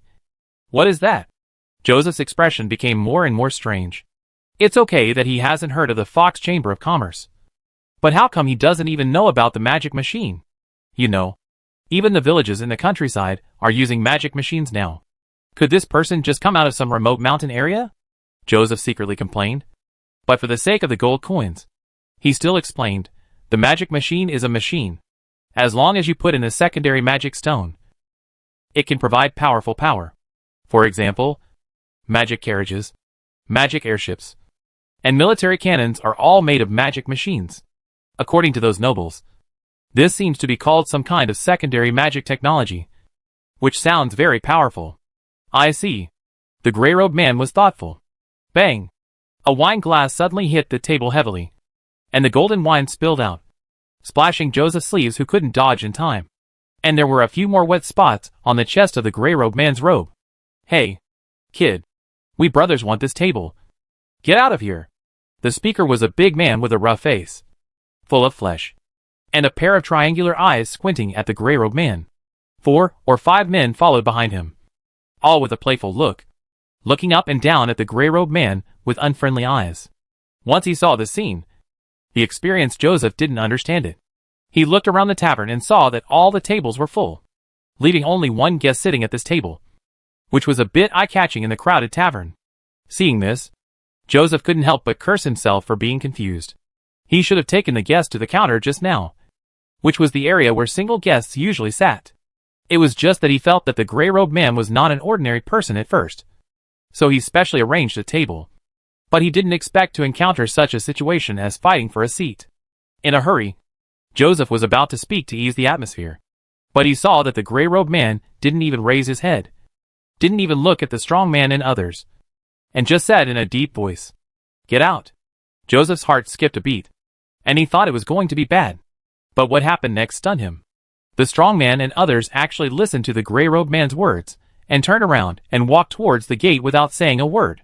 Under the light, The faces of several people seemed a little dull. Joseph didn't come back to his senses until the strong man and others disappeared at the gate. He swallowed his saliva and looked at the gray-robed man again, with awe in his eyes. He was not stupid.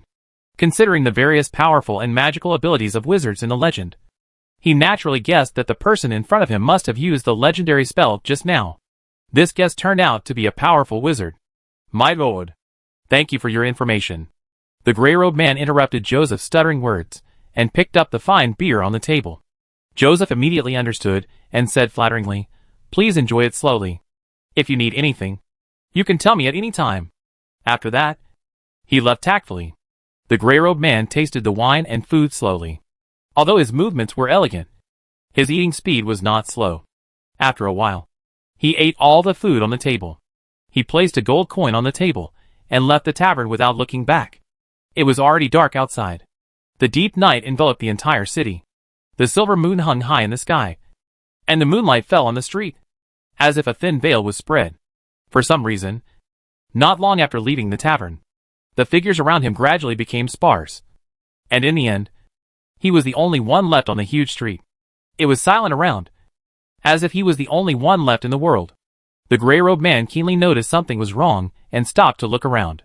With the sound of light footsteps, two figures walked out of the shadows one after the other, blocking his front and back roads respectively. With the moonlight, the gray-robed man quickly saw the figures of the people coming. They were two men in gray robes, both wearing star-shaped badges on their chests. "What do you two want to stop me for?" asked the gray-robed man. The man standing in front of him looked at him for a few times and said calmly, "You are a wizard apprentice, right? We are the law enforcement team of the Star Alliance. According to the Star Alliance regulations, any wizard apprentice must be registered before entering the town. Please go back with us to register and explain your origins. Don't worry. As long as you have not committed a crime, we will not harm you." A trace of doubt flashed in the gray-robed man's eyes. How did the Star Alliance detect his identity? He obviously didn't reveal any flaws from beginning to end. Wait, could it be because of the spell he cast in the tavern just now? Seeing that the gray-robed man had been silent, the law enforcement team man frowned and said in a deep voice, "Please go back with us." The gray-robed man remained silent. Seeing this, the two members of the law enforcement team looked at each other, quickly reached a tacit understanding, and suddenly attacked at the same time the next moment. Ma Yofu's strong acid arrow, scorching ray. Two second ring spells attacked the gray-robed man at the same time. As one of the important cities for the placement of secondary star cores, Luoxia City has a garrison force far exceeding that of ordinary towns. The most obvious one is that there is a law enforcement team stationed there all year round. The Star Alliance law enforcement team is well known throughout the Starlight continent, especially among those wild wizard apprentices, who are even more feared. In recent years, there are many wild wizard apprentices who have fallen under the hands of the law enforcement team. The first condition for joining the law enforcement team is to be a third-level wizard apprentice. At this time, the two members of the law enforcement team besieging the gray-robed man were both third-level wizard apprentices.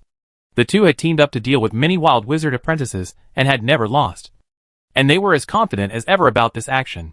But the next second, in their stunned eyes, the two spells hit the gray-robed man, but disappeared without a trace like a drop in the ocean.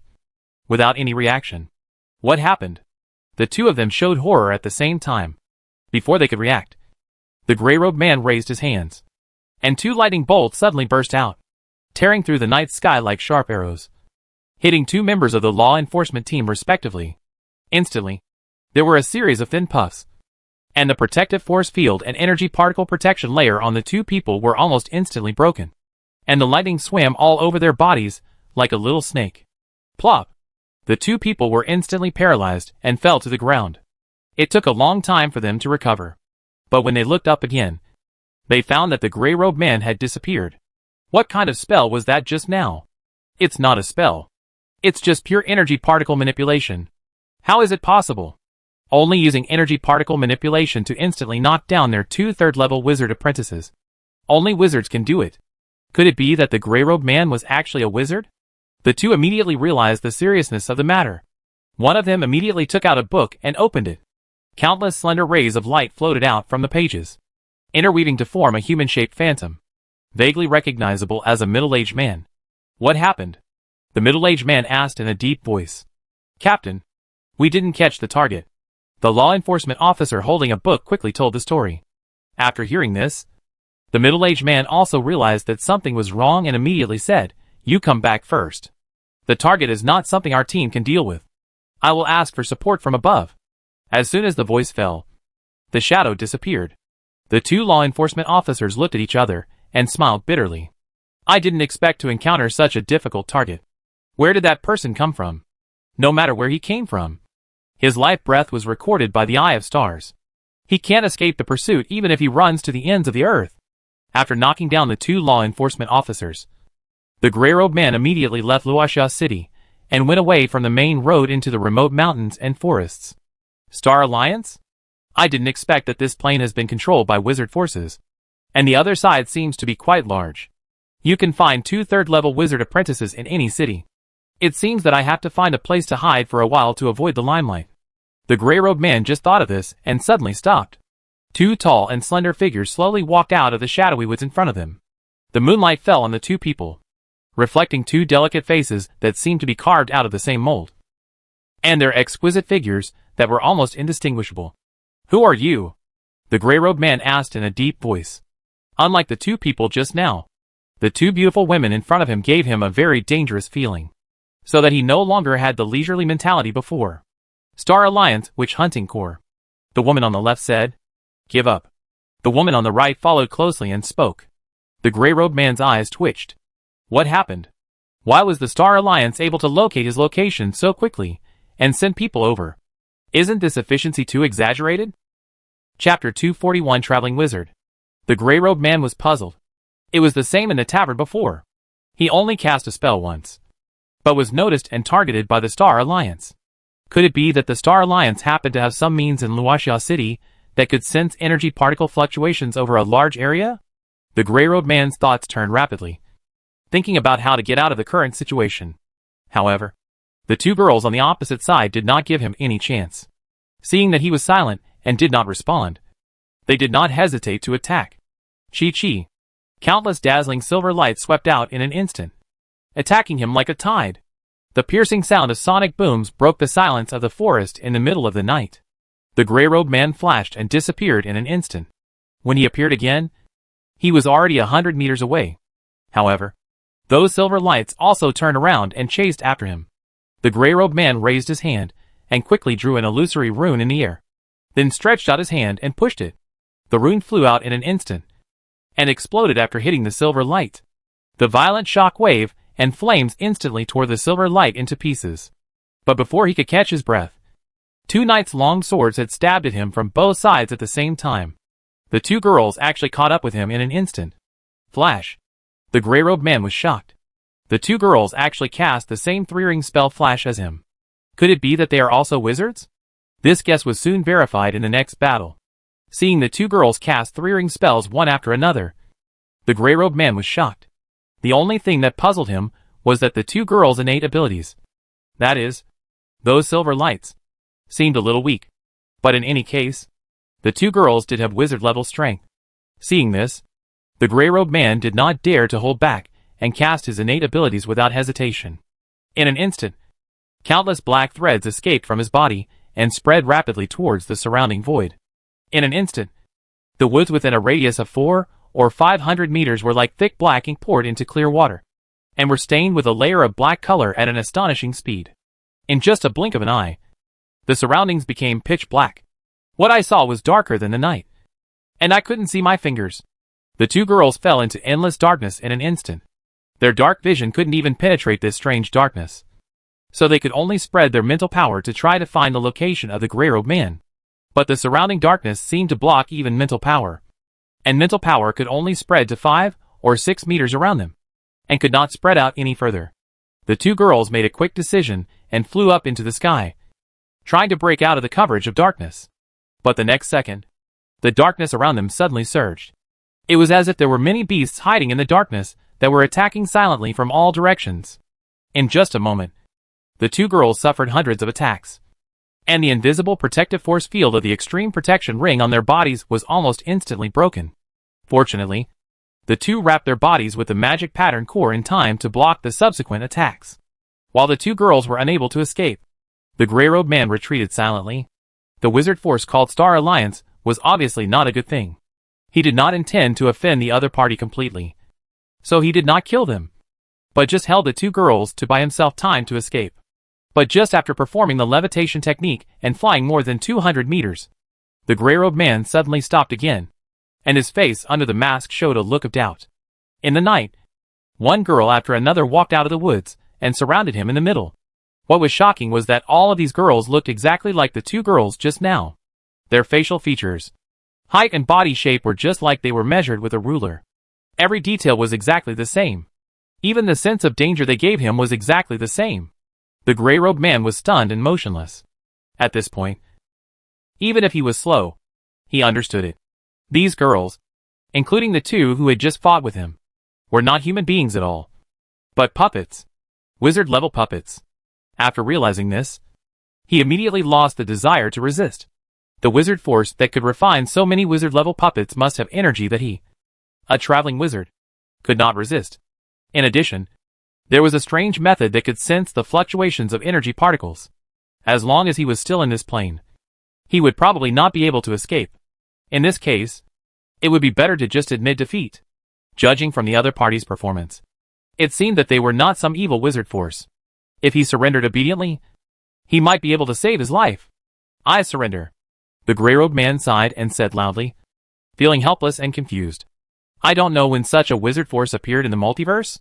Why has he never heard of it before? Starlight Wizard Tower. Top Control Center.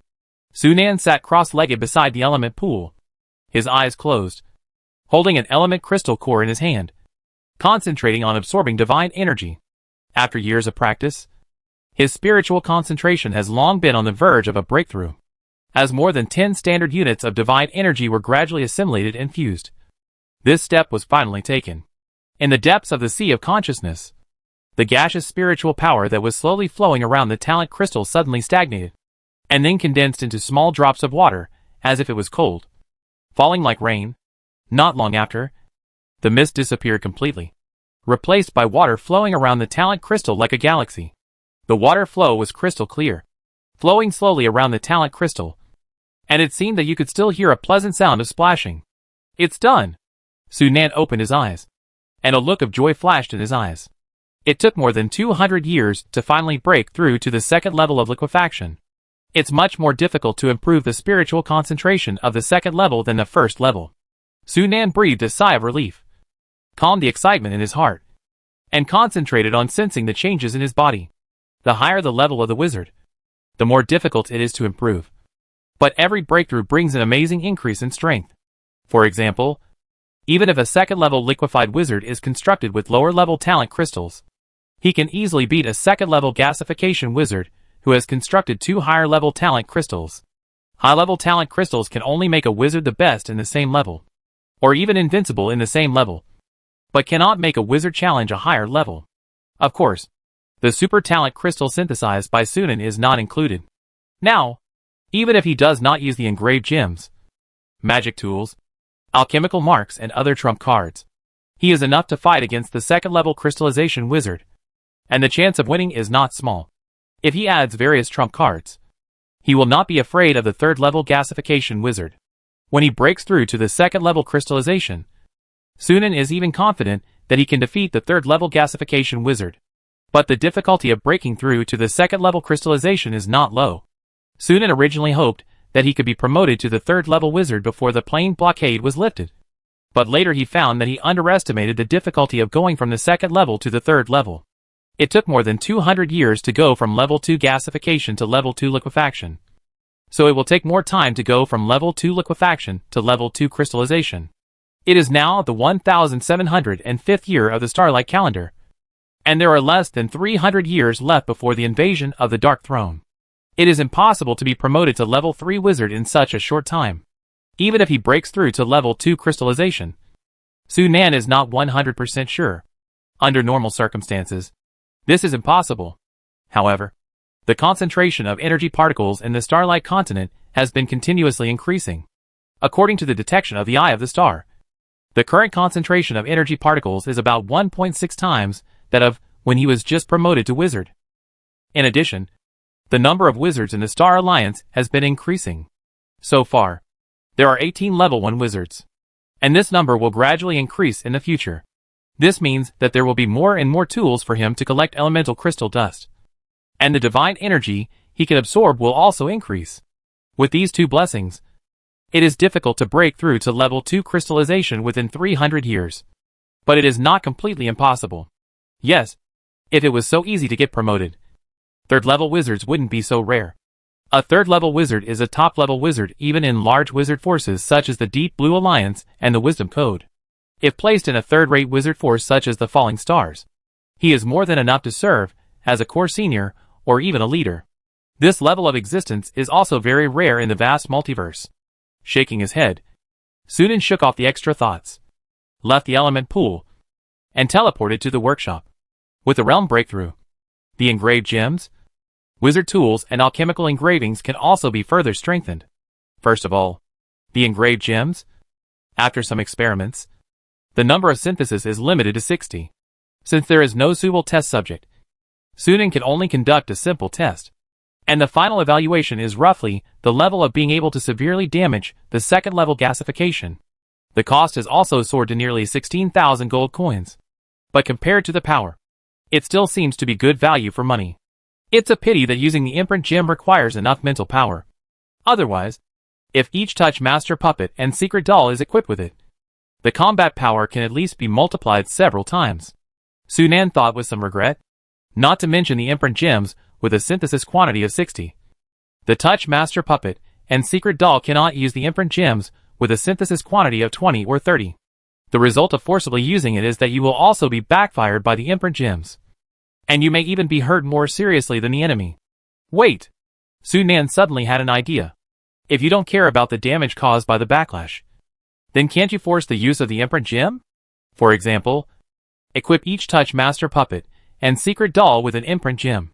When you encounter a powerful enemy that you can't deal with and can't escape, you can simply activate the imprint gem and directly self-destruct at the enemy? It seems that it is not impossible. Sunan was immediately tempted and decided to include this in the next research project. It is best to make some modifications to the engraved gems to ensure that when the puppet explodes, the damage can fall more on the enemy, rather than wasting it on destroying itself. After solving the problem of the engraved gems, Sunan then started to strengthen the magic weapon. There is nothing to say about this. Just create a new Forbidden Zone and Black Thunder, and then further synthesize a more powerful second-level magic weapon. Although he now has the talent ability of Absolute Forbidden Zone, Sunan still did not give up the Forbidden Zone. After all, the magic weapon does not consume mental power and can still play a significant role in battle. The last one that needs to be synthesized and strengthened is the alchemical mark. After being promoted to the second-level liquefaction, Sunan mental power and physique are still unable to bear the third alchemical mark. So he simply strengthened the talent specialization and mental storage. After doing all this, Sunan walked out of the workshop and prepared to go back to continue practicing. But he received a message from Lizzie. Have you discovered wizards invading from other planes? Sunan was surprised and immediately rushed to the prison area and saw Lizzie waiting there. What's going on? Liz said. Luoxia City's monitoring network discovered unrecorded energy particle fluctuations. The law enforcement team went to investigate and found that the target was most likely a formal wizard. After the news was reported to me, I immediately dispatched the nearest witch hunting team to arrest him. It turned out to be a wizard. The witch hunting corps was proposed by Sunan. It is the latest puppet corps formed by the Star Alliance, which is composed entirely of touch puppets and secret puppets. Since the purpose of the formation is to deal with wizards, who will invade the Starlight continent in the future, it is named the Witch Hunting Corps. However, due to the short time of formation, the Witch Hunting Corps is not yet full, and the total number of puppets is just over 100. Even so, this is the most powerful ace corps of the Star Alliance. What is the origin of the other party? Sunan raised his eyebrows and asked. He claims to be a travel wizard. When he was exploring the Shadow Realm before, he was attacked by a night shadow giant insect. When he escaped from the Shadow Realm, he accidentally came here. Travel wizard. Sunan's expression moved. Traveling wizards are not a profession, nor a race, but a general term for a type of wizards. In order to better collect resources, wizards are usually used to forming forces or joining a wizard force. But there are always exceptions. Some wizards do not like to be bound. They are keen to explore various planes and enjoy the unknown and excitement of adventure. Such wizards are often quite powerful and have mastered various means of crossing planes. They are either exploring planes or on the way to explore planes all year round. If the previous travelers successfully promoted to wizards, they would most likely become a member of the traveling wizards. He doesn't know how he got here? Liz nodded, according to him. The situation was too critical at the time, and there might be a mistake somewhere. And he was accidentally teleported from the Shadow Realm to here. Sunan's eyes flashed. The Shadow Realm is a very special plane, where there is no sun, moon, or stars, and the sky is always gloomy. There are no humans living in it. Only all kinds of strange shadow creatures, many of which are creatures that accidentally enter and are assimilated by the characteristics of the plane. For example, nightmare beasts, shadow horses, twisted tree monsters, night shadow giant insects, etc. Even wizards, if they stay in the shadow world for a long time, will gradually be assimilated by the plane, and eventually become shadow creatures that lose their reason and rely only on instinct to act. It is worth mentioning that the shadow world is not a material plane like the Starlight Continent, but an outer plane like the elemental plane. The characteristic of this outer plane is that the barrier with the material plane is thinner, and the difficulty of plane crossing is lower. Perhaps this is why the wizard was able to pass through the plane barrier and enter the Starlight Continent. This also shows that the plane barrier of the Starlight Continent has been repaired for the most part, and the blockade is gradually being lifted. So this low probability event will occur. Chapter 242 Spiritual Seal. Dragon Legion. Sunan soon met the unfortunate planeswalker. After he was escorted back by the secret puppets, he was imprisoned in the detention room of the No. 2 base in Yohu City, guarded by 5 secret puppets. This man was also very calm. After entering the detention room, he sat cross-legged on the ground to meditate and practice. Without any panic, he didn't open his eyes until Sunan and Lizzie came in, and looked at Sunan. When he talked with Lizzie before, he already knew that the real controller of the Star Alliance would come to see him, and it was obviously the person in front of him. Nice to meet you. Sir, my name is Tanner Albert, and I am a planeswalker. Tanner stood up and saluted, showing respect, judging from the power displayed by the Star Alliance before. Its leader is at least a second-level wizard, facing a wizard of a higher level than oneself. It is a wise choice to show enough respect, not to mention that his life and death are still in the hands of the other party. I'm sorry to intrude into your territory, but sir, please believe me, I didn't mean it. Sunan smiled slightly. I already know what happened. I believe you didn't mean it. If Tanner really invaded Starlight Continent with malicious intent, he would not be the only one. Besides, the other party didn't kill him in the 2 battles. Obviously, he had no ill will towards the Star Alliance. Thank you for your understanding. I will leave Starlight Continent now, and will never cause you any trouble. After hearing what Sunan said, Tanner breathed a sigh of relief. But the next moment, what Sunan said made his face change. Unfortunately, you may not be able to leave Starlight Continent for the time being. Why? Tanner's face changed, thinking that Sunan still had doubts about him. Seeing this, Sunan didn't waste any words, lifted the magic circle of the prison room, and said lightly, you can try to leave now. Tanner was in doubt for a while, hesitated for a while, or took out a scroll, and then tore it open to activate it. Traveling wizards usually have a variety of means of plane crossing. The simpler ones are plane jump scrolls, and the more complicated ones are plane teleportation arrays. Tanner took out the former, but what surprised him was that the scroll was clearly activated, but he couldn't jump, as if the entire plane was blocked and he couldn't get in or out. Sure enough, looking at the scene, Sunan secretly thought that his guess was right. Tanner's arrival was a low probability event completely due to coincidence. Just like encountering void turbulence during plane crossing and being teleported to an unknown plane. The plane blockade of Starlight Continent has not been completely lifted yet. Tanner wants to reproduce the previous accidental events, unless his luck is really good. What's going on?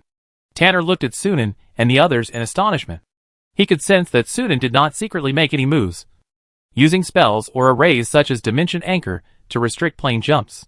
Judging from the feedback from the scroll, it seemed that this plane itself was trying its best to resist any existence from entering or leaving.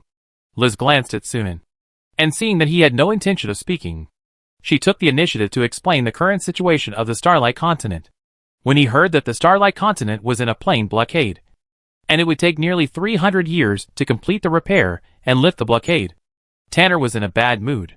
In that case, wouldn't he have to stay in the Starlight Continent for 200 or 300 years before leaving? You know, the lifespan of a first-level wizard is only about 1,000 years. And even if you use various means, it is difficult to exceed 2,000 years. 1/10 or even 1/5 of your life has to stay in the same plane, which is undoubtedly a huge torture for a traveling wizard. For a moment, Tanner felt like crying but had no tears. He was so unlucky. How could he be teleported to a plane that was in a blockade by mistake? Sunan and Liz looked at Tanner with some pity. The probability of such a thing happening is probably not even 1 in a million. But it happened to Tanner. It can only be said that this guy is really unlucky. After sighing for a while, Tanner hesitated and said, "Sir, can I trouble you for something?" Sunan shook his head and said, "If you want me to help you leave the Starlight Continent." "I'm sorry, I can't do it." Tanner hesitated and finally sighed and said nothing more. He actually knew very well that leaving the Starlight Continent was simply a luxury under the blockade of the plane. Returning to the original plane through the Shadow Realm was even more wishful thinking. The outer interface has a commonality. That is, you go back to where you came from. No matter which plane you enter the outer interface from, you can only return to the original plane, which is determined by the characteristics of the plane. So crossing from the Shadow Realm to the Starlight Continent is a low probability event. And he himself is confused and has no idea why. To put it another way, even if he can enter the Shadow Realm now, he can't return to the original plane. The only way is to wait for the plane blockade to end. You can stay in the Starlight Continent and go around. If you need any help, you can find Liz. After comforting Tanner, Sunan turned and left. Back in the study, Liz asked, "Are you really going to let him go?" "What else? He hasn't offended the Star Alliance. So why should we keep him in prison?" Sunan spread his hands. "Besides, with the monitoring network of the Star Eye, his whereabouts are no longer a secret in our eyes. We just need to keep a close eye on him. As long as he doesn't have any crooked ideas. What's the problem with him staying here?" Lisa thought so too. With the current size of the Star Alliance, there is really no need to care too much about a mere first-level liquefied wizard. But soon, she sighed again. I thought there might be a chance to get the Frost Ghost Stone in advance. But now it seems impossible. Sunan smiled and said, "Don't be so anxious. When the plane blockade is lifted, whether it is entering the Shadow Realm or trading with other wizard forces, it will be easy to get the Frost Ghost Stone?" "That's true." Lisa's lips curled slightly. As soon as she relaxed, she returned to her usual capable state and said thoughtfully, "Most of the traveling wizards have a lot of strange knowledge and plain information. And they may have some rare things in their hands. It's rare to meet a traveling wizard, so we can't miss it. We can try to make a deal with Tanner in exchange for the information and resources in his hands. You decide." Sunan smiled and looked at Lise. Perhaps Lise hasn't noticed it yet, but she has now unconsciously considered things from the perspective of the Star Alliance. This is undoubtedly a manifestation of considering herself as a member of the Star Alliance from the bottom of her heart. "What's wrong?" Seeing Sunan staring at her with a smile, Lise showed a puzzled expression on her face. "Nothing." Sunan changed the subject. "How far has the popularization of sub-magic energy technology developed?" "When it comes to this," Lise is in high spirits and said with a smile, "Very smooth. The large-scale secondary magic stone veins we have opened up in various parts of the continent have all taken shape and are all put into mining. The output of secondary magic stones has skyrocketed by more than 50 times, and the supply has long exceeded the consumption of magic machines and teleportation arrays used in various places. Now that sub-magic energy technology has been popularized throughout the continent, the prospects are very good, and the current income of the Star Alliance has doubled." Sunan nodded with satisfaction, thought for a while, and said, "Since supply exceeds demand, we can change the mining intensity of the veins to ensure production." "I have the same idea," Lise agreed. "In fact, it is tiered mining. Divide the ore veins into several parts, and implement different mining intensities respectively. When the ore vein with the highest mining intensity is exhausted, the mining intensity of the remaining ore veins will be increased in turn, and the exhausted ore veins will be cultivated again. When most of the ore veins are exhausted, the new ore veins will be cultivated and put into mining again, forming a rotation. In this way, it can be ensured that there are ore veins to be mined in every time period, and the output of secondary magic stones can be maintained at a relatively fixed level, without a cliff-like interruption, thus affecting the development of secondary magic energy technology. After discussing the secondary magic stone or veins, Lise suddenly talked about another thing. Recently, a magic Tyrannosaurus Rex in Area 2 has shown an evolutionary trend. Sunan's eyes lit up and asked, "Where is the magic Tyrannosaurus Rex? It should be in the laboratory now. And Corey is performing a blood fusion operation on it." Sunan nodded slightly. Corey is good at biological transformation, and it is very suitable to give the operation to him. The sub-dragon blood enhancement plan has been implemented for more than 400 years. And finally there will be real results. Sunan is naturally very happy. Moreover, the appearance of this devil Tyrannosaurus also means that the turning point of the plan has arrived. In the following period of time, more and more devil Tyrannosaurus will surely evolve into giant dragons. Soon, a real giant dragon tribe will appear in the dragon forest. Lise said, "The evolution of that devil Tyrannosaurus is a foregone conclusion. Next, we have to consider how to tame it." "It sounds like you already have an idea?" Sunan smiled. "I do know how to control alien beasts, but I'm afraid it won't work on giant dragons." Sunan said undeniably, "Tell me about it first." "The most effective one is the spirit seal," Lisa said. "As long as you put the spirit seal into the alien beast's head, you can subtly transform their thoughts and make them obey their master. Although the transformation process is relatively long, the advantage is that it will not cause violent resistance. However, the spirit seal can only be used to control 4-ring legendary creatures at most. The spirit power of the giant dragon is too strong, and the spirit seal may not be of much use." Sunan pondered first. "Copy the manufacturing process for me, and I will study it later to see if it can be improved." "It's called improvement, but it's actually synthesis. As long as he can synthesize it, he can strengthen the spiritual seal with a strong enough effect." Lise copied the relevant knowledge without saying a word and handed it to Sunan. After what happened before, she gradually had a blind trust in Sunan. Although Sunan did not guarantee it, she felt that Sunan would definitely succeed in improving the spiritual seal. Back in the laboratory, Sunan took out the knowledge copied by Lise and read it. After reading all the information, he already had a bottom line in his mind. There are many similarities between spiritual seals and rune engravings, which can be regarded as rune engravings with hypnotic properties. However, unlike rune engravings that use the skin as a carrier, the carrier of spiritual seals is soul crystals. Depending on the power level of the controlled object, the level requirements of the soul crystal as a carrier are also different. For example, a 4-ring legendary beast must use a large soul crystal as a carrier. To be honest, the value of a large soul crystal is no lower than that of a 4-ring legendary puppet. In addition to various other materials, refining a spirit seal to control a 4-ring legendary beast is actually not as good as refining a 4-ring legendary puppet directly. Other levels of spirit seals are similar. No wonder I haven't heard of spirit seals before. This craft is really a bit useless. Most of them are unpopular and useless. The cost is there. The most suitable use of spirit seals is to control some special uses, or beasts, with high growth potential. The former does not need to worry too much about the cost, and the latter is because after the spirit seal is inserted, the controlled creature can no longer get rid of the spirit seal even if its strength is increased. If it is a beast with high growth potential, it is completely possible to insert a low-level spirit seal when it is still very weak, and then wait for it to grow and increase its strength, and finally achieve the purpose of controlling a powerful beast. However, the latter involves a problem of cultivation cost. The key is the cost of spirit seal plus cultivation, and the cost of directly refining a puppet, which is higher. But for Sunan, this is a problem that does not need to be considered at all. The benefits of controlling a dragon are definitely far greater than the cost of spirit seal plus cultivation. After all, the growth potential of dragons is second to none in the entire multiverse. Since there is a physical body, it can definitely be synthesized. After confirming that the spirit seal can be synthesized, Sunan immediately began to refine it. For a second-level wizard with a magic item manufacturing skill of level 5, refining a spirit seal is simply a piece of cake, without much effort. Sunan refined more than 10 spirit seals, and then began to synthesize without stopping. After investing 12 spirit seals, Sunan also got what he wanted.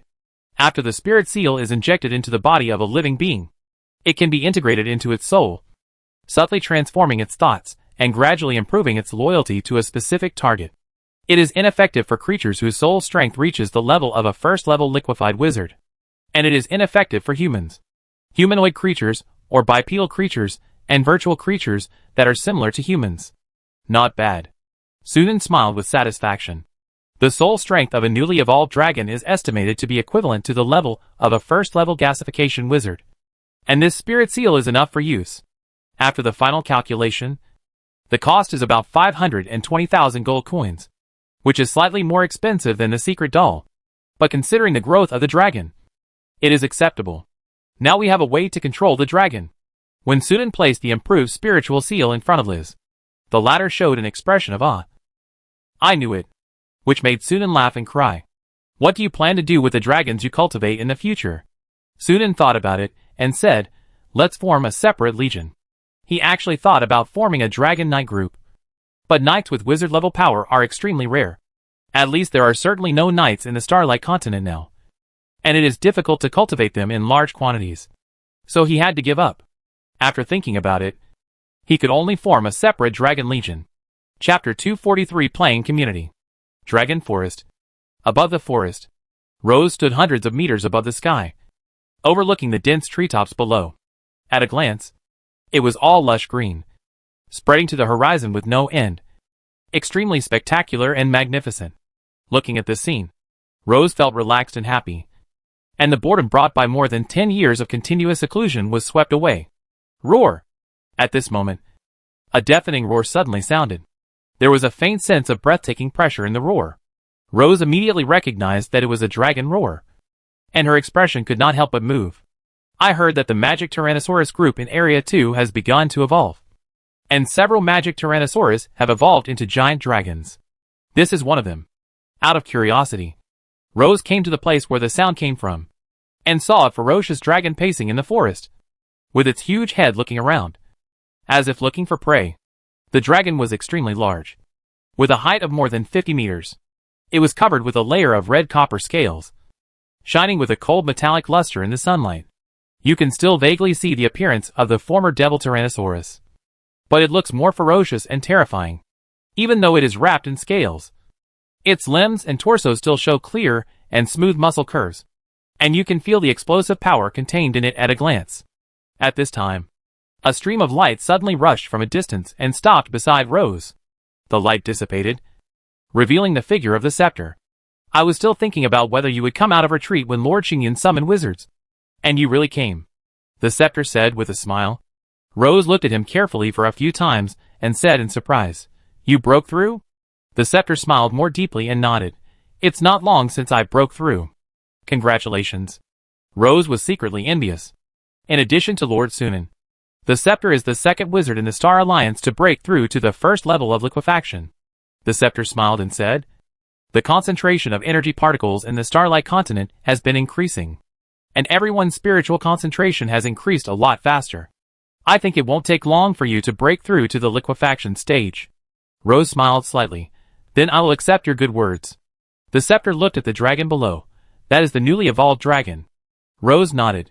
It evolved from the Devil Tyrannosaurus clan, and is now called Flame Tyrannosaurus. Flame Tyrannosaurus? The scepter glanced at the sparks flashing between the dragon's teeth, and his face showed understanding. After evolution, the ability to control fire was awakened. Then this name is quite suitable. The Flame Tyrannosaurus had already noticed Rose and the scepter in the sky, and roared a little irritably, and his cold vertical pupils swept over the two of them coldly, and then turned his head and left. Looking at this scene, the scepter was amazed. I heard that Lord Sunan had invented a method to control dragons, and I was a little skeptical. But now it seems to be true.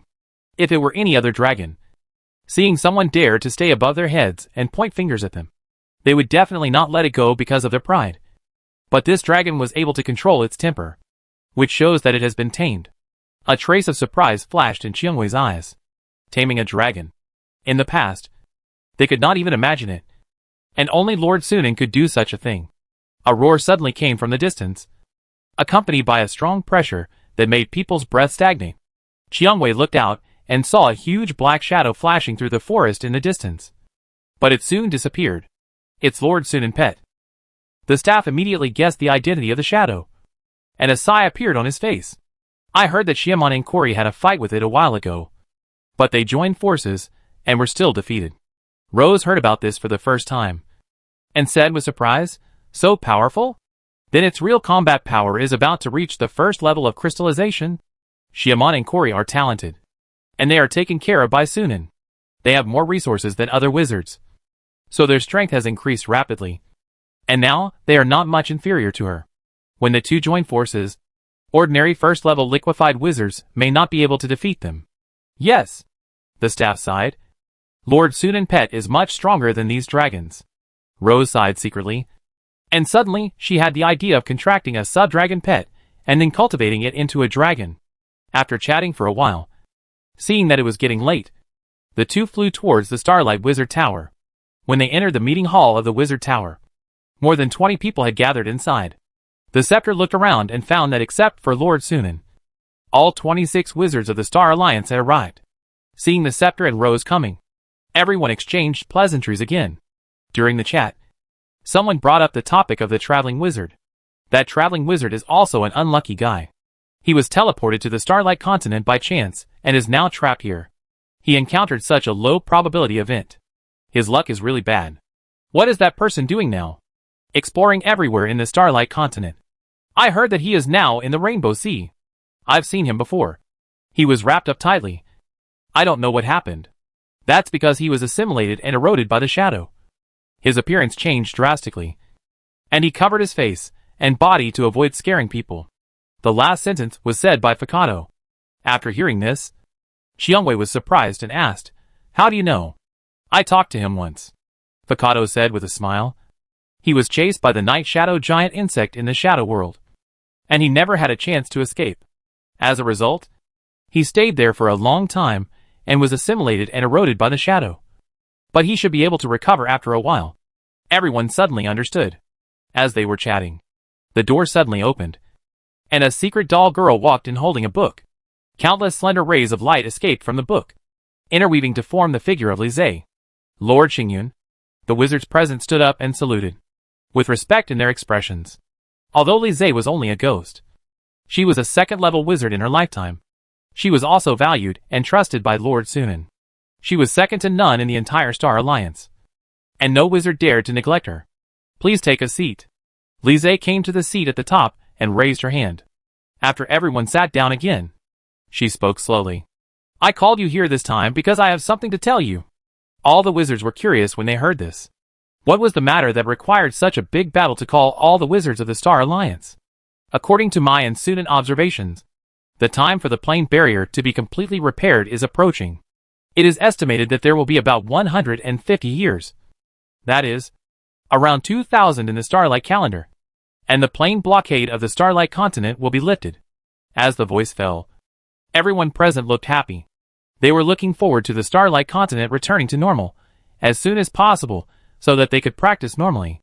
Moreover, the Starlight Continent can also trade with other planes to obtain more resources, which is also very beneficial to their strength improvement. Among the crowd, only the Scepter and Fakato, a few old men, looked calm. If it was just this matter, Lord Xingyun would not have to summon everyone. There must be something else. As expected, Li Zhe's expression became serious, and she said in a deep voice, "Don't get excited. Everyone. The lifting of the plane blockade is a good thing, but it will also bring danger." Everyone was stunned, and someone subconsciously asked, "What danger?" Li Zhe said lightly, "Foreign invasion." As soon as these words came out, everyone looked at each other in confusion. I believe you all know about the wizard's expedition to the multiverse 1,000 years ago. If the plane barrier is repaired and the Starlight Continent returns to normal, do you think those wizards will want to regain control of the Starlight Continent? Li Zhe's words made the atmosphere suddenly become stagnant and heavy. Fakato asked solemnly, "Lord Xingyun, have you got any information?" Lisa looked at him with appreciation, nodded slightly and said, "There is definite information that the Dark Throne, one of the wizard forces in the multiverse, and the Deadwood Council are eyeing the Starlight Continent, especially the Dark Throne. They have already made preparations, and will send people to invade the Starlight Continent as soon as the plane barrier is repaired." In order to increase the weight of her words, Lisa added another sentence. These are all the information Sunan got. Sunan prestige in the Star Alliance is unparalleled. Knowing that it was Lord Sunan who said it, everyone no longer had doubts in their hearts and frowned. Although they have never left the Starlight Continent in their lives. Through the classics left by wizards thousands of years ago, they all know that there is more than one wizard force in the vast multiverse. And most of them are much stronger than the Star Alliance. Suddenly knowing that they may have to confront these wizard forces in the future, they were also a little worried for a while. Lord Xingyun, what level of wizard forces are the Deadwood Council and the Dark Throne in the multiverse? The Dark Throne is a first-class wizard force, and its comprehensive strength can be firmly ranked in the top 10 among all wizard forces. The Deadwood Council is slightly weaker, but it can also be ranked in the second rate. Then what level is our Star Alliance at? A wizard asked curiously. It can barely be ranked third rate, Lizzie said lightly. She did not hide it. This was also a decision made after discussing with Sunan. The wizards present will know the situation of the multiverse sooner or later in the future. There is no point in hiding it, but it will make them feel at odds. It is better to tell the truth and let them be mentally prepared in advance. After Sunan was promoted to a second-level wizard, the Star Alliance actually met the minimum standard of a qualified wizard force. In terms of comprehensive strength, it is already the top level among the second-rate wizard forces, and can barely touch the tail of the third rate, compared with the original Falling Star Society. The only difference is that there are no third-level wizards. The number of second-level wizards is too small, and the top combat power is insufficient. However, compared with the Deadwood Council and the Dark Throne, they are far behind. After hearing what Liz said, everyone looked more serious. According to this, they have no chance of winning? Seeing the changes in everyone's expressions, Liz said calmly, you don't have to worry. Before the plane barrier is completely repaired, the Dark Throne cannot dispatch too many people to invade the Starlight Continent. It is not difficult to deal with it. As for after the plane barrier is completely repaired, we can trade with other wizard forces and exchange resources for shelter. There are many wizard forces in the multiverse that are unhappy with the Dark Throne. Some wizard forces are willing to trade with us. Hearing this, everyone was relieved. As long as there is no way out, and they can only be slaughtered. In short, I hope everyone is prepared. In the future, the entire Starlight Continent will usher in a huge change. As for whether this change is a disaster or an opportunity, it depends on you. Everyone looked solemn and agreed. After the wizards left, Otto came out of the side room, with a hint of worry on his face. Master Xingyun, is it okay to be so frank?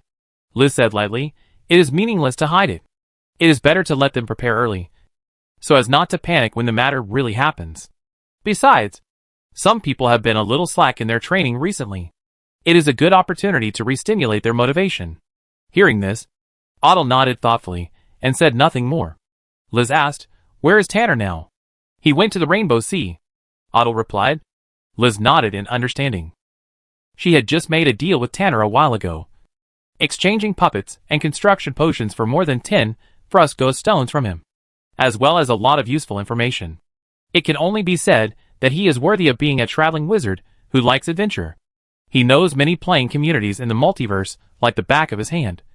And he also knows a lot of valuable information about hidden playing communities. Even Sunan was amazed after reading it. Liz is now thinking about how to get more valuable information from Tanner.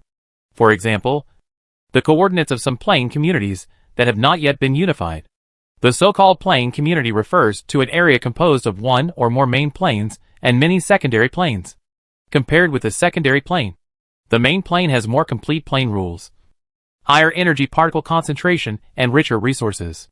At the plane level, it also has an invisible suppression effect on other secondary planes. Therefore, in a playing community, different forces or intelligent races often fight for control of the main plane. As long as the main plane is controlled, the secondary plane will also become a thing in the bag. Therefore, the war between playing communities is often aimed at conquering each other's main plane. The multiverse is actually composed of many playing communities and a small number of individual planes. For example, the Starlight Continent does not belong to the playing community, but a separate plane. Large wizard forces such as the Deep Blue Alliance and the Wisdom Code have at least one playing community in their hands. If the Star Alliance wants to develop into a large wizard force, it is far from enough to have only one Starlight Continent.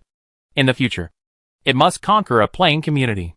For the sake of preparing for the future, Liz plans to get the coordinates of several playing communities from Tanner first. In the future, when the Star Alliance has enough power, it can find those playing communities based on the coordinates and launch a war of conquest. With the construction potion, there is no need to worry about Tanner's refusal to trade. After all, the coordinates of the playing community are not very meaningful to him as a traveling wizard, and it is more practical to exchange them for resources. Chapter 244. Everything is ready. The sun shines on the blue sea, reflecting a sparkling light. 3 huge metal ships break through the waves, sailing against the wind on the sea, chasing a dragon whale. In the Rainbow Sea, the dragon whale is one of the powerful beings at the top of the food chain. But in front of the 3 metal ships, it can only flee in panic. Its huge body is full of wounds from artillery fire, and blood flows out from it, leaving a series of bright red tracks in the seawater as it swims. Swish! A thick ray of light shot out like a sharp arrow, instantly passing through hundreds of meters and piercing the dragon whale's head. The body of this powerful sea monster trembled violently, raising surging waves, and then floated on the sea motionless. The sound of the conch sounded, and a group of deep-sea nagas emerged from the water, holding blades, and began to dissect the dragon whale. High in the sky, Tanner watched this scene with interest. After knowing that he had no hope of leaving the Starlight continent in a short time, he was depressed for a few days and accepted the reality. After that, the curiosity of the traveling wizard took over, and he began to explore all over the continent. After visiting the surface world, he went to the underground world, and only recently came to the Rainbow Sea. And what he saw and heard during this period also gave Tanner a deeper understanding of the Star Alliance. After learning about the situation of the Starlight continent in the past 1,000 years, he was deeply impressed and amazed at Suna's ability to create the Star Alliance as a wizard force. This is simply a miracle. In the plane with scarce resources and elemental deserts, even the promotion of wizards is extremely difficult. Sunan can not only be promoted to a 2nd-level wizard, but also create a qualified wizard force. It is incredible. I didn't expect that such a genius could be cultivated in an ordinary single plane. Tanner secretly sighed that the universe is so big that there are indeed all kinds of wonders. The Star Alliance seems to be easy to talk to. Let's just practice here for a while, and go out to explore after the plane is restored. To explore the plane, you must have enough strength to guarantee it. Otherwise, if you mistakenly enter a dangerous plane, it is easy to lose your life. Let's just take this opportunity to concentrate on improving your strength and then explore as much as you want. It just so happens that the Star Alliance has enough construction potions and is willing to trade with me. Construction potions are not Tanner's strong point. In the past, he traded construction potions with various wizard forces. It's just that construction potions have always been in short supply, and those wizard forces are also stingy when trading. They are not as domineering as the Star Alliance. As long as he can provide valuable information, he can exchange it without limit. Thinking of this, being trapped in the Starlight continent doesn't seem to be something difficult to accept. Wizard Tower. Workshop. The slender silver needle floated in the air and slowly carved the last stroke on the surface of the gem at a delicate angle. As the strokes fell, the complex patterns on the surface of the gem closed instantly, and after a faint light flashed, the whole gem suddenly had an indescribable charm. Looking at the successfully refined engraved gem, Sudan smiled. After more than a year of intermittent work, the improvement of the engraved gem was finally completed. Due to the power limit of the puppet itself, the number of engraved gems synthesized has increased. But the increase is not large, only increasing to 63. However, the power after detonation is more than enough to kill a 1st-level wizard. Even a 2nd-level wizard will suffer heavy damage if he is not careful. Let's call it a self-destructing gem. Sudan immediately made a decision that all the puppets of the Witch Hunting Corps and the wizard-level puppets of the Starlight Wizard Tower should be installed with self-destructing gems. Once you encounter a strong enemy that you can't beat, just detonate the self-destructing gem in your body and die together with the enemy. At the very least, you have to bite hard. And you must not become a ward damage in vain. The number of puppets in the Witch Hunting Corps is approaching 200. In another 70 or 80 years, we should be able to achieve our goal. Thanks to the development of sub-magic technology, the productivity level of the Starlight continent has made a great leap forward, and the income of the Star Alliance has also soared. It's a pity that resources such as rare metals will not increase with the growth of productivity. If it weren't for the material restrictions, the Witch Hunting Corps would have completed its initial formation goal long ago. Sub-magic technology has been popularized. Next, we should try to promote magic technology. Su Nan glanced at the secondary magic stones piled up in the corner of the workshop. Although the cascade mining is adopted, the current secondary magic stone production of the Star Alliance is still in excess. After discussing with Lizzie, Su Nan decided to take out a part of it to synthesize magic stones, which will be used to promote magic technology in Jinan province and warm up in advance. When the plane blockade is lifted in the future and new magic stone veins are found, the Starlight Continent will be able to increase the promotion of magic technology as soon as possible and enter the magic era from the sub-magic era at the fastest speed. The plane blockade will not be completed until around the year 2000 of the astral calendar, but the Dark Throne will arrive more than 10 years earlier. Su Nan recalled that the first batch of wizards from the Dark Throne invaded the Starlight Continent in 1983 of the Starlight calendar. As for which month it was, he was not sure, but Su Nan did not care. As long as the Dark Throne entered the Starlight Continent and used magic, the Eye of the Stars could capture the energy particle fluctuations and lock its position at the first time. So as long as he knew the approximate time of their invasion, it would be fine. Shaking his head, Su Nan gathered his thoughts and continued to make self-destructing gems. There were not many wizard-level puppets in the Star Alliance at present. Only about 300 in total. So the number of self-destructing gems to be made was not large. After spending more than half a month to make self-destructing gems and install them on all wizard-level puppets, Su Nan devoted himself to condensing his spirit. In order to improve the efficiency of wizards in collecting elemental crystal dust, Su Nan allowed wizards who accepted collection tasks to temporarily hire the Golem Core at a lower cost to kill elemental spirits. Thanks to this, the amount of elemental crystal dust collected by wizards in recent years has skyrocketed. However, the doubts about why Su Nan attaches so much importance to elemental crystal dust are also growing among wizards. Although Liz was also a little confused, she did not ask much, but helped Su Nan suppress this question. Su Nan ignored the outside world. With sufficient divine energy supply, his spiritual concentration increased much faster than expected. The time of cultivation always passes quickly. In the blink of an eye, it entered the year 1930 of the Starlight calendar. With the Star Alliance unremitting resource allocation, the Witch Hunting Corps was finally formed. 300 touch master puppets and 50 secret puppets. This number of wizard-level puppets should be enough to deal with the advanced team of the Dark Throne. In the study, Su Nan said with a smile after reading the documents. Liz glanced at him and said, "How do you sound like you know how many people are in the Dark Throne's advanced team?" I guessed. The Dark Throne wants to enter the Starlight Continent in advance, when the plane barrier has not been completely repaired. The number of people and the level of strength will be greatly limited, Su Nan said casually. In fact, he not only knew how many people were in the Dark Throne's advanced team, but he also knew the specific strength of the team. It's just that he couldn't be sure whether what happened in the future would be the same as he remembered. After all, with the addition of him, a butterfly flapping its wings, the current situation of the Starlight Continent is already completely different from what he remembered, and it is very likely to change in the future. Liz nodded and didn't ask any more questions. In fact, she also agreed with Su Nan's words. With the current strength of the Star Alliance, unless the Dark Throne sends dozens of second-level wizards or third-level wizards at one time, it will not pose a threat to the Star Alliance at all. However, neither of them is very realistic. The unrepaired plane barrier cannot allow a third-level wizard to pass through, nor can it allow dozens of second-level wizards to pass through at the same time. Moreover, if you think about it deeply, the Dark Throne is not clear about the current situation of the Starlight Continent. It probably thinks that there are no wizards here, so it will not send a very powerful wizard lineup. When the Dark Throne realizes the true strength of the Star Alliance, it may be too late. In another 50 or 60 years, the Dark Throne's advanced team should arrive. The Star Alliance should prepare early. I will go into seclusion next. The specific arrangements are left to you. Once you find someone from the Dark Throne, tell me immediately. I know. Lisa nodded. She was very calm about Su Nan's retreat and sprint. Having seen Su Nan's terrifying speed of strength improvement, she is no longer surprised. Or numb. If Su Nan's strength is slowly improving, she will be surprised.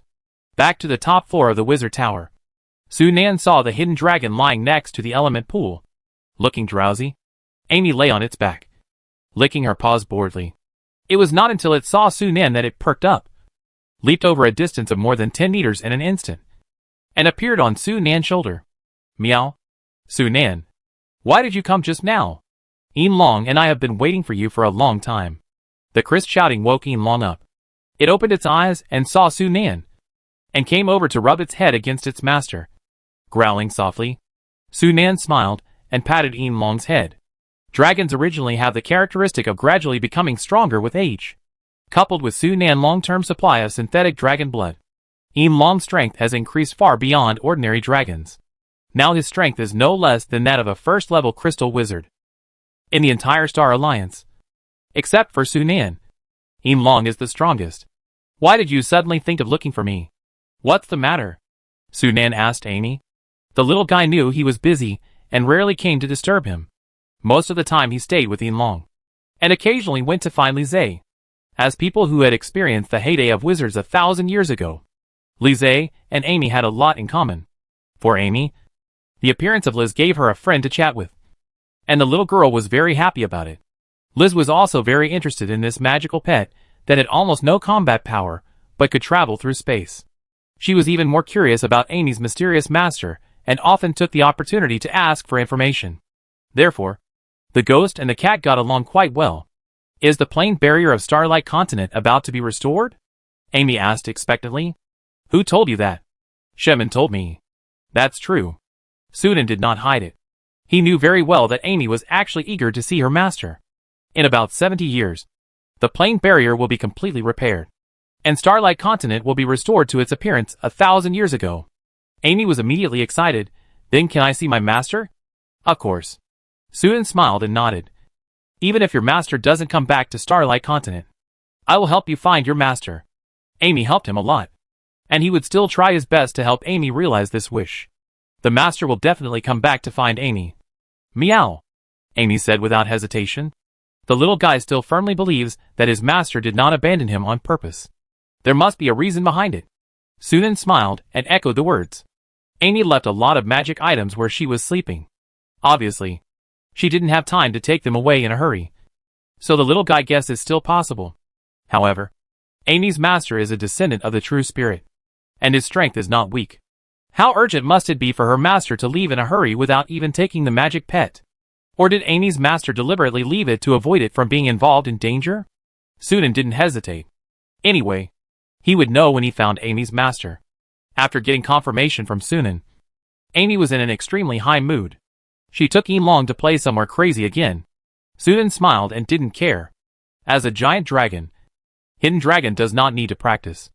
Apart from sleeping and occasionally fusing blood, the rest of the time is spent in idleness. It is also a good thing to have Amy to play with him, so that he does not always go to bully the sub-dragon species in Area 1 and Area 2. Tower Spirit Number 1. Scan the status of the Wizard Tower. After receiving the command, the scan began, and the scan was completed. A three-dimensional model soon appeared in front of him. After the Starlight Wizard Tower was built, due to the limitations of materials and funds, Sunan did not carry out drastic upgrades and renovations. But some improvements and details were still being carried out one after another. For example, the synthesis upgrade of the floating ring greatly enhanced the mobility of the Wizard Tower. There are also improvements to the Spell Turret Type 2 and Dissociation Turret Type 2, mainly to reduce energy consumption. With Tower Spirit Number 2 as an experimental assistant and a lot of suggestions from Liz, the improvement experiment has achieved considerable results.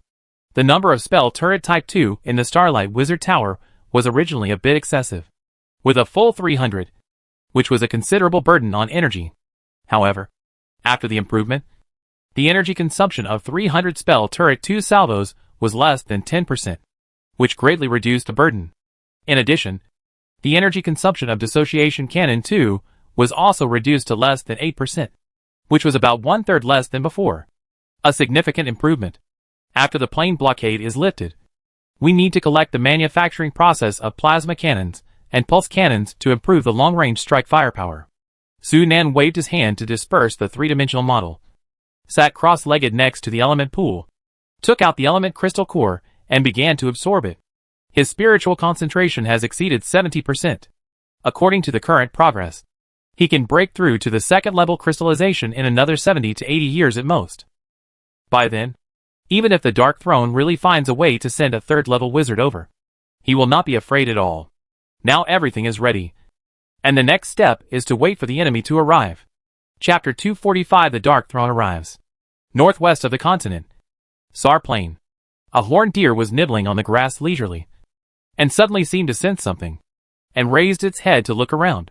The next second, the void suddenly twisted, instantly tearing the horned deer into a blood mist.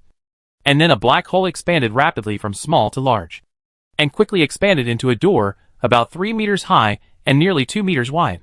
Figures in long robes walked out one by one. Is this the Starlight Continent? Andrew looked around and curled his lips. The concentration of energy particles is lower than I expected. After all, the plane barrier has not been completely repaired, and the Starlight Continent is not the main plane. The concentration of energy particles is definitely not as high as the UA plane. Another person took over the conversation and said, "That's right." Andrew nodded in agreement. He saw Evan frowning from the corner of his eye and asked, "What's wrong?" "Evan? I didn't sense the existence of the Starry Tower." Evan stared at the crystal ball in his hand, his pale face full of doubt. When they heard this, the others were also surprised. "What's going on? Is there something wrong with the prop?" "It shouldn't be. This thing was given to us by Lord Liam. We checked it before we set off to make sure it was okay." "Could it be that the Starry Tower was destroyed?" As soon as the last sentence came out, the surroundings suddenly became quiet, and then many people laughed. "How is it possible? I don't think there is anything in the Starlight Continent that can destroy the Starry Tower." "Milton, when did you become so humorous?" The wizard named Milton shrugged and didn't refute. He also felt that his guess was a bit far-fetched. Evan raised his hand to interrupt everyone's conversation and said in a deep voice, "Anyway, there is probably something wrong with the Starry Tower. We have to find the Starry Tower and see what's going on." Everyone nodded, and no one objected. The Starry Tower is a dark chess piece left by the Dark Throne in the Starry Continent. They don't care whether it has recruited slaves in the past 1,000 years. But the structural potion and spirit beads in the tower are a considerable fortune, which must be taken back. Evan continued, "The plane barrier here has not been completely repaired. It will take some time for Lord Liam's wizard tower to pass through the plane barrier. Before Lord Liam arrives, we will collect intelligence first, and it is best to control a few countries. Once Lord Liam arrives, we will immediately start to conquer the Starry Continent." Andrew smiled and said, "If you ask me, we can control the entire Starry Continent with our own strength, and there is no need to wait for Lord Liam to arrive." This attracted the approval of others. In their opinion, the inheritance and development of wizards have weakened to an extremely low level during the 1,000 years of energy shortage and the blockade of the Starlight Continent. It is unclear whether there are any formal wizards in the Starlight Continent now. If there are only some wizard apprentices and knights, no matter how many there are, they cannot resist them. After all, they have 12 wizards on their side. Don't take it lightly. After all, we have no idea about the current Starlight Continent.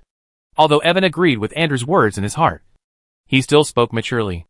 "Next, I will go to find the whereabouts of the Star Tower. You will go to collect intelligence separately and act according to your own convenience. If there is any important information, use the Bone Crow to contact." Everyone nodded and then separated. "Andrew, let's see who controls the most territory first. How about it?" Before they separated, a wizard laughed at Andrew. Andrew glanced at him and said, "Okay, what's the bet?" 3 bottles of structural potion. "It's a deal." Andrew laughed, soared into the sky, and flew away. Not long after, the outline of a town appeared in the field of vision, and it looked quite large. Andrew was slightly happy, and came to the sky above the city to look around. And his eyes quickly locked on the most luxurious mansion in the city. If you want to get intelligence, the fastest way is to find the local noble lord. With a flash of his figure, Andrew disappeared from the sky in an instant. And when he appeared again, he had already arrived at the mansion. He spread his mental power and sensed it slightly, and soon found a target, and his figure disappeared again. In the living room, Viscount Karen was leisurely sipping black tea, and suddenly a figure flashed in front of his eyes. "Who is it?" Viscount Karen was startled and stood up suddenly. Just as he was about to make a move, he suddenly met a pair of extremely deep eyes. As the blue light flashed in those eyes, Viscount Cullen's movement suddenly froze. His facial features became dull instantly, and his eyes stood still silently. "He's a legendary knight." Andrew's eyes flashed with surprise. He didn't expect that a random noble lord would be a legendary knight. In the energy-deficient Starlight continent, legendary knights should be rare. Right? Or is it because the concentration of energy particles in the Starlight continent has increased in recent years? So there are more legendary knights? There was someone to ask in front of him. So Andrew didn't think much and asked directly. The hypnosis performed by a formal wizard is difficult to resist even for a first-ring legendary knight. Under the effect of hypnosis, Viscount Cullen answered all questions. As he asked, Andrew's face gradually showed shock. The Starlight continent has been unified? And there is a wizard organization with formal wizards? Andrew was full of doubts. Although he was a little surprised that a unified country appeared in the Starlight continent, he could accept it. But the emergence of a wizard organization was very unusual. In the case of energy shortage, the number of wizard apprentices in the Starlight continent should not be large. Even if the concentration of energy particles has increased in the last 100 or 200 years, the increase in number should be very limited. But according to the description of this noble lord, the organization called Star Alliance not only has a wizard academy, but also has trained thousands of wizard apprentices. What made him even more unbelievable was that Star Alliance actually had formal wizards, and more than one. How is this possible? Where does the Starlight continent get the resources to train so many wizard apprentices and formal wizards? Andrew was full of disbelief. Even if the Starry Tower was demolished and all the resources were taken out, it would not be possible to achieve this. If he had not been confident in his hypnosis, he would have suspected that Viscount Cullen was lying to him. Where did the wizard named Sunan come from? Andrew was full of doubts. A native of Starlight continent could actually create a wizard organization from scratch. Although it was not even a second-rate wizard force, it was already rare and precious. I didn't expect that Starlight continent, which was trapped in the elemental desert, could still produce such talents. If he were in the heyday of wizards 1,000 years ago, he would have been an amazing genius. What a pity. You were born at the wrong time. Despite his sigh, Andrew's plan did not change. The Dark Throne was determined to take the Starlight continent. If Sunan was willing to surrender to them and offer the Star Alliance, the Dark Throne might spare his life and accept him as a member of the Dark Throne. Otherwise, they would have to ruthlessly wipe him out. Although they are wizards, the wizards promoted in the elemental desert era are far inferior to those promoted in normal environments in terms of both background and combat power. I hope those guys will be sensible. Otherwise, I will let them see what a real wizard is. Andrew laughed softly, stretched out his index finger, and tapped Viscount Cullen's forehead, then retracted it, and saw an illusory gray shadow being slowly pulled out of Viscount Cullen's body. He struggled constantly, but seemed to be bound by invisible constraints and could not break free. He could only watch himself being injected into a gem and finally disappeared completely, leaving only a faint howl. The gemstone halo flashed, and it had turned into a crystal-clear light gray crystal. At the same time, Viscount Cullen's body softened and fell on the sofa, already losing his breath. The soul quality is good. Andrew nodded with satisfaction, put away the soul crystal, and then strode out. The current situation of the Starlight continent was beyond his expectations. Although he looked down on the indigenous wizards of the Star Alliance, he was not so arrogant as to think that he could fight against the Star Alliance alone. It seems that the bet can only be abandoned. Andrew originally wanted to choose a powerful country, show some strength, and force the ruler of that country to surrender to him. But now it seems that he can only give up this idea. The most urgent thing is to meet up with other companions first, and then find the headquarters of the Star Alliance and suppress it in one fell swoop. It's a pity that this waste doesn't know where the headquarters of the Star Alliance is. It seems that I can only ask the Emperor of the Star Empire.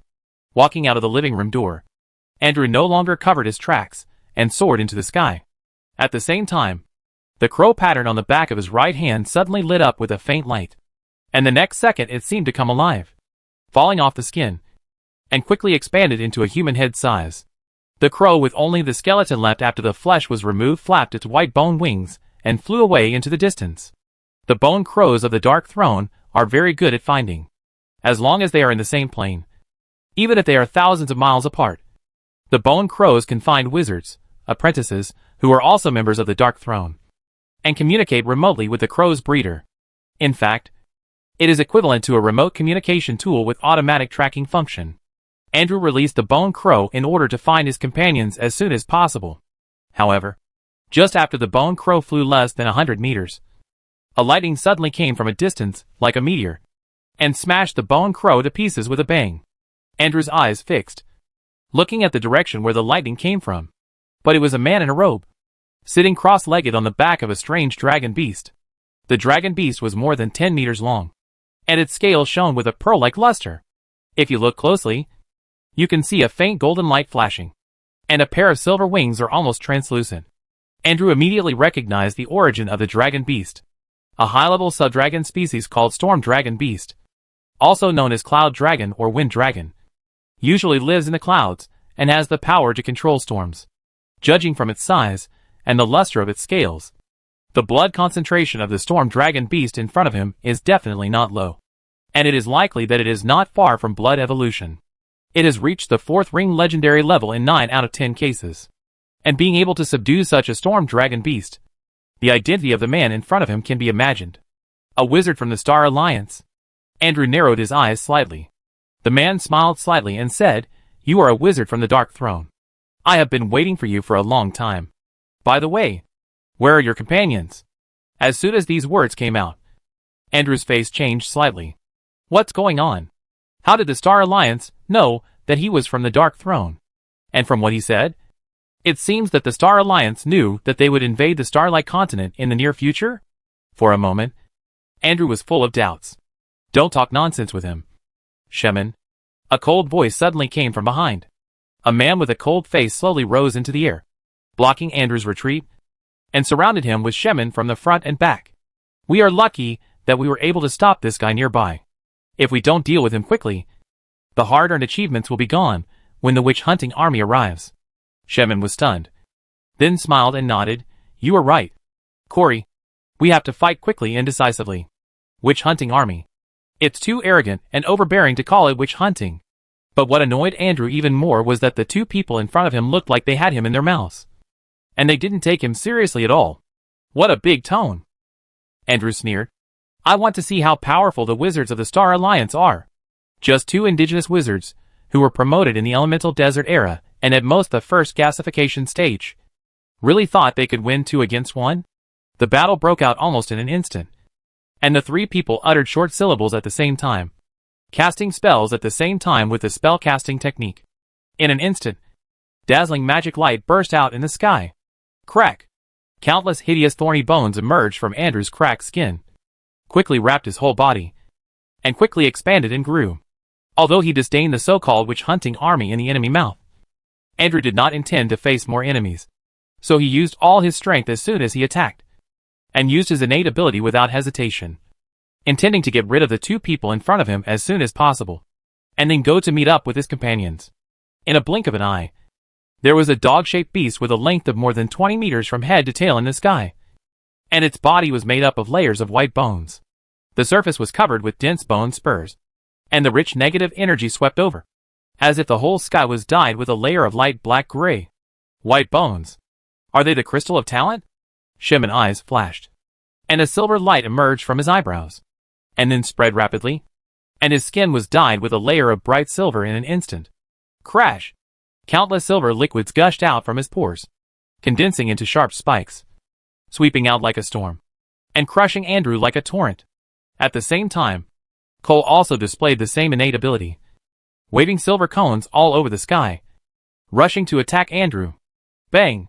Andrew couldn't dodge in time, and was instantly submerged by the silver torrent. The dense spikes cut and pierced crazily, and in an instant, he seemed to fall into a high-speed rotating turbine.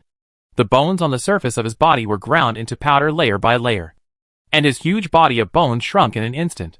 What kind of innate ability is this? Andrew was shocked. Chapter 246, It is impossible for a wizard force to be born. White bone. This name looks simple and popular, but it is an intermediate talent ability.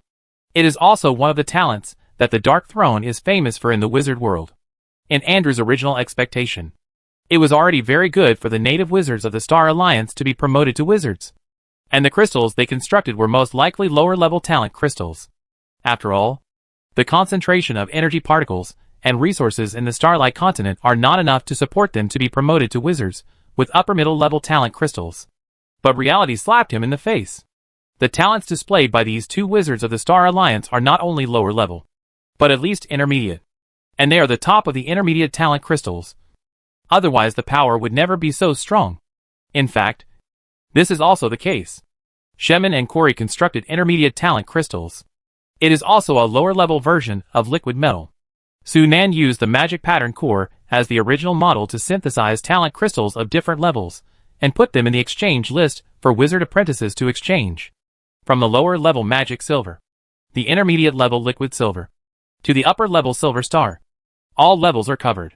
The abilities of these talent crystals are very similar to liquid metal, but the power is weakened to varying degrees according to the level. Although there are still many talent crystals on the exchange list, including the white bones of the Dark Throne and the falling stars of the falling stars. Many third-level wizard apprentices still chose magic silver and liquid silver when constructing the talent crystal model out of awe and admiration for Sunan. Shemin and Cole were like this, and they chose the intermediate liquid silver at the same time.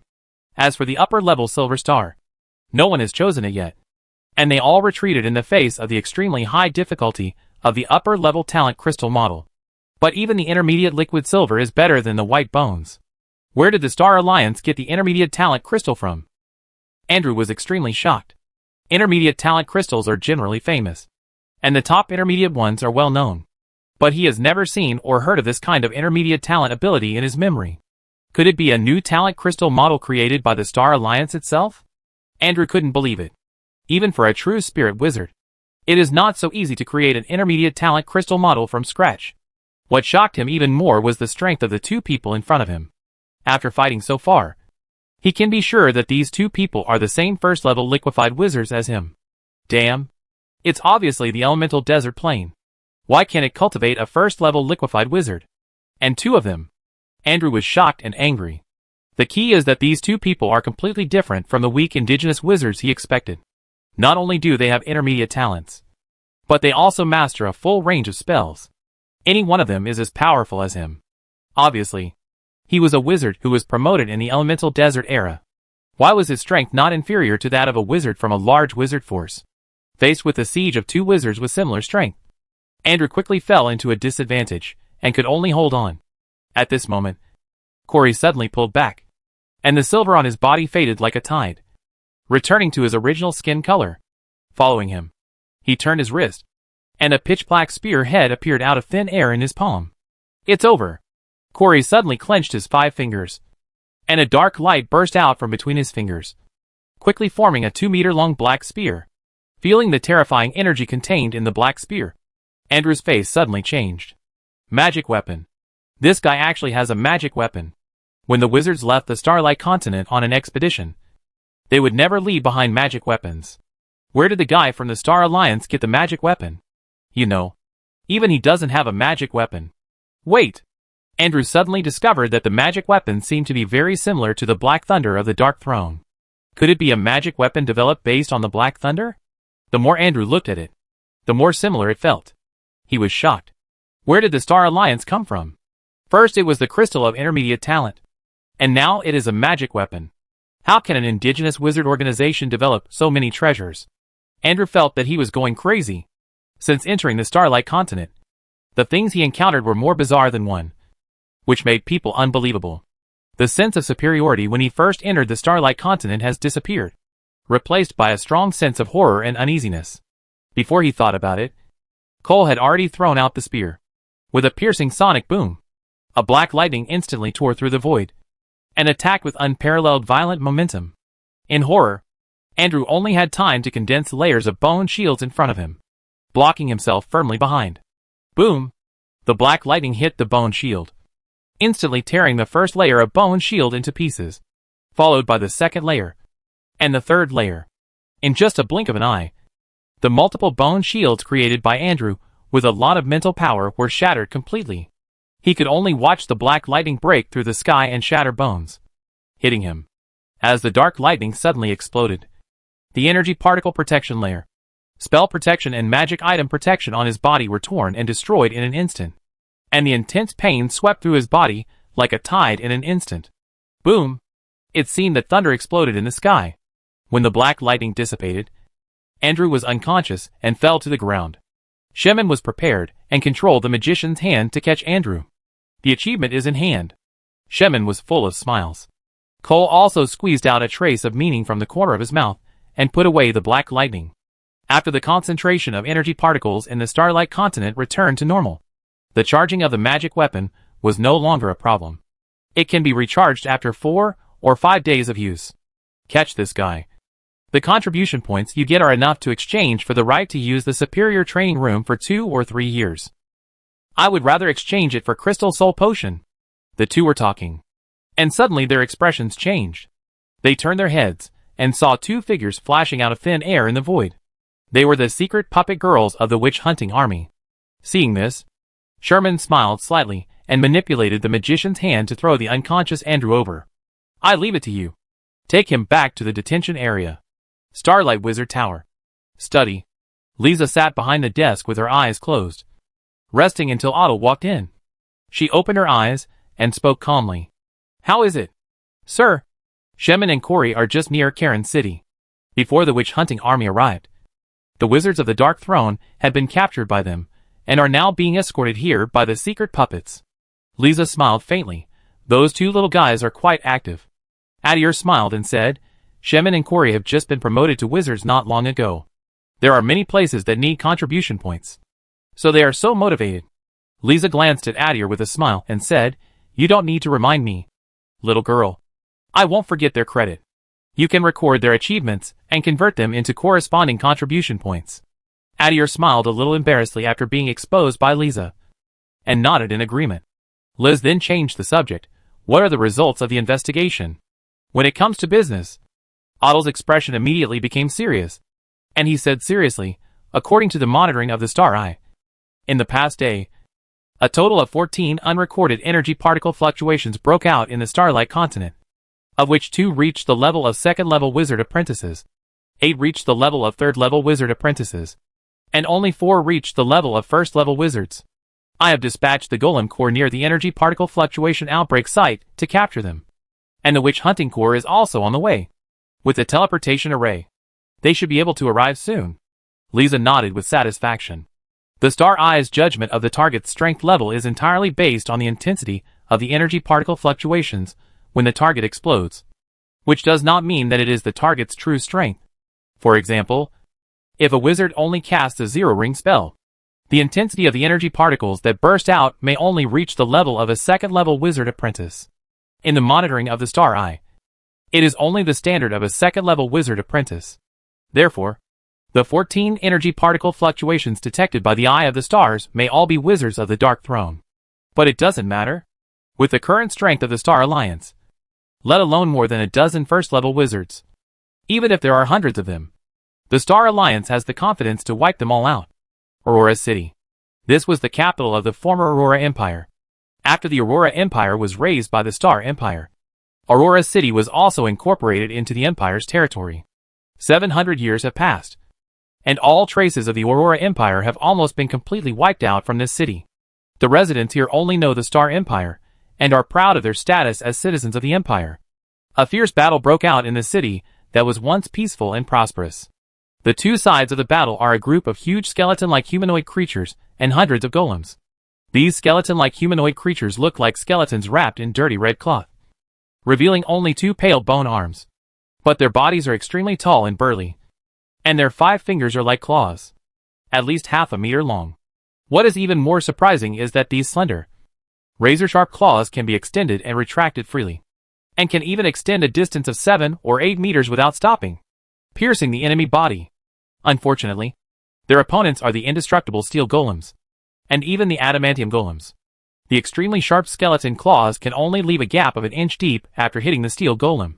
If it is the adamantium golem, not even a white mark can be left over the wide street that has become a battlefield. Milton overlooked the fighting below with a frown. The Bone Claw Corps of the Dark Throne is well known throughout the multiverse, and it is unknown how many planes it has conquered. This time when he invaded the Starlight continent, he used a secret method to seal 200 bone claws and carried them with him. He thought that it would be enough to suppress any country on the Starlight continent, but he didn't expect that the defenders of just one city could fight his Bone Claw Corps on equal terms. The 200 iron golems are fine, but the 7 gold golems are obviously enchanted and have constant spells. They are definitely not something that a 3rd-level wizard apprentice can make. The creator is most likely a formal wizard. A formal wizard was born in the Starlight Continent. Milton found it unbelievable. He knew how bad the environment of the Starlight Continent was. Even if the concentration of energy particles has been rising in the past 200 or 300 years, it should not be enough to give birth to wizards. After all, the resources of the Starlight Continent are extremely scarce. But the facts happening in front of him told him that this was absolutely true. Milton immediately realized that something unexpected might have happened in the Starlight Continent. He originally wanted to find a noble lord to interrogate the intelligence. But before he could take action, a team of golems appeared and surrounded him not long after he entered the town. And there were more golems surrounding this side. Milton looked around. Looking down from the sky, he could see that dense golems were surging towards this side like a black tide. And there were also many human knights riding black panthers. With Milton's eyesight and knowledge, he could tell at a glance that those black panthers were puppets. But what surprised him even more was the strange silver patterns on the human knights. Magic pattern structure. Milton's eyes twitched slightly. Only wizard forces with huge resources would equip their knight corps with magic pattern structures. Could it be that wizard forces also appeared on the Starlight Continent? As soon as this thought came to mind, Milton shook his head and rejected it without hesitation. The soil of the Starlight Continent could never give birth to wizard forces. A wizard force was born in a plain of elemental desert. This kind of thing is simply a fantasy. Milton shook his head to get rid of unnecessary thoughts and narrowed his eyes slightly. Let's get rid of these golems quickly, and then capture the noble lord of this town and interrogate him for information. I'm already curious about what happened on this continent in the past 1,000 years. Although the military strength of Aurora City was a little beyond his expectations, Milton didn't care at all. It was just a legendary puppet and human knight. Even if there were 20,000 or 30,000 of them, they would be easily destroyed by him. However, just as Milton was about to take action, his expression suddenly changed, and the whole person suddenly disappeared from the spot, and instantly appeared 100 meters away. At the same time, he raised his hand, and the ring on his index finger flashed.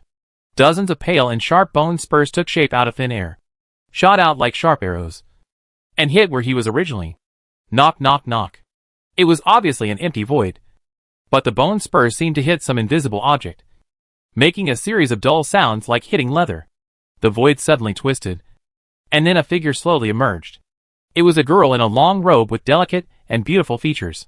Her body was covered with an invisible protective force field, which just blocked all the bone spurs. Wizard. Milton's face darkened. He didn't expect that he was still speculating just now. But the real person appeared in front of him in a blink of an eye. Is this guy the one who made those adamantium golems? Who are you?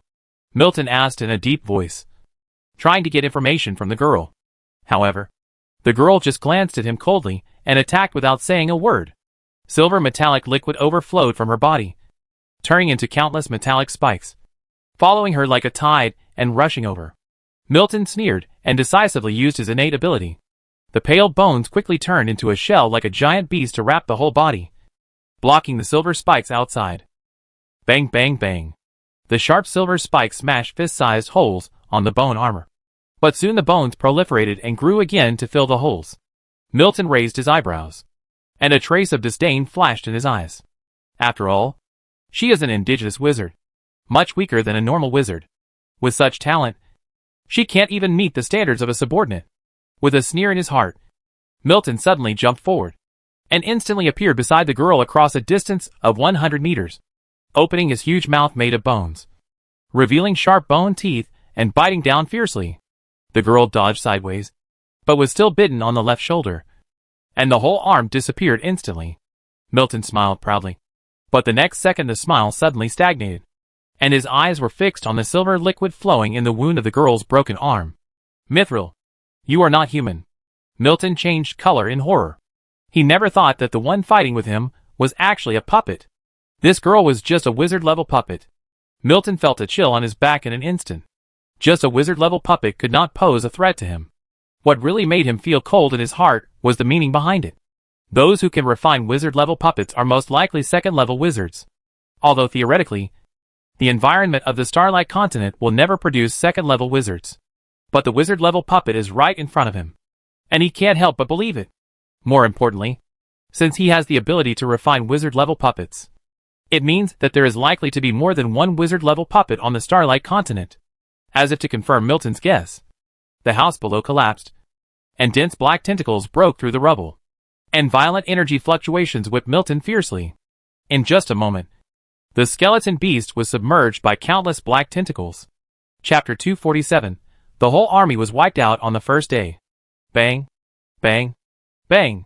The dull thunder-like sound of the blows resounded through the sky, occasionally mixed with the crisp sound of white bones breaking under the dense blows of the dark tentacles. Milton's bone armor quickly broke and shattered, turning into broken bones falling straight down. The growth rate of the bone armor could not keep up with the speed of breaking. In just 3 or 4 breaths, the originally thick bone armor had become broken, and Milton's figure could even be seen from the dense cracks. Damn it! Milton was shocked and angry, and he screamed fiercely. The remaining bone armor suddenly shattered and turned into countless fragments that shot in all directions.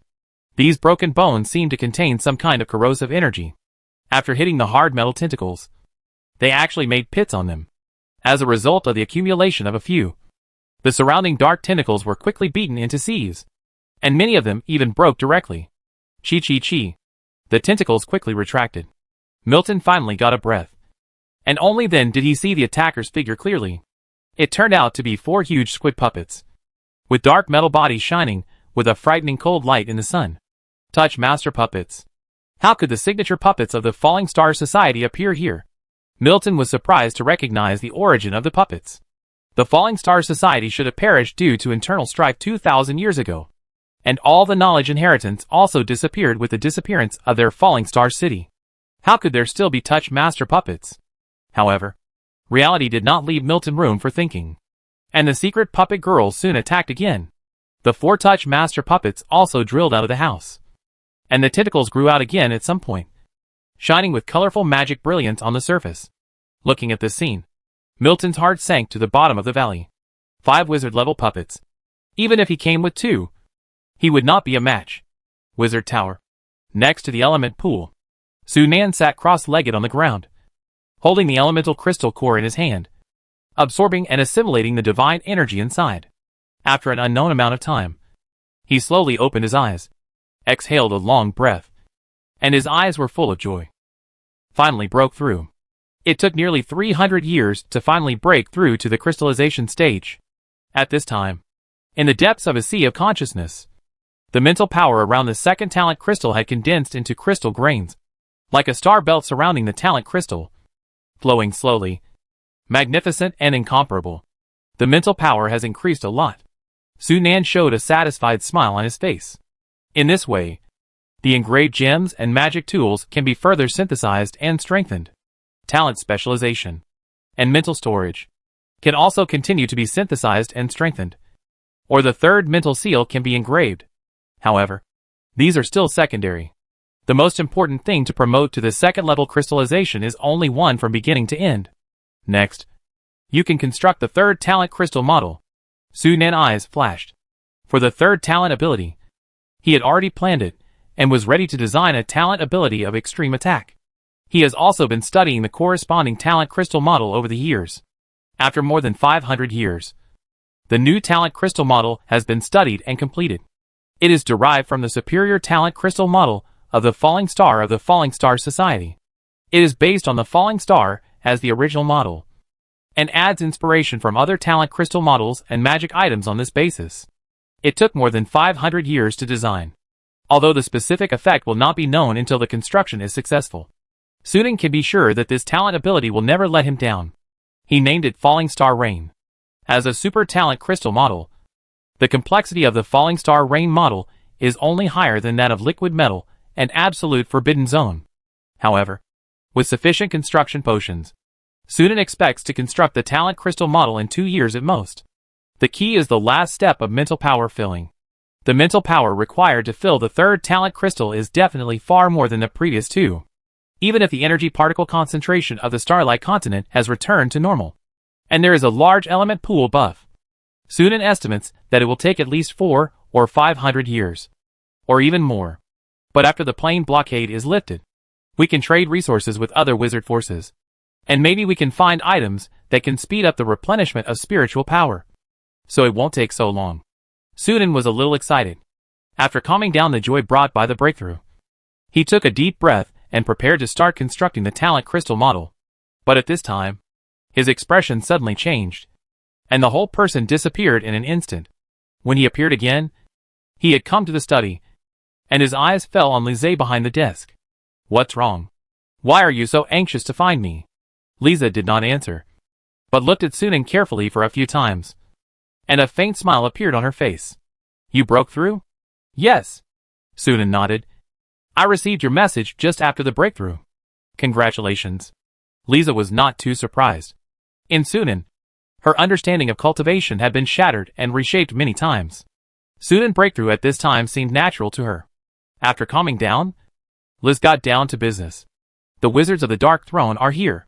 Sunan's eyes suddenly fixed. "How many people are here?" "According to the monitoring of the Eye of the Star, there are a total of 14 energy particle fluctuations. The Witch Hunting Corps has been dispatched to capture them, and there should be accurate information soon." As soon as the voice fell, Otto walked in from outside. "Teacher, Master Xingyun." Otto bowed to the two of them. Liz asked, "Do you have any accurate information?" "Yes." Atil looked excited. "According to the intelligence sent back by the Witch Hunting Corps, 11 of the 14 energy particle fluctuations are Wizards of the Dark Throne, and the remaining 3 are unrecorded third-level wizard apprentices, including the one captured before. There are 12 wizards in total."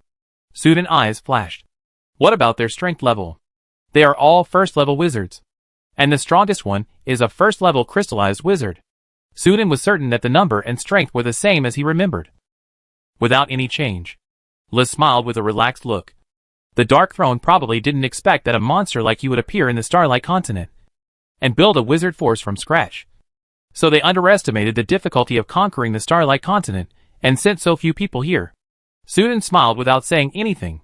In fact, the lineup of 12 first-level wizards is enough to conquer some weak planes.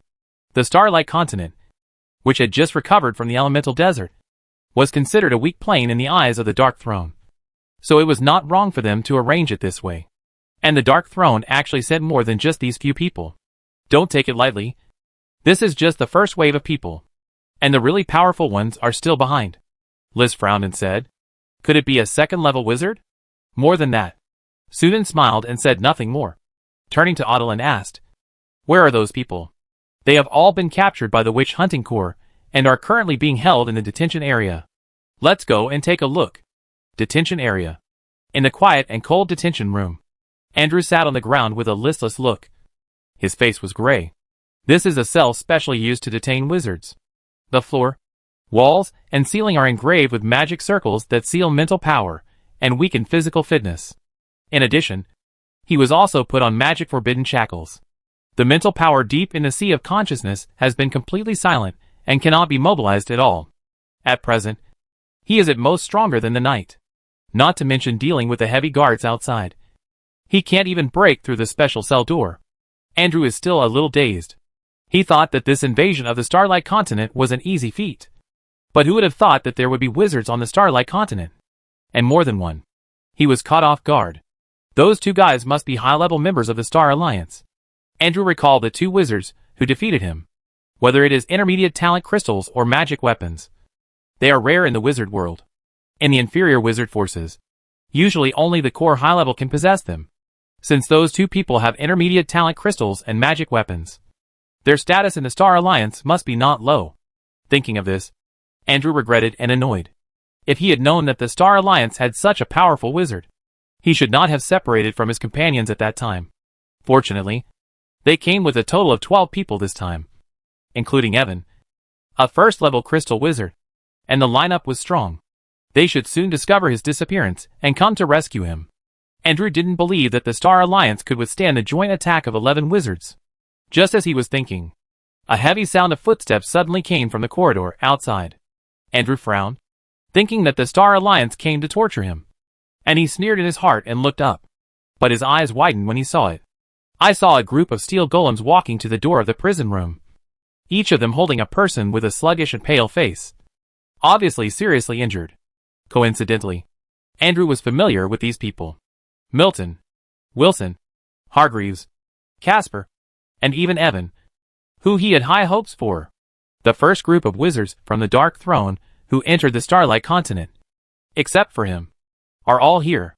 Andrew's face turned extremely pale, and his chest was filled with strong horror and disbelief. He never thought that they would be annihilated on the first day of their ambitious return to the Starlight Continent, and all of them would fall into the hands of the enemy. What on earth was going on? For a moment, Andrew felt a sense of absurdity like a dream. Clang! The iron gate opened, and the iron golem threw the Dark Throne wizards into the prison room one by one, then closed the door and left slowly. The 11 wizards were already seriously injured, and were suppressed and weakened by the magic circle and the magic forbidden shackles. Their physical condition was extremely weak.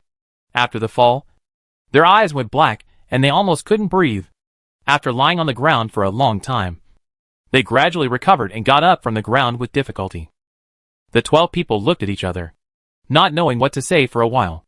After a long time, Evan spoke in a hoarse voice, breaking the silence. "How were you all captured?" Milton smiled bitterly. "I was stopped by a group of steel golems and adamantium golems as soon as I entered the city. And then 5 wizard-level puppets appeared not long after. I was not a match, so I was captured by them." Andrew on the side was shocked. 5 wizard-level puppets? What happened? However, what shocked him even more was still to come. And the other wizards also spoke up. "Me too. I was besieged by 5 wizard-level puppets not long after entering the city. I didn't even enter the town, and I was ambushed and attacked by 5 wizard-level puppets in the wilderness. I was more miserable. There were 7 wizard-level puppets besieging me."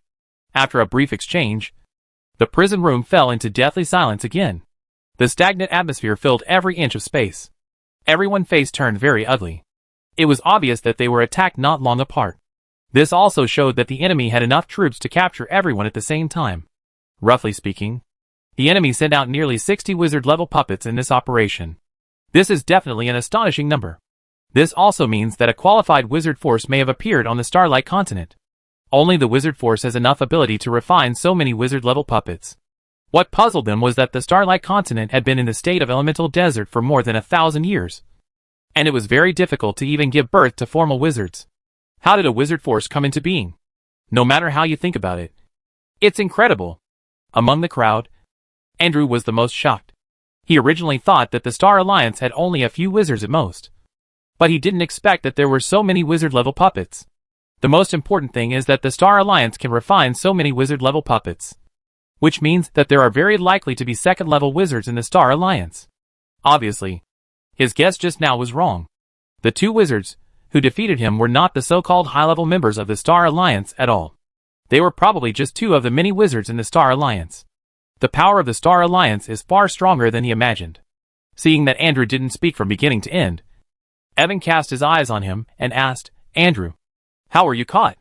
Andrew came back to his senses and said in a hoarse voice, "I was besieged and caught by 2 wizards." Speaking of this, he suddenly remembered the information he had obtained from the interrogation of Viscount Cullen, and hurriedly told it out. After hearing this, everyone's face changed at the same time. Unlike Andrew, they were caught before they had time to collect intelligence, and their understanding of the enemy remained at the stage of speculation. It was not until then that they really knew the existence of the Star Alliance. Tens of thousands of wizard apprentices and wizard academies. Where does this wizard force called Star Alliance get so many resources? I think the Starry Tower was most likely destroyed by the Star Alliance. What happened to the Starlight Continent in the past 1,000 years?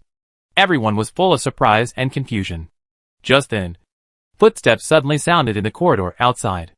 The sound was slight. Obviously not the footsteps of the golem. Everyone's expression changed, and they looked up, and saw a man and a woman walking slowly to the door of the prison room. "Nice to meet you. Everyone from the Dark Throne." The man of the 2 spoke with a smile, looking at them with a playful look. Chapter 248. How come you are poorer than us? Who are you? Evan looked at the 2 people in front of him with a gloomy face, and there was some doubt in his eyes. The woman's body showed a kind of illusory texture. Obviously not a human. More like a ghost. It was really strange for a ghost to appear in such an occasion. But what he cared more about was the young man who spoke. The other party's temperament was solemn, giving people a feeling as deep and bottomless as the sea, which made him a little confused. You know, he has only seen similar feelings in 2nd and 3rd level wizards, who are higher than his rank. Suddenly, Evan's mind flashed, and he blurted out, "You are the leader of the Star Alliance."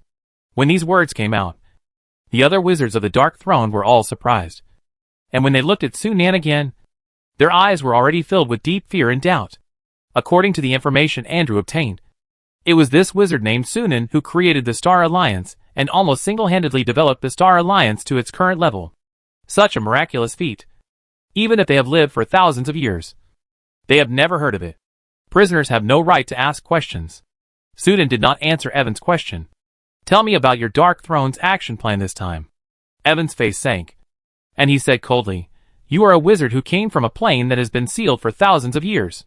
You don't know that there are many wizard forces in the multiverse that are much stronger than your Star Alliance. I advise you that our Dark Throne is far more powerful than you think. Don't think that defeating us is a victory. I still know something." Sunan smiled and spoke slowly. "The Dark Throne is one of the top 5 wizard forces in the multiverse. It is at odds with the Deep Blue Alliance and the Wisdom Code, and has had friction with each other for many years. The plane community it controls is the Dark Moon Plane community. It is currently conquering the Crescent Moon Plane community. But unfortunately the progress is not very smooth. Recently, a true spirit wizard has also fallen." "Right?" The prison room was dead silent. Evan and others all looked as if they had seen a ghost. If there was only the previous information, it might be that it was recorded in the books left by a wizard.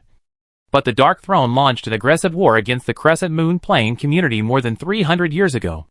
At that time, the Starlight Continent was in a blockade and could not contact the outside world. Sunan should not know these things no matter how he thought. And the fall of the true spirit wizard happened only in the past year. The Dark Throne has always kept it secret. And it is even more impossible for outsiders to know, unless someone tells him.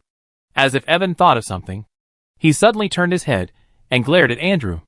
Everyone else entered the prison room with him, except Andrew, who had already been imprisoned. Andrew was the most likely to leak information. Andrew was stunned at first when he noticed Evan's gaze, but then he reacted and said hurriedly, "I didn't say anything. No, they didn't torture me at all." However, everyone looked at him with suspicion. Even Liz couldn't help but wonder if Sunan secretly tortured Andrew without her knowledge. But after the initial suspicion, Evan quickly calmed down. The will and soul of wizards are extremely strong and tough, and they are almost immune to most hypnosis and charm.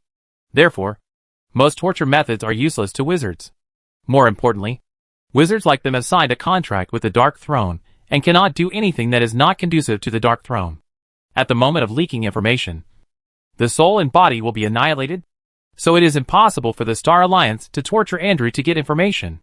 If that's the case, how did Sunan know so many secrets of the Dark Throne? Evan glanced at Sunan and felt that this man was shrouded in a layer of fog, becoming more and more unpredictable. Taking a deep breath, Evan adjusted his mentality and stopped being so arrogant.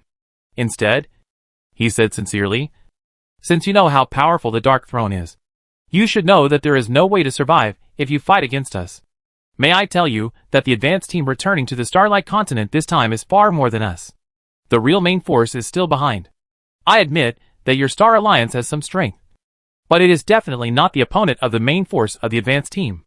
Instead of going further and further on the road to death, it is better to bring the Star Alliance to surrender to our Dark Throne. With your ability, I believe that the adults will definitely accept you and give you enough courtesy." Sunan shook his head and said, "I am not interested in being a slave to the Dark Throne like you." After that, before Evan and others could get angry, he sneered, "Besides, it's just a small wizard tower and a second-level wizard. It's far from enough to scare me." After the voice fell, Evan and others all changed their faces and showed extremely horrified eyes. Why does this guy still know about the Wizard Tower and Lord Liam? Seeing the changes in the expressions of the people in the Dark Throne, Sunan was certain. He actually never thought of interrogating these people, and he knew that he couldn't do it. The reason he came here was just to get words from them and verify whether the actions of the Dark Throne were inconsistent with his own memories. And the reactions of Evan and others undoubtedly explained everything.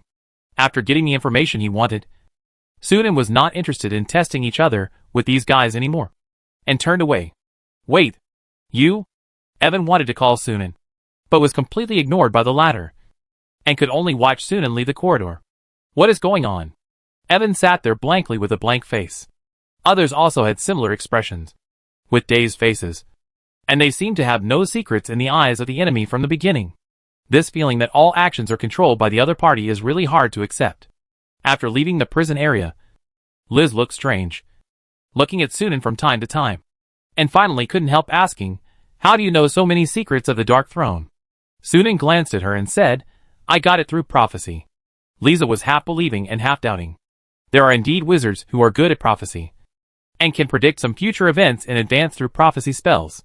But she has never seen Sunan cast prophecy spells, and the latter is not a wizard who is good at prophecy. In addition, the information obtained through prophecy is often extremely vague and mysterious. Like Sunan, even the main force of the Dark Throne advanced team has wizard towers and second-level wizards who know, which does not seem to be information obtained through prophecy at all. Thinking about it, Liz suppressed her doubts and did not continue to ask, but asked about the treatment of the 12 wizards. "Have you searched the things they carry with them?" Sunan did not answer but asked. When mentioning this, Liz pouted, "We have searched everything. There is nothing valuable except 100 magic stones and some rare materials. There is not even a bottle of construction potion. They are not as good as our own wizards in the Star Alliance." Sunan was not surprised. He smiled and said, "The Dark Throne has a special system. Even the first-level wizards are mostly exploited. They are poorer than the first-level wizards of some second- and third-rate wizard forces. It is normal that no valuable loot can be found." After thinking about it, Sunan decided, "These guys have signed a contract with the Dark Throne. We can't get any valuable information from them. They are unlikely to surrender. Just kill them all and extract their souls. At least, they can be made into soul crystals." Sunan never shows mercy when dealing with enemies. The souls of 12 first-level wizards are enough to make several legendary soul crystals. Liz agreed, and then asked, "When will the main force of the Dark Throne advance team arrive?" Sunan pondered, "Not so soon. If the Wizard Tower wants to come to the Starlight Continent, it needs to do a lot of preparation. At least 3 or 4 months. And the movement of the Wizard Tower breaking through the plane barrier is not small.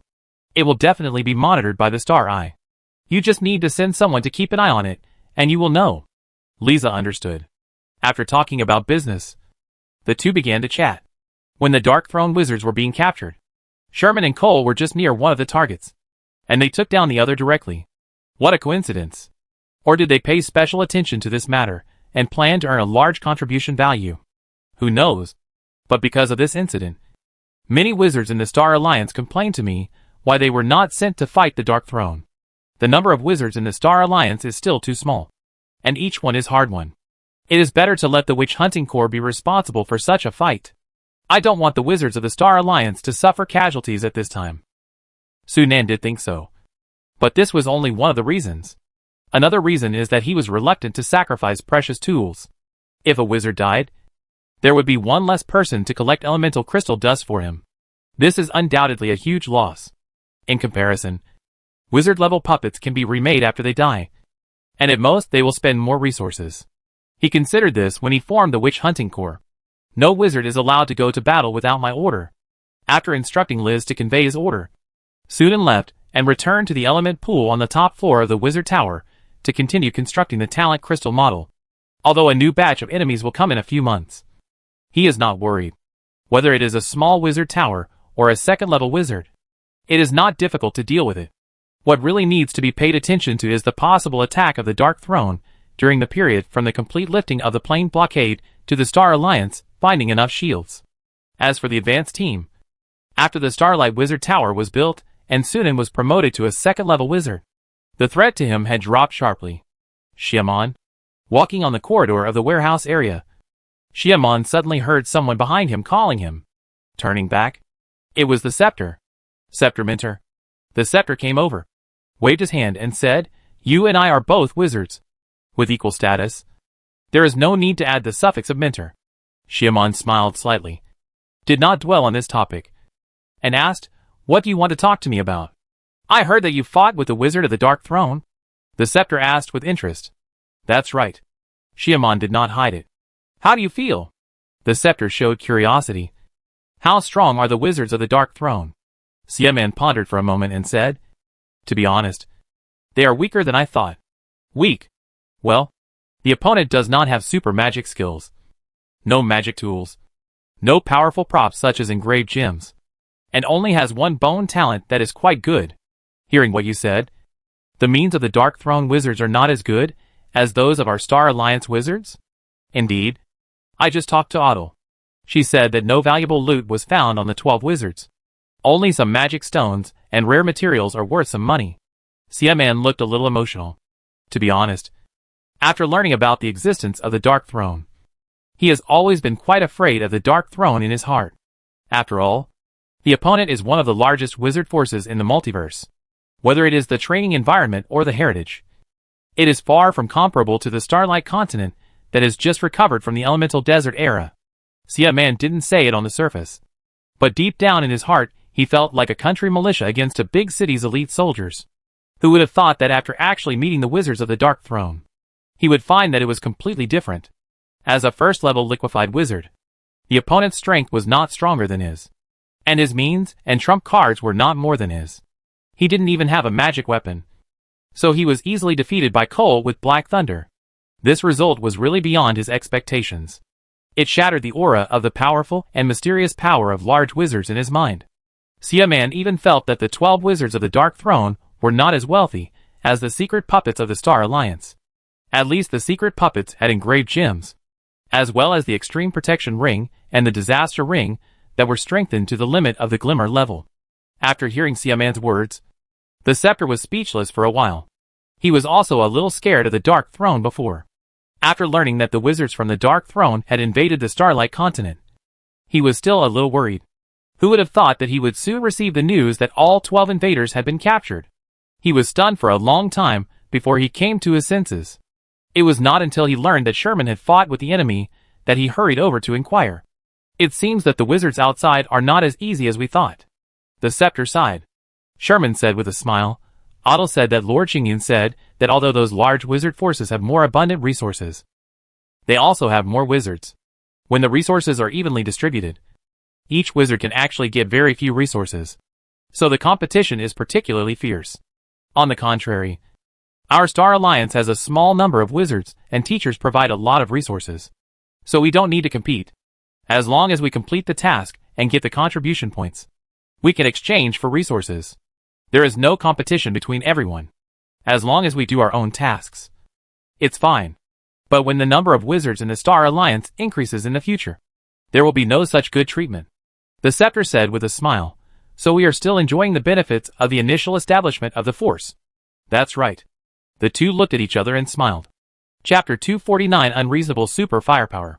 Starlight Continent. Southeast region. In the sky, the void suddenly twisted, as if an invisible claw had struck through the air, tearing a huge crack in the void. The crack slowly opened to both sides, and a towering wizard tower flew out from it slowly but quickly. The huge tower body was dark and looked like it was made of obsidian, shining with a cold and dim luster. There were also two curved buildings on the left and right sides, like arrow towers and turrets, and with a straight main tower in the middle. It looked like a dark claw from a distance, exuding a creepy and gloomy atmosphere.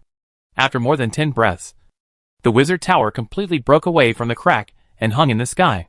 The crack at the back slowly disappeared. Buzz!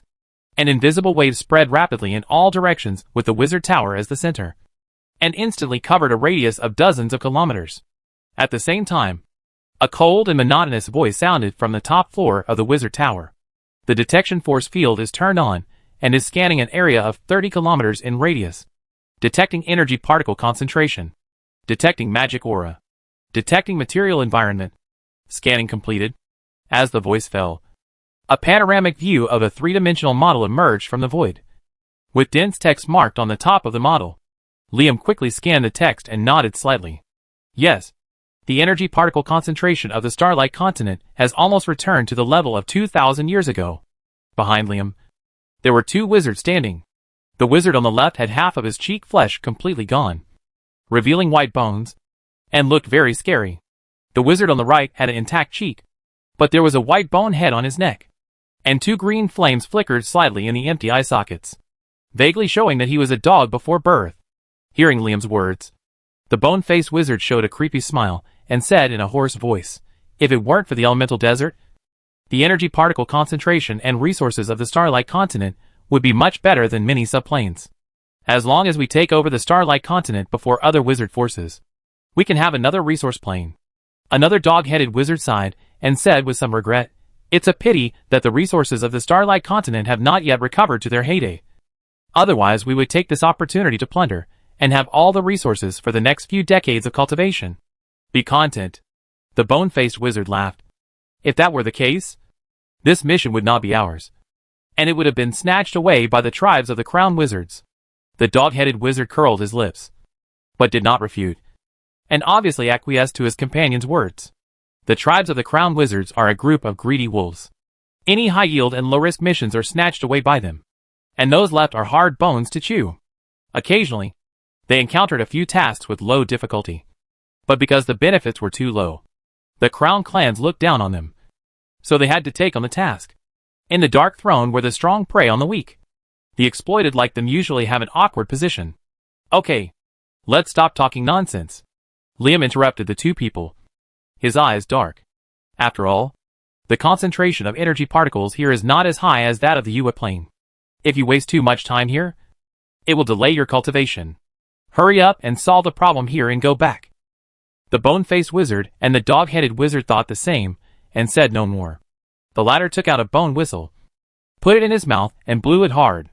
There was no sound, but a strange wave appeared out of thin air, as if it had crossed the void and spread to the far distance. After that, the three of them waited patiently, but after most of the day, no one came. As time passed, Liam's face gradually became gloomy. The bone-faced wizard and the dog-headed wizard also realized that something was wrong, and their brows were furrowed. Could it be that Evan and the others are stuck in a situation? What on this continent can prevent 12 wizards from getting away? Besides, even if they can't get away for a while, they can send a bone crow to pass on the message. But now there is no movement. There must be a problem. As the two were talking, they suddenly saw Liam's expression change, stretched out his hand to grab the void, and a bone crow appeared out of thin air, struggling in his palm. Looking at the bone crow, the bone-faced wizard and the dog-headed wizard looked relieved. Since there is a bone crow to pass on the message, the situation should not be too bad. But soon, they found something wrong. The bone crow had no intention of passing on the message at all. Liam's eyes flashed, and his 5 fingers clenched suddenly, and with a click, he crushed the bone crow into pieces, and a dark blue light dot the size of a soybean floated out from the broken bones. Liam reached out his hand quickly, and his index finger touched the faint blue light spot. Instantly, a faint light and shadows spread out like ripples, turning into a mirror-like light curtain suspended in the void. The light and shadow flickered on the light curtain, and it was a series of pictures. The picture quality was not very clear, but it was vaguely clear that it was a battle. One of the parties was Evan. The other party was 3 girls, who looked exactly the same, and 4 huge metal squids. Liam and the other 2 saw at a glance that these were puppets. The battle lasted less than 10 minutes, and Evan was quickly defeated, and then knocked unconscious by the puppets and taken away. The picture ended here, and the light curtain collapsed into light particles, slowly disappearing into the air. The faces of Liam and the other 2 had become extremely ugly. It was obvious that Evan and the others had been in trouble. Evan has always been cautious in his actions. This skull crow should have been left by him secretly when the enemy was not prepared, in order to warn us. Liam's eyes were gloomy, and his expression was changing. Now it seems that the 12 people who first entered the Starlight Continent may have fallen into the hands of the enemy, and they are in great danger. The dog-headed wizard frowned and said, "But this shouldn't be the case. The Starlight Continent has been blocked for thousands of years, and resources are scarce. It is impossible for a powerful existence to be born. Evan and his team have 12 wizards. How could they be wiped out? It's really unbelievable. But the facts are already in front of us," Liam said in a low voice. "The puppets that took Evan away are obviously wizard-level puppets. There is no need to say more about what this means."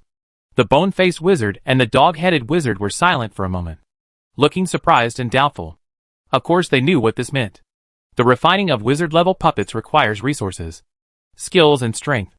If there were only 1 or 2 wizard-level puppets, it might be possible that they were obtained from a wizard's inheritance.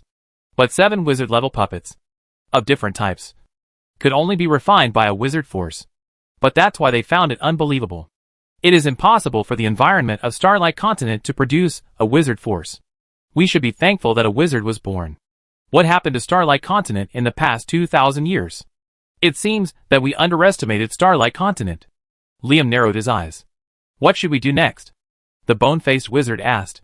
Before Liam spoke, the dog-headed wizard snorted and said, needless to say, revenge? Of course. Even if there is a wizard force in Starlight Continent. So what? How much strength can a wizard force that is developed from the elemental desert era and has been passed down for hundreds or thousands of years at most?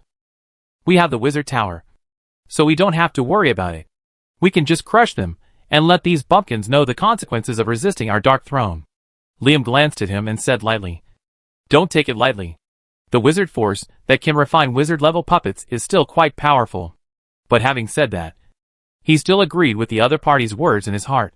The environmental restrictions of the Starlight Continent are there. No matter how strong the wizard forces born from this land are, they are limited. They are not even up to the standard of wizard forces recognized by the multiverse. Although there are only 3 of them, they have a small wizard tower, which is more than enough to destroy a pseudo-wizard force that is not even in the mainstream, even thinking in a positive direction. Since there are wizard forces in the Starlight Continent, it means that the resources may not be as scarce as they imagined. At least that unknown wizard force must have a lot of resources. If the wizard force is defeated and the resources are taken into the pocket, this operation will undoubtedly be a great harvest. Thinking of this, Liam couldn't help but feel a little hot in his heart. Looking at the other 2, their eyes flickered, obviously thinking the same thing as him. The competition for the Dark Throne is fierce, and wizards like them who have no background and no backing are still exploited. The situation is far from good. It is a rare opportunity to obtain a large amount of resources, so naturally they can't let it go. We must take revenge. And we have the mission of conquering the Starlight Continent, Liam said solemnly, but we can't act rashly. It's better to collect intelligence first and understand the specific situation of the wizard's forces. This is a mature suggestion, and the bone-faced wizard and the dog-headed wizard certainly have no objection. Soon, the wizard tower hummed and trembled, and flew away. The wizard tower flew very fast, and before long, the outline of a town appeared in the distance. Go directly to the local noble lords. These guys know more, Liam said in a deep voice. The dog-headed wizard grinned and said, I go. It just so happens that my corpse hounds haven't eaten for a long time, and this town is enough for them to have a full meal. Liam glanced at him and nodded expressionlessly. It's just a human city, so it's okay to slaughter it, as long as useful information can be collected and it doesn't delay the business. Liam doesn't want to say anything more about the other party's behavior. After all, these 2 people were not his subordinates, but only members of the temporary team for this operation. Although he could suppress them with his status as a second-level wizard, he could not make them obey his orders. During the conversation, the wizard tower was getting closer and closer to the town, and could even overlook the panoramic view of the town. But at this moment, the void in front suddenly twisted, and the blue sky seemed to be chopped by a knife, and a huge gap suddenly appeared in the astonished eyes of Liam and the other 2. A towering tower flew out of it. Wizard tower. The dog-headed wizard's face suddenly changed, and he explained in horror. Liam and the bone-faced wizard were also stunned. What's going on? Why is there a wizard tower here? Could it be that other wizard forces invaded the Starlight Continent before them? Is it the Deadwood Council? The Wild Spirit? Or the insidious guise of the Deep Blue Alliance? Liam's face suddenly became gloomy, and he intuitively felt that something unexpected might have happened. The architectural style of this wizard tower cannot tell which wizard force it belongs to. The bone-faced wizard frowned and turned to look at Liam. What should I do? Liam was also a little hesitant when he heard this. But soon, he didn't have to worry about it, because the other side had made a decision for him. A deafening buzzing sound suddenly exploded in the sky, as if countless monsters were roaring at the same time, and the rolling sound waves gathered together, resounding through the sky like thunder. Then, the wizard tower on the opposite side suddenly lit up with dazzling magic light, and countless thick and long rays shot out, hitting the dark wizard tower where Liam was like a storm. Buzz! The dark wizard tower's maze-lock protective energy field was instantly activated, and a layer of twisted force field instantly enveloped the entire tower, blocking the countless rays that attacked. However, Liam and the other 2 were shocked. Is this a spell turret? It should be, but the power is too strong. The key is the number. I saw it clearly. The wizard tower just fired 300 spell rays at the same time in an instant. Liam and the other two were shocked. The standard long-range strike device of a small wizard tower is generally only 100 spell turrets. The better ones may have 150 or 60. It's not that the builders of the wizard tower don't have money or are unwilling to equip more spell turrets. But the wizard tower has limited energy. Equipping 300 spell turrets can greatly increase the long-range firepower. But a few rounds of volleys will drain the energy of the wizard tower. What's the point? Even if the wizard tower is equipped with hundreds of spell turrets, not all of them are used in battle, but they are used according to the specific situation.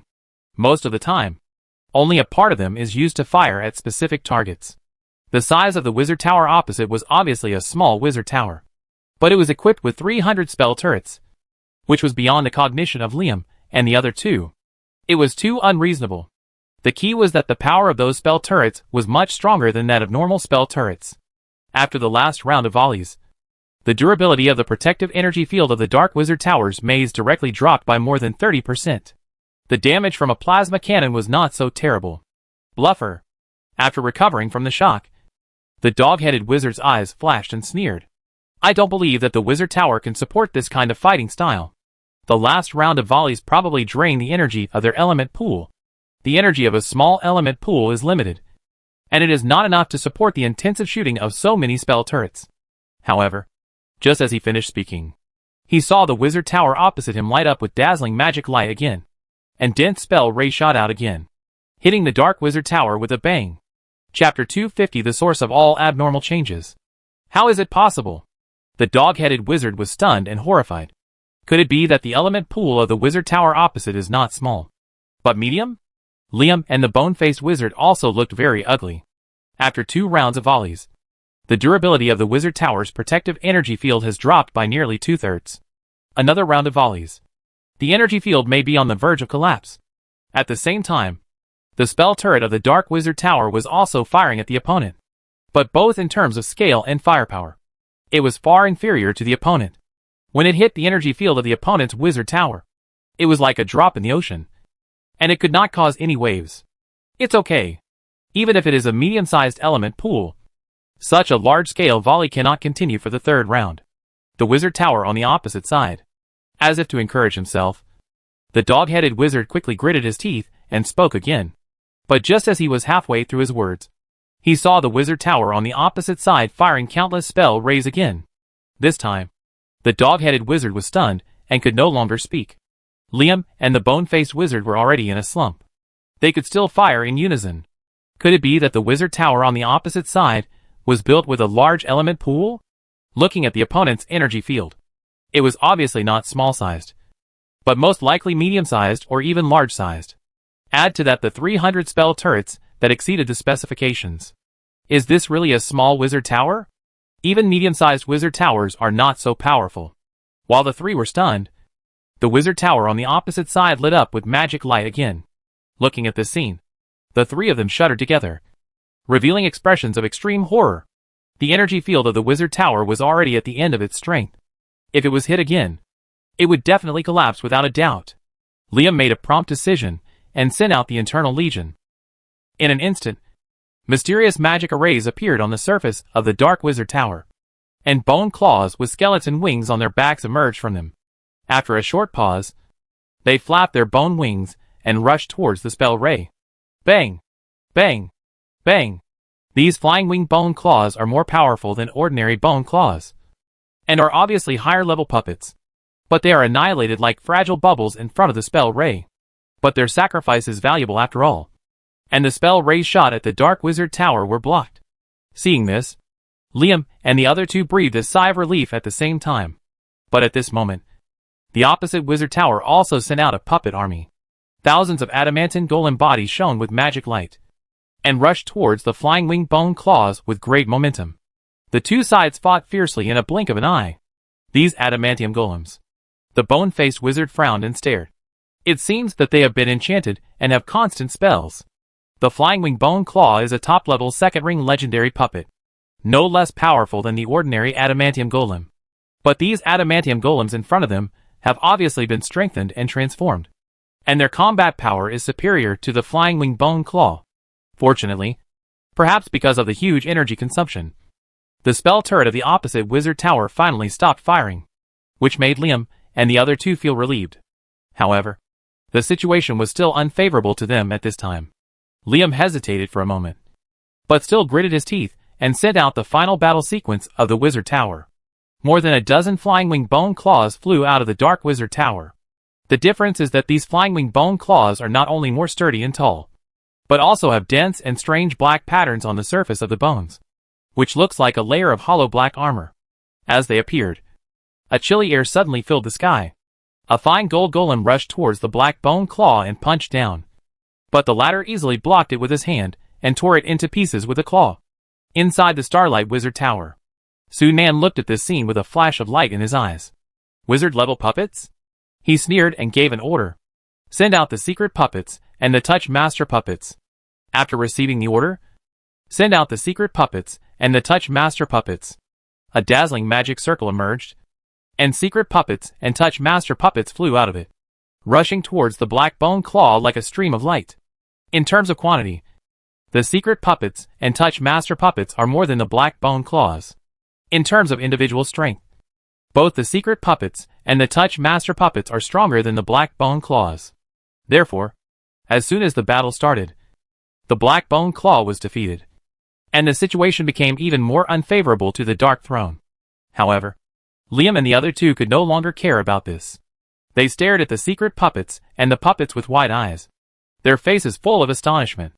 These puppets were the wizard-level puppets that had captured Evan. Could it be that the wizard tower in front of them was built by the wizard forces of the Starlight Continent? As soon as this thought came to mind, the three of them subconsciously denied it. They knew very well how difficult it was to build a wizard tower, and the resources required were an astronomical figure. Many wizard organizations were not recognized as wizard forces because they could not afford to build a wizard tower. The resource-scarce Starlight Continent was even less likely to have enough resources to build a wizard tower, even if it is just a small wizard tower. Not to mention the elemental pool, the protective energy field of the maze lock, and the spell turret level of the wizard tower in front of us obviously exceed the standard of a small wizard tower. But if this is not the case, how to explain this wizard tower and those wizard-level puppets? For a moment, Liam and the other two were in a mess. It was not until the black bone claws were wiped out by the secret puppets and the touch puppets, and these puppets turned around and rushed towards the dark wizard tower, that Liam and the other two suddenly woke up. Retreat quickly. We are not the opponent of that wizard tower, the dog-headed wizard said hurriedly, and his expression was no longer confident of victory a moment ago. The power displayed by the Starlight Wizard Tower has completely shattered the sense of superiority in his heart that he was born in a large wizard force, and replaced it with a strong fear and shock. The bone-faced wizard also looked at Liam and said gloomily, "Retreat first. It is obvious that their wizard tower is no match for the opposite wizard tower in terms of defense and combat armament. The energy field is on the verge of collapse, and it is impossible to stop those wizard-level puppets. It will be broken through in no time. Once attacked by those wizard-level puppets, Liam may be able to escape, but they must be left here. The only way now is to retreat first, find a place to rest, and find a way to transmit the situation here back to the Dark Throne, and wait for reinforcements to arrive." Liam naturally understood this, but he was reluctant to give up the plan to extract resources. However, compared with interests, life is more important after all. Liam quickly made up his mind and controlled the wizard tower to escape. But at this moment, the top of the Starlight Wizard Tower in the distance suddenly lit up with a blinding light. The next second, a beam of light much thicker than the spell beam just now burst out, piercing through the void like lightning and hitting the dark wizard tower. Puff! As if the slight sound of bubbles bursting. Almost in an instant, the energy field of the dark wizard tower collapsed, and the light hit the wizard tower without any hindrance. There was no roar, no shattering and splashing gravel, and the part of the dark wizard tower that was hit collapsed and disappeared silently. In an instant, a huge hole with a diameter of more than 10 meters appeared in the middle of the dark wizard tower. This scene directly shocked Liam and the other two. Is this a dissociation cannon? No. How can a dissociation cannon be so powerful? As the strongest long-range strike device that a small wizard tower can usually be equipped with. The power of the dissociation cannon is indeed very powerful. But it is not to this extent. The Dark Wizard Tower is also equipped with a dissociation cannon, and it just fired once. But it was simply unable to break through the energy field of the opposite Wizard Tower. On the other hand, the dissociation cannon of the Wizard Tower opposite was far more powerful than that of the Dark Wizard Tower. Taking advantage of the fact that the Dark Wizard Tower was interrupted in its escape, the secret puppets and the touch puppets rushed into the Wizard Tower. Liam and the other two only heard the constant roar below, and soon the floor broke open, and a group of wizard-level puppets rushed up and killed the three people. Damn it! The dog-headed wizard cursed inwardly, but had to bite the bullet. The skeleton dog head on his neck suddenly fell off, swelled in the wind, and turned into a huge skeleton head, snapping its jaws and biting the puppets. On the other side, the skin and flesh of the bone-faced wizard melted away like butter in the heat, revealing a pale and eerie skeleton body, each bone exuding a faint luster, looking extremely frightening. The tentacles of the touch puppet hit his skeleton, but there was a sound of metal and iron, and he was unharmed. The bone-faced wizard grabbed the tentacle with his backhand, and with a sudden force, he tore the metal tentacle apart with a creaking sound. The dog-headed wizard and the bone-faced wizard were both first-level crystallization wizards, and with Liam, a second-level liquefied wizard, the three of them worked together to deal with the siege of more than 10 wizard-level puppets with ease. But they knew very well that the real threat did not lie in these puppets. As if to confirm their thoughts, a huge silver palm suddenly emerged from the hole in the floor and grabbed the dog-headed wizard, who was unable to dodge. Seeing that the situation was not good, the skeleton giant head turned around to rescue, but heard a bang. The floor below suddenly broke, and another silver giant palm stretched out like lightning, holding it tightly in its hand. The next moment, the two silver giant palms suddenly clenched, and a series of crisp sounds were heard, mixed with a short scream. And then, there was no sound. When the silver giant hand loosened, a pile of broken bones and a pool of flesh and blood that could not be seen in its original state fell to the ground one after another. Boom! The floor suddenly exploded. The gap widened, and a silver giant slowly flew up from below. Before it could stop, the bone-faced wizard had already attacked it from behind. Two white bone palms had grown sharp and cold claws at some point, exuding a breath of death that seemed to be real, and they tore the silver giant apart fiercely. Buzz! The void seemed to tremble, and an extremely heavy pressure suddenly descended, covering the entire hall. Both the enemy and us could not help but stagnate at this moment. The bone-faced wizard, who was closest to the silver giant, seemed to be trapped in a quagmire. His lightning-fast movements slowed down visibly, and even the soul flame in his empty eye socket slowed down a lot. At the same time, the silver giant turned around suddenly, holding the bone-faced wizard with both hands, and then twisted and squirmed, turning into a ball of silver liquid to completely wrap it. The next second, the liquid ball started to rotate at high speed, and there came a dense sound from it, as if the turbine blades were rotating at high speed to cut objects, which made people's scalps numb. When the liquid ball broke and scattered, there was nothing in the original place. The bone-faced wizard completely disappeared without a trace. Not even a bit of ashes were left, but was completely consumed. The battle happened very suddenly and ended very quickly, before Liam could even get rid of the puppets and offer support. His two companions had already died. Watching this scene, he felt a chill running down his spine, as if he had fallen into an ice cave. The bone-faced wizard and the dog-headed wizard were both strong. He could also kill two of them alone, but he definitely couldn't do it so easily and effortlessly, as if he was just killing two ants. This wizard who suddenly appeared was much stronger than him. "Who are you?" Liam gritted his teeth and shouted. However, the other party didn't respond to him at all. The silver giant's body suddenly lit up with strands of silver light, which intertwined and formed special patterns with strange charm. Alchemical marks. As a second-level wizard, Liam recognized the origin of the pattern at a glance, and his face changed drastically. In an instant, the heavy pressure that had originally enveloped him suddenly rose several levels. Even with the protection of magic items and energy particles, Liam still felt overwhelmed at this moment, and felt as if his body would be crushed into a meat paste in the next second. In horror, he immediately activated the magic weapon on his body. Countless black smoke appeared out of thin air, forming a vague human-shaped black shadow behind Liam. The black shadow was tall and burly, exuding a terrifying pressure like a demon god, and the only part of his body was two balls of scarlet blood. After appearing, it looked around and quickly locked onto the silver giant, took a step forward, and instantly arrived in front of the ladder. Punching down. It was obviously just an extremely simple attack action, but it gave people a terrifying pressure that crushed everything like a mountain. However, for the silver giant, the pressure brought by the black shadow was like a breeze blowing on his face, and it could not cause any effect. With the blessing of the strange pattern, the silver giant only punched the black shadow that was enough to easily crush an ordinary first-level wizard. Following closely, the silver giant took a big step and came to Liam in an instant, and smashed down with a huge fist. Bang! Bang! Bang! The silver giant punched one after another, and from beginning to end, he just swung his fists cleanly. But he had already left Liam without any chance to fight back. The terrifying pressure that enveloped his whole body suppressed him in place, and he could only resist the enemy attack with great difficulty. Every time a fist fell, a protective spell or magic item on Liam's body was broken. When all the magic items were damaged and his mental power was exhausted, he could only rely on his body to bear it. After only 3 punches, Liam was lying on the ground covered in blood. Until then, the silver giant finally stopped. Clang! The silver body shrank rapidly, revealing the figure inside. The silver metal liquid quickly sank into the pores and disappeared, revealing the opponent's figure completely.